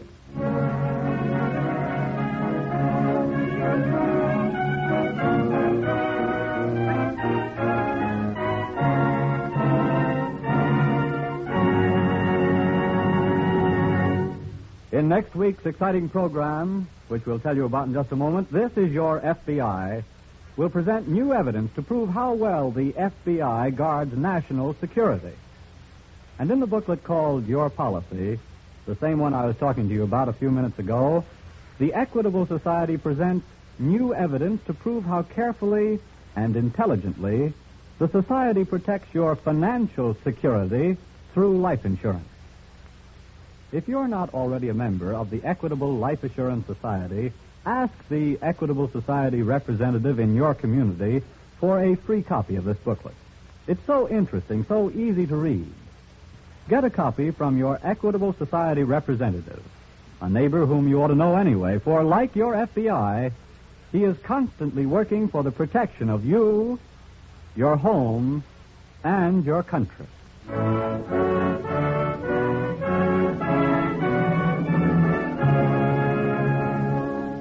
Next week, we will bring you another colorful story from the files of the Federal Bureau of Investigation, The Bogus War Bride.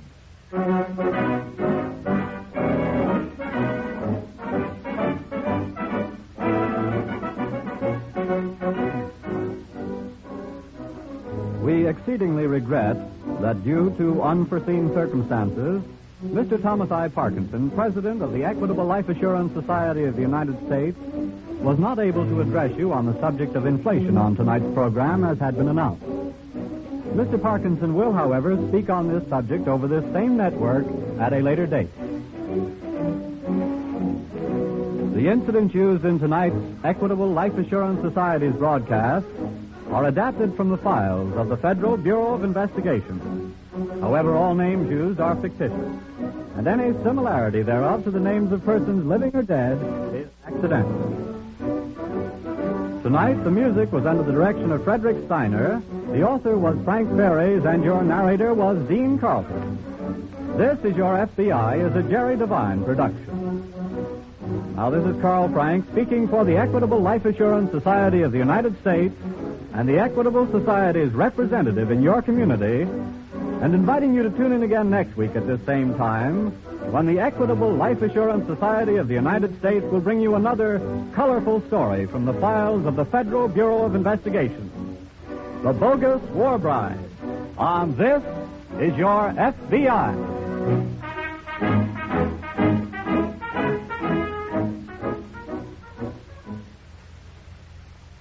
This is ABC, the American Broadcasting Company.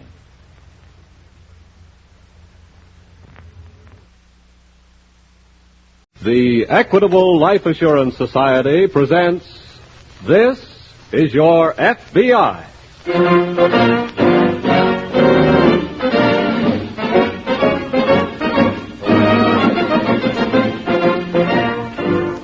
This is Your FBI, an official broadcast from the files of the Federal Bureau of Investigation, presented as a public service by the Equitable Life Assurance Society of the United States and the Equitable Society's representative in your community.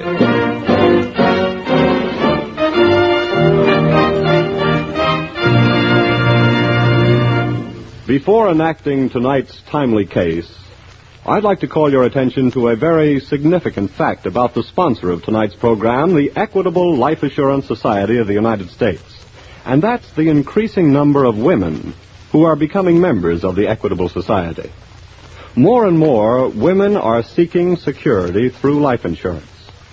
They call on Equitable Society representatives eager to know of the many uses and applications of modern life insurance. In fact, a number of our Equitable Society representatives are themselves women. I'll tell you about one of them later. Just like the men, they realize the value of life insurance both to the individual policyholder and to the community. They know that by serving Equitable Society members, they serve America.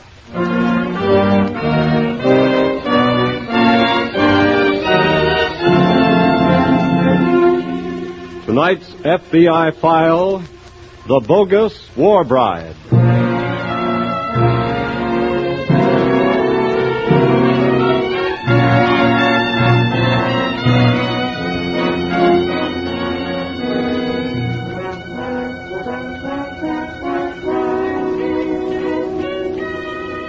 Tonight's case from the files of your FBI presents another in the series of demonstrations of gratitude for the heroic sacrifices of the returned veteran being performed daily by that lower rung member of America's criminal society.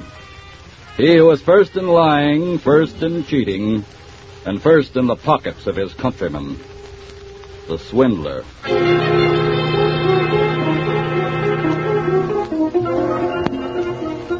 In a certain bar off Times Square, which became a favored oasis of GIs during the war, 2 of the last 3 vacant stools have been quickly spotted by the deliriously happy couple just coming in the door. Well, here we are, baby. Bartender, give us a couple of champagne cocktails. Okay. We got a lot of celebrating to do tonight, huh, Betty? Rather. Oh, listen to that. Rather what? Rather be here than any sport on earth, that's what. Oh, you kill me with those quick comebacks, baby. You know, that's what got me into this mess to start with. Now, just what do you mean by that, George? That night in Piccadilly when I asked you to marry me, you came back with yes so quick I didn't have a chance to change me bloomin' mind. Well, if that's the way you feel about it, I'll get right back on the boat and go home. Would you really, baby? I say, what a jolly big lawyer I am, what? Here's your drink, mister. Oh, thanks. Here, baby. Go. Here's to the Queen Mary for bringing me Princess Betty. Here's to you, love. Congratulations, chum. Huh? Congratulations. Oh, thanks, pal. My bride's still stuck over there. Huh? May take another 6 months. Oh, sir, what a pity. Yeah, it's tough. Anyway, let me join in drinking to your reunion. Thanks, it's awfully nice of you. Yeah. Well, here's to you. Here's hoping you and your missus beat that 6-month rap. Rather. You know, confidentially, pal, my wife here would still be stuck over there, too, if I hadn't run onto a way to do a little finagling. George. What's the matter? You want us to get arrested on our first night? What do you mean, get arrested? For talking about how we worked it, that's why. Oh, look, baby, the soldier here's one of us. Well, you can't tell who else might be listening. Well, there's no police in here. Just because you don't see any brass buttons is no sign. Okay. Look, I don't know how you worked it to get your wife over, but I'd sure like to know. Well, I guess you can tell from the way Betty's putting the clamps on me that it's kind of a down-under proposition, if you know what I mean. Anything that will get my wife over here is all right with me. After all, she's got a right to be here, hasn't she? Come on. Let's all move over to that empty booth in the corner. Okay. Come on, baby. Righto. Excuse me, mister. Slide in, sugar. Charlie. Now, look, pal. Yeah? Maybe I better tell you first how much this deal cost me. How much? 500 smackers. 500? Can't you raise it? I guess I can. Well, these guys work fast. Well, I'll have the dough tomorrow. That fast enough?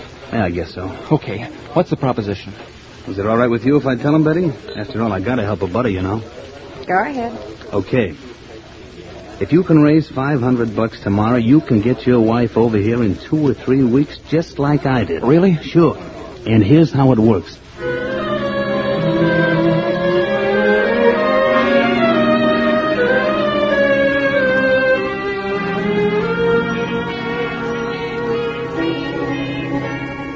In the local field office of the FBI, Assistant Agent in Charge Everett has just summoned Special Agent Grafton to his office. You sent for me, Mr. Everett? Yes, Grafton. I just got a special teletype from Director Hoover. A swindle case he wants us to go to work on right away. Yes, sir. It's a fake passport racket being worked against returned veterans whose foreign brides are still over there. Oh? Due to the tremendous backlog of applications for passports and other necessary papers, it may be several months before some of the wives can get over here. I know. So the racketeer spots a veteran whose wife is way down the list and sells him a fake American passport to send to his wife. Mm-hmm. Have we got any lead? 2 of these fake passports were picked up in London yesterday when 2 brides presented them for inspection. I see. They're being rushed to us by airmail. But in the meantime, here are the names and addresses of the 2 husbands here in the city. Aren't they liable to arrest on a conspiracy charge? Technically, yes. But Mr. Hoover has no desire to arrest a veteran for trying to get his wife over here. All we want is their cooperation in exposing the swindlers. Well, then I better try to contact them right away. One of them lives out in Jackson Heights. The other one up near Columbia University. Here are the addresses. Okay. See if you can get a good description of who sold them the passports and how and where they were contacted. Right.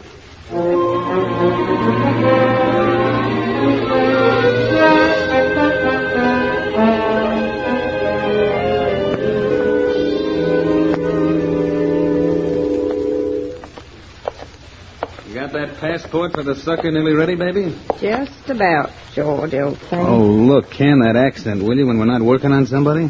Okay, sugar.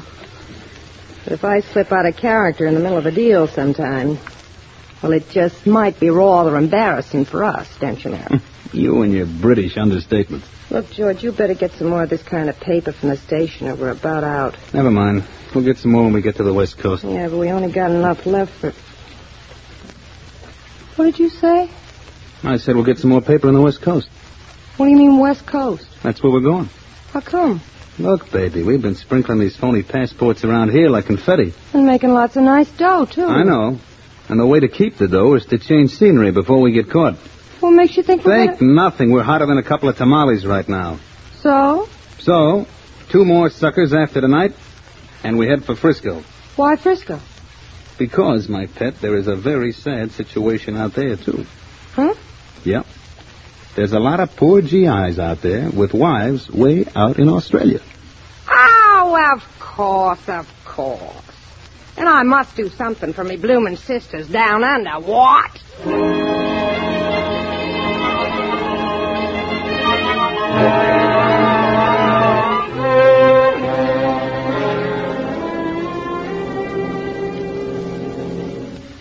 Can I come in, Mr. Everett? Oh, come ahead, Grafton. Did you locate the husbands? I talked to one of them. The other's out of town. What'd you find out? Well, I got a pretty good description of the swindlers. Good. How many are there? A man and a woman. Oh? Yes, he's around 35. She's younger and speaks with a British accent. Uh-huh.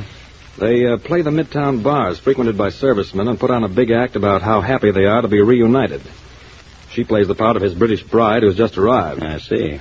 And some serviceman whose wife is still overseas butts in and asks how they managed it. And there's another victim ready to be taken. Cost this chap $500. Well, obviously the swindler didn't produce a phony passport on the spot. At their first meeting, I mean. No, the victim raised the money and they met again next day to complete the deal. But he had no idea of where to contact the swindler in the meantime. That's right. First contact was at a bar and the second meeting took place at the victim's house. All right. Phone the descriptions of the swindlers to the police department and see if they check with anybody they have a record on. Right. And I'll get every available agent we have and get them started covering all midtown bars at once.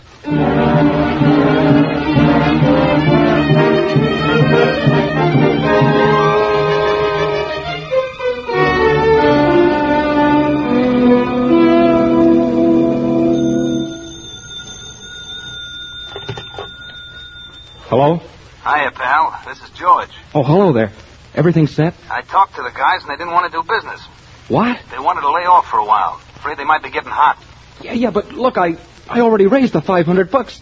They can't back out on me. I gotta get my wife over here. Okay, you're gonna get her here. Yeah, but you just said... Keep your shirt on, will you? You're in. I don't get it. Look, I'm not letting a buddy down. I talked the guys into making a deal for you. Yeah? They're just scared to deliver any more in person to new customers, you see. Oh. So I promised I'd deliver yours for them and collect the dough for them.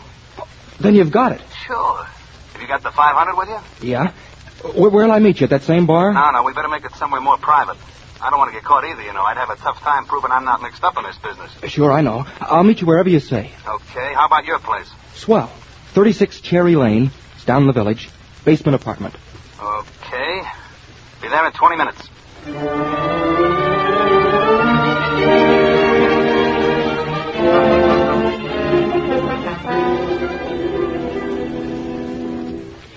Nobody like that in your files, huh, Sergeant? Okay, well, thanks a lot anyway.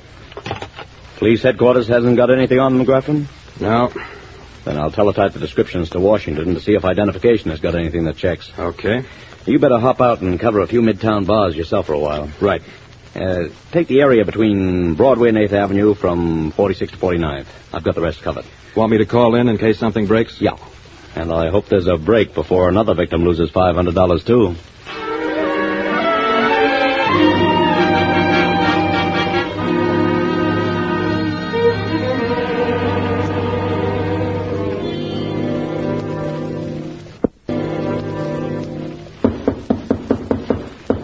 Just a minute.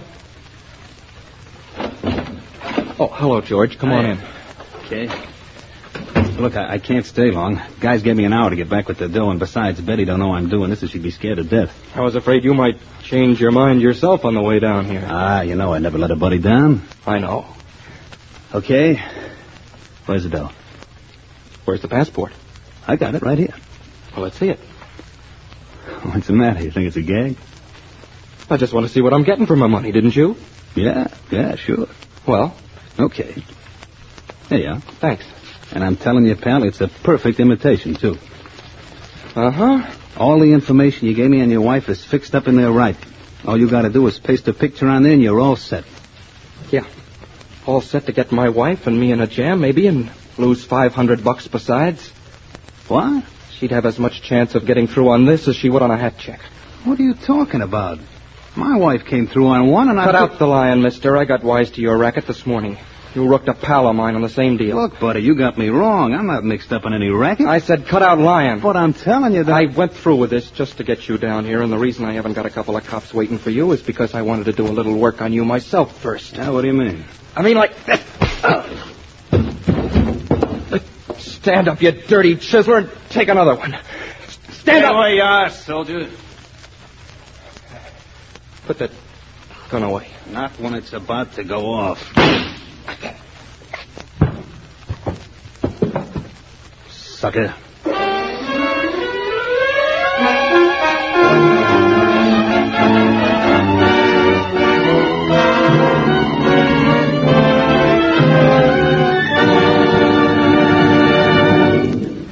Some of the most important people in the American business world are women. While waiting for tonight's FBI file to reopen, let me tell you about one who works for our sponsor, the Equitable Life Assurance Society. This week at the Equitable Society, I met one of America's outstanding businesswomen. She's a leading life insurance saleswoman. I asked her just how she happened to be in the life insurance business. Well, she said, when my husband and I were just starting out in life, we had very little money, but we had great plans. And we had a brand new life insurance policy in the Equitable Life Assurance Society of the United States. 1 month later, my husband died. Well, the money from his Equitable Society policy didn't lessen my grief and shock, but it did help me through some mighty difficult times. And one day I thought to myself, why, I can sell this. I can show people the importance of life insurance because I know from personal experience. So I got a position with the Equitable Society, and now I spend my life in this satisfactory business of building security. Well, having talked with her, I understand why 30% of all Equitable Life Assurance Society policies are currently being bought by women. Professional women, business women, women whose career is a home. Women everywhere are seeking the protection and security that comes with a policy in the Equitable Life Assurance Society of the United States. Yes, women, too, know that this week and every week for more than 86 years, the Equitable Life Assurance Society has been building security for you, your home, and your country.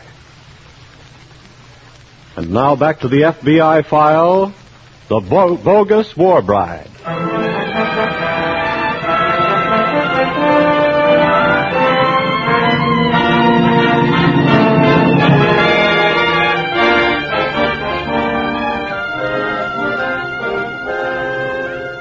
There is a principle of human justice embodied in the codes of law wherever human rights are respected.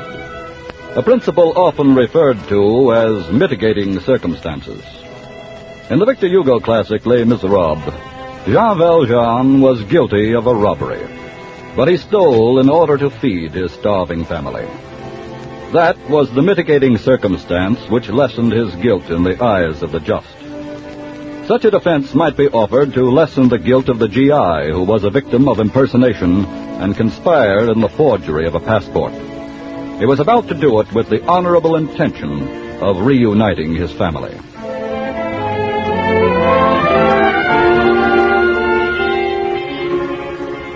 In the office of the FBI, Assistant Agent in Charge Everett is just finishing a telephone conversation as Special Agent Grafton enters the office. Yes? Yes, all right, and thanks a lot, Inspector. We'll have an agent over there right away. Grafton. What's up? That was Inspector Riley of the Homicide Squad. Oh? An ex-serviceman was shot and seriously wounded a little while ago in his village apartment. I see.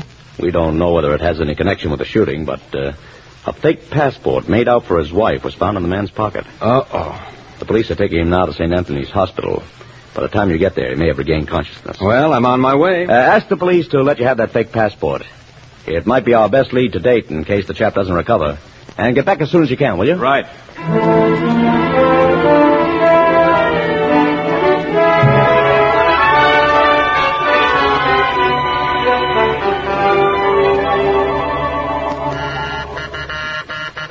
Yeah?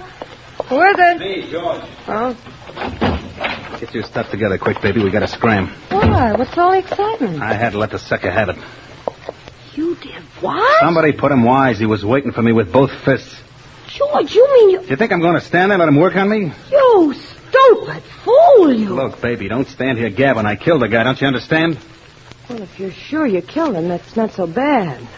What do you mean? Well, I'll have a tough time tying it in with you.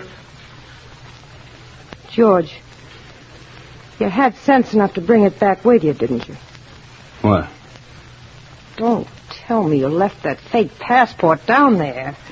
Yeah, I did. Oh, brother! Oh, stop your beefing, will you? We got to get out of here. Not me. Huh? We're a lot better off staying right here. How do you figure that? Well, if somebody put them wise to us, they can also put the cops wise to what we look like. Okay, but They'll be watching every train, bus, and airline for us. All right, you stay here, baby, but I'm getting out. Wait a minute! If they catch you, I fall, too. Yeah, but we... No dice, George. You're sticking right here with me. You understand? Okay. Now, sit down, genius. Give me the whole story.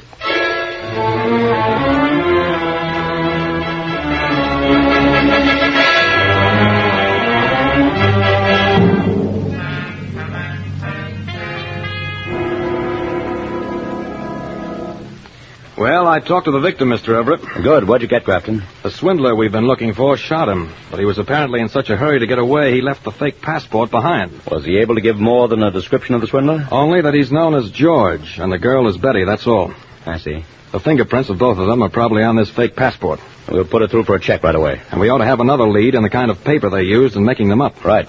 Shall I take a sample of it and start checking stationers to see who handles it and who's been buying it? Yes, you start the ball rolling on that while I cover on all train, bus, and air terminals. Right. And then we'll... Hey, wait a minute. Yeah? Well, we'll watch the travel terminals anyway. They're probably taking the smarter course of staying under right here. In that case, it's up to us to smoke them out. And I think I've got an idea that'll do just that.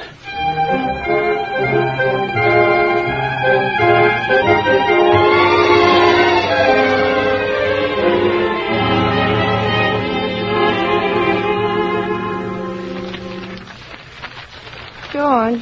Huh? I don't get it. There's not a thing in the morning paper about your little stunt last night. You ought to hire a press agent. Never mind the wisecracks, will you? Oh, for heaven's sake, relax. You've been jumping up and down like a sewing machine all morning. I've got a right to be jumpy, haven't I? You don't hear my knees knocking, do you? I don't like it there not being anything in the paper about it. Told you to get a press agent. I don't mean that. Well, what do you mean? Look, sometimes cops keep things like this out of the paper on purpose. Like what purpose?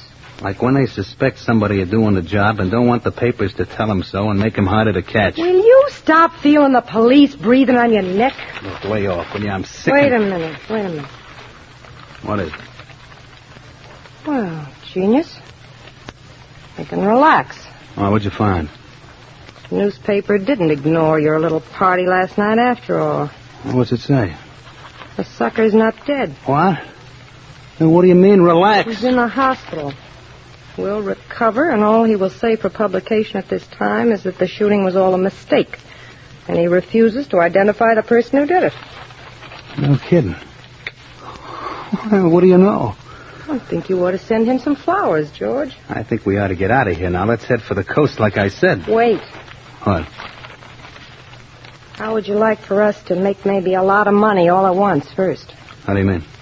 Selling another passport? Oh, are you crazy? We're both crazy if we don't make this sale. Who to? According to the paper here, the rich and social Richard Adams, ex-GI, is having all manner of trouble getting his bloomin' British broad over here, don't you know? Yeah? Yeah. He's crying about it. From the plush depths of his penthouse apartment. And here's the address. Hey. I'll make up a book for him right away. You trade it to Mr. Adams for $5,000, and we'll be off for Frisco.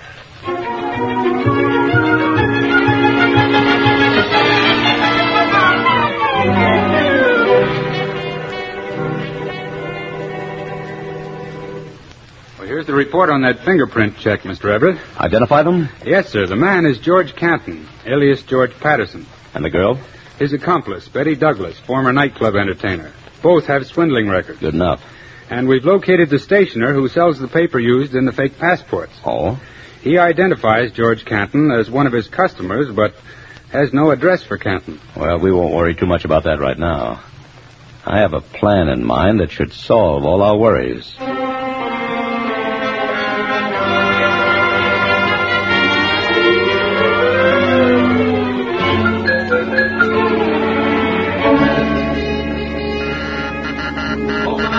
Okay. Well, it's about time you showed. California, here we come. You did okay? Oh, that guy Adams was like shooting lions in the zoo, baby. How much? 5 G's, just like you said. Where is it? Right here. Give it to Mama. Huh? You heard me. I said give it to Mama. But, sweetheart, I can... First, I want to see if it's all here. What's the matter? You think I can add? Yeah. I think you can subtract, too. You don't trust me, huh?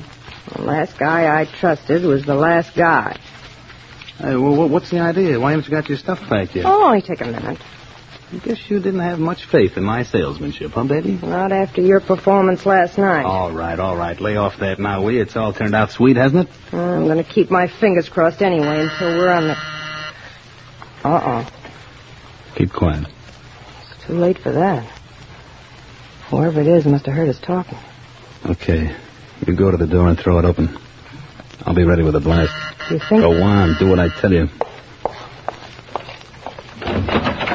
Hello there. Well, Mr. Adams. That's right. And your butler, too. What's the idea? If you had brought the young lady with you, we wouldn't have had to follow you here. What do you mean? I mean, miss, that we're really special agents of the FBI. What? I'll take that gun.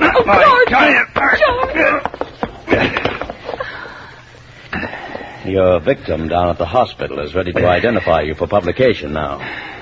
Come on.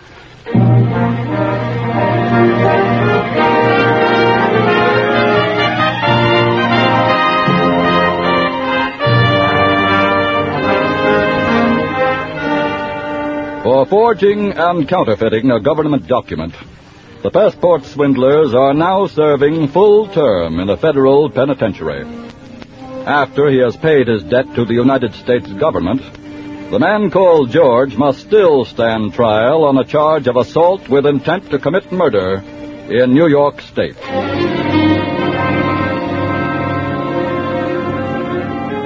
And Once again, your FBI joins with your local law enforcement officers in urging you, the potential victims of swindlers, to be wary of the stranger with a proposition.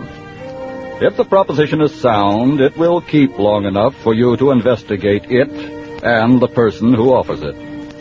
If it is unsound, your investigation will prove it to be so. That is your duty to yourself and to society.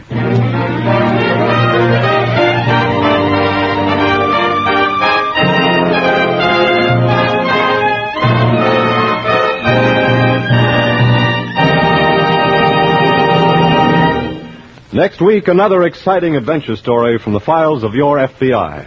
We'll tell you about it in just a moment. As you listen to tonight's radio program, you must have realized why you look to your FBI for national security. Trained men such as these FBI agents are the best safeguard you can have. And you can depend upon the Equitable Life Assurance Society of the United States for the financial security of life insurance for the same reasons. Able, trained men and women, experts in preserving homes, in keeping children in school, making old age comfortable. The Equitable Society representative in your community, the name Equitable Society is in your telephone book, is skilled in all phases of life insurance security and experienced in its application to your particular problems.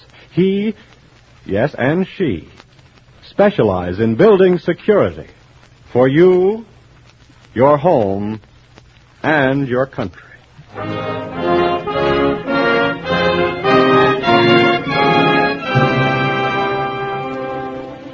Next week, we will bring you another colorful story from the files of the Federal Bureau of Investigation, The Delinquent Parents.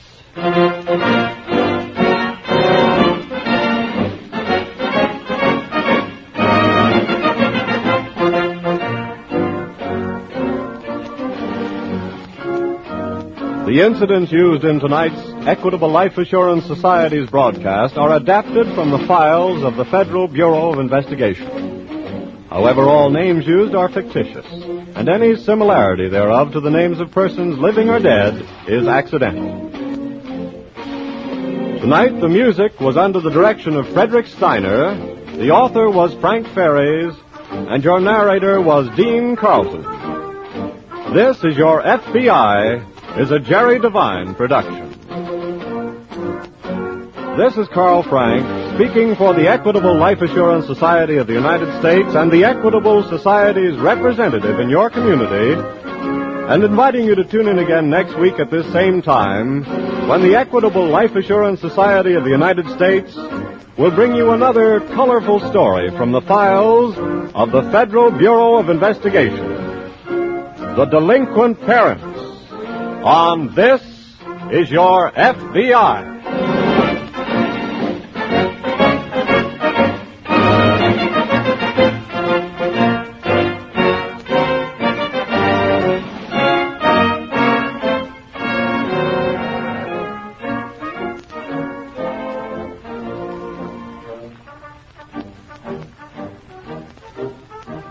This is ABC, the American Broadcasting Company. The Equitable Life Assurance Society presents This is Your FBI.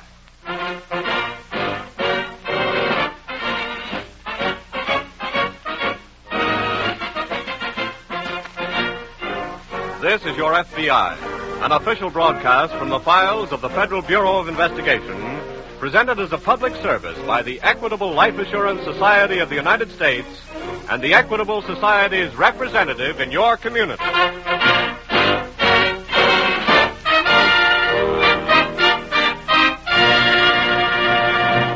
Tonight's significant story will begin in just a moment.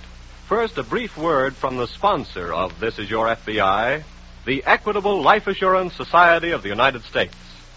Here at the Equitable Society, we have been working for 86 years on one of the things that you yourself are most concerned about: security for yourself and your loved ones. When we say you, we mean just that. You who are about to listen to this program.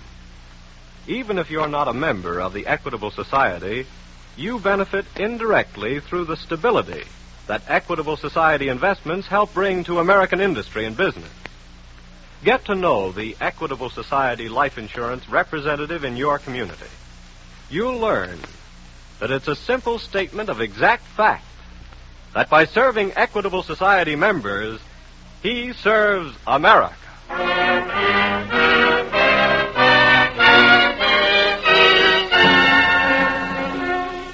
Tonight's FBI file, The Delinquent Parents.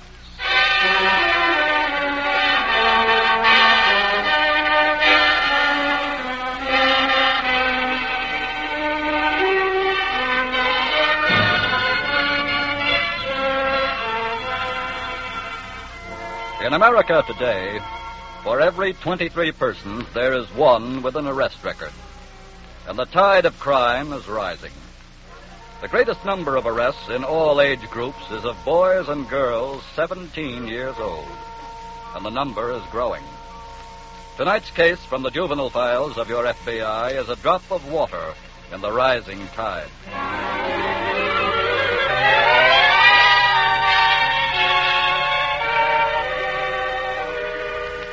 There is a popular fallacy that youthful law violators are most always products of poverty or underprivilege.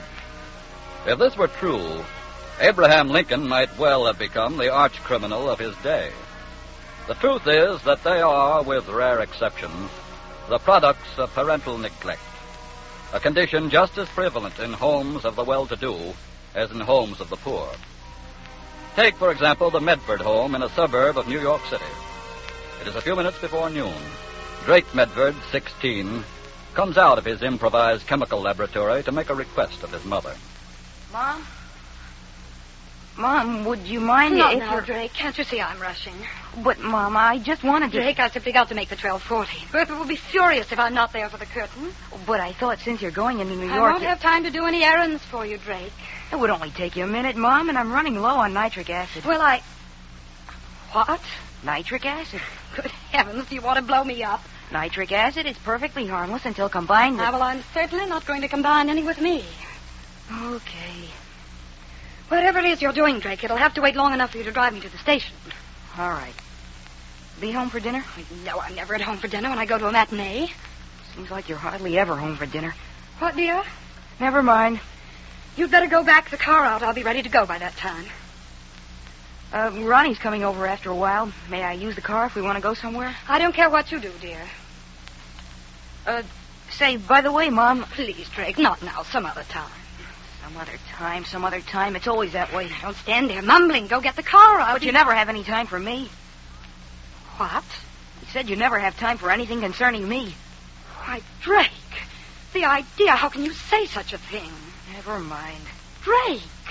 Guess you're sorry you ever had a son. And so am I sometimes. You're talking utter nonsense. You know perfectly... Heavens, look at the time. Okay, I'll go get the car. And please hurry, dear. Sure, you can't afford to miss the curtain. That's something really important.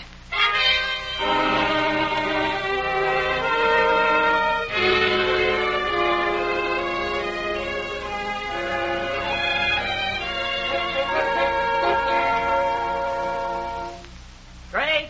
Come on in, Ronnie. I'm back in the lab. Okay. Anybody home? Nope. Well, how's it coming? It's all done. How much of the stuff did you make? That little bottle full. Hey, that's enough nitroglycerin to blow up the Croton Dam. Well, you asked me to make plenty. That's right. Hey, why do you want it? Drake, that stuff's going to get us something we both want awfully bad. What? That sailboat. The nitro? I don't get it. Look, we need $150, don't we? Yeah. And a fat chance we've got of getting it from our folks. They've turned us down 3 times already. I know.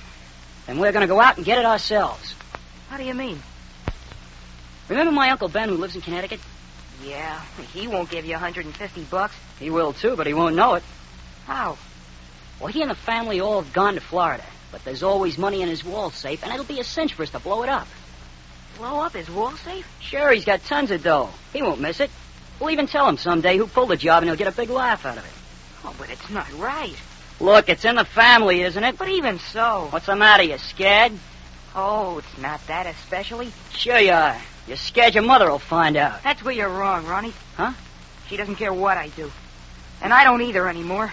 What's the matter? Have a fight? No. I'm just realizing where I stand around here. Well, I got wise to that in my house long ago. She lives her life, so from now on I'm going to live mine. Well, what are we waiting for? Nothing. We'll blow that safe tonight.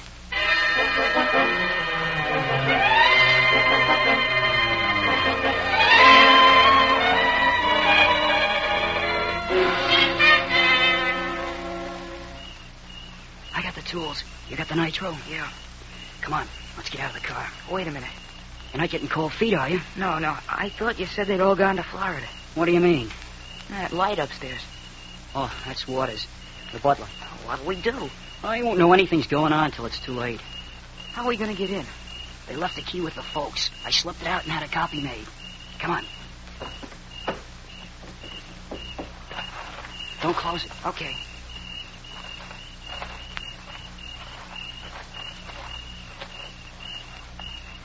Okay, here we are. I'll open the door.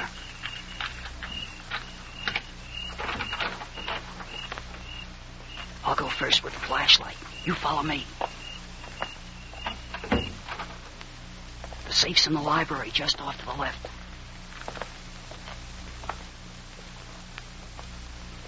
Okay, there's the safe. That wall there. I'll drill a hole first. You get the nitro ready. Okay. Ronnie. What's the matter? Listen. Put out the flashlight, quick. Right. What'll we do? I'll take care of Waters. Hey, Ronnie, you don't mean you'll... Shh. He's turned on the living room light. Quiet and keep down.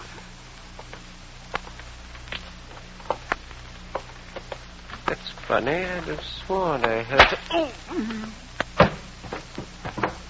Hey, Ronnie, we better get out of here. Not until we get what we came for.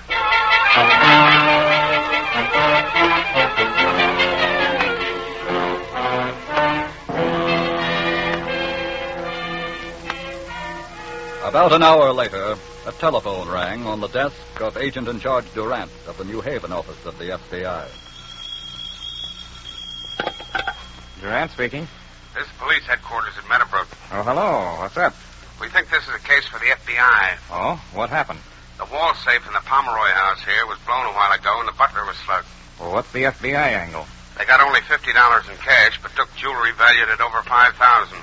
We've reason to believe the thieves are from New York. Went back across the state line with the stuff. Well, that comes within our jurisdiction, all right. What do you want us to do? I'll start a special agent over to Meadowbrook right away to investigate. We'll be waiting for him. Right.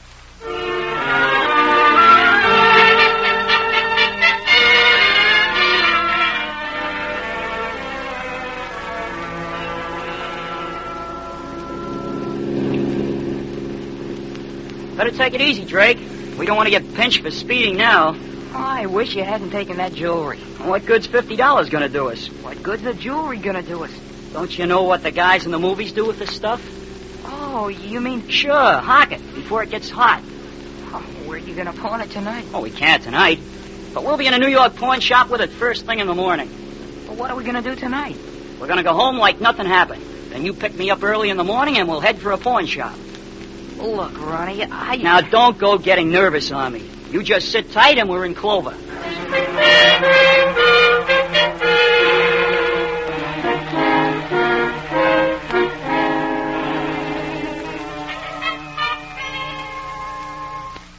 Back already, Tom?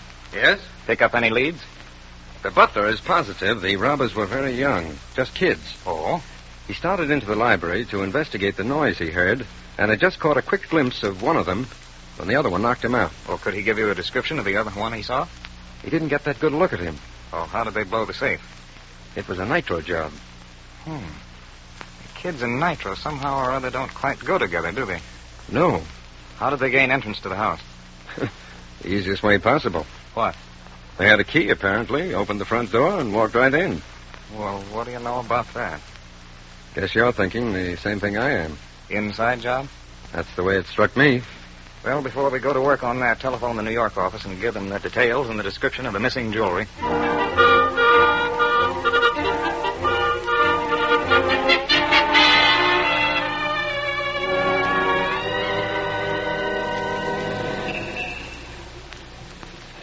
Looks okay, Drake. Nobody in the shop but the pawnbroker himself. Come on. Look, wouldn't you rather I'd wait out here? What's the matter? You getting scared again? Well, I thought he might be less suspicious if you went in by yourself. No, it's just the other way around. Come on. Okay.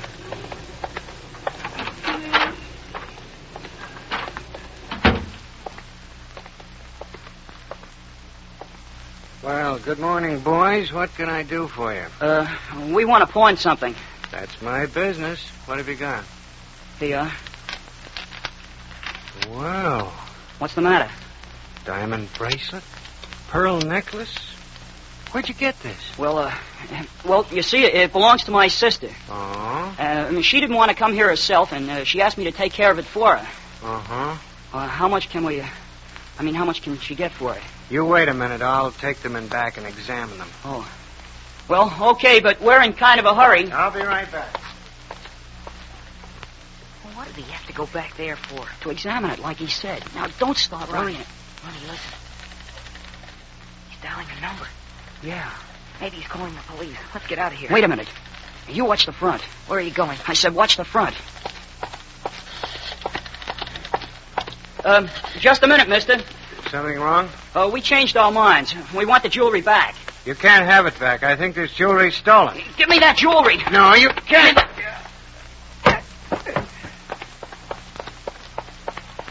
Come on, Drake. What happened? Let's get out of here fast.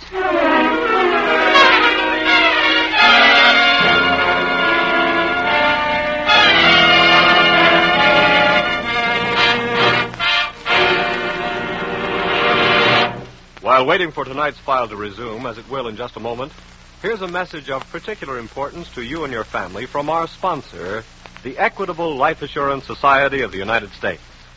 This week at the Equitable Society, I heard a story of hope and courage about two young people who had everything that makes for success. Health, a home, and he had a good job, fine prospects for advancement, and a life insurance policy in the Equitable Life Assurance Society of the United States. But then hard times struck, and the temptation came to surrender their life insurance policy. But somehow or other, they managed to keep it in force. And as a matter of fact, they are now, this week, about to retire in comfort on its proceeds. And that same dogged determination never to let a life insurance policy lapse is typical of more and more people. The figures prove it. Equitable Society members are placing higher value on their life insurance than ever before, paying premiums promptly, frequently paying them well in advance.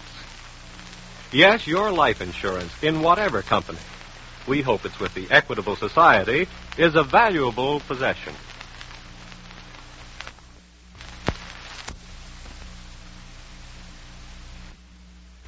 Keep it in force no matter what. And when you need advice, speak to your Equitable Society representative, who is trained to help you use life insurance to your best advantage. He wants you to be secure. He wants you to be safe. And he wants you to understand, as he does, that this week and every week for more than 86 years, the Equitable Society has been building security through life insurance for you, your home, and your country.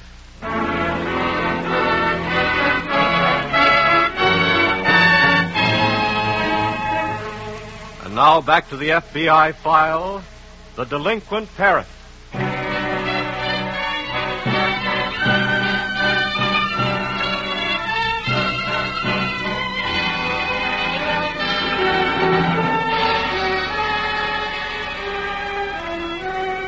We repeat, mothers and fathers of America, the greatest number of criminal arrests today in all age groups is of boys and girls 17 years old.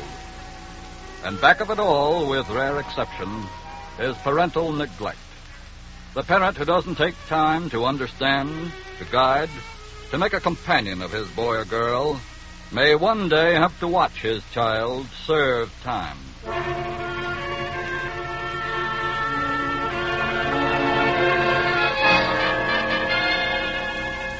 Mrs. Medford's attitude of utter indifference concerning her son Drake cannot now be far from a severe shock.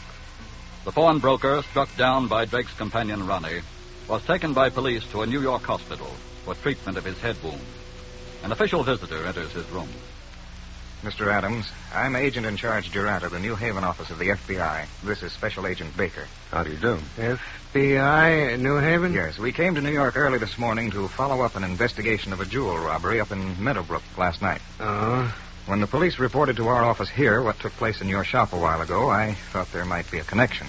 What can I tell you? What kind of jewelry were you offered? A diamond and emerald bracelet. And a pearl necklace. That checks all right. And you told the police the jewels were offered by two boys? Yes, but they didn't look like criminals. They were so young and clean-looking. Could you describe them more fully? Let me see. I'll try to be as accurate as you can, Mr. Adams. We have a theory that one of the boys was related to the family that was robbed, but we want to make certain before taking any steps. The one who did the talking, he was 16 or 17. Uh-huh. He was a big boy, like my son who plays football. And he's got red hair. That's what we wanted to find out. Yes. And now, Mr. Adams, if you'll give us a brief description of the other lad as quickly as you can, we'll be on our way.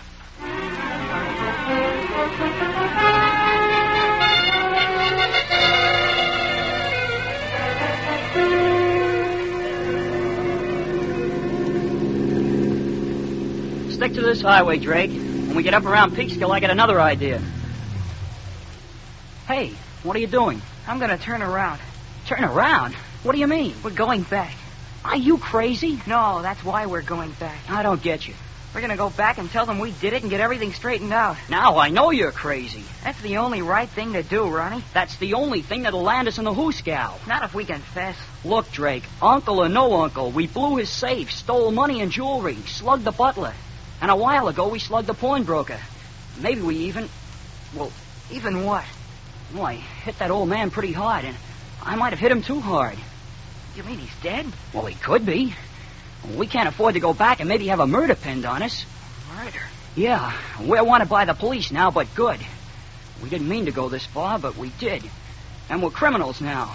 And there's only one thing we can do about it. We can't go back home. We've got to go on. Don't you see? Where did you say to head for? Peekskill.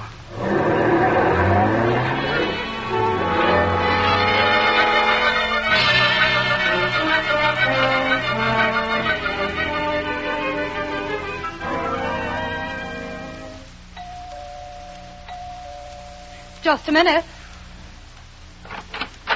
Yes? Mrs. Medford? Yes. I'm Special Agent Baker of the FBI. FBI? That's right. May I come in? Well, of course. Thank you. I have only a minute. I'm dashing over to the club for a bridge luncheon. I really wanted to see your son, Drake. Drake? Yes. I don't believe he's here. Oh, Drake. There, you see, he isn't home. He went off somewhere in the car early this morning. Do you know where he went? Well, I don't believe he said. Have you any idea where he was last night? Good heavens, I'm afraid not. I never try to keep up with that boy. Obviously. I beg your pardon.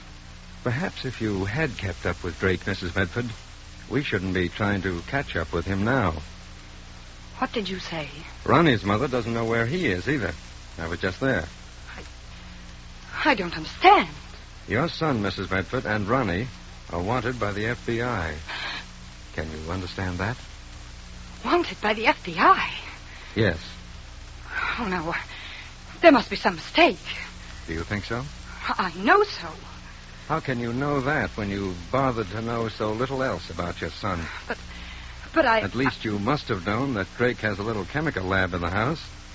Yes, But did you ever bother to know what he can mix in that lab? Well, no, One of the things he mixes is nitroglycerin. Nitroglycerin? Yes. Now, you'd better get a good grip on yourself for this, Mrs. Medford. What? Last night, Drake and Ronnie blew open the safe in the Pomeroy home. Stole money and over $5,000 worth of jewelry, struck down the butler with a deadly weapon. Oh, no. And this morning struck down an old pawnbroker who got suspicious when they tried to pawn the jewelry. Oh, it isn't true. It can't be true. Have you ever bothered yourself enough about your son to see that it couldn't be true? But Drake couldn't do such a thing. I'm sorry, Mrs. Medford.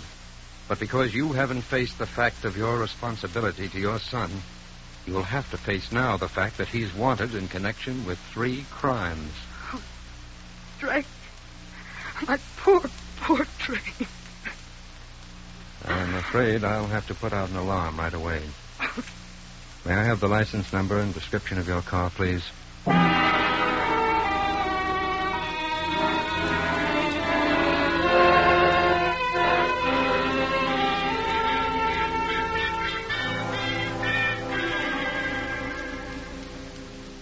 Yes, thanks a lot, Sergeant. I'll get on it right away. Oh, Baker. Yes? Looks like we've gotten quick results from the alarm. Really? Yes, I've just talked to police headquarters at Peekskill. Yes? They found the Medford car abandoned down by the freight yards. I see. Well, it's pretty obvious what they did next. Exactly. We're on our way to Peekskill right now. I'm having them check all freight train schedules, and by the time we get there, we should be able to figure out where those youngsters are.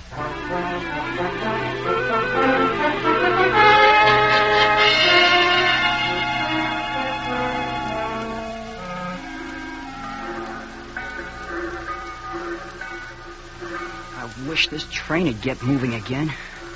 I bet we've been parked on this siding 2 hours. What time is it, Drake? What? I say, what time is it?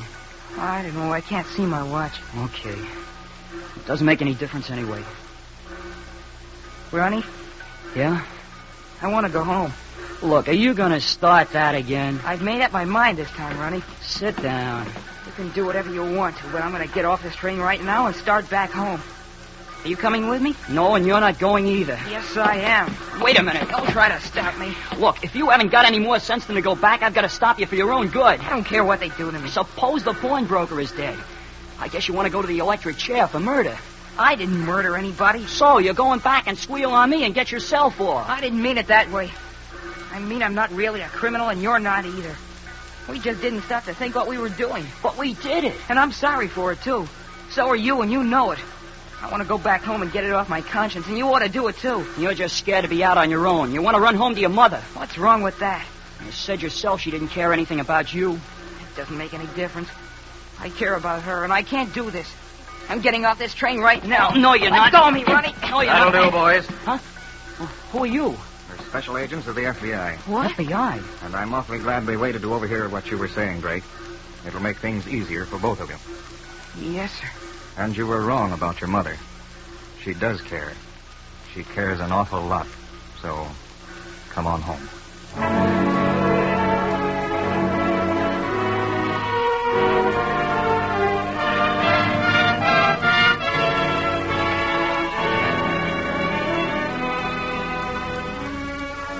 Because of their extreme youth, Ronnie and Drake, after a full confession of their guilt, were given the opportunity of becoming good citizens in the future by being paroled.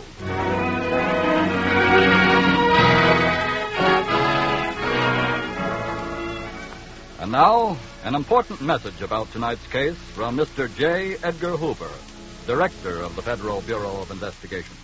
A crime wave of growing proportions is upon us.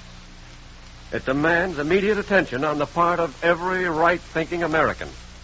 Increasingly, it is becoming a youth problem.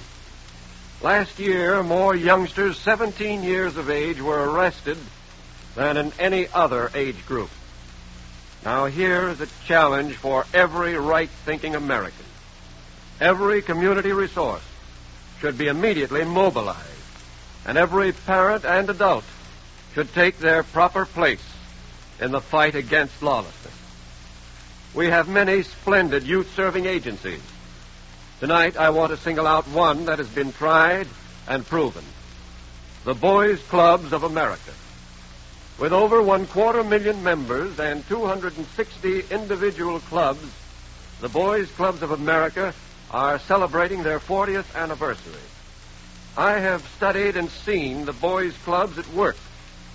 From these groups come thousands of law-abiding citizens who are an asset to their communities. By developing good citizens, they are preventing crime. This is Boys Clubs Week, and I would urge upon my listeners greater support of this worthwhile activity and the extension of the facilities of the Boys Clubs of America.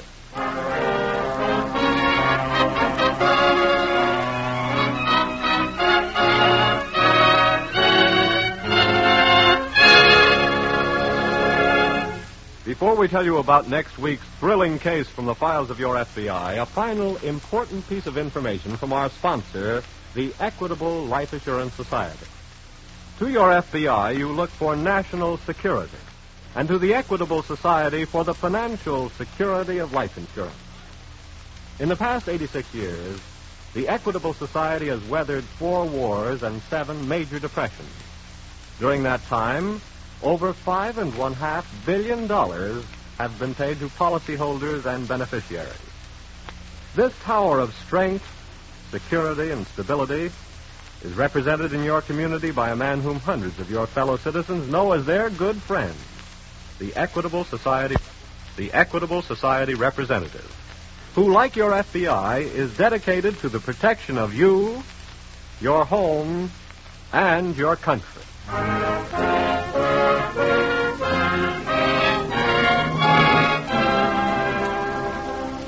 Next week, we will bring you another colorful story from the files of the Federal Bureau of Investigation, the Nylon Hijacker.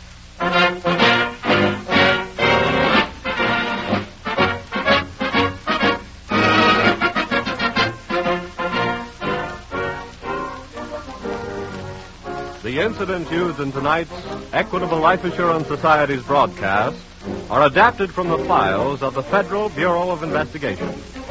The role of J. Edgar Hoover was impersonated. However, all other names used are fictitious, and any similarity thereof to the names of persons living or dead is accidental. Tonight, the music was under the direction of Frederick Steiner, the author was Frank Ferries, and your narrator was Dean Carlton. This is Your FBI is a Jerry Devine production.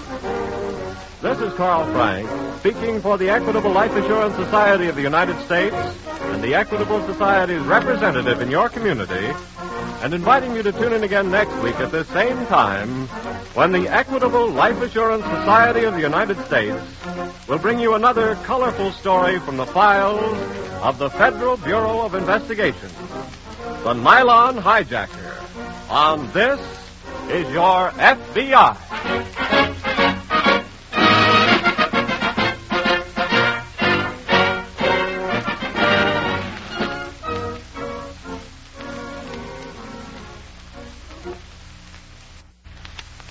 This is ABC, the American Broadcasting Company. The Equitable Life Assurance Society presents This Is Your FBI.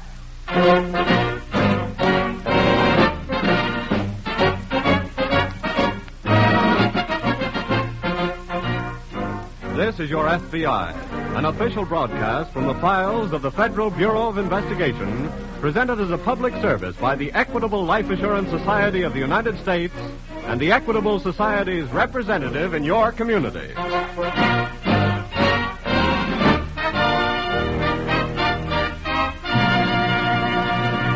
Freedom has been part of our American life for so long that people have grown used to it.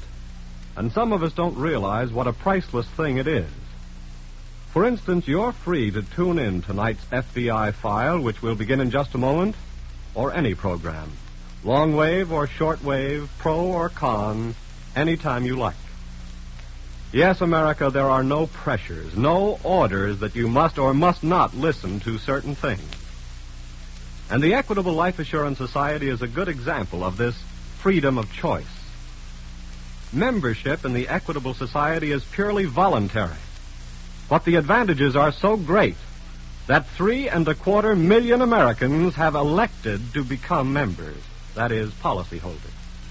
And more people are joining it every year, staying in it, and reaping the benefits of membership in this mutual organization, the Equitable Life Assurance Society of the United States. Truly, the Equitable Society is an American institution, for by serving its members, the Equitable Society serves America.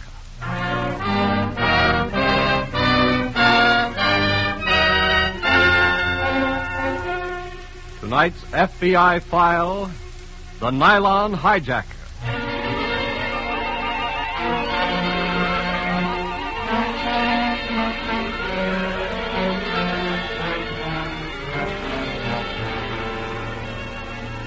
It has been said that the female of the species is more deadly than the male. And while this expression applies zoologically only to certain of the lower animals and insects, tonight's case from the files of your FBI demonstrates that in the field of human crime, no male could be any more deadly than the female who is motivated by a desire for revenge.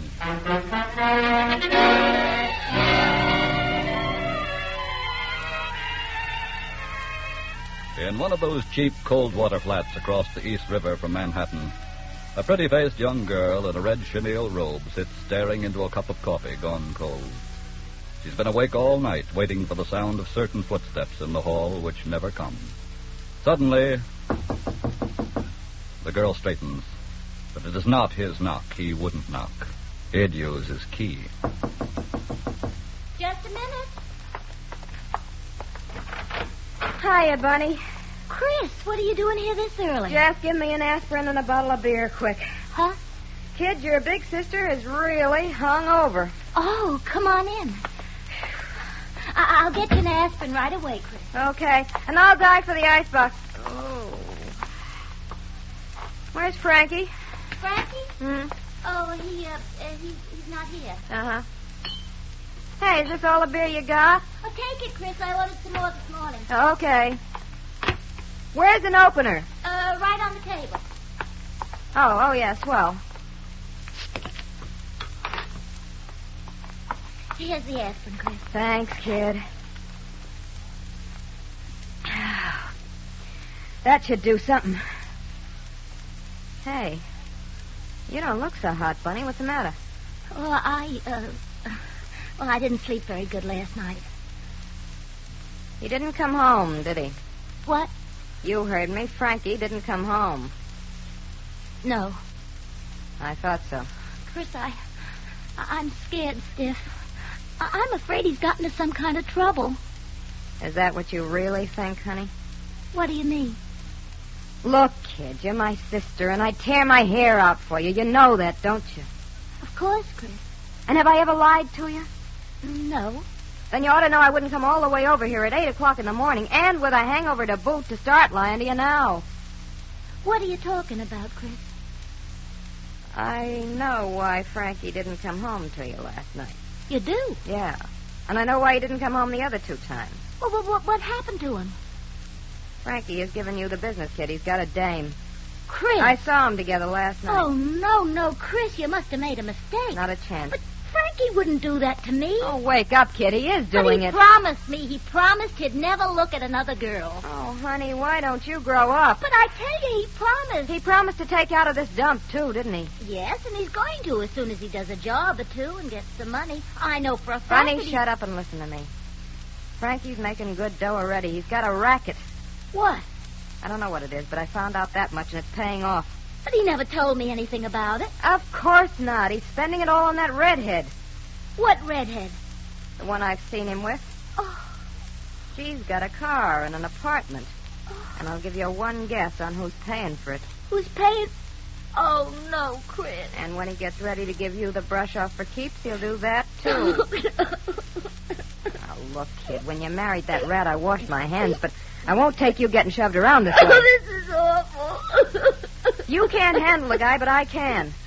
So just let me know the next time he's home, and I'll be right here to really straighten that stiff out.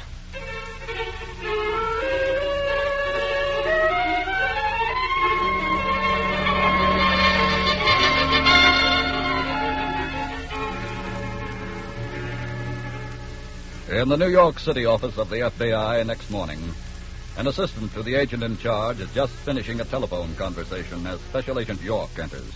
Right. Yes. Yes, we'll get on it right away. And thanks a lot. New business, John? Yes, interstate hijacking. Oh?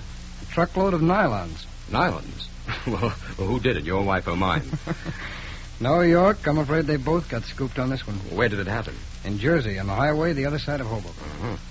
Truck stopped at an intersection for a light. 3 men stepped out of the shadows and did the rest. Anybody hurt? Well, they knocked the driver out.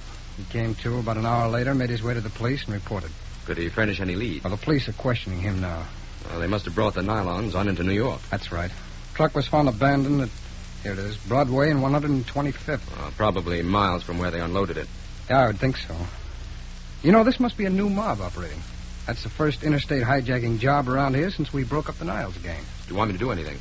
Yes, will you go over to police headquarters and get the driver's testimony? Right. And you'd better examine the truck, see if you can pick up any prints. Okay. And York, check with me later. Let me know what you found.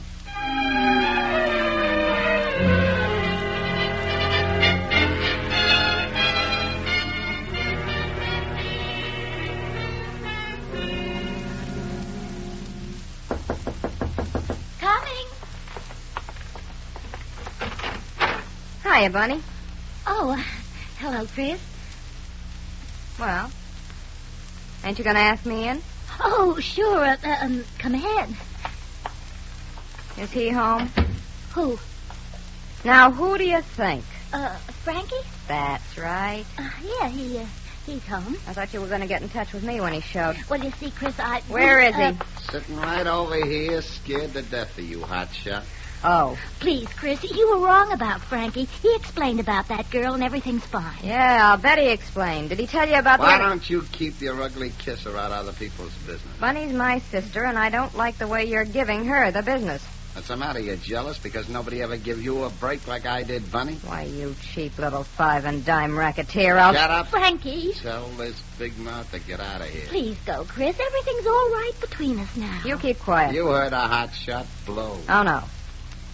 I told Bunny I was going to come over here and straighten you out with her, but now I've changed my mind. Great, fine, so beat it. I changed my mind because you can't make anything else out of a rat but a rat, and I don't want her to go on living with one. You Frankie, don't. She's my sister. That's your tough luck. I told you he'd brush you off for keeps as soon as he got ready, Bunny, but I was wrong. He's a two-timing bully that's got to have somebody to kick around all the time, and you're it. Oh, Chris, please, please. He can't bully anybody in his mob. They'd give him a belly full of lead. And the first time he kicks that redhead around, she'll stick a knife in his back. Chris! And he knows if he takes a swing at me, I'll blow his brains all over the joint. I'm getting out of here. Oh, no, Frankie, don't. I've had enough. Oh, see what you've done, Chris. Frankie, don't go. Don't leave me, please. Let it go. Don't. Oh. Frankie.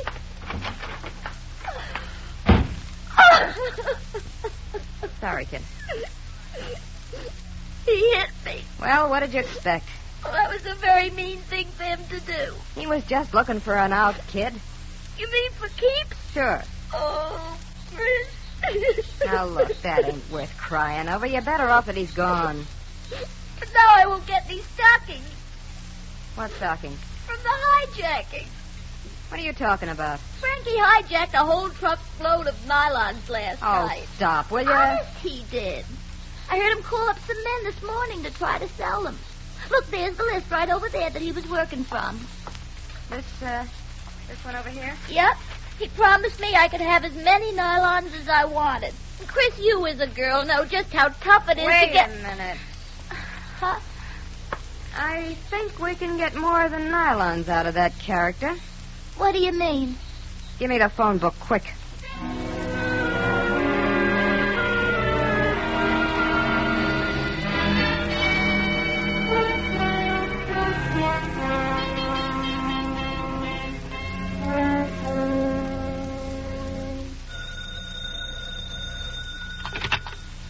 Hello? Mr. Fulton? Yes? I'm calling for Frankie Austin. Oh. Frankie wants to know if you can use some nylon. So soon? I just got 3,000 from him. Oh, well, you see, these were for another customer, but he couldn't raise the cash, so Frankie thought you might want to nail these down, too. Sure. I could use some more, all right. How many has he got? 6,000 pairs. Say, that's fine. When can he deliver them? How about tonight? The sooner the better. Same place? Well, Frankie don't like to deliver twice at the same time and place. I see. Here's what he said for you to do. Have the cash with you, and at 10 o'clock tonight, bring your pickup truck to the intersection of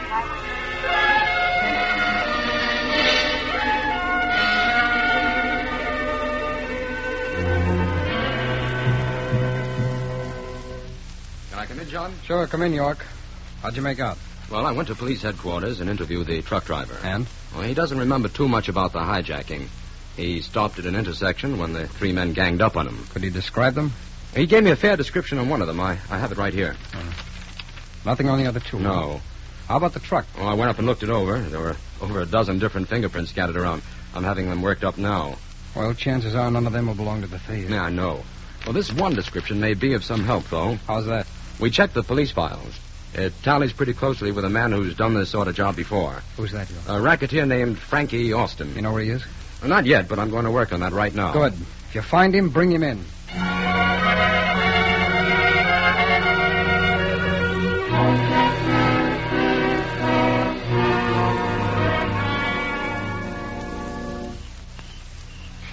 Gee, Chris, isn't it about time Mr. Fulton was coming? You ought to be driving up any minute now. Chris, I'm scared. So am I, but not for the same reason. What do you mean? I'm scared he might have got suspicious and backed out. Oh. Can I turn on the radio? You could attract more attention by screaming. What do you mean? Never mind. You stay just like you are, kid, and after tonight we're going to start making money out of those big blue eyes and empty head of yours. Oh, Chris, what a thing to say about your own sister. Wait a minute. There's a little truck pulling up at the intersection now. Oh, do you think it's... Wait till I flash the headlights. But suppose it's not him. He answered. It's him, all right. Now just sit tight.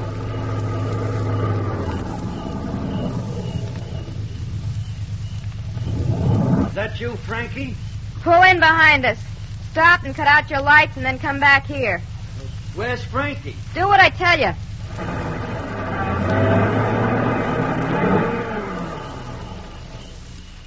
Just sit right where you are, Bunny. What have you got there? A jack handle, darling. I thought Frankie was going to be here. Have you got the 10 grand? Sure. Where is it? Right in this envelope. Cash? Yes. That's all I wanted to know, mister. Fuck it. Now, this envelope for me, and one for him. There. And that's that. Chris, you're not going to leave him there. Sure. Oh, pull him out of the middle of the road. He might get hurt.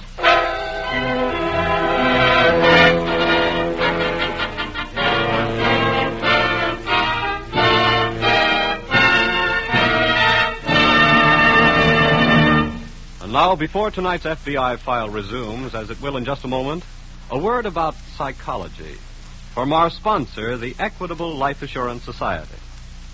This week at the Equitable Society, I had lunch with a brand new policyholder whose lively conversation made me feel better myself. And I asked him, do all the folks from your part of the country talk with so much pep? Well, he grinned at me and said, well, I come from a lively state, but right now I've got more pep than I've ever had in my life. You see, I've just invested in life insurance with my town's Equitable Society representative. And you know, a very interesting thing is happening to me. I feel my worries dropping away, and I never knew till now how they dragged me down. Yes, sir, my mind is beginning to function at full speed, not just part of it, but all of it. All the things that have been holding me back are disappearing. The whole world's a grand place. Yes, it's great to be alive when a man's mind is at peace. Well, you know, you're likely to benefit in more ways than you realize when you let your Equitable Society representative help you get free from whatever financial worries may be destroying your peace of mind. With his help, security comes easily, for he's an expert in protection. And he represents an institution which has been a tower of financial strength and stability since 1859, the Equitable Life Assurance Society of the United States. Yes, this week and every week for more than 86 years, the Equitable Society has been building security for you, your home, and your country.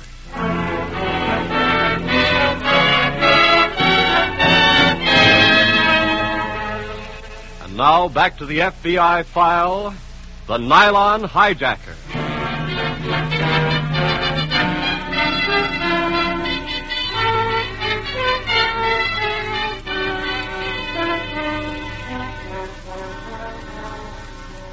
The frame-up crime is one of the most popular instruments of revenge employed by members of the underworld society against each other. But in planting clues intended to incriminate their foe, they rarely fail to leave some track which leads eventually to their own guilt.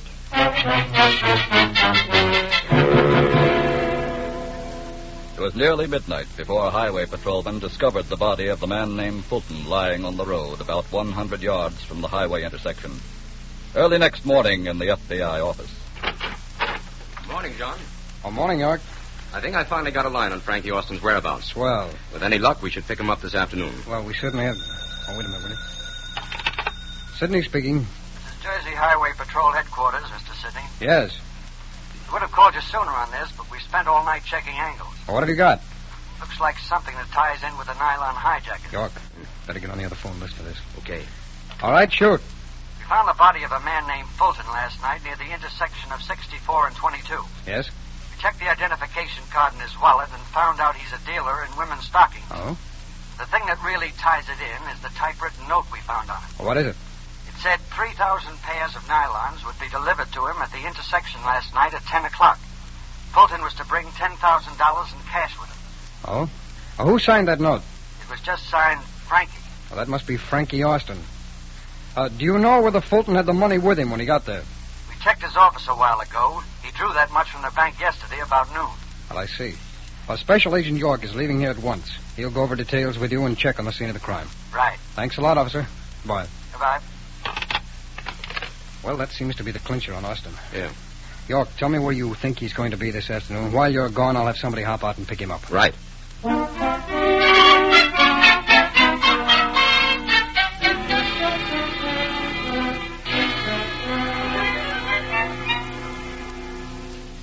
Austin.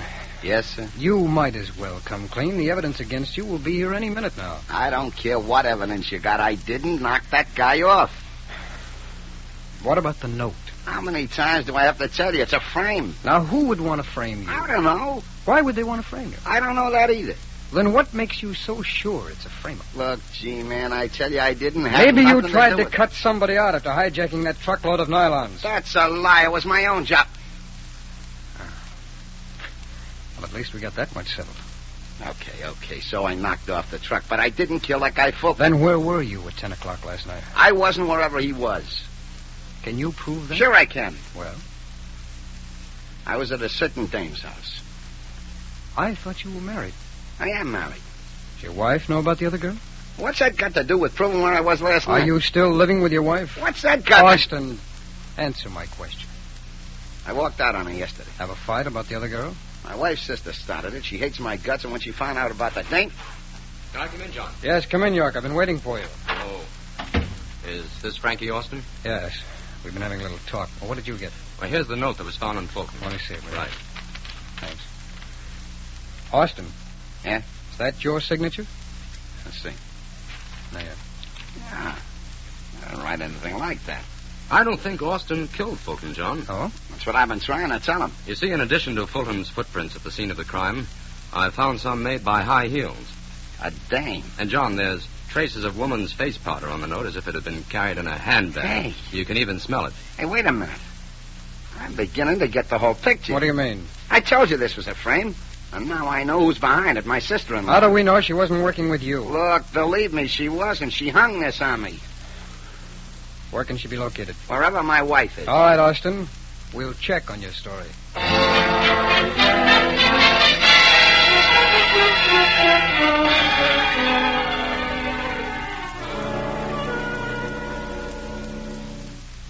Bunny? Yeah? Honey, ain't you packed yet? Oh, I'm having a terrible time, Chris. I can't get everything in. Look, we're wasting time. We gotta get out of here. Oh, he ain't coming back. I've got to take everything. And this book just won't fit in. So what? Leave it. Oh, I couldn't, Chris. It's my memory book. Look, stupid, you'll have the rest of your life to read it if the cops come here. Now forget it. Why should the cops come here? Because we killed a guy, remember?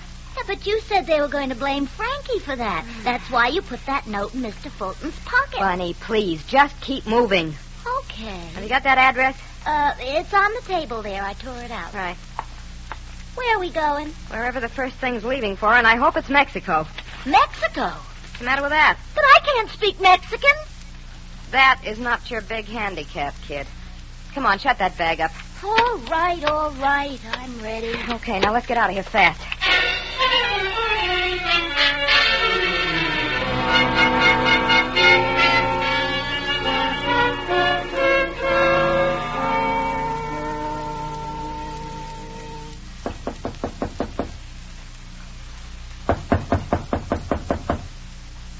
Nobody home, John.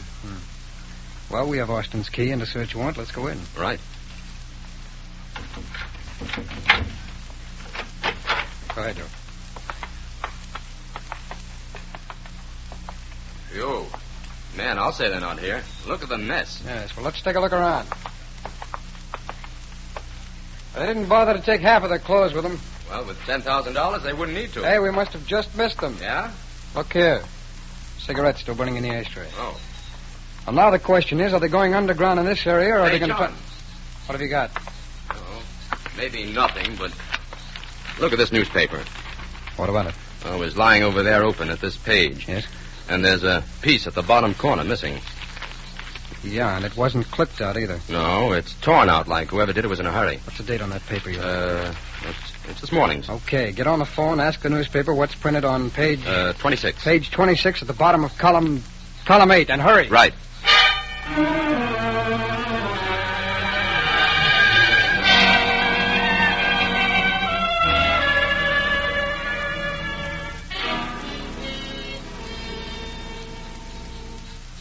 But I tell you, we have no tour leaving for Mexico just now, madam. Then what have you got? And don't call me madam. I'm sorry. He thinks you're married, Chris. Shut up. Here's what we can do for you. Shoot. We can get you on a train leaving in 1 hour for New Orleans. And from there you can take a banana boat. A banana boat? What's that? One that carries bananas, obviously. Okay. Fix us up on that. But don't you want to know where the boat's going? Just book us and make it snappy. Very well. May I have your names, please? This is Frankie Austin and Miss Christine Wilson. Who are you? How did you know our names? We're special agents of the FBI. Huh? The FBI? That's right. You're both under arrest for murder. Chris, I told you we shouldn't... Shut up. It's too late for that, Miss Wilson. You've left tracks a mile wide, including the ad for this travel agency torn out of this morning's newspaper. All right. Come along, both of you.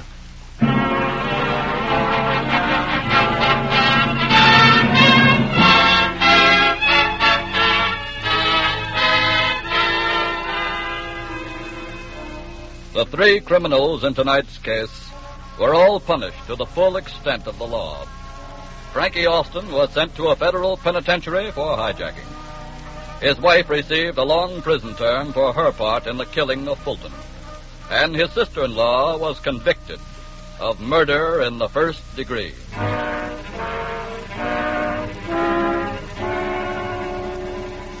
Whether the female of the species is more deadly than the male or not, in the field of human crime, she operates under the same handicap as the male. The same handicap which ultimately defeats all criminals. The inevitable clues which sooner or later fasten upon them the verdict of guilty.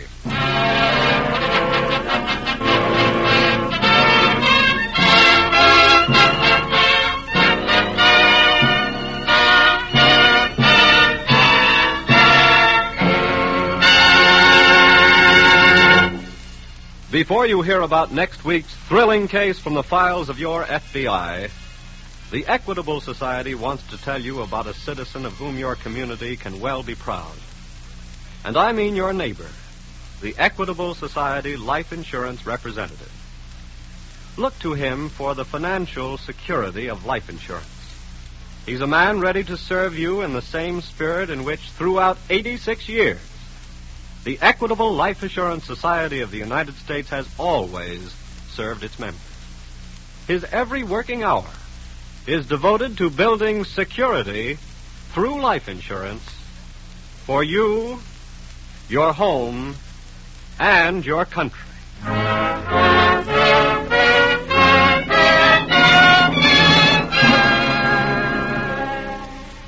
Next week, we will bring you another colorful story from the files of the Federal Bureau of Investigation. the Swampland Kidnapping.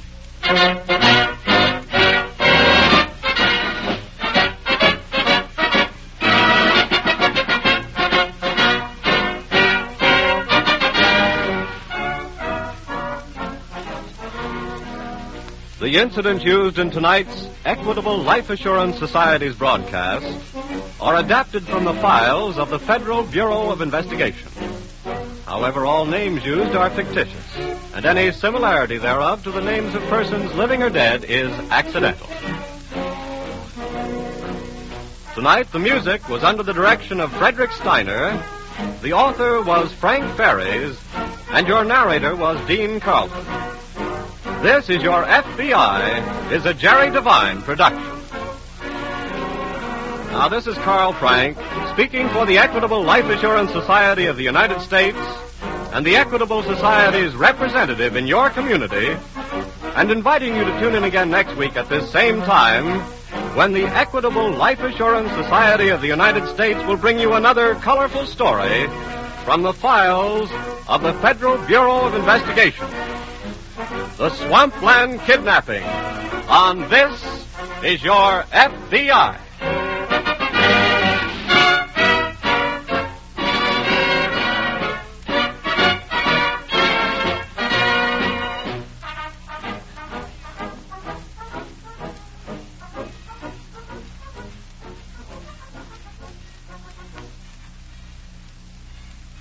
This is ABC, the American Broadcasting Company. The Equitable Life Assurance Society presents This Is Your FBI.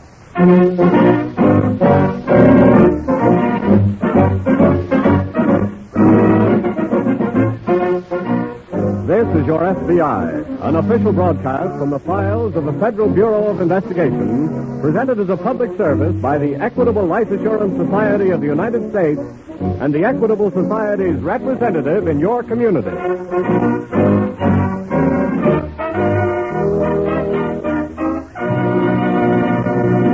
In just a moment, we'll bring you This Is Your FBI. Every week, millions and millions of people listen to this program. That is proof of national interest in one of our great national services, the Federal Bureau of Investigation. And the sponsor of This Is Your FBI, the Equitable Life Assurance Society of the United States, is proud of this national interest in security. For this is the spirit that prompted the Equitable Society's founders 86 years ago to create a life assurance society dedicated to financial security. And today, 3.25 million members of the Equitable Life Assurance Society of the United States bear witness to the usefulness, strength, and stability of an organization that, by serving Equitable Society members, serves America.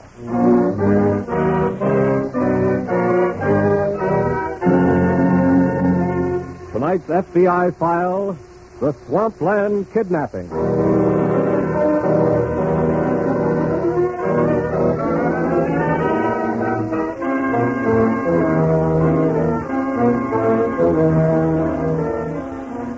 Stretching almost from coast to coast across the southern portion of the state of Florida is the great American jungle known as the Everglades, a vast and uncharted reptile-infested area of treacherous cypress swamps and marshlands, into which only the most foolhardy would dare to venture without a guide.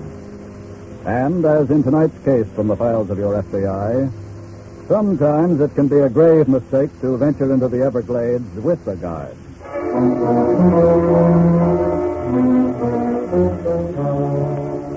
A few miles inland from the Gulf Coast and reached by a crooked chain of stagnant swamp lakes is the ramshackle cabin of Tom Blanton and his wife, Beth. But little sunlight manages to penetrate the patchwork canopy of intertwining cypress trees is fading rapidly now as Blanton makes his way along the footpath between bogs up to the cabin by the back way.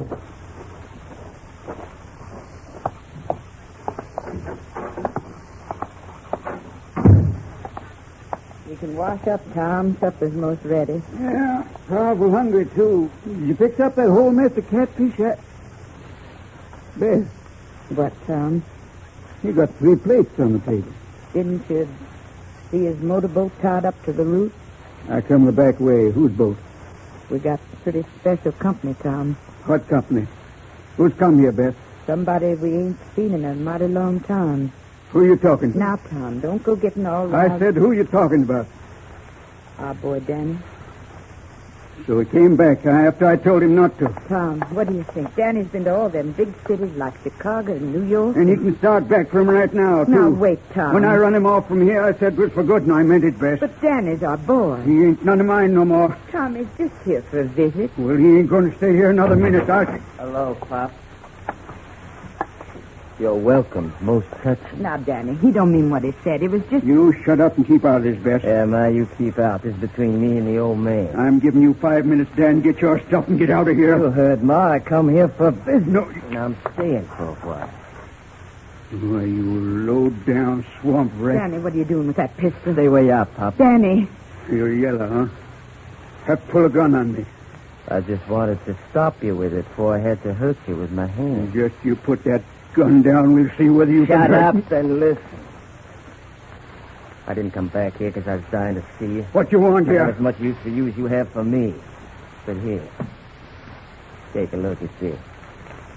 Danny, all this money. I'll pay for my keep, old man. Here's 50 on account. What?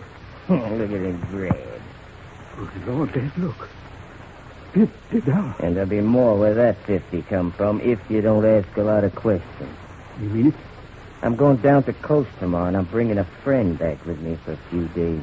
Who is your friend, Danny? Now, Bess, look here. You heard what he said about asking questions. Put the supper on. Sit right down, son. Make yourself at home. And you called me a swamp rat.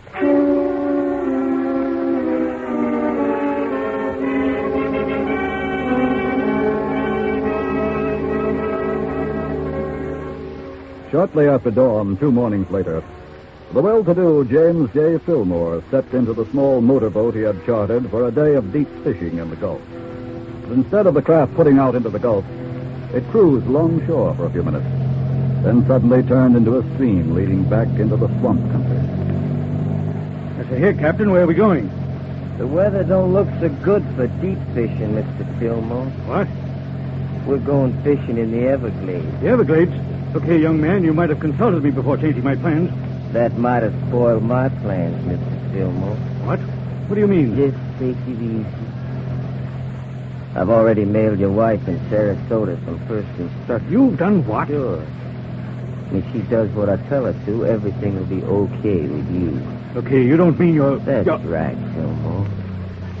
You're going to visit me for a while till your missus buys you back. No, you don't. Turn this boat about right now, or Take it easy, Wait, you... Fillmore.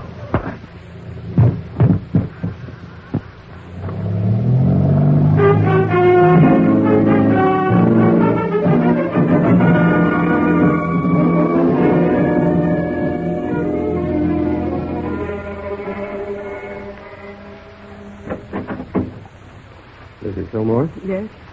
We're special agents of the FBI. Oh, yes. Please come in.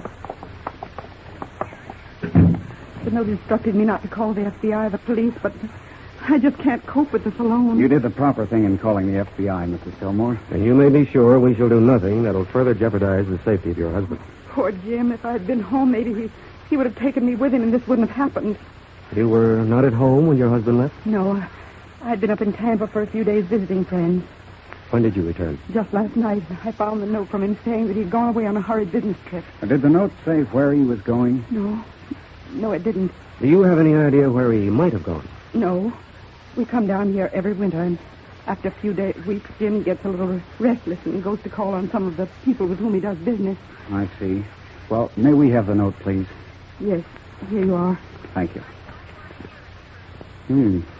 Look, Grant. Sarasota postmark, mailed right here in the city. 6:30 p.m. yesterday. And Mr. Fillmore left home yesterday, so the abduction could have taken place right in this vicinity. Not necessarily. Kidnapping could have taken place in Palm Beach or wherever it was Fillmore went.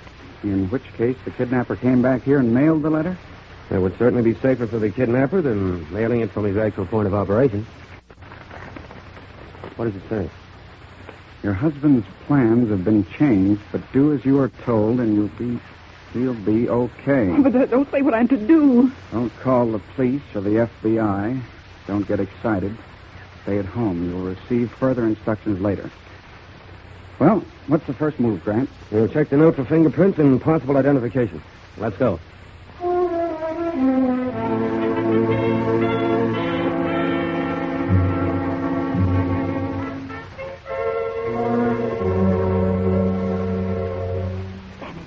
Not to ask any questions about him and his friend, Tom. Yeah, but I reckon the man's got a right best to know what's going on under his own roof. Well, their business is their business, and it's best to leave them alone in there. But you seen the cut on that fella's head, seems me. Danny said his friend took a fall in the booth. Yeah, well, I don't believe it. Where you going, Tom? I'm going in there and find out what... Going somewhere, Pop? Look here, Dan, I want to know what... and sit down. There's a box of writing paper I hid. Let me see now. Here it is, Danny. Okay. My friend wants to write a letter. Look here, Dan, I want... Shut up. If you want any more dough instead of a dose of lead, you'll stay shut up, okay?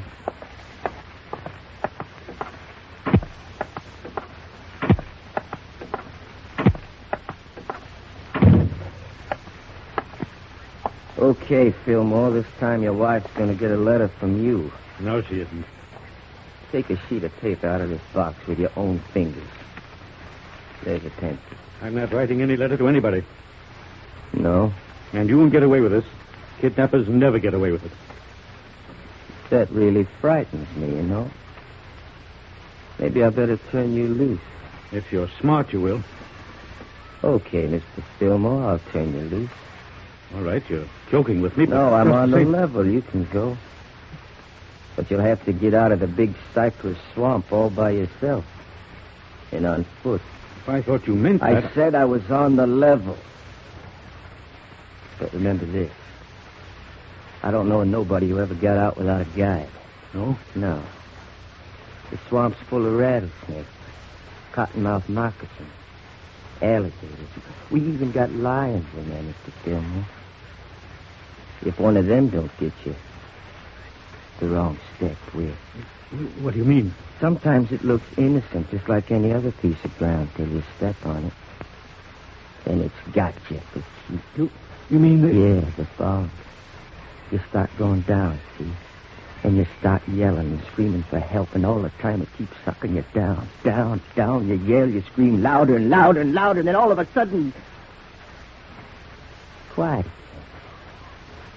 You sunk out of sight. But maybe you can beat the swamp, Mr. Fillmore. There's a door. You want to try it? Oh, of course not. I haven't got a chance. Okay, then my services as a guide are going to cost you $50,000. So pick up that pencil and start writing what I tell you.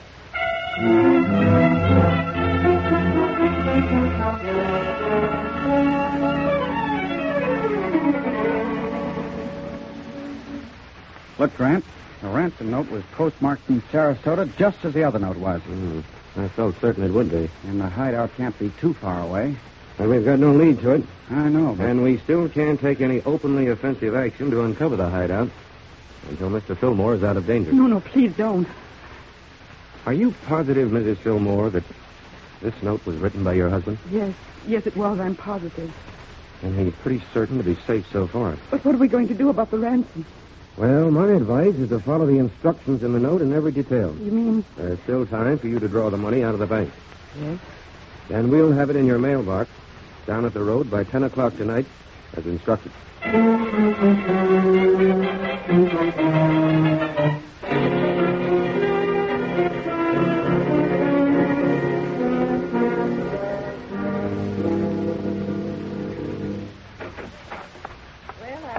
I better get supper started before it... Do hush up there. Danny catches you listening to their door. Okay, Fillmore, it's time I was starting for You better come away from me. Listen, they're My talking. wife thought enough of you to leave the $50,000 in the mailbox. Like I said, I'll come back and take you out of the swamp. If the money is not there? I'll come back anyway. And make sure you never get out of the swamp. Well, I'm a lot... What are they saying, Tom? You're a fool either way, because you'll never get away with it. As I told you before, kidnappers never get away with it. I'll worry about that, Fillmore. You just keep... He sure ain't going to get away with it, mister. You've been snooping at the door, huh? I sure have, and told you... you to keep your dirty nose out of my business. I told you, Pa. Shut up, woman. Okay, so now you know what's going on. And I say you ain't going to get away with it. Don't figure on going to the cops, because I'll blast you. But even if you got to the cops, you and Maud both be in a jail. What do you mean? After all, your house is a hideout, so you're both in it same as me. Why, you low-down, crawling piece, and don't try to get your gun off that chair, because I'm closer to it than you are this time. Danny! He killed him, Tom. I reckon it was him or me. I'm sorry it had to turn out this way, sir, but in doing so, it has brought me my freedom. So the least I can do is see to it that you are amply rewarded. I reckon that won't be necessary, mister. What do you mean? I mean, we're going to collect that $50,000 now.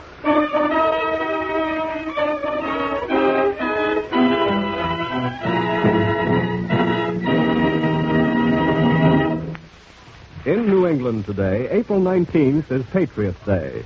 Before returning to the case on the Swampland Kidnapping, let me tell you what Patriots Day should mean to Americans. This week at the Equitable Society, 4 famous lines from Emerson kept running through my mind. Lines written about something that happened on the 19th of April, 1775. The Battle of Lexington. The day right after Paul Revere's ride. By the rude bridge that arched the flood, their flag to April's breeze unfurled. Here once the embattled farmers stood and fired the shot heard round the world. Those heroic lines in praise of self-reliant men make your heart beat faster, don't they? And they should, because self-reliance is an American quality that is just as priceless today as it was in 1775. It's the backbone of the American way of life. And just to prove that it's still a factor in our country's progress, let me give you the number of people who belong to the Equitable Life Assurance Society of the United States. It's 3.25 million. 3.25 million people, men and women, who have proved that they believe in taking care of themselves and their families by their own efforts. That's self-reliance for you. That's proof of thrift and cooperation, too. Together, these 3.25 million people have built the Equitable Life Assurance Society into a fortress of financial strength. They've put together a great protective fund which gives each member far more security than he could achieve individually. They're carrying on that tradition, which enables us to say that this week and every week for more than 86 years, the Equitable Society is building security for you, your home, and your country.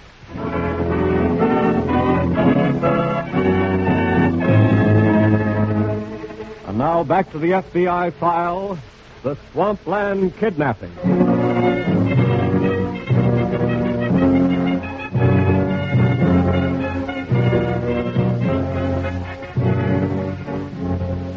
In following its policy in kidnapping cases of remaining quietly in the background during the ransom negotiations, the FBI greatly handicaps itself in the task of apprehending the criminals.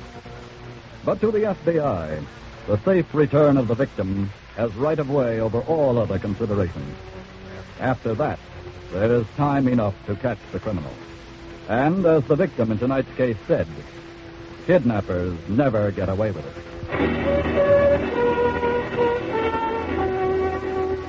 Several hours have passed now since Tom Blanton shot down his son Dan during their fight in the Blanton cabin deep in the Big Cypress Swamp, where the kidnapped victim, James Fillmore, is being held. Just outside of Sarasota, the old house on the Fillmore estate is dark and seems deserted. But at a front window, 3 figures keep silent and constant vigil. The only sounds the rustle of the night breeze through the palm trees and the roll of the surf 100 yards away. Can you see the dial on your watch, Grant? 2 minutes of 10. 2 minutes to go.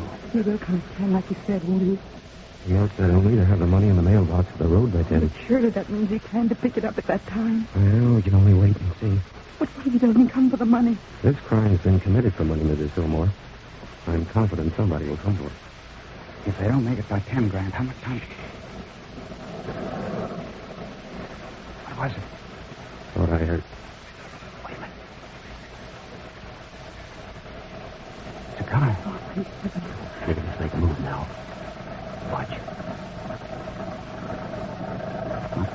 the mailbox now.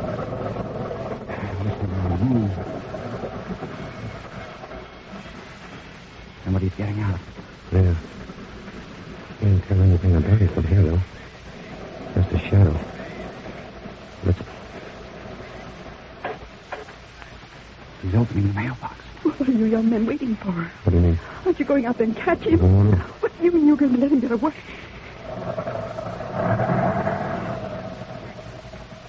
We meant to let him get away, Mrs. Fillmore. Your husband is not out of danger yet. It's our job first to get your husband back, and then to catch the kidnapper. Think it's safe now to go down and take a look at the mailbox? I think so. Let's go.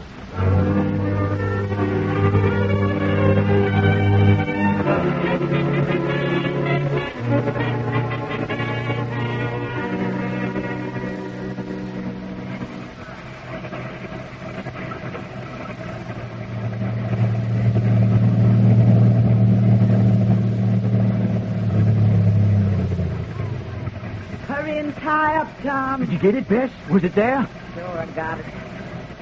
Get in the house out of this rain. Oh, now you oughtn't to mind a little rain now, best girl. We're rich. And a little rain. Looks like it's been raining here ever since I left. Now, Bess, don't go getting cantankerous. I'm holding you to your promise, Tom. You promised to take me out in this swamp if I'd done what you told me to do tonight. I will. Now, come on.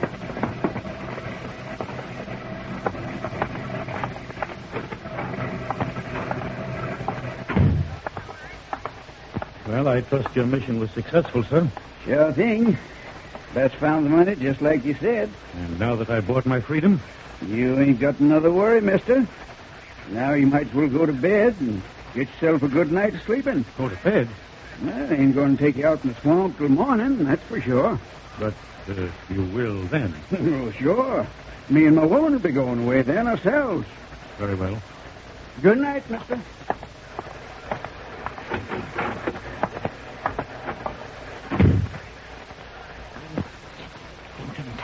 Hmm?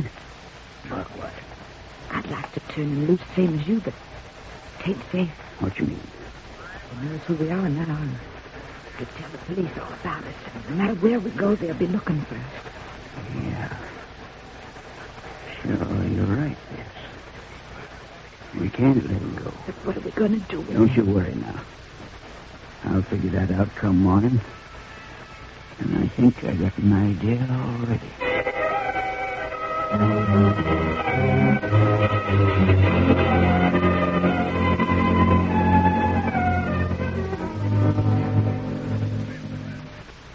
You must go to bed, Mrs. Fillmore, and try to get a night's sleep. I won't sleep a wink, Mr. Grant, until my husband is back home safely. Well, the note said he would be returned by morning. What if something goes wrong? Oh, you mustn't think of that. Things do go wrong in these cases, I know them. We got a good picture of the kidnapper, Grant. Good. Picture? Yes, Mrs. Fillmore. We had planted an infrared camera in the mailbox. What? And it automatically took a picture of the person who opened the mailbox to get the money. And it was a woman, Grant. A woman? Here you are. Look. Wearing a raincoat. I already checked on that, and I got our first big lead. What do you mean? I figured wherever she drove in from, it was raining. Uh-huh. Well, I checked with the Weather Bureau, and the only place it's been raining tonight is down in the Big Cypress Swamp area. Cypress Swamp, huh? Is your husband a fisherman, Mrs. Fillmore? Yes, he loves to fish. Has he ever gone fishing in the Everglades? Yes, he has. At a town called Everglades. Now we're getting somewhere. Come on, Monroe. That's where we're going.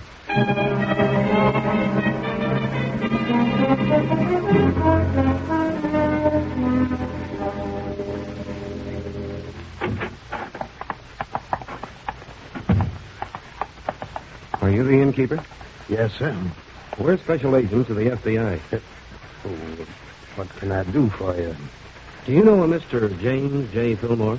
Why, yes. He come down here a couple of days ago for a little fishing. But you haven't seen him since? No, sir. Something wrong? Whose boat did he charter? Well, now you got me there. I know the regular charter boats was all busy. He must have made a deal with one of the private boats. Would you know which one? Let me see. Couldn't have been Charlie Bates. He just sold his little outfit a couple of days ago. Who bought it? I think he said he sold it to Dan Blanton. He's been away a long time, Dan Harry. He'll come back a couple of days ago. Where does Blanton live? Why, his folks got a cabin back in the swamp, a few miles. Maybe they know. Could we get there tonight? Well, couldn't possibly start for daylight. Even then, you need a guide. I see. Do you recognize the woman in this picture? Here, let me see. Why, sure. That's old Tom Blanton's wife, Bess. Why? You rustle us up a boat and a guide, and you'll find out why. We hope.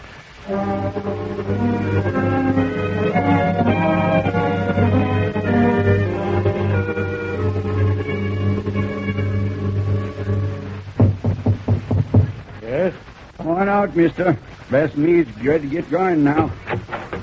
But it's the middle of the night. I thought you said we couldn't leave before morning. No, we ain't all going. What?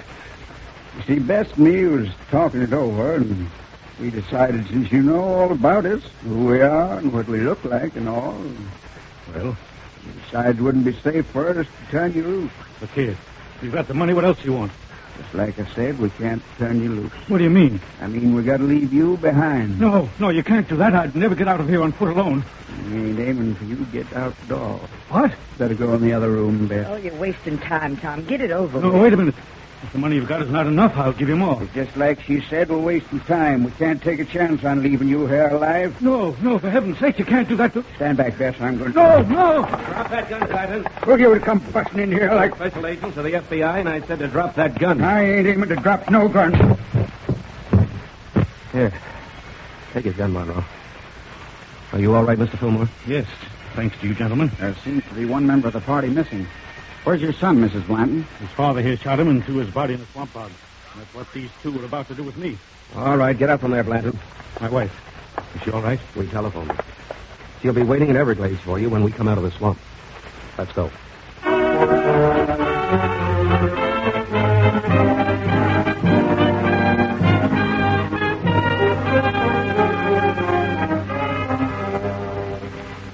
After having been tried for the murder of their son, Thomas Blanton and his wife Bess were both convicted and sentenced to die in the electric chair.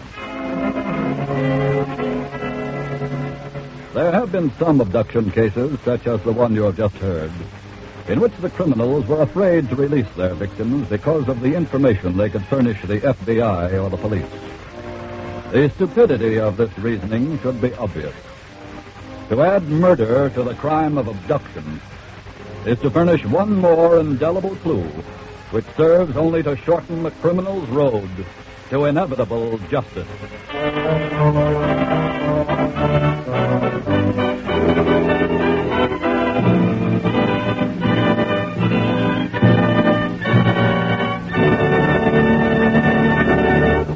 Before telling you about next week's exciting case, let me remind you again that just as you look to your FBI for national security, so to the Equitable Society you look for the financial security of life insurance. Yes, like the FBI agent, the Equitable Society representative in your community is a specialist on the subject of security. His job is to preserve homes, to help keep children in school, and to make old age a time of happiness and contentment.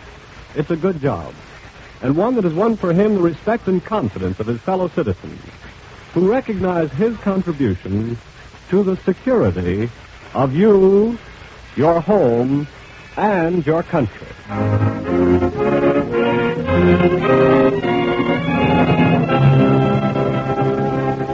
Next week, we will bring you another colorful story from the files of the Federal Bureau of Investigation. The Salesman of Espionage.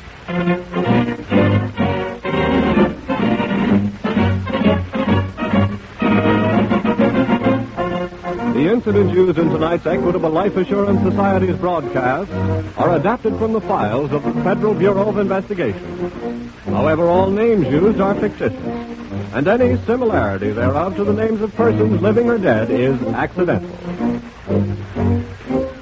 Tonight's broadcast was directed by William M. Sweet.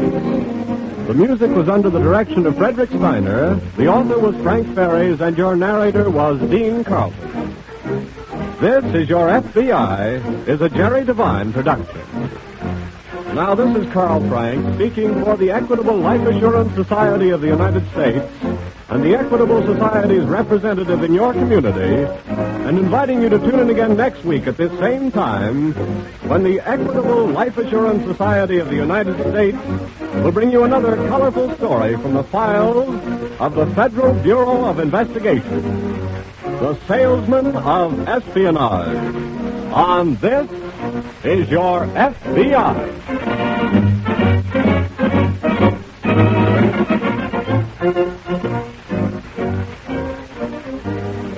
This is ABC, the American Broadcasting Company.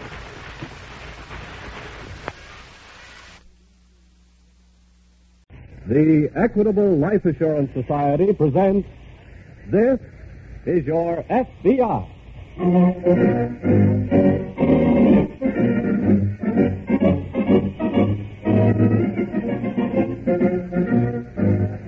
This is Your FBI, an official broadcast from the files of the Federal Bureau of Investigation, presented as a public service by the Equitable Life Assurance Society of the United States and the Equitable Society's representative in your community.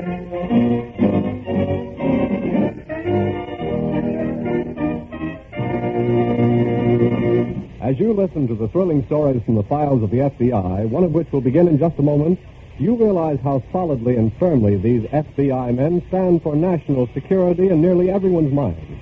And that brings up an important fact about the sponsor of this program, the Equitable Life Assurance Society of the United States. The Equitable Society stands for the security of life insurance in the minds of more than 3.25 million Equitable Society policyholders, and with good reason. For the Equitable Society representative in your community is a trained man, familiar with life insurance in all its uses and applications. He's an expert in security, an authority on the subject. And he'll show you, without obligation, how to build security through the Equitable Life Assurance Society for you, your home, and your country.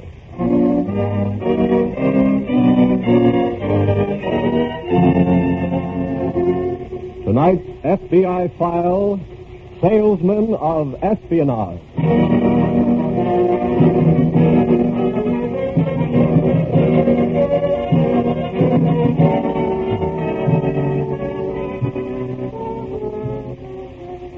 A few months ago, we presented a special version of the official FBI motion picture, House on 92nd Street, which told for the first time the dramatic story of your FBI's war against some of the Nazi agents of espionage in America.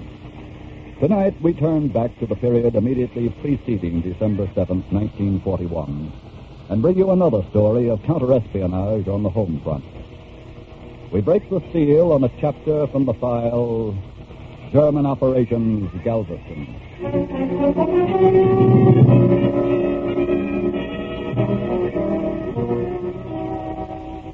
In the days immediately prior to America's entry into the war, increased FBI surveillance under a presidential directive had so restricted the maneuverability of Nazi agents known to the FBI that the Nazis were forced, in many cases, to employ professional artists of intrigue, those whose business it is to spy for monetary profit. In some cases, those agents were German, in some cases Italian, and sometimes they were American.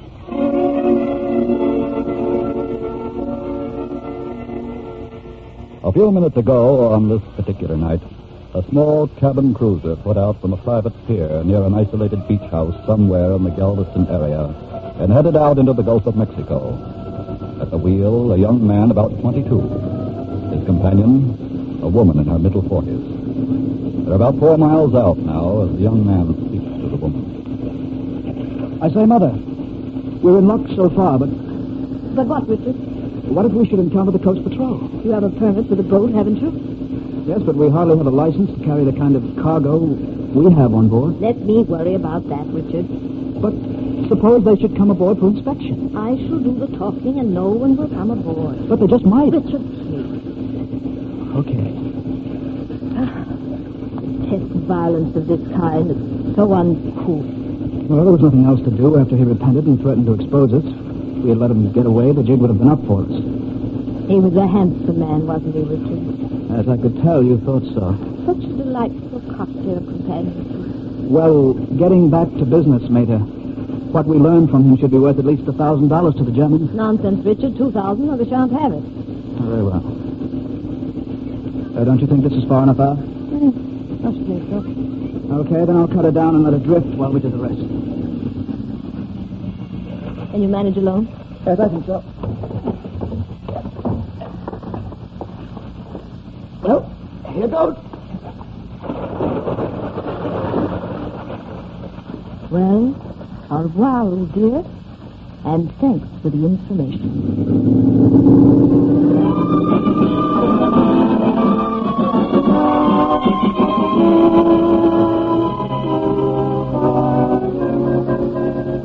2 days later, Agent-in-Charge Harrison of the Houston Field Office of the FBI, some 50 miles from Galveston, is at his desk when...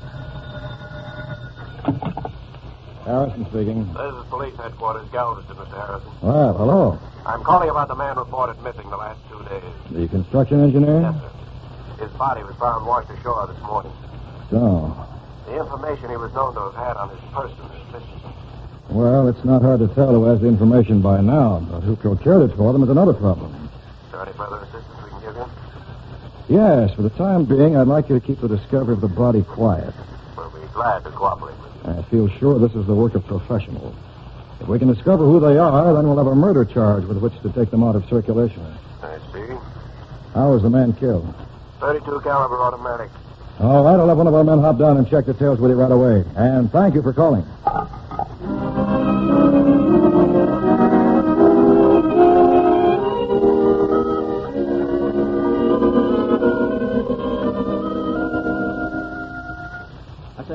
Are you expecting someone here? Not this evening, Richard. Why? Well, somebody just drove up in the courtyard. What? Well, who is it? Well, I don't know. Maybe it's the police. Nonsense. It's been 48 hours, and there's been nothing in the papers or on the radio about it. Yes, but moreover, there's nothing to connect us with it. Shall I go to the door? Wait. Look through the curtain. See who it is. Who is it? Looks like Mr. Sutter. Sutter. Go get him in quickly. And if he hasn't found out about the other night, don't say anything. I'm very sorry I have to come here. Come in, Mr. Sutter. Close the door quickly, Richard. I let left. Never mind that nonsense.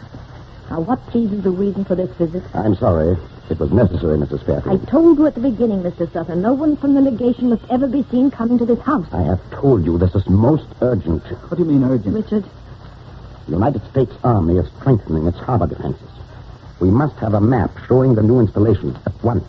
Oh, is that all? Richard. I repeat, we must have the map at once. I cannot work miracles, Mr. Sutter. I'm aware of that, Mrs. Fairfield, but I may have a new contract for you who can get such a map. Who? Here's his name and description. And who is this Mr. Fargo? He came to my office this morning. Wanted to sell information. Information of what sort? I did not go into the matter with him. I said we could not entertain such a proposition because... Germany has no hostile intentions toward America. Yes, go on. He said he could furnish information on almost anything. Do you consider him a good risk? That is for you to determine. We cannot assume that responsibility. I see. Well, where can Mr. Fargo be contacted? He lunches in the Palm Garden of the Gulf Park Hotel every day. Very well. $5,000 for the map, Mr. Sutter. That is too much. 1,000. Good night, Mr. Sutter.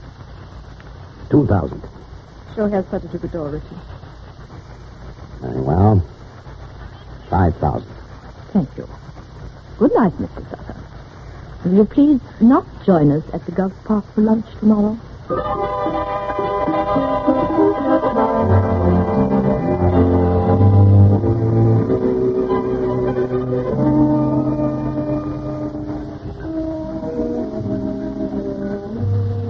Richard, can't you keep your eyes off those silly girls for a minute?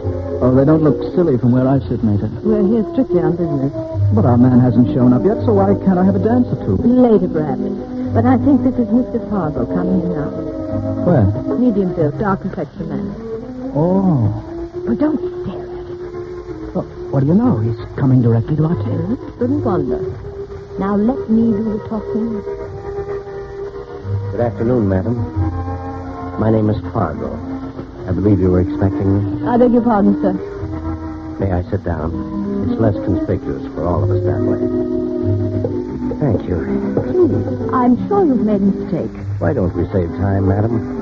After all, you two were the only ones in the room who watched me closely as I walked in. I wasn't aware of that fact. You don't think I was fooled by Mr. Sutter's refusal of my offer? I beg your pardon? I expected him to refuse it. After all, he must play his little game. But making the offer was the only way I could make contact with his, shall we say, clearinghouse? Well, really? Richard, does your mother look like a clearinghouse? Would you like for me to go, madam? Forgive me. No, do stay. You've aroused my curiosity.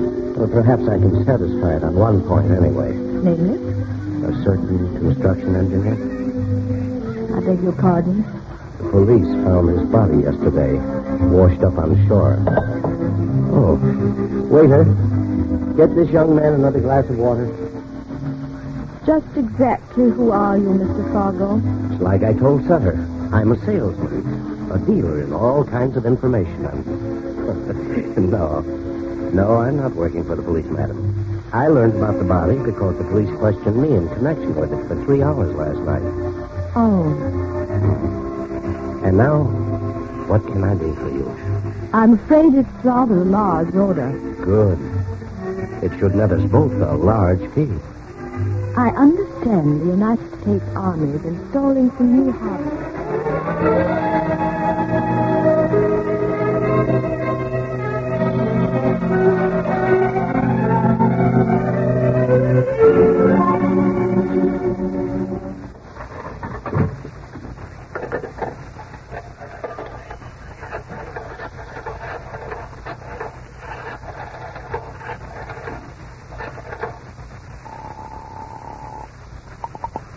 FBI. Let me speak to Harrison, please. This is Special Agent Fargo. Harrison speaking. This is Fargo, Harrison. We're in. Yes?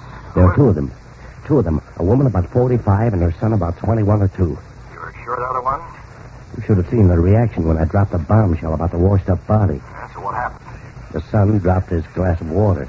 We've got to have more proof than dropping a glass of water. Right. I realize that.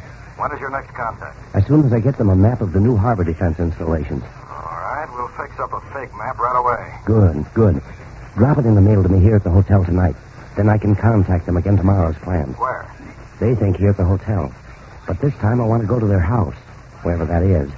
And I think I know how I can find out where it is. I'll be in touch with you again in 2 hours. Right, and don't get yourself shot.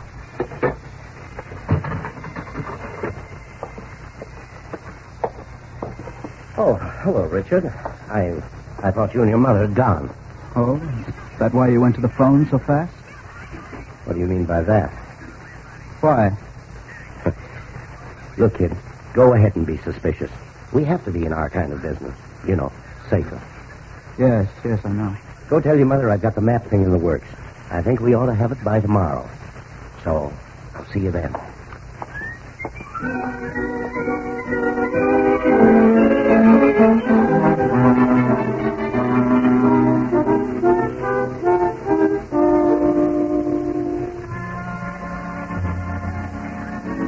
I called his roommate. He's not there. Well, sit down, Richard. He'll probably be along soon. Well, I'm glad you're so confident. Now, please, Richard, don't start that again. Meta, I'm surprised that you, having had much more experience in this field than I'm surprised that you're not suspicious of him, too. It's because I've had much more experience than you that I'm not suspicious. Well, now is a good chance maybe to prove one of us is right. What do you mean? I could get into his room and have a look about. You do no such thing. What made it? Stop it. Think utterly childish. Okay. I beg your pardon, Madame. The telephone message I was asked to hand. For me? Thank you. Oh, here you are. Thank you, madam. It's from Fargo, I'll bet. Richard. Yes, what's his alibi? He says he can't meet us here. He'll be waiting for us at our house. Be at our house? How did he know where it was? What's the idea? Come on, Richard. We must get there quickly. You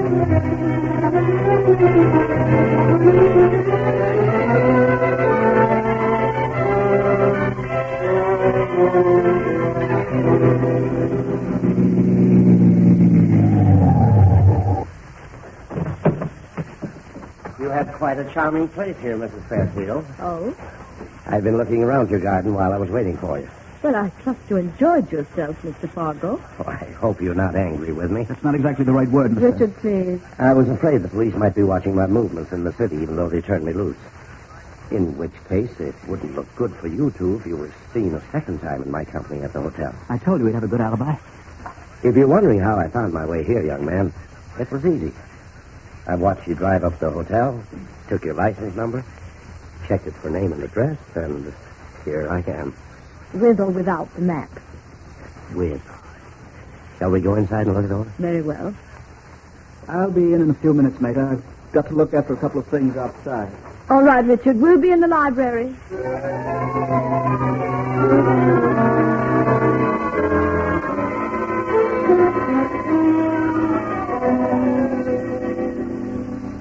As you can see on the map, Mrs. Fairfield, I've added a few notes of my own because the map was a little short on detail. You seem to have a thorough knowledge of the harbor. Knowledge is what I have to tell, madam. Let's not be so formal. So you don't share your son's suspicion of me? Your explanation a while ago was entirely satisfactory to me, but... But? You could be selling a false map, you know. Even in our business, my dear, some measure of trust between buyer and seller is needed. Yes, I've always found that necessary. Please forgive me. Shall we shake hands on it? Oh, better than that. Oh? We'll have a glass of sherry on it. Fine. And drink a toast to further mutually profitable ventures in the line of... I hope I'm not intruding. Certainly not, Richard. Mr. Fargo and I... Yes, Richard, you're just in time to join us in toasting the success of our first venture together. The map is a splendid one, Richard. Oh, that's good. Well, I shouldn't think you'd be so indifferent about it. Get the sherry and glasses out of the cabinet over there. Yeah, okay. By the way, Mr. Fargo, there was one notation on the map I didn't quite understand. Well, what is that, Mrs. Fairfield? This one right here. Oh, that. Well, what that means is simply... Oh! Richard, what on earth do you mean by this? Wait a minute. Yeah, here it is, look. Cigarette case. It's an initial cigarette case, Mater. And he stole it out of the boat locker where I had it hidden. That isn't yours. Whose is it? That cigarette case, Mater, could have hung us. It belonged to the man we jumped overboard the other night.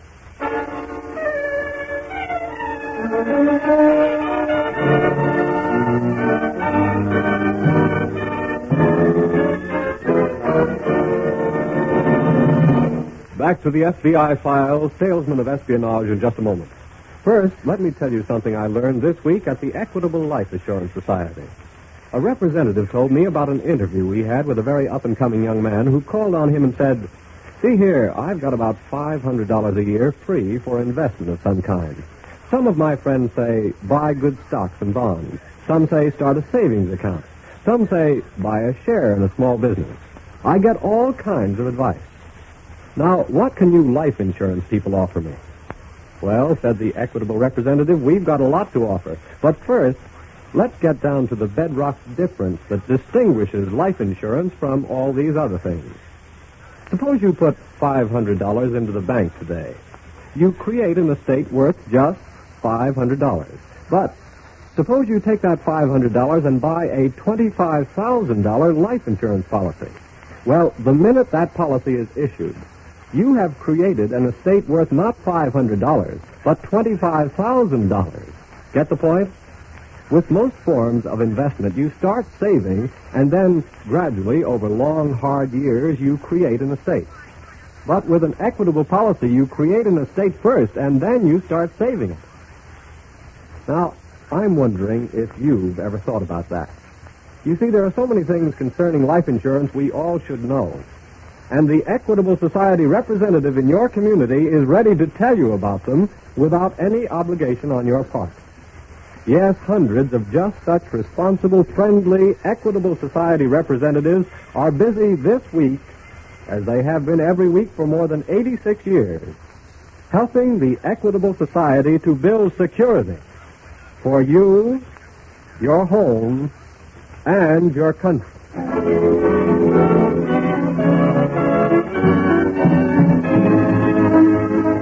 And now back to the FBI file, Salesman of Espionage.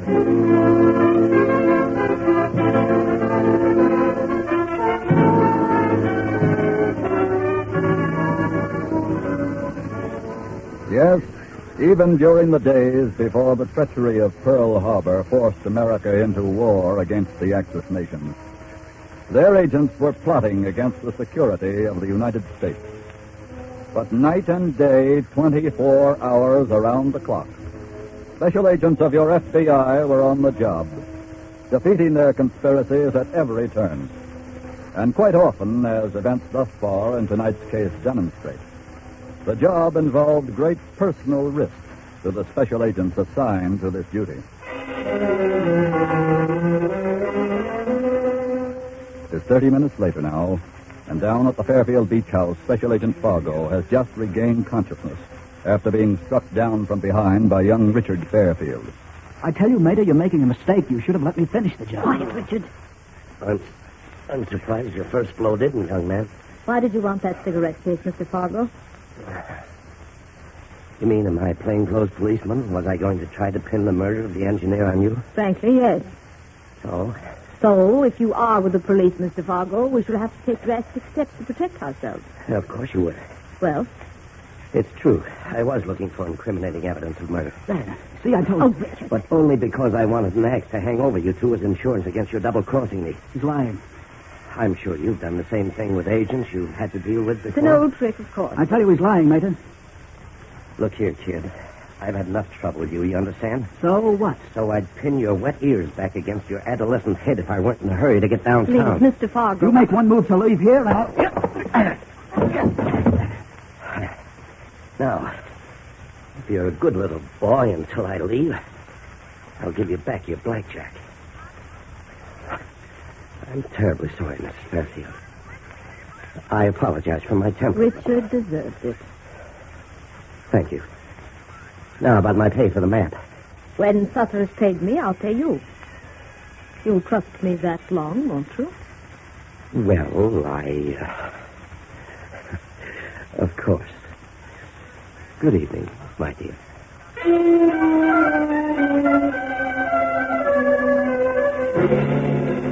Harrison speaking. This is Fargo, Harrison. What's happened? We were worried when you didn't contact on time. I had contact with the blackjack. What? I'll be at the rendezvous in 15 minutes. Good. I'll be there before that.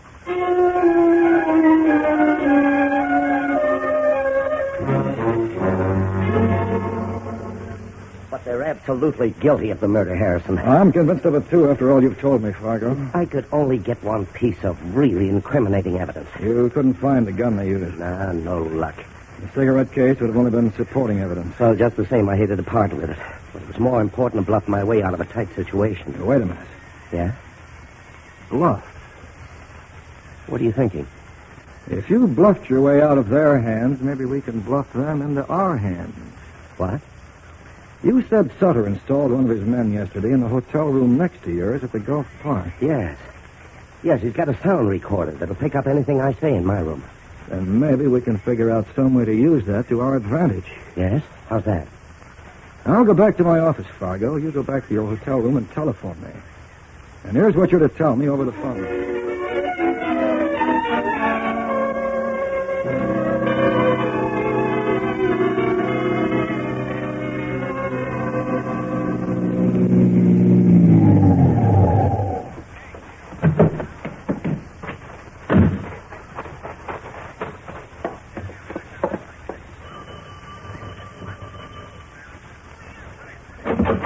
Mr. Sutter. Out of my way, quick. It wasn't necessary for you to come here for the map, Mr. Sutter. I was going to get it to you. I have not come for the map. What? I'm sure now that any map you may have gotten from Fargo is a fake. See there, mate, I told you. Shut up, Richard. What are you saying, Mr. Sutter? There's an Italian merchant ship sailing in 1 hour.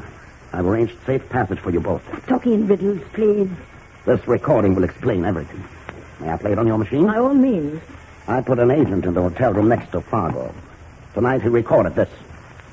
Listen. Hello. Hello. Operator, get me the FBI. The FBI? I knew it. Shut up. Hello, Harrison. This is Fargo. Yeah. Yeah, I've just come from the Fairfield house. No, I didn't find the gun they killed him with.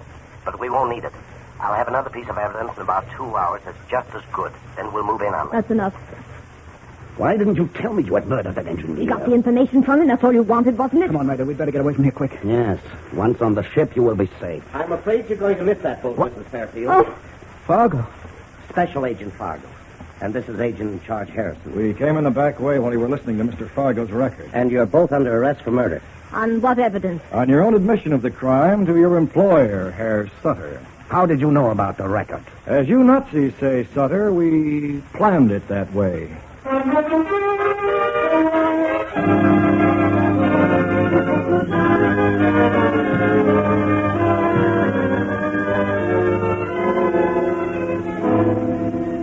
Mrs. Fairfield and her son Richard were both tried and convicted on a charge of first-degree murder and paid for their crime in the electric chair. The members of your FBI join with all other Americans and all people of goodwill everywhere in the fervent hope that the day will soon come when men shall cease to spy against their fellow men, when all shall dwell on earth together in a spirit of mutual trust. But until that day comes, your FBI shall always go out to meet your enemies and to protect you, the American people.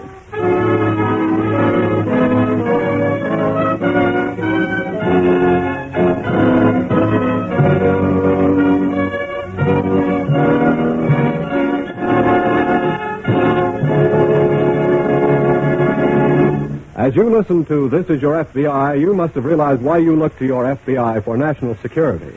Trained men such as these FBI agents are the best safeguard you can have. And you can depend upon the Equitable Life Assurance Society of the United States for the same reason. Able, trained men. The Equitable Society's name is in your phone book. And the Equitable representative in your community is skilled in all phases of life insurance security and experienced in its application to your particular problems. He specializes in building security for you, your home, and your country.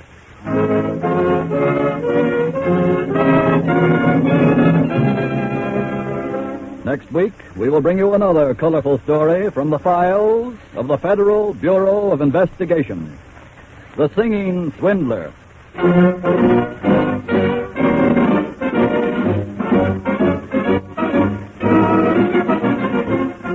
The incidents used on tonight's Equitable Life Assurance Society's broadcast are adapted from the files of the Federal Bureau of Investigation. However, all names used are fictitious, and any similarity thereof to the names of persons living or dead is accidental. Tonight's broadcast was directed by William M. Sweet. The music was under the direction of Frederick Steiner. The author was Frank Ferries, and your narrator was Dean Carlson. This Is Your FBI is a Jerry Devine production. Now, this is Carl Frank speaking for the Equitable Life Assurance Society of the United States and the Equitable Society's representative in your community, and inviting you to tune in again next week when the Equitable Life Assurance Society of the United States will bring you another colorful story from the files of the Federal Bureau of Investigation, The Singing Swindler, on This Is Your FBI.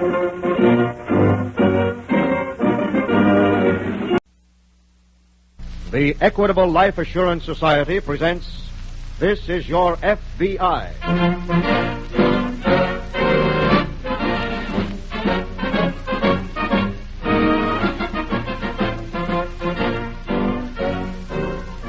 This is Your FBI, an official broadcast from the files of the Federal Bureau of Investigation, presented as a public service by the Equitable Life Assurance Society of the United States and the Equitable Society's representative in your community.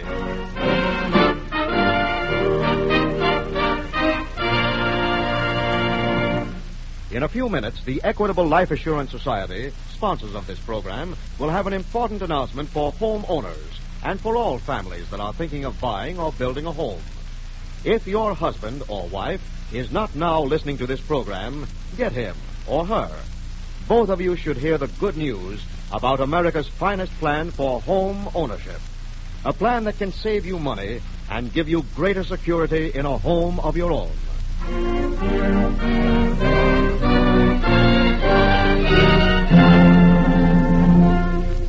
Tonight's FBI file, The Singing Swindler.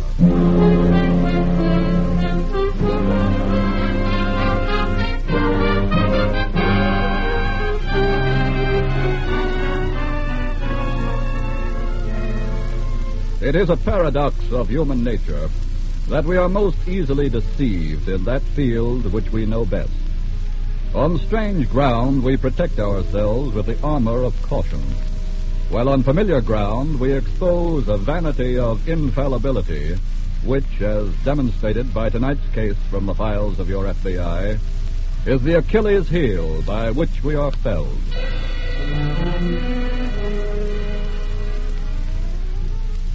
To the visitor, it must seem that every night is Carnival night in the famous old French Quarter of New Orleans.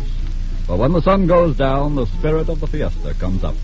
And from the cafes and gardens of balconied houses, music and laughter pour out into a main stream of gaiety which courses through the narrow streets until dawn. On this particular night, in a small side street cafe, a tall, big-shouldered man sits alone at a table in the corner, sipping his fourth absinthe frappé and obviously enjoying the club's table singer as he finishes a ballad for a couple of honeymooners. Every day you would reign all alone like a queen on a throne. If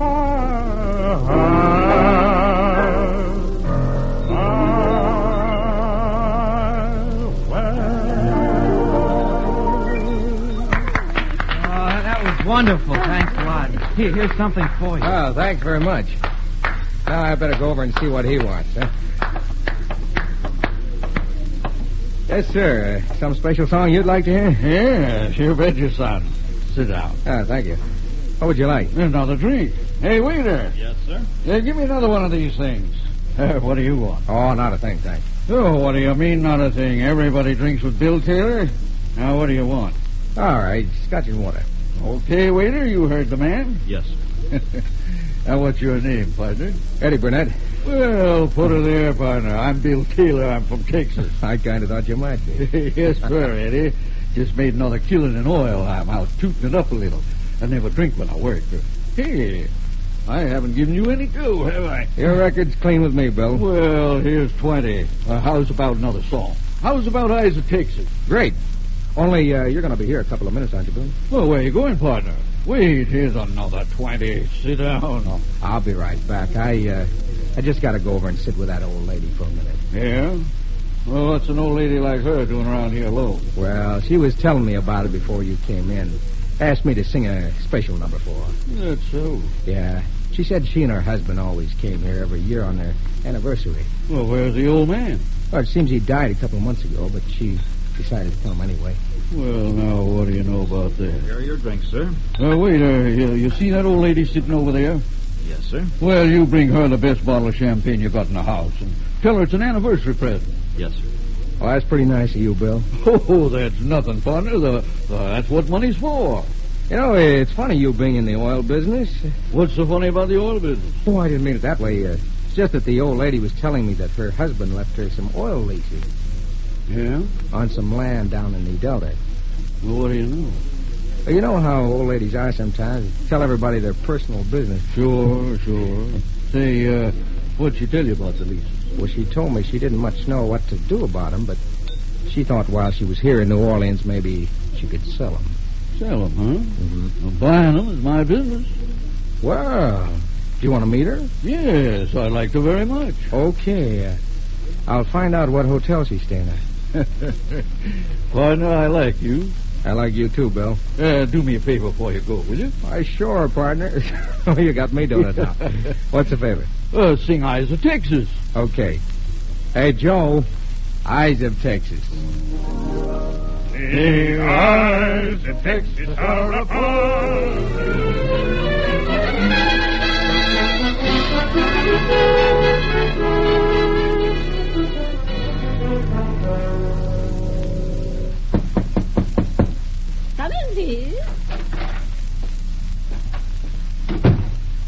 Grayson? Yes. I have this note to you. Oh. Well, wait till I put on my spectacles. Dear Mrs. Grayson, this is the gentleman I spoke to you about last night. His name is Bill Taylor. Oh, yes. Oh, won't you please sit down? Well, thank you, ma'am. Oh, it's very kind of you, Mr. Taylor, to take the time to come and see me. Oh, no trouble at all, Mrs. Grayson. That's my business, oil leases. My, how lucky I am to meet a nice, honest man like you. Well, now, don't you worry, Mrs. Grayson. Old Bill Taylor's known as the most honest man in the state of Texas. Well, isn't that nice? Your wife must be so happy. Mary Lou? Happiest wife in Texas. But let's get down to business, Mrs. Grayson. Oh, all right. But I'm afraid that you have to do all the work. Oh, I don't mind that, big, strong man like me. I don't mind telling you, I've been trying to pick up some more leases down there on the Delta. Well, now, isn't it lucky that we met then? Sure is. For you and for me. Here are the papers that I found in Dan's safe. There are 5 different ones. What do they all mean, Mr. Taylor? They cover different parcels of land, but you just leave everything to me, Miss Grayson. I won't cheat you. No, I don't believe you would, Mr. Taylor. Well, thank you, ma'am. Now, let's see. There's some 300 acres in all. Is that a lot? Oh, you bet it is. Oh. By George, right smack in the middle of the Delta. Well, what do you think it's worth, Mr. Taylor? Well, I'm going to tell you right out. It's worth $10,000 in cash to me. $10,000? Old Bill Taylor, most honest man in Texas. That's what it's worth, and that's what you're going to get. Lancey. Oh, I'm so grateful to you, Mr. Taylor. What nonsense. This is a business proposition. Yeah, we'll just call up the public stenographer and draw up a transfer, and you'll have your money inside of an hour. My. Then, it's a deal? Yes, Mr. Taylor, thank you. It's a deal.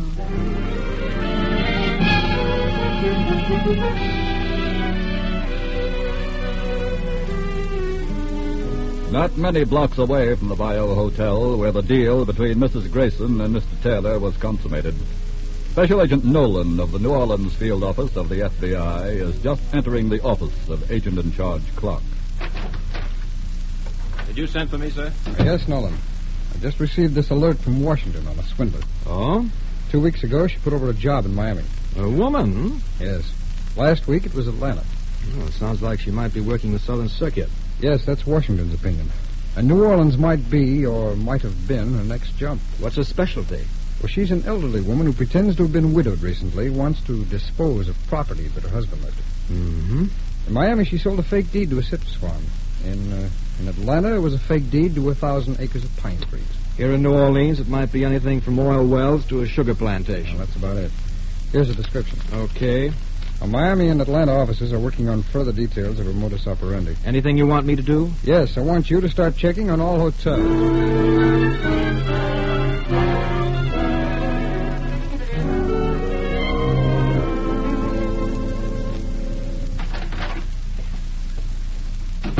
How much did he go for, Granny? Oh, you mean Mr. Taylor, Eddie? I wasn't thinking about Clark Gable. Don't be funny, young man. Okay.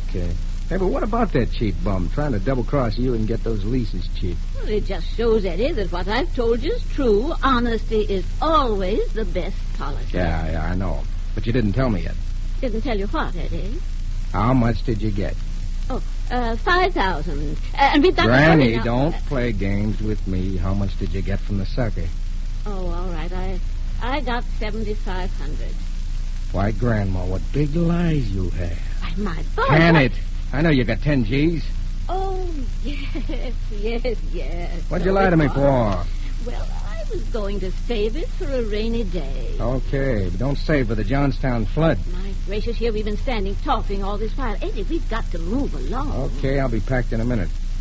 I'm going to leave the door between our rooms open, just so you don't get any ideas about making the trip by yourself. Why, Eddie, if you're going to talk like that to me, well, I'm just afraid that I'll never be able to swindle anybody else with you again. And you know what they say in baseball? What? They say never break up a winning team.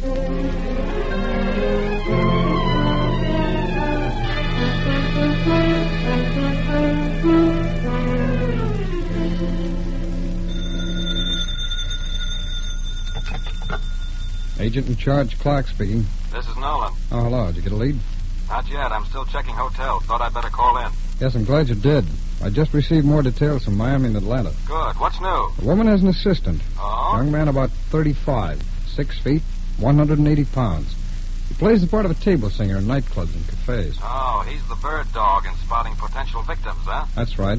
And if they're working New Orleans, he might be easier to get a line on than the woman. Well, then suppose I hop over to the quarter and start checking cafes. Right. I'll put another man on the hotels.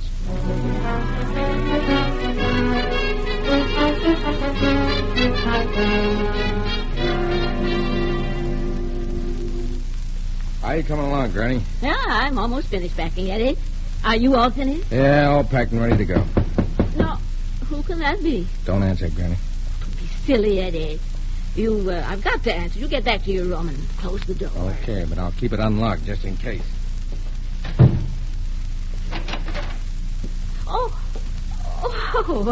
Hello again, Mr. Taylor. Come in. There's something I want to talk to you about. Why, of course.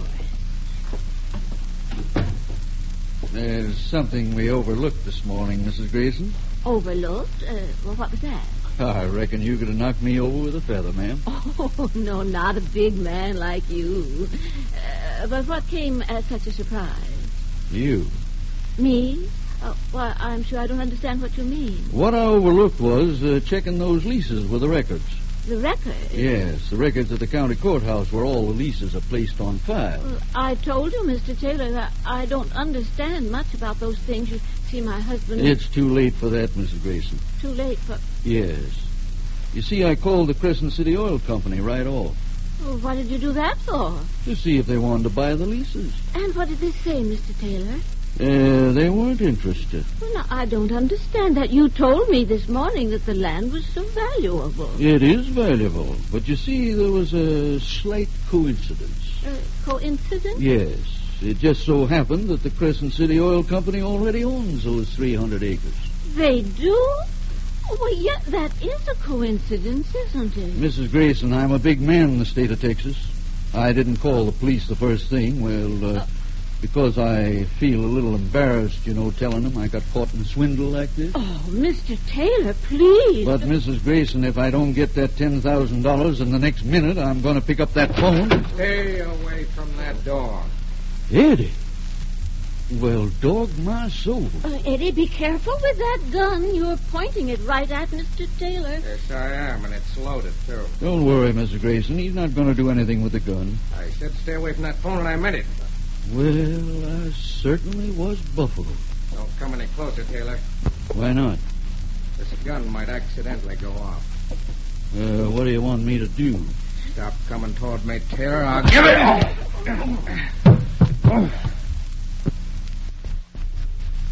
You see, Mrs. Grayson, I told you Eddie wasn't going to do much with that gun. So you did, Mr. Taylor. I'll certainly say that for you. Now, Eddie, we're a pretty even match without guns. So get up. Oh, I got enough. Oh, no, Eddie. I just started to play this game. Get up. Come on, Eddie, Mr. Taylor.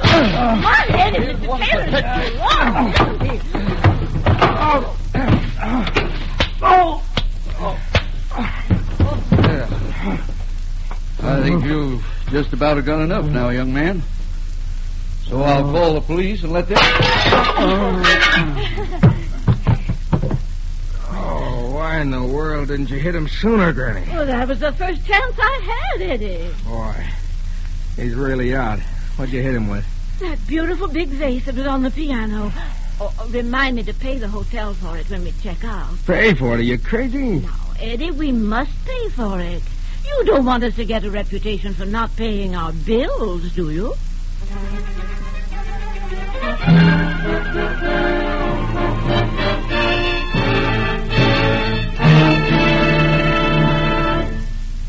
Back to the FBI file in just a moment, after an important message to American home buyers and home owners.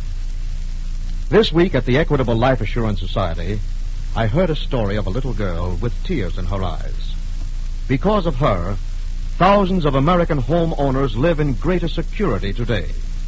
Some years ago, the president of the Equitable Society happened to see this little girl crying as if her heart would break, while the sheriff's men moved her family's furniture out into the yard. On inquiry, he learned that her mother, a young widow, had lost their home through a mortgage foreclosure.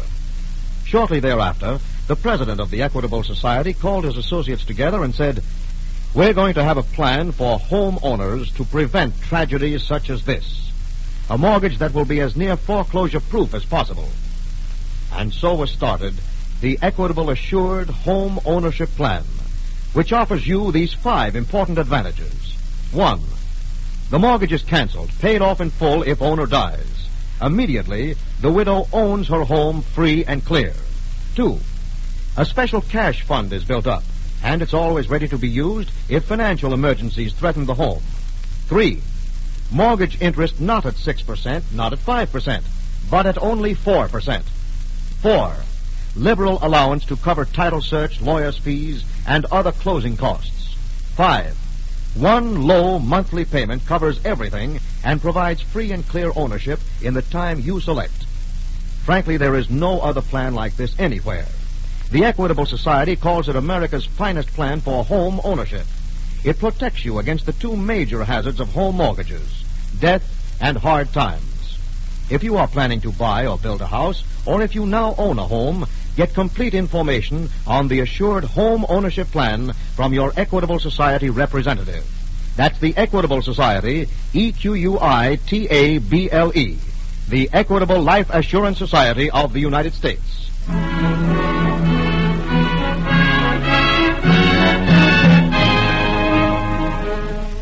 And now, back to the FBI file, The Singing Swindler.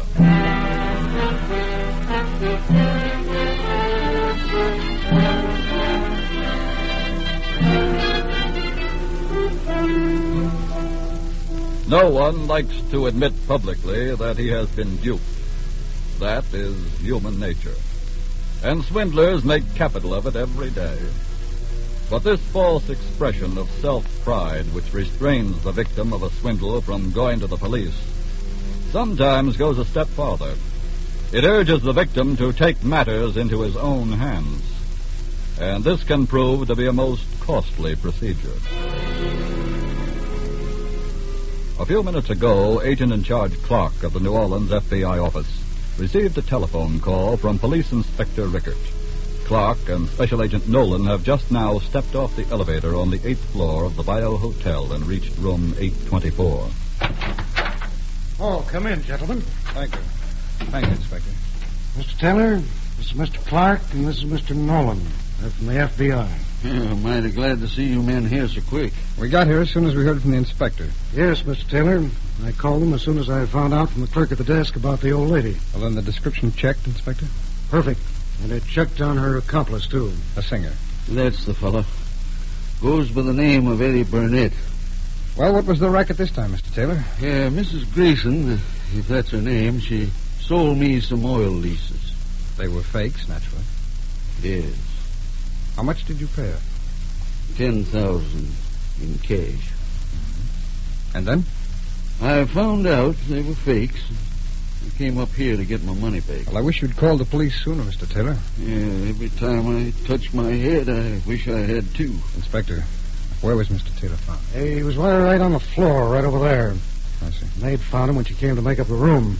How long ago did they check out? A little more than 2 hours ago. How did they leave the hotel? I asked the cab starter about that. He said they just walked out. But didn't they have any bags? Yes, that's what made the starter remember them. Nobody leaves the bayou with the luggage and carries it themselves. Mm-hmm. Well, they couldn't have walked far.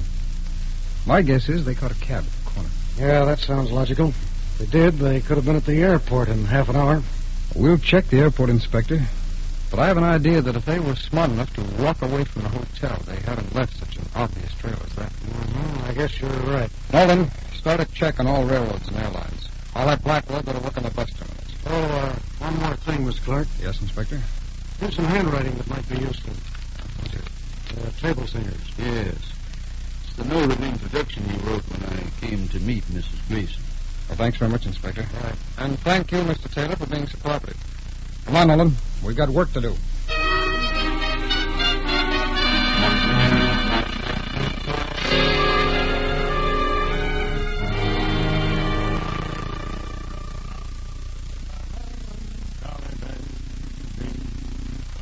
Eddie? Yeah, what do you want now? Eddie, please speak a little more respectfully. And Eddie, must you sing all the time? What's the matter with my singing? I didn't say there was anything... I sing torch songs like Crosby. Well, let's drop the subject. All I ask is sing when you get paid for it. Okay. I meant to talk to you about that. You don't come me to pay you for singing in this room, do you, Eddie? No, that ain't what I mean. I mean, when do I go to work again? Now, you let me take care of the business end. I say we stay under for a little while. But the cops don't know we're in Chicago. Well, I certainly hope you're right, my boy. You know, I give you credit when you got it coming. It's pretty cute the way we got here. Thank you, Eddie. You feel pretty good today, don't you? Why not? We've pulled 3 jobs, and we've got over $28,000 between us. 2 more jobs, we'll have $25 apiece, and, well, then you can sing all day long. Okay, only let's get the next job started. Oh, all right, if you're that impatient, go ahead and get yourself a job. You mean? Certainly, I never say anything I don't mean. All right, here I go.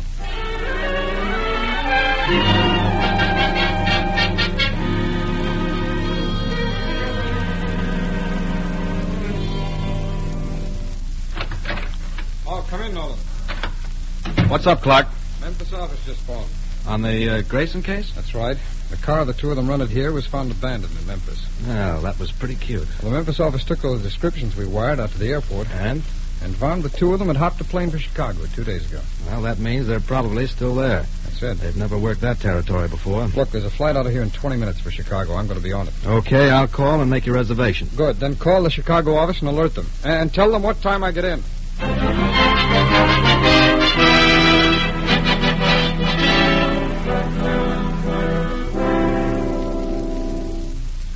Hello, this is Special Agent Clark. Will you put me through to Mr. Walker, please? Hello, Clark. Hello, Walker. Where are you? I'm out at the airport. I just got in. Any word? I'm sorry, Clark, but we haven't been able to dig up a single lead. We checked all nightclubs and theatrical agencies. No lead at any of the hotels either, huh? Well, unless the room clerks are lying to us, they haven't checked in at any hotel we've been to so far. Yeah. We're still working on the hotels, though. How do you account for the fact that he hasn't gone to work yet? From what the theatrical agencies tell me, this isn't a very good time for male table singers. Oh, what do you mean? I hear all the places are putting in girls. Girls, huh? Wait. I think I've got an idea. Anything I can help on? No, thanks. I can handle this alone. I'll be in the office in about an hour.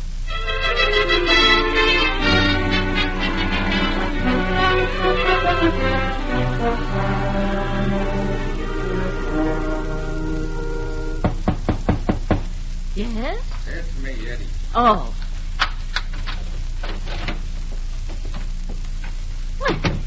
Well, what luck?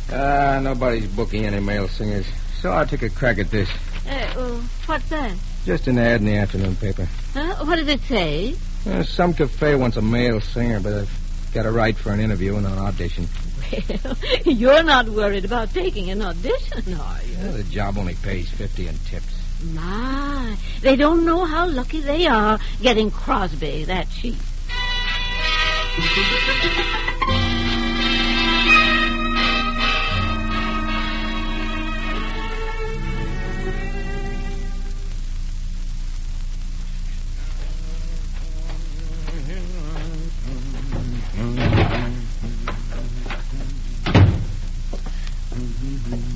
Hello, Granny. Oh, did you get a call yet, Eddie? No. Oh, well, don't worry. I'm sure you will. Why, what are you doing, Eddie? Packing. What for? I did a little thinking while you were downstairs. What do you mean? Now, look. I don't like being the number 2 man in the act, Granny. What do you mean, Eddie? I mean I'm pulling out right now and taking all the dough with me. Eddie! Now, give me that dough and give it to me quick. Put down that pistol! Where's the money? Stop it, I tell you! Okay, you asked for it. Drop that gun, Bennett. Drop it! Who are you? What's the idea? Special agents of the FBI. FBI? That's right. You answered our ad and wrote us for an audition, Burnett. Your handwriting tallied with some we got in New Orleans from a Mr. Taylor.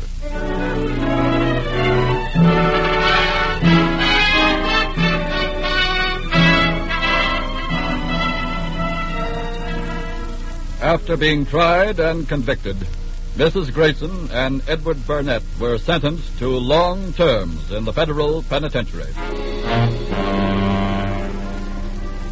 Again, we repeat what we have stated before on This Is Your FBI.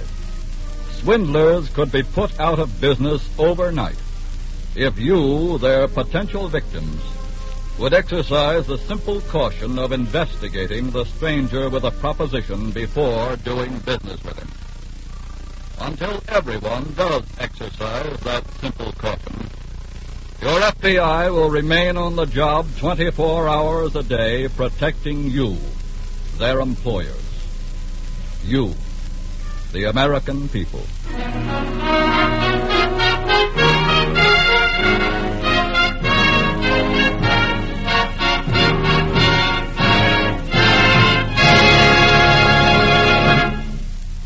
Next week, another thrilling case from the files of your FBI. We'll tell you about it in just a moment. Now, a quick review of the important advantages offered homeowners and home buyers by the Equitable Society's Assured Home Ownership Plan. Don't forget, the mortgage interest is only 4%. The mortgage is paid off in full if the owner dies. A cash fund is built up to be used in financial emergencies. If you are seriously interested, get in touch with the Equitable Society representative in your community. He has literature that explains the Assured Home Ownership Plan clearly. Call him tomorrow. Call the number of the Equitable Life Assurance Society of the United States.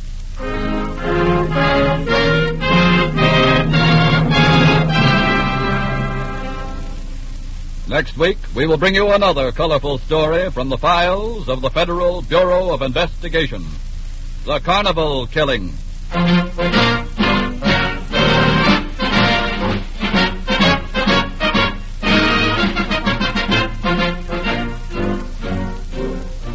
The incidents used in tonight's Equitable Life Assurance Society's broadcast are adapted from the files of the Federal Bureau of Investigation. However, all names used are fictitious, and any similarity thereof to the names of persons living or dead is accidental. Tonight's broadcast was directed by William M. Sweets. The music was under the direction of Frederick Steiner. The author was Frank Ferries, and your narrator was Dean Carlton. This Is Your FBI is a Jerry Devine production. This is Andre Baruch speaking for the Equitable Life Assurance Society of the United States and the Equitable Society's representative in your community, and inviting you to tune in again next week at this same time, when the Equitable Life Assurance Society of the United States will bring you another colorful story from the files of the Federal Bureau of Investigation. The Carnival Killing on This Is Your FBI.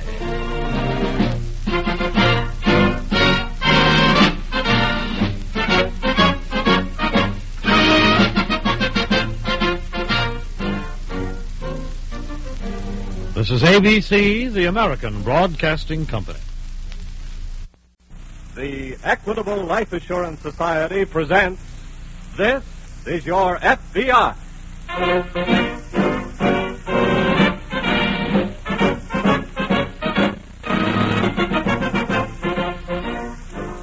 This is Your FBI, an official broadcast from the files of the Federal Bureau of Investigation, presented as a public service by the Equitable Life Assurance Society of the United States and the Equitable Society's representative in your community.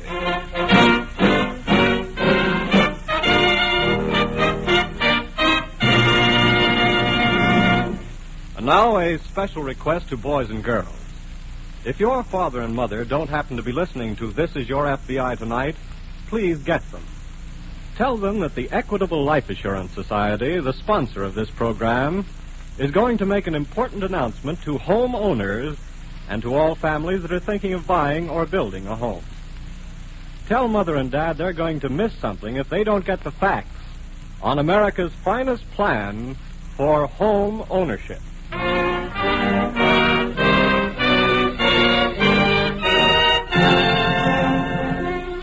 Tonight's FBI file, The Carnival Killing.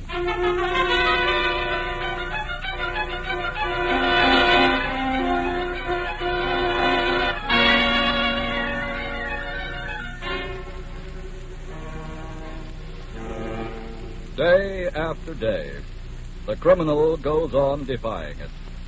And, as twice reflected in tonight's case from the files of your FBI, day after day he is caught up in its inevitability. The inevitability of that ancient truth which disciplines all human conduct, and from which there is no exemption. Be sure your sins will find you out.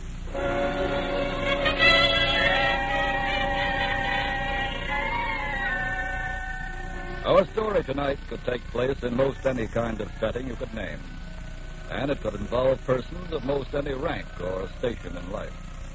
But it just so happens that this particular time, it actually took place in a carnival setting.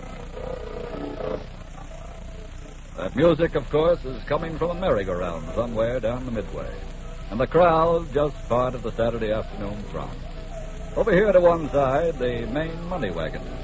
The attractive girl seated at the open window is the cashier, and the dapper young gent in the plaid suit and straw hat just walking up to her runs the concession just across the midway. Hi, babe. Hi, Larry. Well, how goes with the ump chase, huh? Oh, kind of slow. Yeah, I got the same complaint. No biz? Not enough. But here's 100 you can salt away for us. Hey, that ain't bad. Well, if the suckers will start throwing hoops, I ought to take in another yard by shutdown. Keep slugging then, Junior. Pretty soon, babe. You get that ring. You mean the big one? The one we seen in St. Louis? Oh, are you kidding? That comes heavy, sweetie. Well, it was your idea. Okay. I'll keep slugging for it. Here, give me 4 rolls of quarters, huh? Mm-hmm. Here you are. I'll see you later, babe. So long, Larry.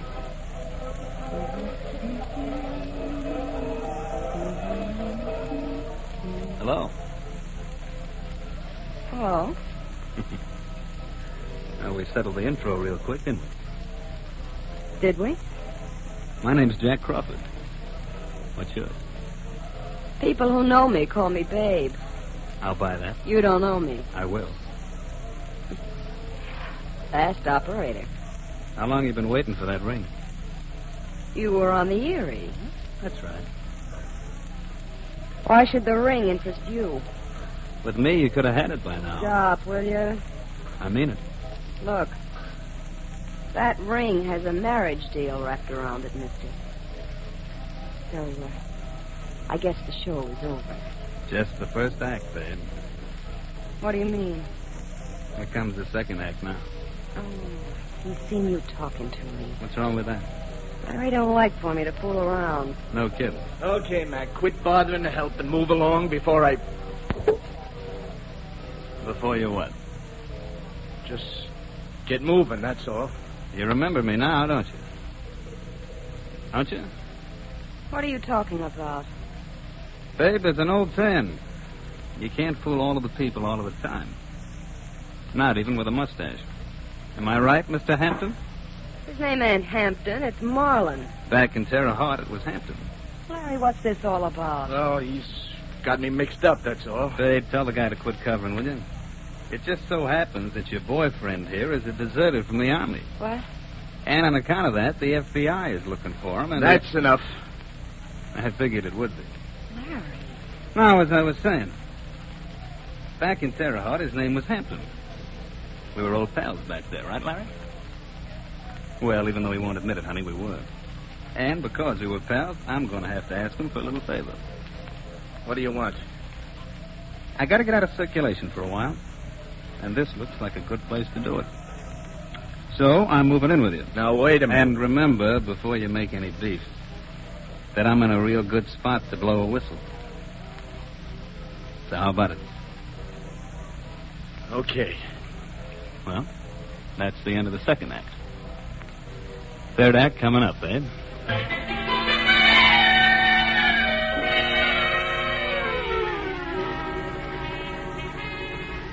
A few miles away in the St. Louis office of the FBI, Agent-in-Charge Phillips has just summoned Special Agent Gaynor to his office. You want to see me, Mr. Phillips? Yes, Gaynor. Well, what's up? Just got a follow-up on that Oklahoma bank robbery yesterday. Really? The agents down there caught 2 of the men early this morning. Did they talk? Yes. Here's the description of the third man still at large. has been checked with Washington? That's Washington's check on it in your hand now. Just came in on the teletype. Oh. The man's name is Jack Crawford. He's already served 2 years for robbery, too. His home state is Indiana, and he just may be headed for there. Which could bring him through Missouri and maybe even St. Louis. How was he traveling last? In the car they used in the robbery. There's an alarm out on it now. Well, he may abandon that soon. If so, it'll make his trail that much hotter. Well, are we getting a set of fingerprints and a photo on him? In the morning, airmail. Good. You better contact police headquarters here right away and see that they're up to date on the case, and state police, too. Right.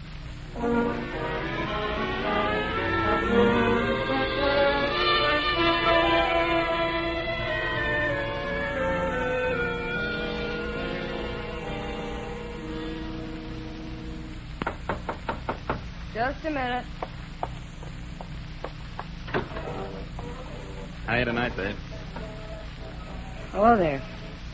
Got sick of hanging around Larry's trailer. Thought I'd come over and see yours. Uh-huh. Is he asking me in? Okay, come ahead. Thanks. Hey, it's real nice. All them curtains and stuff, just like home. Thanks. You, through work for the day? No, I just got 2 hours off. Well, I got 2 free hours myself. Mind if I sit down? Go ahead. Thanks. Where's Larry? Out clipping the suckers, I guess. You know, this county business is quite a touch. Imagine making a living out of people throwing hoops at little kids. Does Larry know you came over here? Why? He ain't gonna like it. That gonna bother you? No. Then, let's not worry about him. Okay. Tell me something, will you? What? This ring business. You really gonna marry the guy? That's the general idea. Why? Why do most people get married? Well, the book says love. You know, that moonlight and roses stuff. But, I don't seem to catch any of that going on with you. You're doing an awful fast add up, mister. No. Just watching history repeat itself. What do you mean? I already told you I knew Larry back in Terre Haute. So? So I've seen him in action with other dames. He's one of them nice guy characters. You know, sweetheart, that's all right for squares, but it ain't for you. Am I right?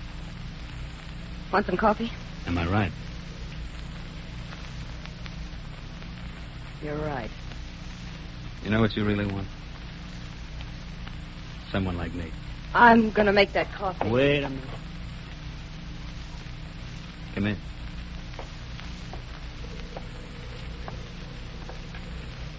Well? Now look, sweetheart. Who is it? Me, Larry. Oh. Let him in. But he... Let him in. Hiya, honey. I just got a minute, and I thought I'd... What are you doing here, Jack? Just dropped in. Babe, has this guy been bothering you? No.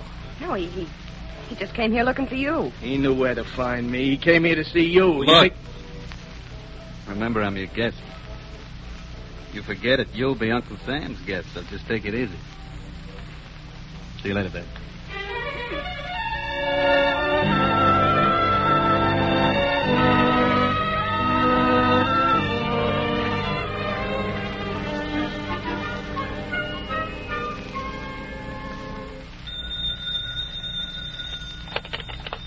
Phillips speaking. This is Gaynor, Mr. Phillips. Oh, got a lead on Jack Crawford? Yes, the police just found his car. Where? He drove it into a garage here in St. Louis yesterday morning early and apparently abandoned it. That gives him over a 24-hour start on us. I know. Any new auto thefts reported? No? And start checking bus, railroad, and airline terminals and ticket offices. You've got his photo. Yes. If he didn't steal or buy transportation out of here, then he's somewhere in the vicinity. I hope he is. So do I. Keep in touch. Right.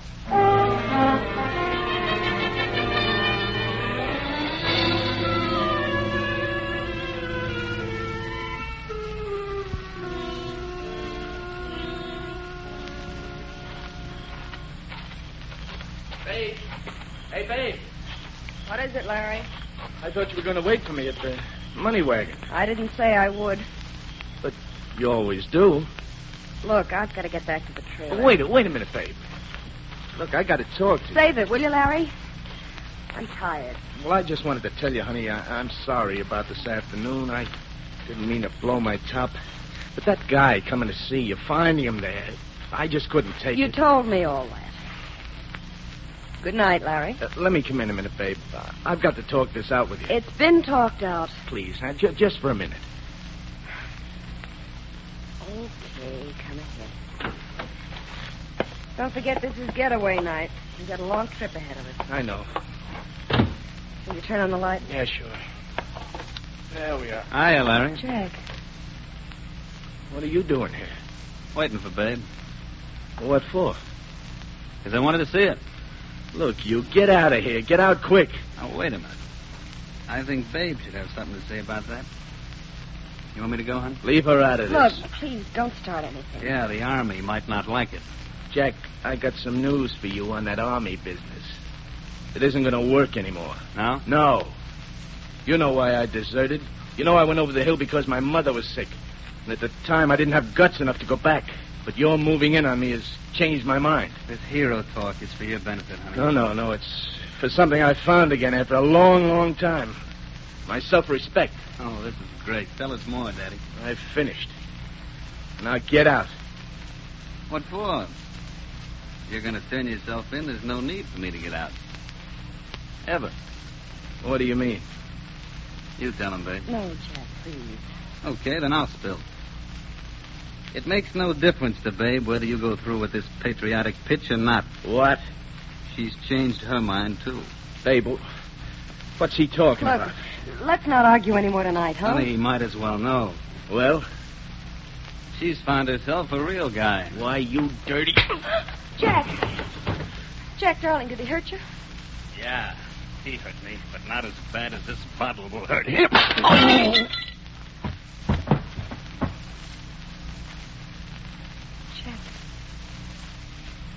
you hit him awful hard. So what? He's bleeding awful bad.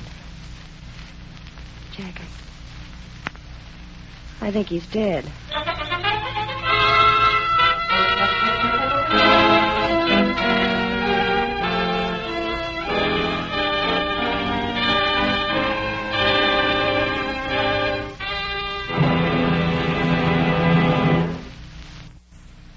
And now, before the FBI file on the Carnival killing resumes, as it will in just a moment, here's that important message for homeowners and home buyers. This week at the Equitable Life Assurance Society, I met a man with one of the biggest smiles I've ever seen in my life. Boy, do I feel good, he grinned, and he waved a paper at me. You see that, he said? That's the mortgage on my house. And today it's just a piece of paper. That mortgage is all paid off, every last cent. I own my home free and clear, and nobody can take it away from me. Well, there's no question about it. One of the red-letter days in any man's life is the day he pays off his mortgage. And that's a day that's not too far off when you buy a house through the Equitable Society's Assured Home Ownership Plan. A plan which combines these 5 advantages. 1, the mortgage is canceled, paid off in full if owner dies. Immediately, the widow owns her home free and clear. 2, a special cash fund is built up, and it's always ready to be used if financial emergencies threaten the home. 3, mortgage interest not at 6%, not at 5%, but at only 4%. 4, liberal allowance to cover title search, lawyers' fees, and other closing costs. No broker's commission or bonus charges. 5, one low monthly payment covers everything and provides free and clear ownership in the time you select. Well, frankly, there is no other plan like this anywhere. The Equitable Society calls it America's finest plan for home ownership. It protects you against the 2 major hazards of home mortgages, death and hard times. So if you're planning to buy or build a house, or if you now own a home, get complete information on the Assured Home Ownership Plan from your Equitable Society representative. That's the Equitable Society. EQUITABLE.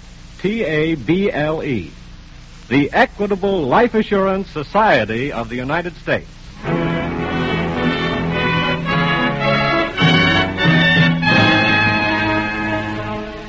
now back to the FBI file, The Carnival Killing.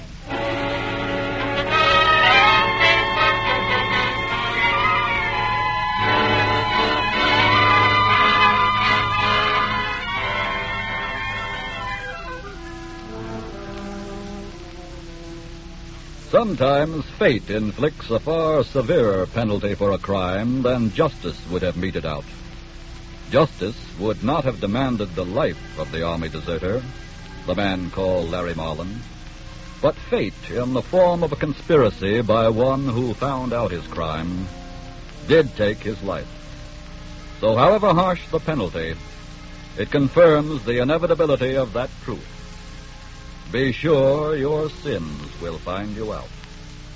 And as for the man who took his life,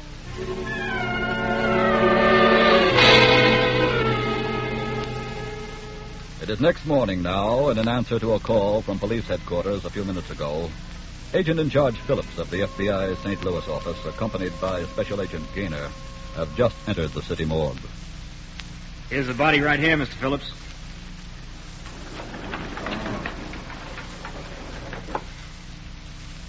We knew, of course, this couldn't be Jack Crawford.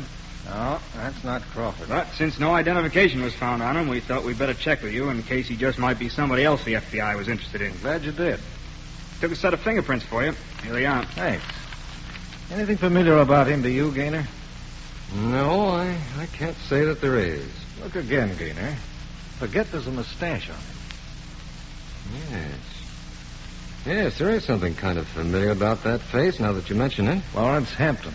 Hampton? He's an Army deserter. We took his photo out of the files just last week. Oh, sure, I remember. I'm certain it's he. Well, the fingerprints will tell for sure. Where was this body found, officer? Way out near the edge of town. South side. Just before daylight. There's a nasty gash on his head. Yes. We thought at first he was a hit-and-run victim. But we checked some fragments of glass. We found the wound. They weren't from headlights. What then? They appear to be pieces from a whiskey bottle. And this was deliberate murder. I'd think so. Any trace of the whiskey bottle near the body? No, and we did a thorough search for it, too. It's my theory that the murder was committed somewhere else, and the body dumped there. Where are his clothes? We have them outside in the locker. Gaynor. Yes, sir? Check them over. See what you can find. Right. I'm going to take these prints back to the office and make sure they're Hampton's.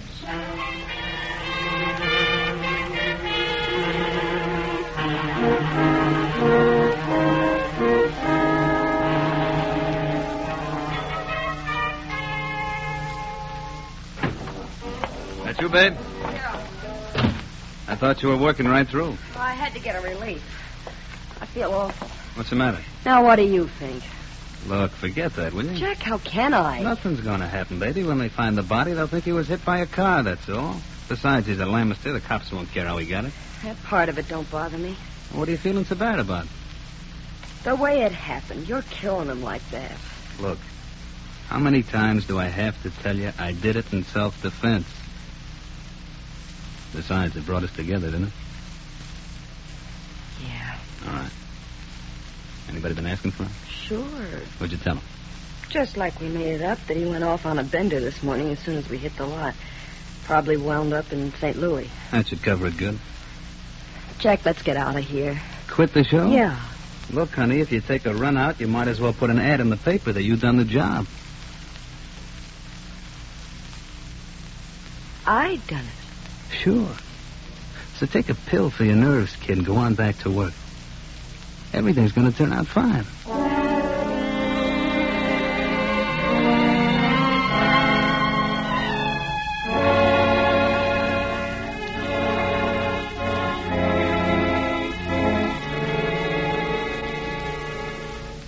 Can I come in, Mr. Phillips? Yes, come ahead, Gaynor.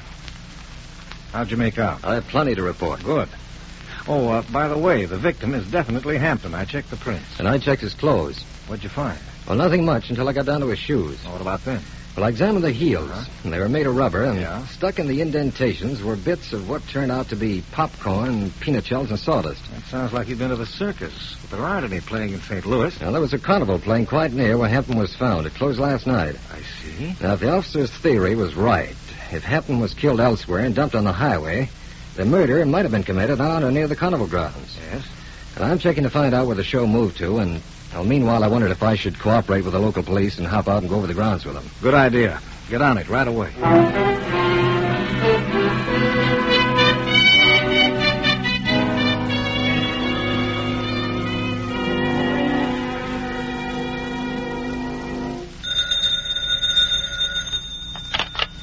Phillips speaking. This is Gaynor, Mr. Phillips. Oh, where are you, Gaynor? I just left the carnival grounds. Any luck? Yes, plenty.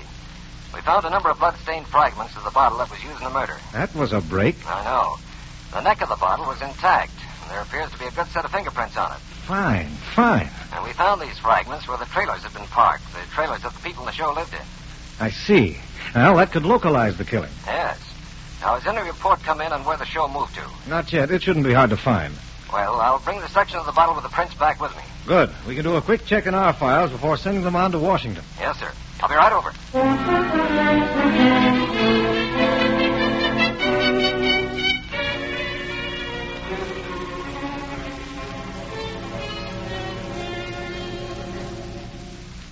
Gaynor. Yes, sir? Will you put those prints under the glass again, please? Yes, sir. There's something familiar about that one whorl. Hand me that stack of prints there. All right. I'm just going to play a hunch. Here you are.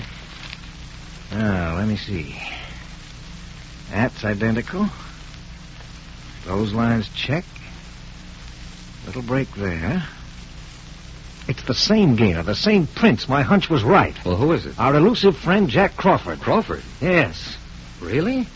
Well, how did he and Hampton ever get together? Well, that's what we have to find out. You say this bottle was found near where they parked the employees' trailers? That's right. There's a chance Crawford is somehow linked with that show. Well, a report just came in. We know where they're playing now. It's only 50 miles from here. I think we better get out there fast.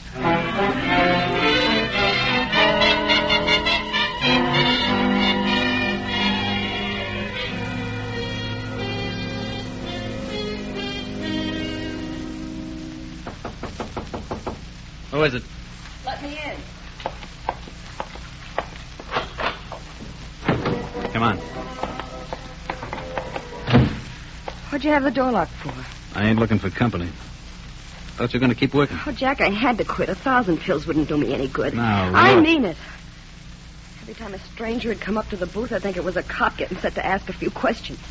I felt people standing in the crowds looking at me like they were watching my every move. Hey, take it easy. Will you take it easy? I can't go on with this anymore. We got to get out of here, and right now. What'll we use for dough? I got Larry's money. Some he gave me toward the ring. How far will that get us? I don't care. We got to go now. Okay, babe. We do it your way. But how do we explain pulling out? I'll say that I'm going to St. Louis to look for Larry. That'll do, I guess. You go get the car. It's parked in the lot. Okay. Here we are, Crawford. Huh? Don't try anything. Jack, who's that? We're special agents of the FBI. What? We want to talk to you both about the murder of Larry Hampton.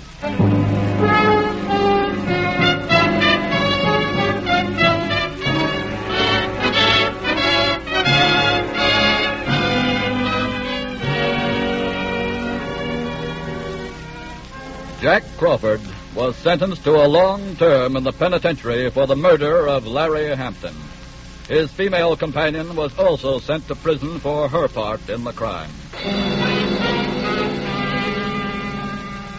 Why do criminals go on defying the inevitability of that inexorable truth? Be sure your sins will find you out. Why do they go on making their futile challenges to the inescapability of justice? Why do they play a game they cannot possibly beat?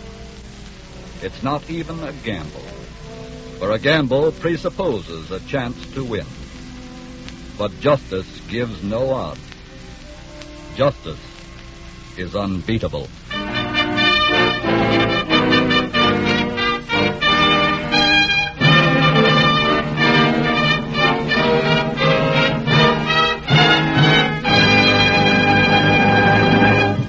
Next week, another thrilling case from the files of your FBI. We'll tell you about it in just a moment. But now, let me refresh your memory on the more important features of the Equitable Society's Assured Home Ownership Plan.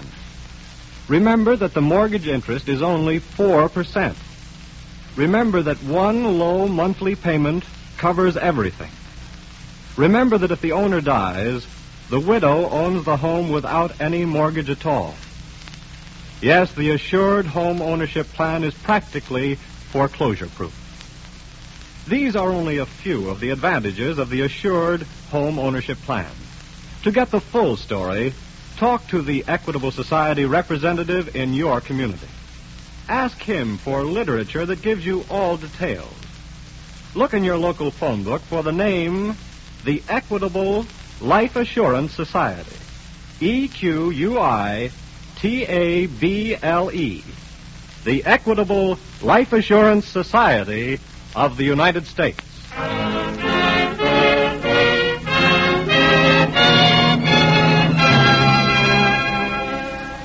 Next week, we will bring you another colorful story from the files of the Federal Bureau of Investigation. The Fugitive Horse Player.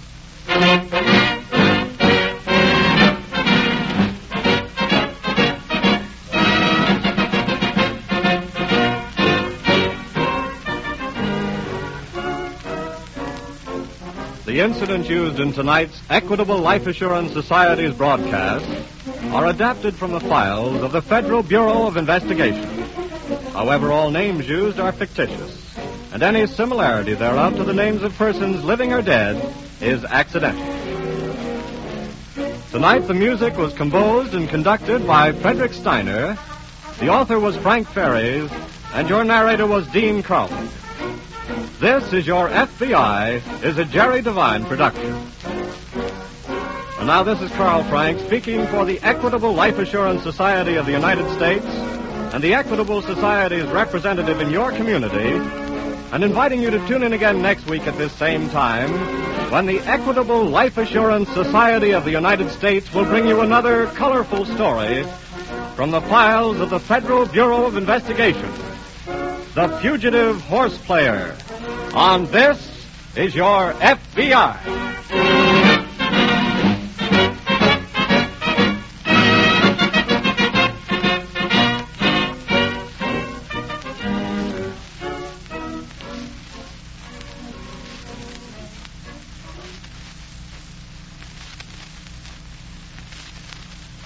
This is ABC, the American Broadcasting Company.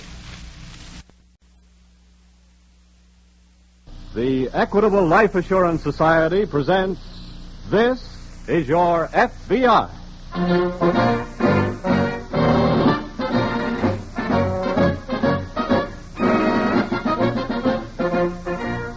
This is Your FBI, an official broadcast from the files of the Federal Bureau of Investigation, presented as a public service by the Equitable Life Assurance Society of the United States and the Equitable Society's representative in your community.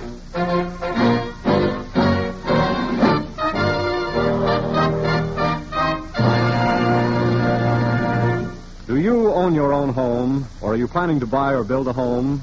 Then we suggest that you have pencil and paper ready to make notes when the Equitable Life Assurance Society, sponsor of this program, tells you about America's finest plan for home ownership. The announcement on this plan is due in about 14 minutes. Have your pencil ready because this Equitable Society plan can save you money and give you greater security in a home of your own.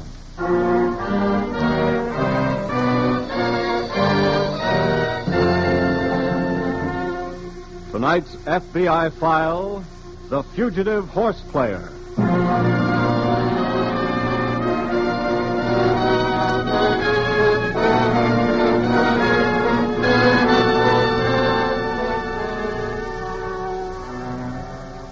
There are many decent, honest people connected with the sport of horse racing. These people are interested in trying to keep the sport clean and well conducted. However, there are millions of loose dollars connected with the business. And where you find millions of loose dollars, you will also find many loose characters. Parasites who will engage in any amount of hard work to make a dishonest dollar. Such a parasite of racing is the tout. A genius with patches in his pants who offers to make you a millionaire overnight. Sometimes the price is $10, sometimes the price is $5. And sometimes, as you will learn from tonight's case from the files of your FBI, he takes his payment in blood.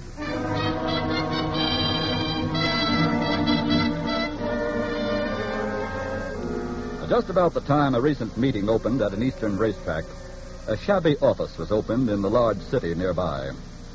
There was more than coincidence in the twin openings, because the office was to be the headquarters for Joe Muncie. Official title, Joe Muncie Tout. Muncie, a trimly built dapper man, is sitting at his desk. Brownie, his girl, his secretary, his life, was just entered the office from the small reception room. Joe. Come right in, Miss Brown. What is... Wait there. Oh, thought you had a customer, Brownie. Are you kidding? Well, don't worry, baby. That code ad I put in the morning record will bring 'em in. The place to find suckers is at the track. We'll get a bite right here. Don't say that word bite. It makes me hungry. Look, baby, I don't like this no-dough routine any more than you do. Then let's get out to the track and find some umpches. Brownie, you don't have to go looking for horse players. They think you know something, they'll come looking for you. That ad in the paper will bring us a cup. Yeah, listen. See what I told you? Somebody come in. Probably the landlord. All right, open the door. Don't let him get away. Okay. Something I can do for you, sir? Yes, I saw your ad in the morning record. Oh. Don't keep the gentleman waiting, Miss Brown. Show him right in. Come inside, please. Thank you. This gentleman has come here in regard to your ad, Mr. Muncie. Oh, splendid. That'll be all, Miss Brown. Yes, sir. Sit down, Mr. Adams. Sit down, Mr. Adams. Muncie's the name. Joe Muncie. How do you do? Fine. Mr. Adams is a new customer. You're entitled to know about the firm. Established 1933, 15 years of satisfied customers. We pick 'em, you play 'em, results guaranteed. I see. And I suppose, like the dozens of other turf lovers that have been in here this morning, you're interested in today's code special. Well, yes. You couldn't have picked a better day, Mr. Adams. I can underwrite the fact that today's pig will be on the bill daily from wire to wire. Well, I'm afraid I don't understand, sir. Oh, just balance of the turf, Mr. Adams. This horse is a sure winner. Well, now, how much is the code special? Since you're a new customer, you're entitled to a special rate. The usual tariff is 20 bob, but I'm letting you in for a saw. What's a saw? $10. Oh, well, that's certainly reasonable enough. Let me see now. Goodness, I thought I had $10. I'm afraid I haven't anything less than 100. Well, I'd be... 100? Yes, can you change it? Well, not at the moment. I just sent my bookkeeper to the bank to make a deposit. Well, now, maybe I can go downstairs and get some change. No. Wait a minute, Mr. Adams. Just sit right down there. Well, very well. Mr. Adams, I'm going to ask you a very direct question. Yes? Just what kind of money are you prepared to bet? Well, if I thought a horse had a real good chance, I'd be willing to wager $1,000. I'm going to sit down, too. You said $1,000? That's right. $1,000. Well, that does it. I'm going to break a rule of a lifetime, Mr. Adams. I'm going to give you a complete and absolute stranger Joe Muncie's super special. Well, now, how much does that cost? Absolutely nothing. Well, I don't understand. You're getting the winner absolutely free. All you got to do is bet 20% for me. What do you mean? If you bet $1,000, then you lay 2 yards, 200 that is. You bet that much for me. You understand? Well, that certainly sounds fair enough. I'll have to go to get the money, though. Well, okay. But you'll be back here at noon, and we'll go out to the track together, right? I'll be here. You can count on it. Well, I'll be getting along. Okay, Mr. Adams. Goodbye, Mr. Muncie. Goodbye, Mr. Adams. Goodbye. Brownie. What is it? Sweetheart, did we just make a score? That was the sweetest. I heard everything. What's with that tone of voice? What's with letting that sure $10 get away? Chicken feed, honey. The sucker is good for a bundle. If he comes back. He'll come back. And what's the super special you dreamed up that's going to come through today? I get one. What's the best bet in the scratch sheet? Breakaway in the third. That's the super special. And if he blows the deuce? He's a stick out. Besides, we got 200 going for us for nothing. Before we're through, baby, we're liable to wind up with 20, 50, maybe 100 G's. You got 2 bits? I'm hungry.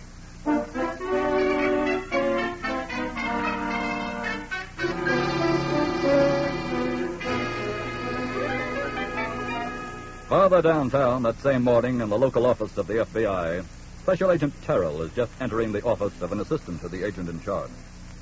Did you want to see me, Mr. Naylor? Yes, Terrell. Say, did you ever hear of a town called Bentley? No. It's about 100 miles upstate. It must just be a wide place in the road. It's bigger than that. It's a piece big enough to have a bank where a teller could get away with $28,000. Wow. The teller didn't show up this morning. He left Bentley sometime after 5 o'clock yesterday. They think he's come here? They think it's possible, but they have no evidence yet. Has he any friends or relatives here? None that they know of. Mm-hmm. I think you'd better train up there right away and investigate. You could be back in the morning. Okay. The missing teller's name is Fred Williams. He's probably changed that by now. Yes. He'd been with the bank 12 years. One of their most trusted employees. Did he take the $28,000 all in one lump? No, the defalcations cover a period of a year. Oh. But he did take a little over 10,000 of it yesterday. Must have known the examiners would do then. Not necessarily. Anyway, do a thorough checkup on his friends and personal habits. We may get a good lead on him that way. Right.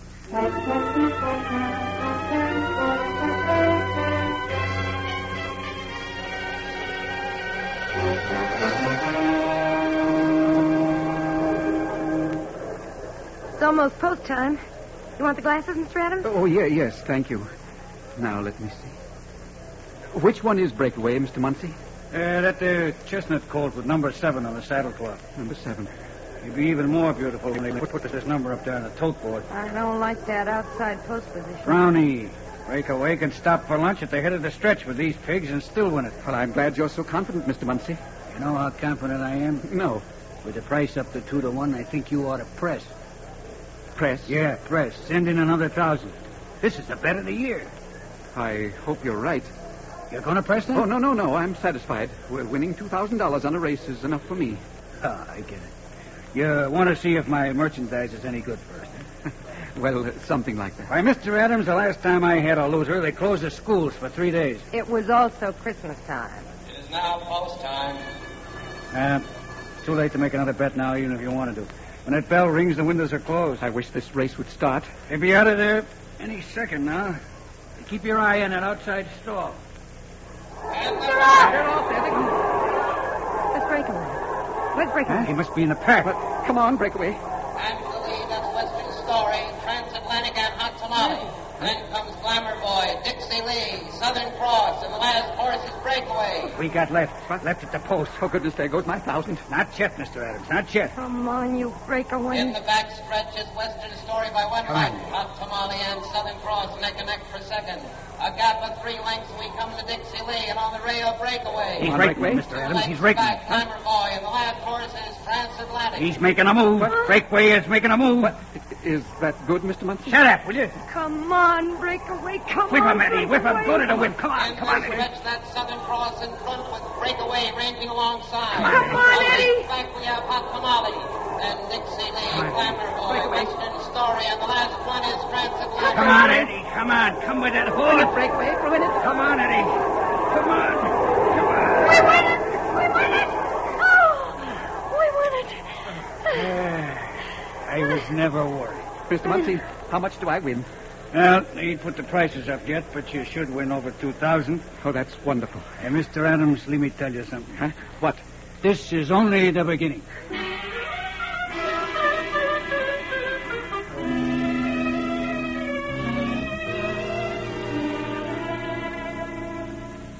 Good morning, Mr. Naylor. Oh, hello, Terrell. Just get in? Yeah.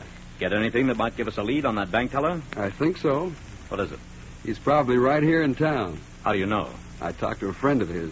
He told me the teller had just taken a sudden interest in playing horses. Uh-oh. Which probably accounts for the series of defalcations over the past year. I would think so. And since there's a race meet going on here, that's probably where he is with the last 10,000 he took. Yes. Did you get a picture of him? Uh-huh. Then I guess you and I will be out at the track this afternoon.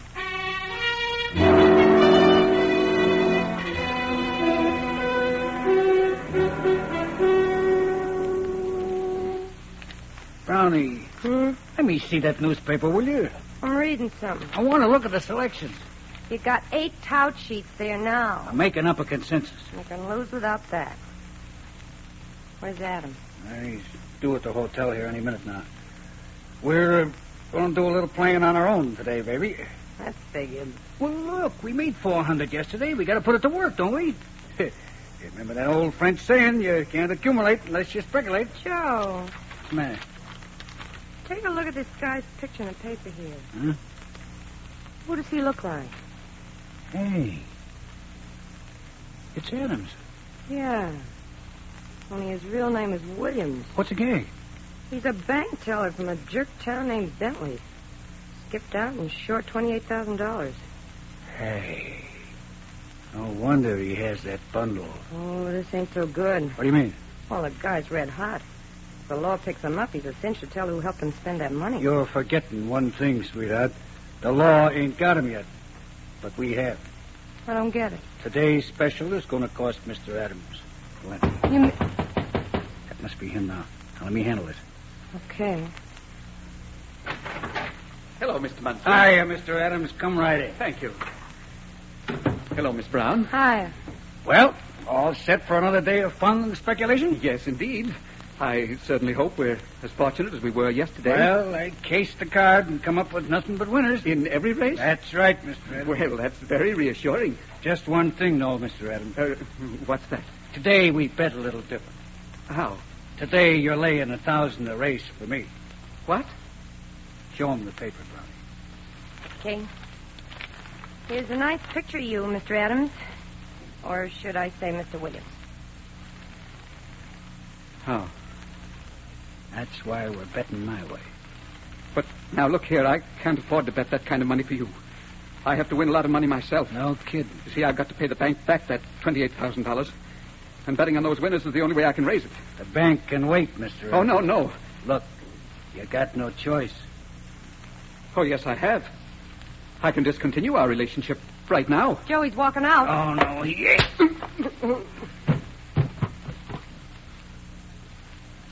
Well, you finally picked a winner.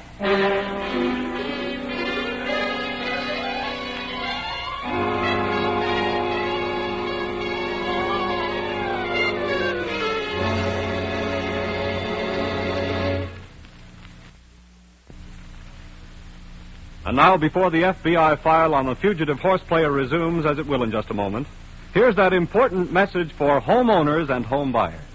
This week, at the Equitable Life Assurance Society, somebody asked how much it was wise for the average man earning $5,000 a year to pay when he buys a home on mortgage.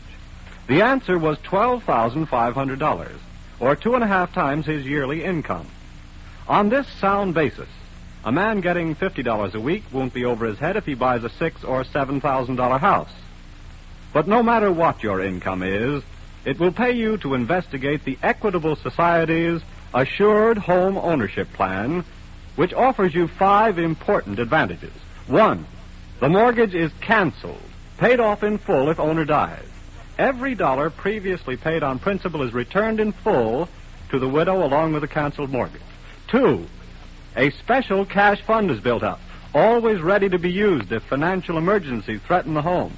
3, this cash fund increases as the mortgage shrinks. It can be used to shorten the term of the mortgage. Pay off a 20-year mortgage, for example, in as little as 14 years. 4, mortgage interest not at 6%, not at 5%, but at only 4%. 5, liberal allowance to cover title search, lawyer's fees, and other closing costs. No broker's commission, no bonus charges. Well, frankly, there is no other plan like this anywhere. The Equitable Society calls it America's finest plan for home ownership. It protects you against the 2 major hazards of home mortgages, death and hard times. So if you're planning to buy or build a house, or if you now own a house, get complete information on the Assured Home Ownership Plan from your Equitable Society representative. That's the Equitable Society. EQUITABLE. The Equitable Life Assurance Society of the United States.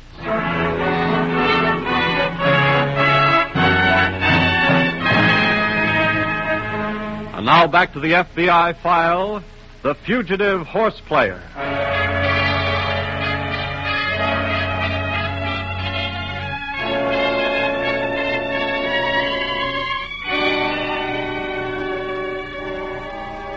Racing touts fall into the category of chiselers. And all chiselers are unscrupulous opportunists. To them, money is something to be gotten by any method. even though it be criminal, as in tonight's case from the files of your FBI.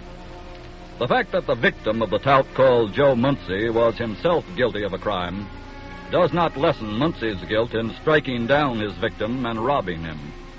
Rather, it stresses the meanness of his crime.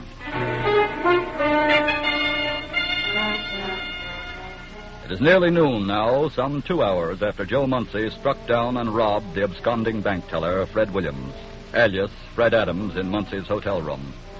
The FBI's assistant to the agent in charge, Naylor, is sitting at his desk when Special Agent Terrell enters.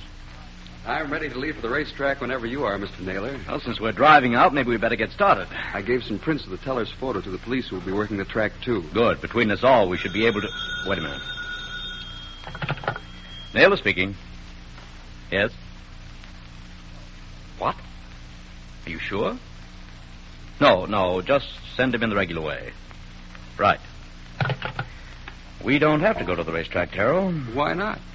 Just watch who comes through that door. Mr. Naylor? Come in, Mr. Williams. Thank you. Well, for the Sit love... down. I'm sure you gentlemen are a little surprised. Well, that's hardly the word for it, Williams. I was going to give myself up anyway after I got the money back. But getting it back is out of the question now. Does that bruise on your face have something to do with it being out of the question? Yes, sir. Then let's have your story, Williams. From the beginning.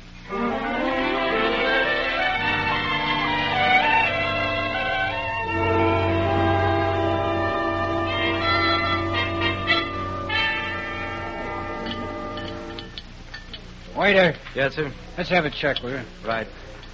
Come on, baby. Finish that coffee. Don't rush me. We just about got time to get to the station. You can eat at the track. Did somebody pass the law we have to get there for the first race? I got the winner. You don't want to miss a sure thing, do you? Oh, you've been reading your own ads. Relax. But, honey, I'm not so sure I even want to go to the track. Look, I've only got the first 4 races handicapped. We blow after the 4th. Okay? What about Adam Williams, whatever his name is? What? You're afraid to go with the cops, huh? Yeah, aren't you? Honey, Mr. Williams is hotter than the inside of a glove. He can't go near the cops, or they put him away for 50. I hope you're right. I know I am. Now, look, we play the first 4 races, beat it back to town, get the car, and head west.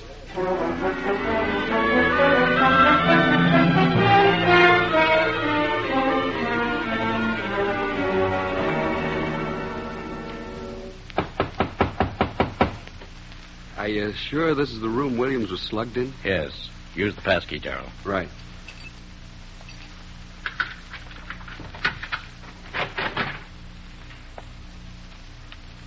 Well, I didn't lose any time getting out of here. Come on. Let's see what we can find. No telling where they're headed for. They'll leave a trace wherever it is. What do you mean? Muncie's got all those $100 bills Williams took from the bank. Oh. And we've already sent out lists of the serial numbers to all field offices this morning. Good. Anything in the desk over there? No.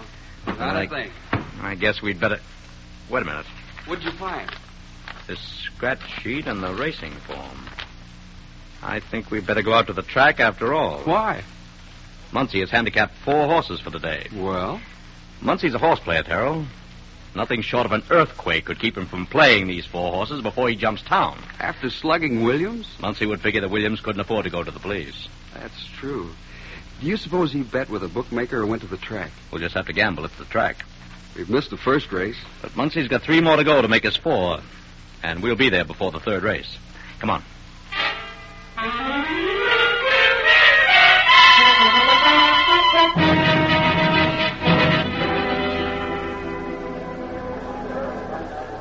That's 2 winners in a row, Brownie. That's par for the course. Let's quit. Are you kidding? Let me collect our 3,000, then I'll buy our tickets for the 3rd, and we'll head for the bar. I wish we were heading west. Honey, we will be right after the 4th. I don't like it, Joe. Paying off. You like that, don't you? Sure, Look, but... we leave this town with a satchel full, baby. Now, come on, let's collect.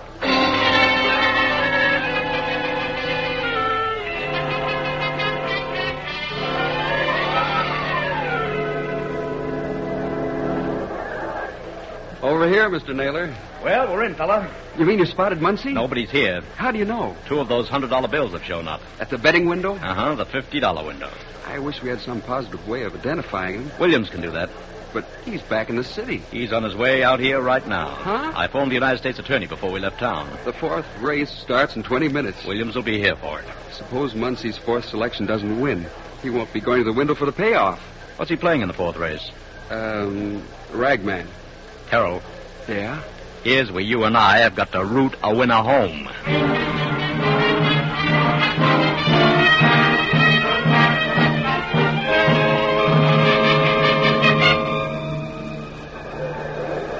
The horses are on the way to the starting gate, and Williams isn't here yet. Who's this coming now? Okay, you win. Did we make it in time, Mr. Naylor? Yes, Williams. Just in time to help us root Ragman home and catch Muncie. Good. That's going to be a real pleasure. Come on. Here's a good place to watch and root. It is now post time. Ragman's got post position 3 with the jockey wearing the bright gold blouse. I think I can really get excited about this one. They all seem pretty quiet. Maybe we're going to get a start. And they're off. And for the lead, that's Ragman. The gap of 2 lengths, that is the Colonel, Tootsie, Buttons, and the last confusing. Come on, Ragman. Whip him, young man. Whip him. Stay up there, Ragman. He's moving away from him. At the half, it's Ragman by 3. The Colonel and Tootsie head to head. A length back, Buttons, and the last horse confusing. Come on, Ragman. Stay up there with that horse. Keep moving. I think he's going to do it. Going into the stretch turn, Ragman by 3. Tootsie, the Colonel, and Buttons lapped each other. A gap of 8 lengths confusing. He's starting to quit. Ragman's quitting. Stay up there, Bobby. Go to the whip. Hold him up, Bobby. Come on, drive now. Stretch, it's Ragman on the rail by 1. Tootsie ranging up to the outside. 3 lengths back, Buttons and the Colonel headed head. And 15 lengths back, confusing. Hang on, Ragman. Only a 16th to go, Bobby. Hit him, Bobby. Come on, you Ragman. Come on, Bobby. Come on. Come on. He lasted. He won. Ragman's number is up. His picture's for place. Let's go down to the $50 window.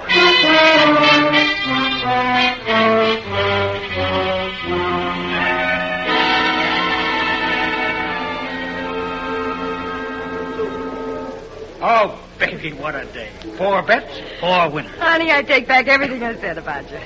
Now do me a favor. Sure, honey, what? Let's go as soon as you come in. Sure. We're going to be on our way in 5 minutes. Just let me get on this line here. Hello, Mr. Muncie. What? Adams. Williams is the name. What are you doing here? I'm here with these gentlemen. Huh? We're special agents of the FBI, Muncie. Joe! Wait a minute, miss. We want you, too. Together, you make a wonderful parley.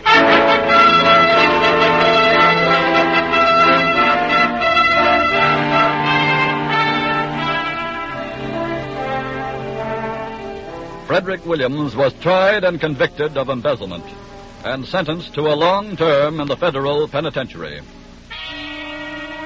Joe Muncie and Florence Brown were jointly tried and found guilty of attempted murder and are likewise serving long terms in the penitentiary. Joe Muncie did hit 4 winners in a row because touts, like anyone else who follow the horses, have their lucky days at selecting winners. But ask any veteran of the sport, and he'll tell you that you cannot possibly beat it for keeps. The bank teller Williams learned this the hardest way possible, the criminal way. And he learned, too, a lesson many hardened criminals could have told him. A lesson your FBI continues to prove 24 hours a day. That crime does not pay.